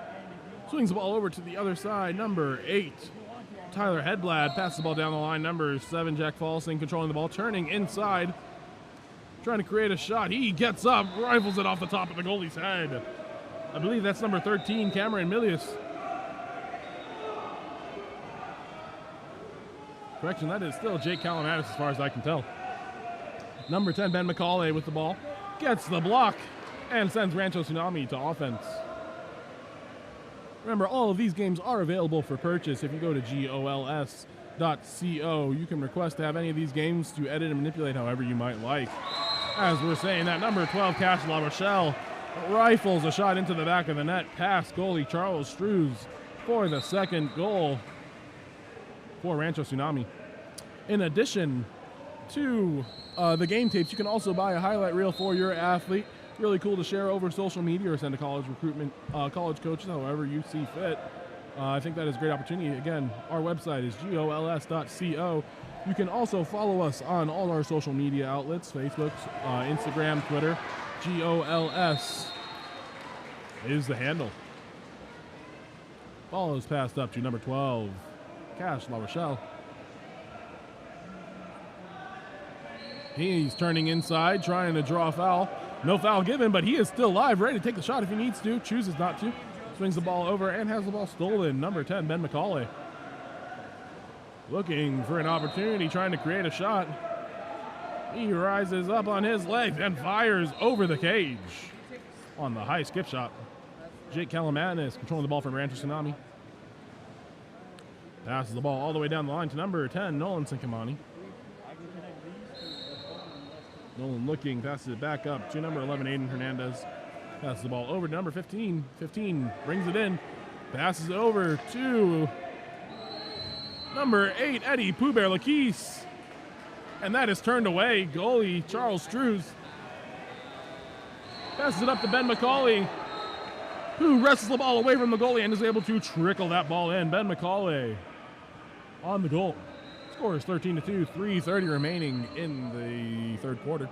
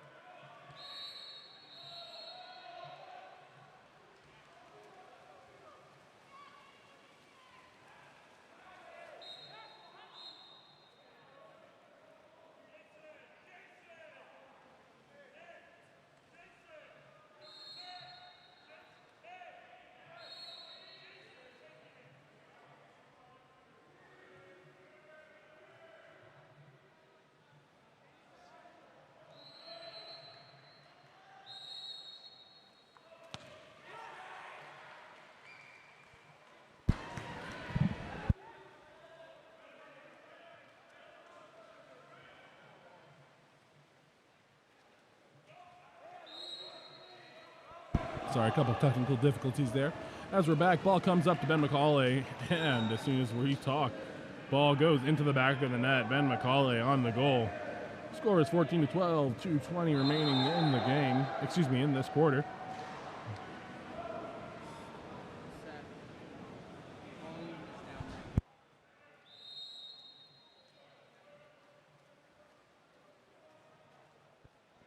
Ball is kicked back to Eddie Pooh Bear Laquise. Kicked back further to Yusuf Mikhail. Ball is stolen by number 10, Ben McCauley. Kicks it down the line to number 6, Jason Tockstein. Gets a little elbow to the head, but he brushes it off. Kicks the ball up to Ben McCauley. Kicks it across the pool to number 8, Tyler Hedblad. Over to number 2, James Strews. Back to Hedblad. Gets up on his legs, pumping. And the shot is just drilled into the upper left-hand corner. Number 8, Tyler Hedblad. Score is now 15-2 with 1:20 left on the clock for this quarter. A couple substitutions coming in for Rancho Tsunami.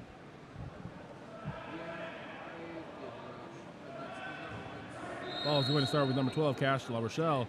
Back to number 8, Pooh Bear. Pooh Bear swings it over to number 7, Trace Fasquelle. Into La Rochelle and the offensive. Number 10 has the ball, Ben McCauley. Swimming the ball up, attacking. Kicks it over to the left side, James Strews. Still has the ball. Foul, whistle came from the other court. Everyone looks, and then James Strews takes advantage and skips it under the goalie's arm. Final score now, 16-2. 40 seconds remaining in the game, in the third quarter. We are live. A little bit of confusion there, but we're live. Number 8 with the ball, Pooh Bear. Swings it over to the left side, number 15. Turns and drives, trying to get inside water, nothing there. Takes the shot, but number 1, Charles Strews, is up to the task. Charles Strews looking for someone to pass to. Instead, brings the ball up himself. Swings it over to number 9, William Byer. William looking, 8 seconds remaining, into number 3, Ryan Trust. And he is swarmed. Ball comes up with Yusuf Mikhail. And that will be the end of the third quarter. 16-2, Poway Valley leads Rancho Tsunami. KAP7 is the official ball of water polo. Visit KAP7.com for all your water polo needs.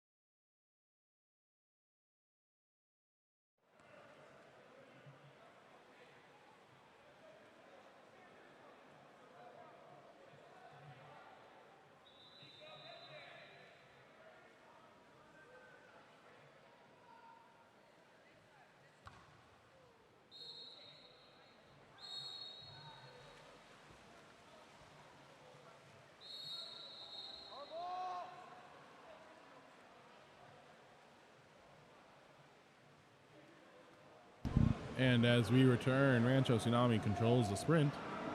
Ball is with number 7, Trace Fasquelle. Kick down to number 6, who loses his handle on the ball but is able to regain it back. Up to number 17. 17 fires, and Charles Strews is able to eat that one up. Number 6, Jason Toxtein, is ejected, I believe, for interfering with the free throw. He is still in the water right now. And there is a timeout called by Rancho Tsunami. That's too bad. If the coach had held off a couple of seconds, he might have been able to get a 5-meter out of it, because Jason Toxtein didn't seem to know that he was ejected. Anyway, Rancho Tsunami head coach Kevin Nesbitt calls for the timeout, trying to set up something to get going for during this 6-on-5.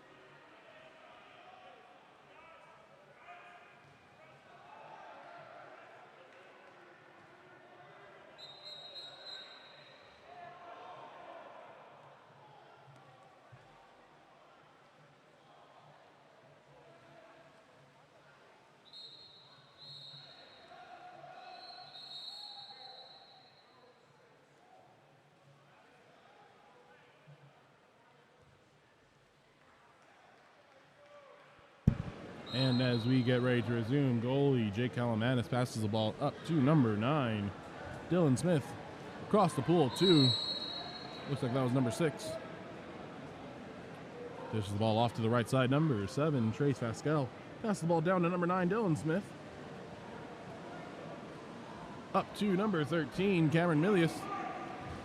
Number 6 then gets the ball and takes a shot, but it is batted down by number 9, William Byer.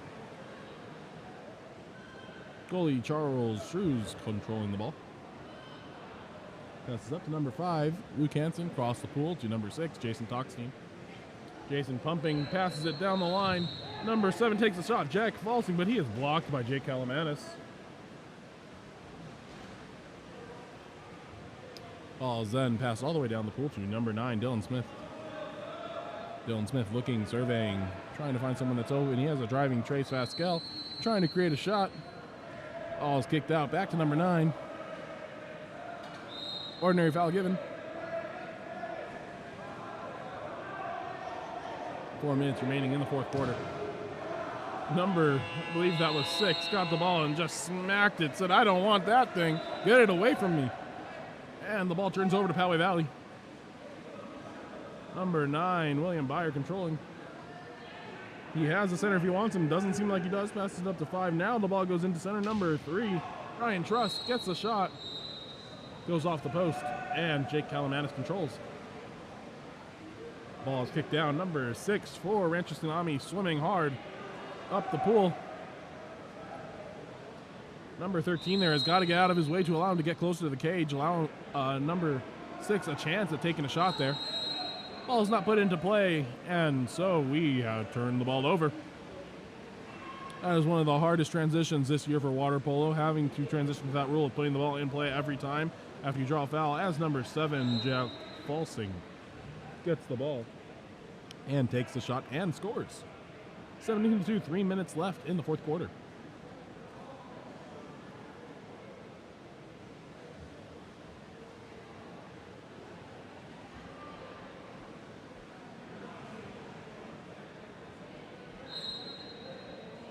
Ball kicks back to Trace Vasquel.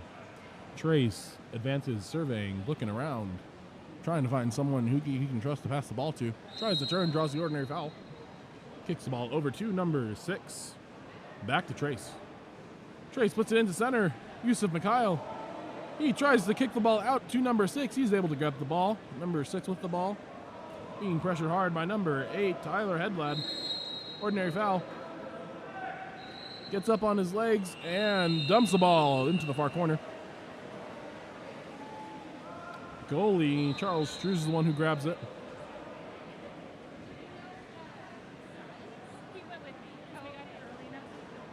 Charles Struz passes the ball up to number 5, Luke Hansen, puts it into center. That was number 4, Nicholas Griesi. Unfortunately, that shot lands a little bit short.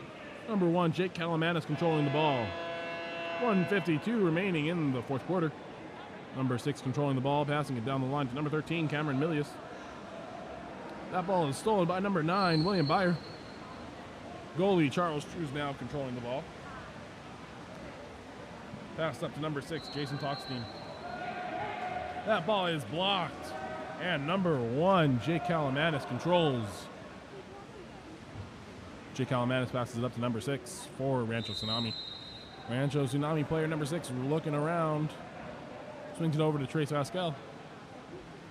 Down to number 9, Dylan Smith. And there is an ejection. Looks like that's number 9 for Poway Valley, William Byer. He will go to the corner, and his coach will give him a hard talking to there. Shot happens, blocked out by Charles Struz. Will be a corner throw for Rancho Tsunami. 50 seconds remaining on the clock. Number 13, Cameron Milius, will be the one who takes that corner throw.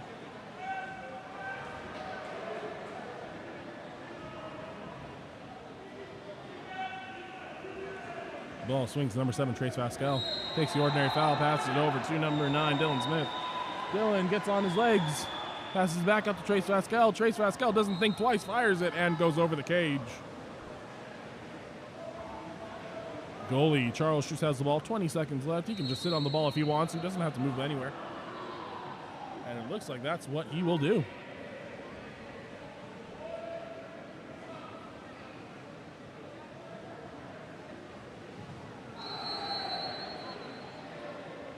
Pass the ball up to number 5. And that will be the ball game. Final score, Poway Valley 17, Rancho Tsunami 2. Remember, here at Game On Live Studio, KAP7 supports water polo globally. A portion of every dollar you spend with KAP7 goes back to the sport. When your team needs equipment, choose KAP7 and support water polo globally.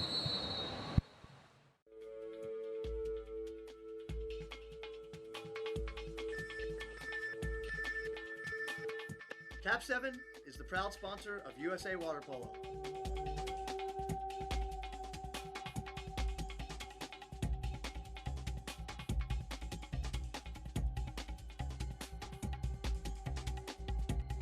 KAP7 is the best ball in the world.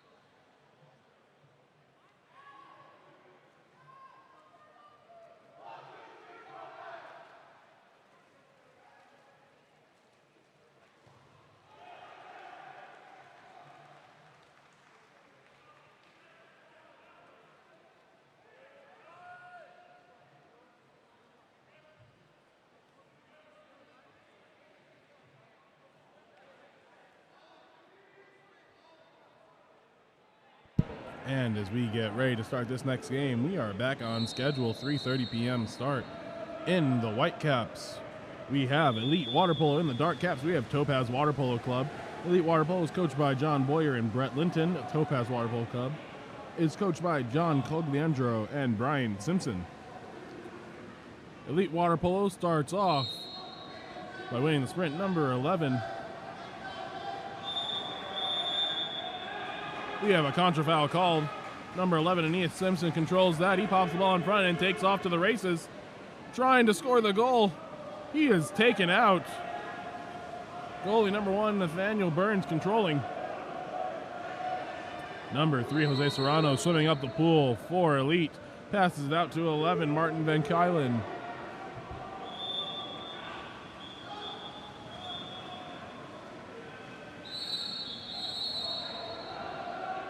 Two balls in the water at the same time. Goalie Jonathan Bagdolu controls the ball, passes it down the line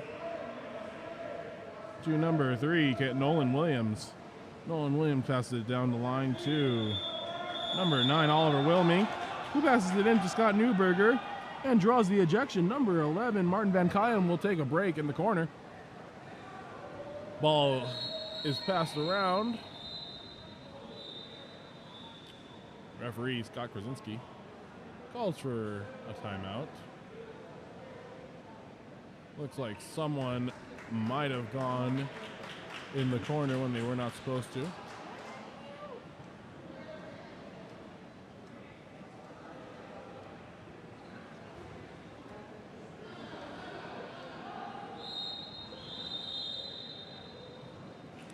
Still not quite sure what happened, but either way, Coach John Cogliandro for Topaz called a timeout, wanted to talk this out with the ref. Still trying to figure out exactly what happened.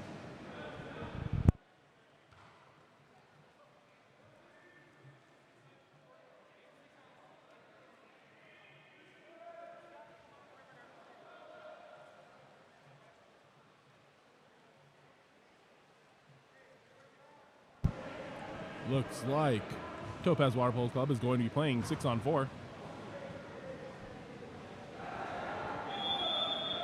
Bogdolu passes the ball up to number 5, Reagan Bagnall. Passes it down the line to Scotty Newberger. Bagnall has the ball, passes it over. Number 9, Oliver Wilming, passes it over to Aeneas Simpson, who shoots just wide right. Nathaniel Burns controls for Elite Water Polo. And there is an ejection. Actually, on the other course, no ejection on our course. Number 2, Connor Linton, controls the ball. Looking for center. Puts the ball into Jose Serrano. Jose steps, loses his legs, and that ball is pushed under by number 11, Aeneas Simpson. Number 5, Reagan Bagnall. Pass the ball down the line to Scott Newberger. He has number 3, Nolan Williams, who can get it in. If not, Scotty's going to take it himself. And there's an offensive called on number 3, Nolan Williams. Elite Water Polo with the ball. Nathaniel Burns controlling. Looking for someone to outlet to. Number 10, Noah Hansen receives the ball. Excuse me, that's number 11, Martin Van Kylen. Ball is put into Jose Serrano. Number 5, Reagan Bagnall, is ejected and told to take a 20-second break. Sending Elite Water Polo into their 6-on-5. Number 9, Luke Requejo gets the ball, pumps, shoots, blocked by Bogdolu. Pushed out of bounds. That is going to be a 2-meter call. Jose Serrano is responsible for that push. Possession remains with Elite Water Polo. Jose Serrano has the ball. Finds Martin Van Kylen. Passes back into Jose Serrano. We are even. Jose passes it back up to Martin. Martin has the ball, draws the ordinary. Looking for something to happen. Ball swings over to number 6, Troy Havlicek. Put into number 9, who pulls out the crazy backhand and bars out on the right side. Jonathan Bogdolu controlling the ball. Looking for someone to pass to. Passes it up to number 5, Reagan Bagnall. turns and draws the ordinary foul. Ball is put into number 4, Casey Alef, who turns and is stuffed by Nathaniel Burns. Great shot attempt, though. Took some real power to get through that. Number 11, Martin Van Kylen, passes the ball to Jose Serrano. Jose coming in, pumping, trying to finish, but Bogdolu shuts the door on that attempt.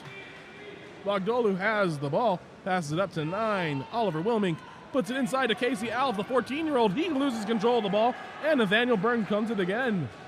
So far, we have gone through almost 4 minutes of water polo and no goals yet. Ball is passed down to Jose Serrano on elite side. Puts it in to number 6, who is called for the offensive, Troy Havlicek. Bogdolu controlling the ball. Up to number 5, Reagan Bagnall. Down to 4, Casey Alef. Casey Alef turning, and the offensive is called. Referee saying Casey Alef basically threw the poor kid. Don't know if I agree with that, but what they say goes. Number 9, Oliver Wilming, steals the ball. Trying to find someone to pass to. Kicks the ball up the line to Aeneas Simpson. Aeneas trying to cut off. And a 5-meter called on number 6, Troy Havlicek. Drawn by number 11 for Topaz, Aeneas Simpson. Great draw there. Way to cut off the defender there by number 11. Looks like this 5-meter is going to be taken by number 5, Reagan Bagnall.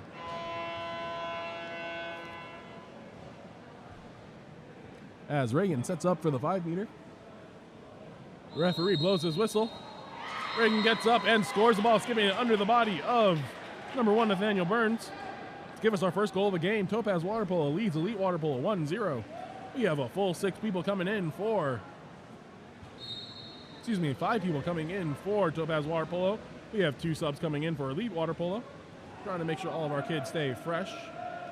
Number 7 has the ball. Jaden Rose passes it back to number 11, Martin Van Kylen.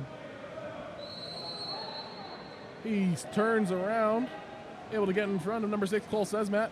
Kicks the ball out, but unfortunately the pass swings out to number 8, Daniel Lim. Bogdolu controlling. Ball is passed up to number 3, Nolan Williams, over to the side. Ethan Salas controlling. Driving Nolan Williams is coming in. He gets the ball. Is swarmed by 3 people, still able to draw the ordinary foul. Kicks the ball out, number 12, and Ethan Salas controls the ball. Number 2 passes it in. Scram for the ball here. Number 8, Daniel Lim, has the ball, and he chooses to dump it, sending Elite Water Polo onto offense. 1:26 remaining in the first period. Nathaniel Burns controlling the ball. Passes it up to number 10, Noah Hansen. Noah Hansen puts it into center. Number 7, Jaden Rose, is able to sneak the ball past Jonathan Bogdolu to give Elite Water Polo its first goal of the night. Score now is 1-1. Elite Water Polo and Topaz Water Polo all tied up. As the ball is checked back to Nolan Williams. Nolan turning around his defender, trying to create something. Is able to put the ball into number 6, Cole Sesmat, who was able to put the ball in the back of the cage. Nice move by the 2 of them.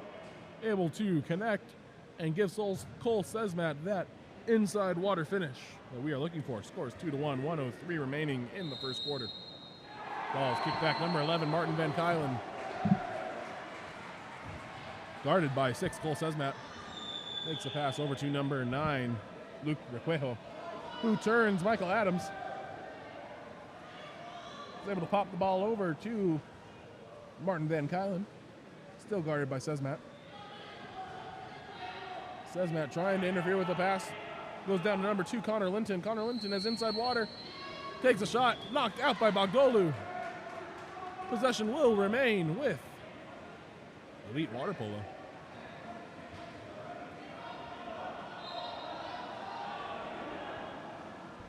Just 33 seconds remaining in this first quarter of play.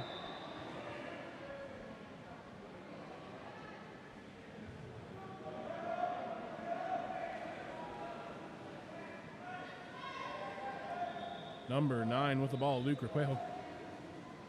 Trying to create something. He is fouled by number 2, Michael Adams.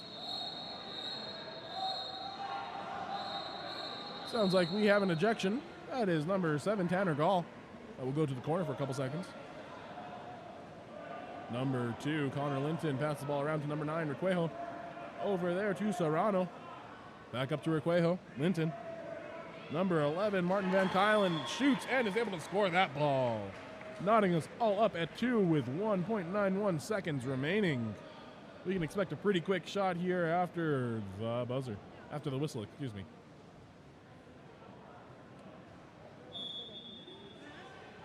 As previously mentioned, that shot happens and it is blocked, and that is how we are going to go into the first quarter break. Elite Water Polo and Topaz Water Polo all tied up at 2. KAP7 is a proud sponsor of the Eggbeater series of water polo. We recognize how important it is for athletes to have the opportunity to compete. Visit KAP7.com.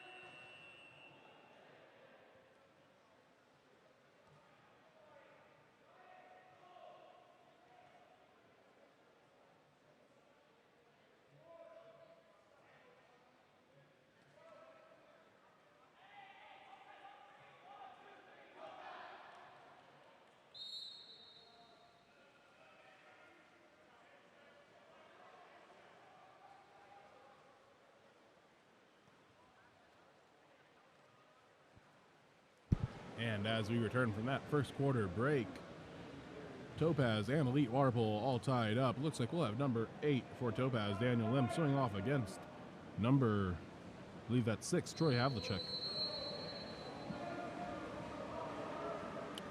Mistakenly thought one whistle was another. That's a real bummer. If that was me, I personally would not swim for it the second time. That is too much swimming for me. As the ball drifts into our pool. Besides, that bang made me feel like I just took a nap and woke up. So. And the whistle blows. As the ball is dropped in the water, Daniel Lim for Topaz wins the swim off, giving Topaz first possession of the quarter. Number 3, Nolan Williams controlling. Swings it over to number 8, Daniel Lim. Daniel puts it inside to number 6, Cole Sesmat, who tries to control the ball but loses the handle on it and turns the ball over to Nathaniel Burns. Swings it up to number 3, Jose Serrano. Great hands-up defense there by Scotty. Eventually earns the ordinary foul. Passes that ball back up to number 8, Nicholas Chavez. Ball comes into Linton, number 2. Blocked by, I believe that was number 3, Nolan Williams. Passed up to Michael Adams, who gets the ball back. Kicks it out to Scotty Newberger. Scotty with his left hand kicks it over to number 12, Ethan Salas, who has his shot blocked. Now, Elite Water Polo has numbers. Number 6, Troy Havlicek, tries the lob shot. Double bar in lob shot. How often do you see that? That is just really hard to do. Goes lob shot, bars in off the top crossbar, off the left bar, and then inside the cage. That was a special shot. If I was number 6, I'd definitely be buying that highlight feature that Game On Live Studio has to offer. Definitely want to see that one over and over again. Number 3, Nolan Williams responds, bringing the ball up to about 8 meters and rocketing it into the top left corner. Knots us all up again at 3 apiece. 4:53 remaining in the second quarter. Number 11, Martin Van Kylen now with the ball. Being pressed by number 6, Cole Sesmat. Pass the ball back to number 1, Nathaniel Burns. Looking around, dishes it to number 2, Connor Linton. Ordinary foul there.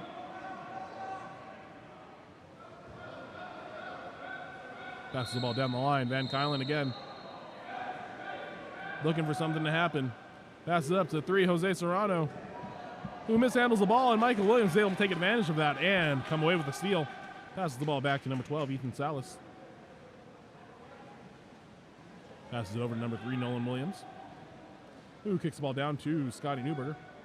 Scotty passes it in to Cole Sesmat, who takes it in, has the ball knocked out from behind. And Cole Sesmat wisely just is able to push Nathaniel Burns out past the goal line, resulting in a 2-meter. Cole Sesmat will take that. He needs to come all the way to the corner. Referee instructing him exactly where he needs to be. Ball is kicked up to number 8, Daniel Lim. 4 minutes remaining in the second period. Daniel brings it up. Kicks it over to number 2, Michael Adams. Michael attacking, looking around. Tries the off-speed lob shot. Doesn't work. Nathaniel Burns with the ball. Kicks it up to a streaking Troy Havlicek. And number 12, Ethan Salas, is ejected. Excuse me. That is actually a 5-meter call. Number 12, Ethan Salas, not ejected, but instead given a 5-meter penalty foul. That is earned by number 7, Jaden Rose. Seems like it will be taken by number 11, Martin Van Kylen. Whistle blows. Shot skips into the top right corner and gives Elite Water Polo their lead 4-3 with 3:39 remaining in the second.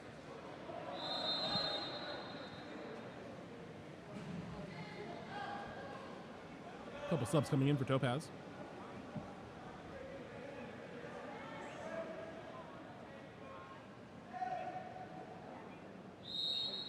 Ball is passed back to Scott Newberger.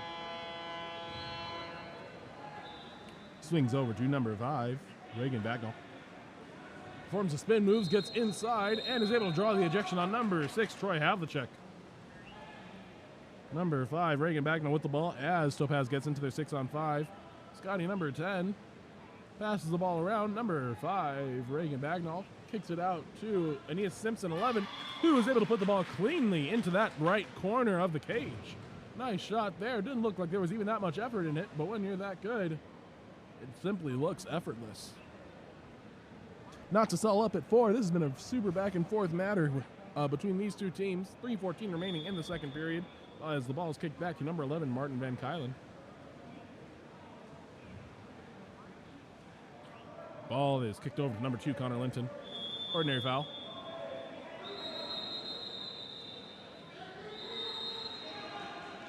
Number 4 has been ejected. That's Casey Aliff, the 14-year-old. He is sent to the corner to think about what he has done as the ball moves over to Martin Van Kylen. Number 3, Jose Serrano has the ball now, runs 6 in, trying to create something for their 6-on-5.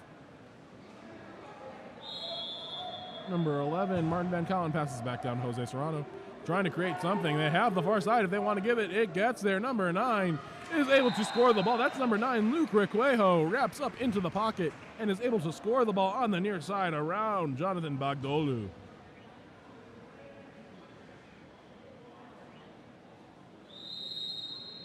Scores 5-4.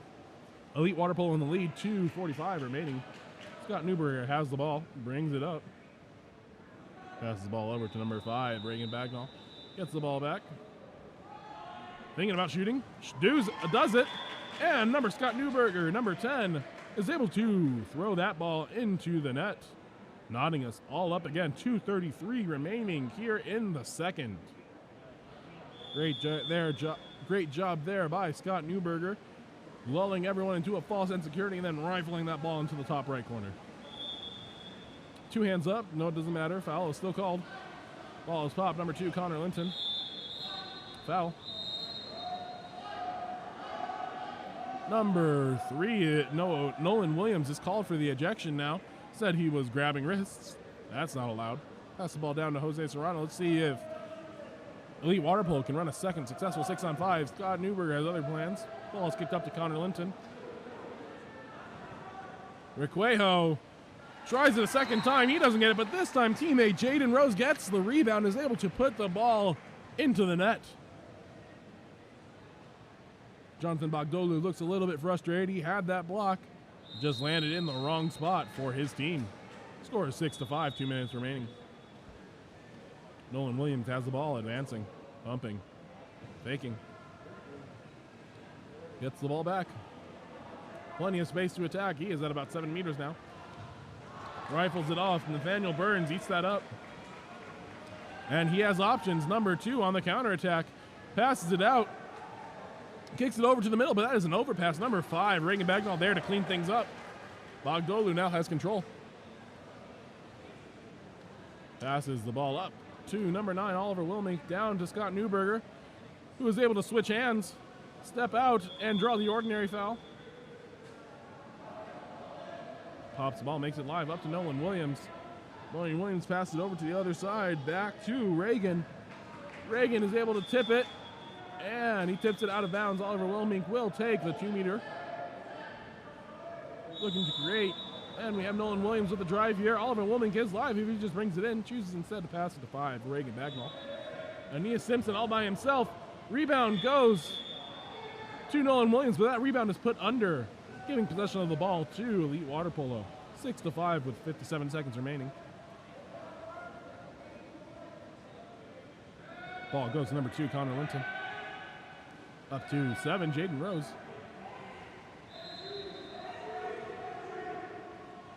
That ball is put into center, guarded by number 5, Reagan Bagnall. He gets turned. Martin Van Kylen trying to step.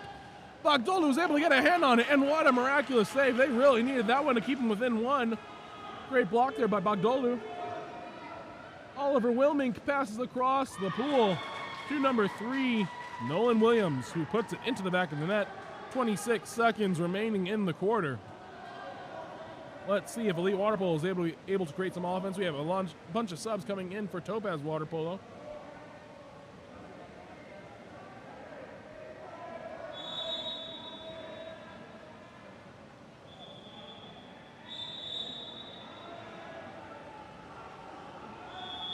Clock is running. Number 8, Nicholas Chavez with the ball. Passes it over to number 6, Troy Havlicek. Top line all the way up here at 5 meters. They need to push down a little bit further if they're hoping to get anything, unless they were planning to do that. Number 7, Jaden Rose, able to receive the ball with 5 meters of inside water and then finish around Bogdolu. Wonder if that was orchestrated. Personally, I don't think so. I think that was just lucky, but all sports rely on a little bit of luck. Number 7, Tanner Gall with the ball. Tanner looking, surveying, 7 seconds left, passes over to Michael Adams, 50-50 pass is taken away back to Nathaniel Burns. He'll take the last shot. Bogdolu receives the ball, and that's the end of the second quarter. Score is 7-6. Elite Water Polo in the lead. KAP7, who was our sponsor this weekend, is the official ball of water polo. Visit KAP7 for all your water polo needs.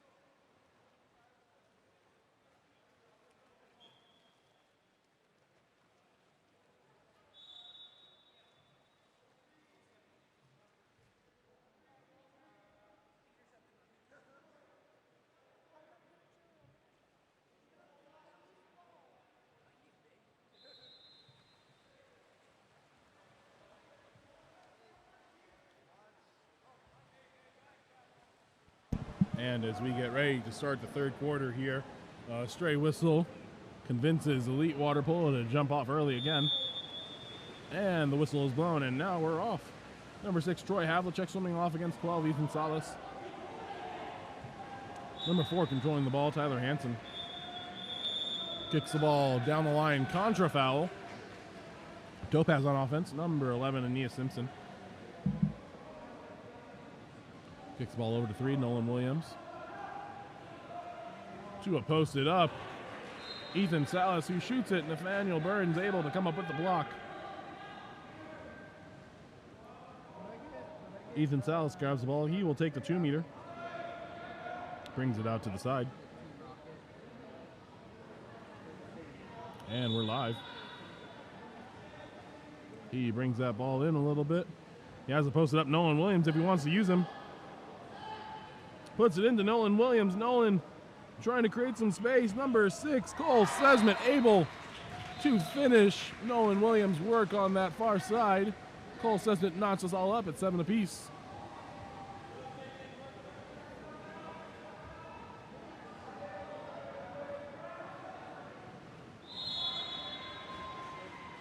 Number 7, Jaden Rose controlling the ball for Elite. Passes the ball over to, I believe that's number 5, Ryder Getty. Excuse me, number 6, Troy Havlicek. Draws the ordinary. Pops that ball, makes it live. Ethan Salas with the ordinary foul. Normally it's a better idea to not try to foul those shots. Fouling just gives people a free pass. If you're able to avoid fouling, not only does you make their lives harder, but you also eat up time of their shot clock. Every foul stops the clock. And so when you avoid fouling, the shot clock runs by faster and you get the ball sooner. That goal scored by number 10, Scott Newberger, after the steal, took it all the way up and scored it himself. That brings Topaz in front, 8-7. Ball is kicked back, number 11, Martin Van Kylen. Whistle from the other course blown.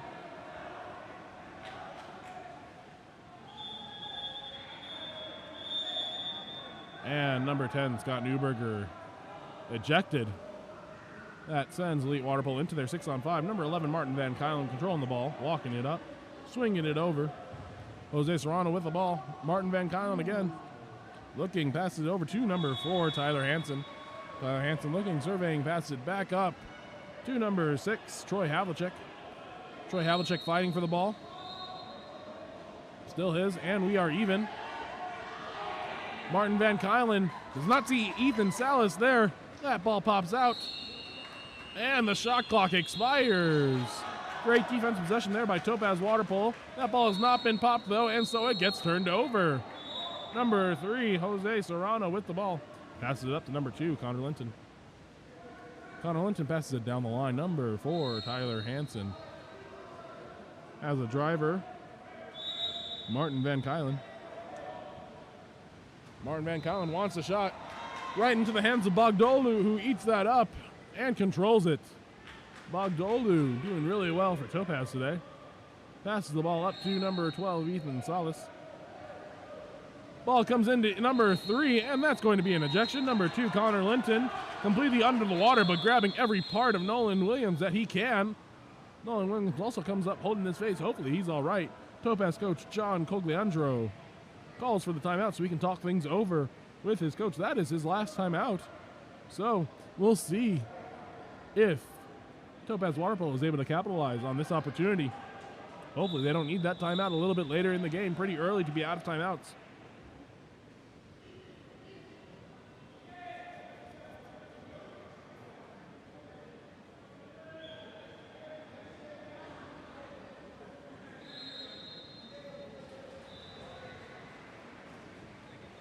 Topaz Water Polo starting the ball with Bogdolu behind half court. Setting up their 6-on-5 in a 4-2 formation. Ball goes to number 5, Reagan, over to number 12, Ethan Salas, down the line. Up the line again, number 5, Reagan Bagnall. Takes a shot and able to bar in off the left post. Looks like that timeout did pay off, giving Topaz Water Polo a 2-goal lead. Great job there, number 5. Elite Water Polo has to figure out how to fight back from this. Meanwhile, we're tying our caps. Oh, Guess the tap doesn't need to be tied according to the refs. Number 7 passes it back to number 11, Martin Van Kylen. Guarded by Cole Sesmat again.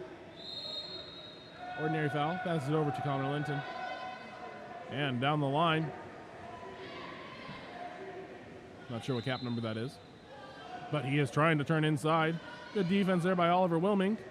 Spinning, turning around. And that ball is stolen by Oliver Wilming and Ethan Salas, a duo. Ethan Salas has that ball. Waiting, surveying, looking around. Pass the ball across to number 5, Reagan Bagnall. Up to Oliver Wilming, number 9. And back to Ethan Salas. Now in a shooting position. He takes that shot. And that's blocked out by number 1, Nathaniel Burns. Which means that Topaz Water Polo will get one more crack at it. And we are live. Aeneas Simpson pops it up, putting him live. He is able to shoot. Swings it up to Oliver Wilming. Reagan Bagnall now controlling. Backing out. Ethan Salas has the ball. Cole Sesmat in center. He gets the ball. Trying to step out. Ordinary foul. He has Aeneas on the side by himself. Oh, referee is calling to stop. That is an advantage that has been taken away. And instead calls the ejection foul. Number 11, Martin Van Kylen called for the ejection. If I'm the coach for Topaz Water Polo, I'm not sure which one I want. Honestly, I probably want that one-on-none shot against Aeneas, but the 6-on-5 is a good thing too, especially against the team's best center defender. He looked kind of upset that there was that foul called, but they were able to score the goal, so no harm, no foul. Score is 10-7. Topaz Water Polo starting to run away with it. Elite Water Polo really needs to put together an offensive package. 2:27 left in the third quarter.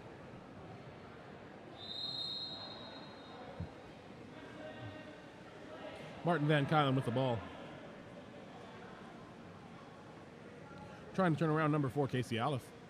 Kicks the ball down the line, number 9, Luke Requejo. Has it posted up, Jose Serrano instead goes over him. And there is a 5-meter. Number 11, Martin Van Kylen, able to draw that against number 4, Casey Aleph. Really nice draw there. Good pass there, too, from number 9, number 9, Luke Requejo. That shot is scored by Martin Van Kylen, past goalie Jonathan Bogdolu.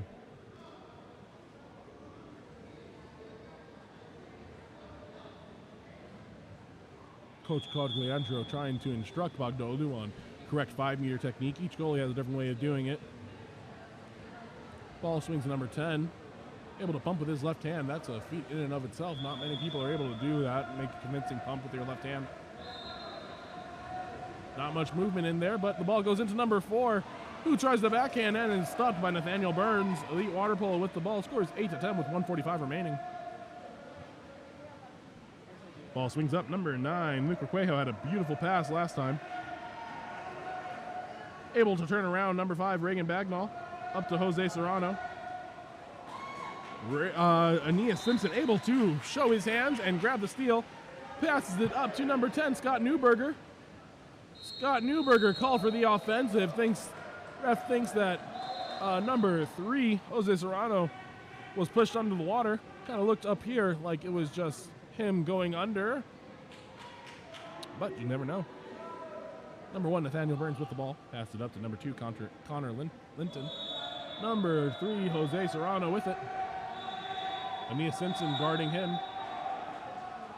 Ball is passed in and stolen by Daniel Lim for Topaz. He has Aeneas Simpson one-on-none with the goalie.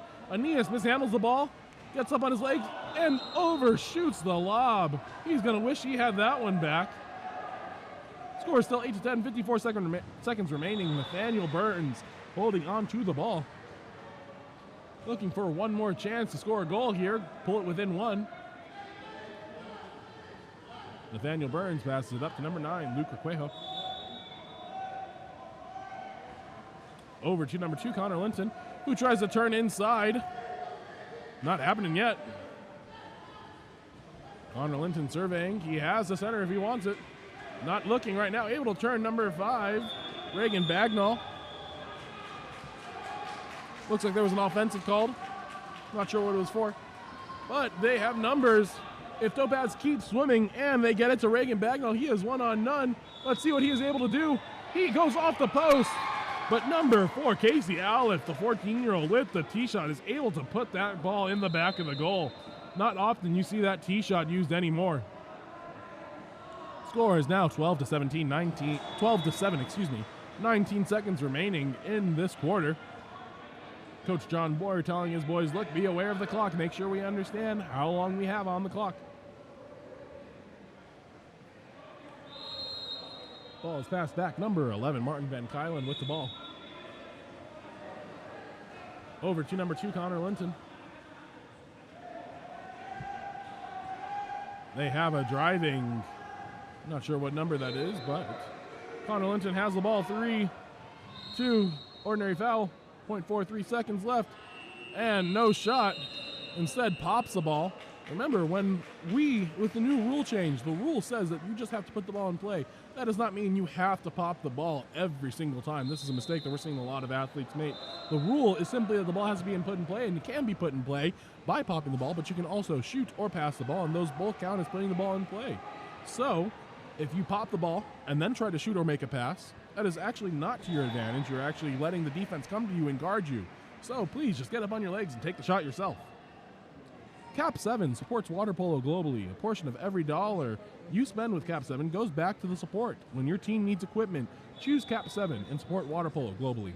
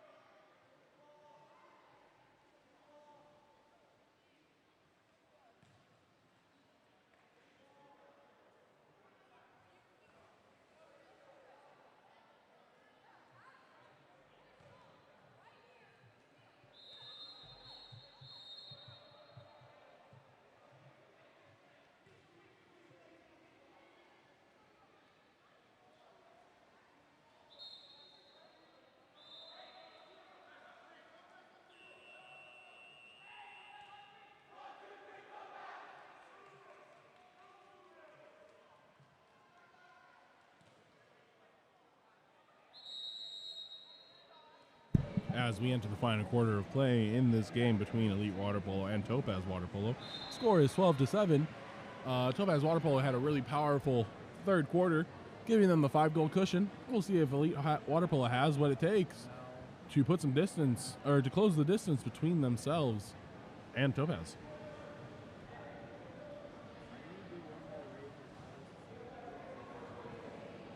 Looks like we'll have number 8, Daniel Lim, swimming off for Topaz. And it looks like it'll be number 6, Troy Havlicek, swimming off for Elite Water Polo.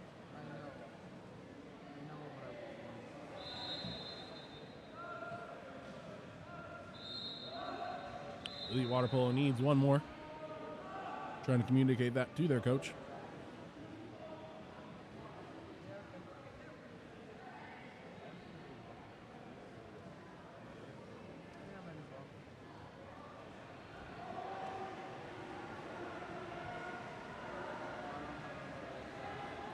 Whistles blows, and we are off. Ball is put in, and number 8, Daniel Lim, is able to win possession for his team. Nolan Williams tracks that ball down, swings it over to Scott Newberger. Scott Newberger has that ball up, pumping, looking, trying to find something for his team.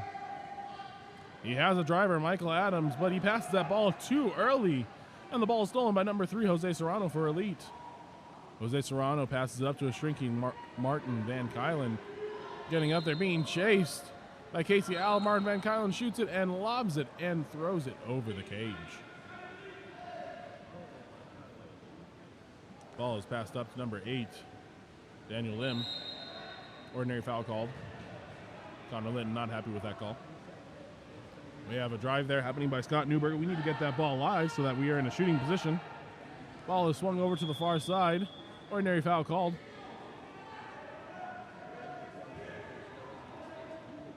Pops the ball to make it live. Brings it in. Looking for something to happen. And almost like a hezzy type of shot from number 11. Aeneas Simpson puts it into the back of the cage. That is the second time that he has caught Nathaniel Burns off guard. Great job, Aeneas.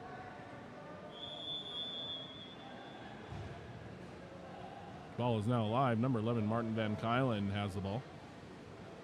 Passes the ball down the line to number 6, Troy Havlicek. Troy Havlicek looking, being guarded by number 8, Daniel Kim, who spins right into another defender, number 4, Casey Aliff, able to come over and grab the ball. Daniel Lim now being pressed from behind by number 7, Jaden Rose. Ordinary foul given. Passed out to Scott Newberger. Put into number 8, Daniel Lim, who has 3 people there. And they get the ball. Number 1 with the ball, Nathaniel Burns passes it up to Jose Serrano on the 1-2 side of the ball. On the 1-2 side of the court, rather. Ordinary foul. Passes that ball to number 7, who the pass intended, but number 4 on Topaz is able to get it, Casey Aliff. That ball is scored by Casey Aliff after doing the spin move. Personally, it looked like a little bit of a foul to me, but ref said that it was all good, so we are going with it. Score is now 13-8, 4:14 remaining in the 4th period.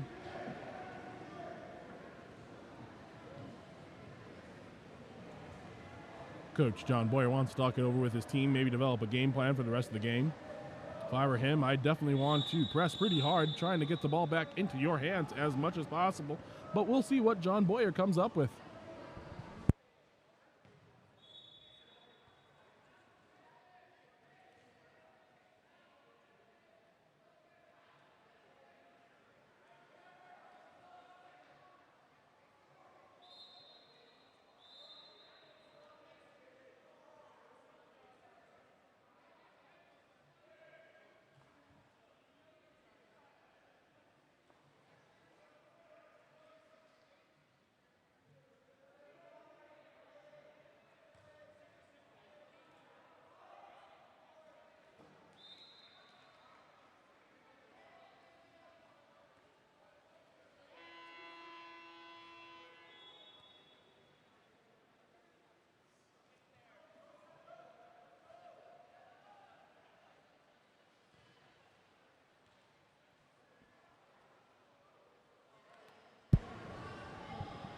That ball is going to be put into Nathaniel Burns. We'll see what Coach John Boyer has drawn up out of the timeout. Looks like a 21 drive in the beginning.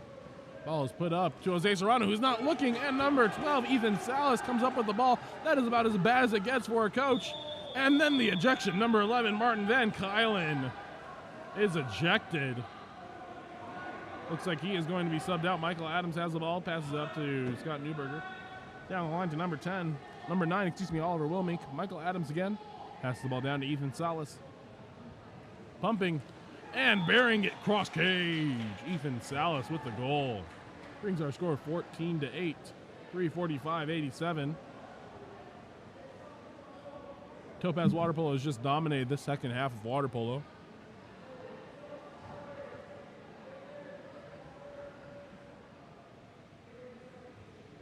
Got a couple substitutions coming in for Elite.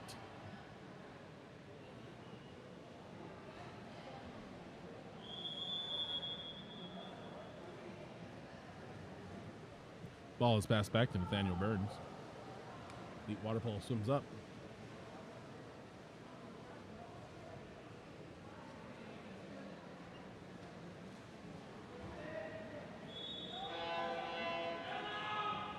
Ball is passed up to number 9, Luke Requejo. Looking for the center position, guarded by Scott Newberger. Doesn't look like there's much there, but there's someone wide open in the middle of the pool. Instead, they choose to dump it, and Topaz will head on to offense.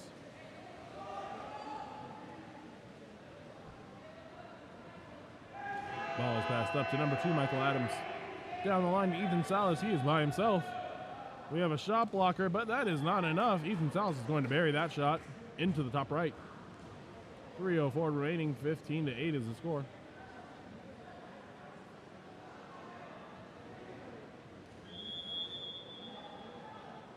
Ball is kicked back. Number 4, Tyler Hansen controlling. Kicks it back to the goalie, Nathaniel Burns, and chooses to swim up. We have just under 3 minutes of competition left here. Number 6, Troy Havlicek, looking around. Has not popped the ball yet. But he passes the ball down the line, doesn't need to. Looks like that's number 9, Luke Roquejo.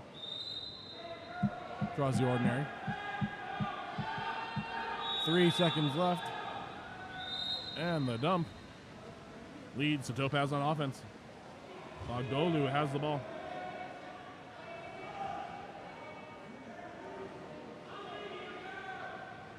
Passes up to number 9, Oliver Wilmink. Scott Newberger controlling now. Scott Newberger rises, puts it into Casey Aleph, who has a defender draped all over him. Takes a shot, but Nathaniel Burns is able to make that stop.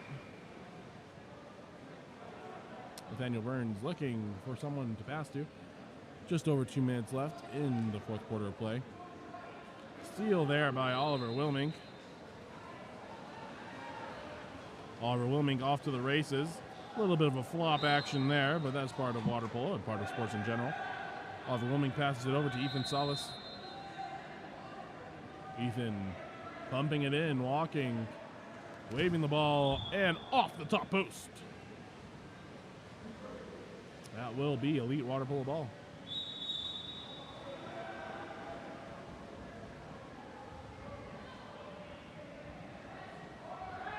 Number 1, Nathaniel Burns passes it up to number 9, Luke Roquejo. Surveying, looking at what's available. We have 2 centers at the moment for elite. Ball is kicked over to the far side. Number 10, Noah Hansen is able to catch the ball and finish. Nothing Jonathan Bogdolu could do about that. That brings our score 9-15. Topaz Water Polo in the lead.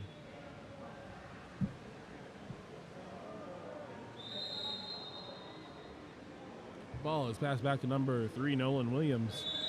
Nolan gets the ball, passes it off to Scott Newberger, passes it into center, number 7, Tanner Gall, unable to get a handle on it, and the ball turns over. We have 2 balls in the pool right now. Hopefully one of those gets taken out soon. Number 1, Nathaniel Burns, passes it up to number 8, Nicholas Chavez. He is eligible to shoot, pops the ball. Michael Adams comes right back to him, starts pressing him tenaciously. Casey Aleph with the ordinary foul. Number 10, Noah Hansen, pops the ball, and then he is pressed tenaciously. And the ball is stolen by number 4, Casey Aleph. Chooses to stop at around 6 meters, fires, and the ball goes off the post.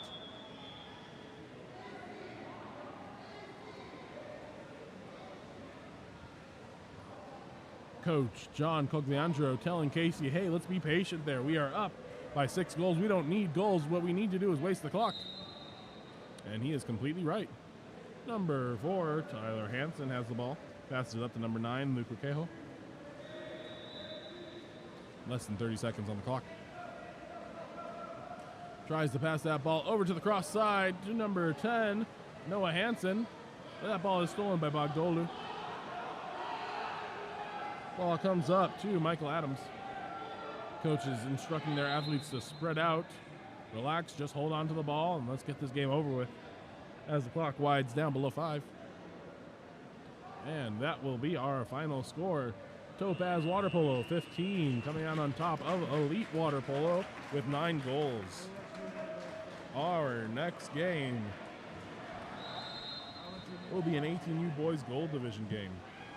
Water polo is our passion collectively. KAP7 supports this passion with direct sponsorship to 52 plus organizations around the world. Join KAP7 in supporting the passion of water polo.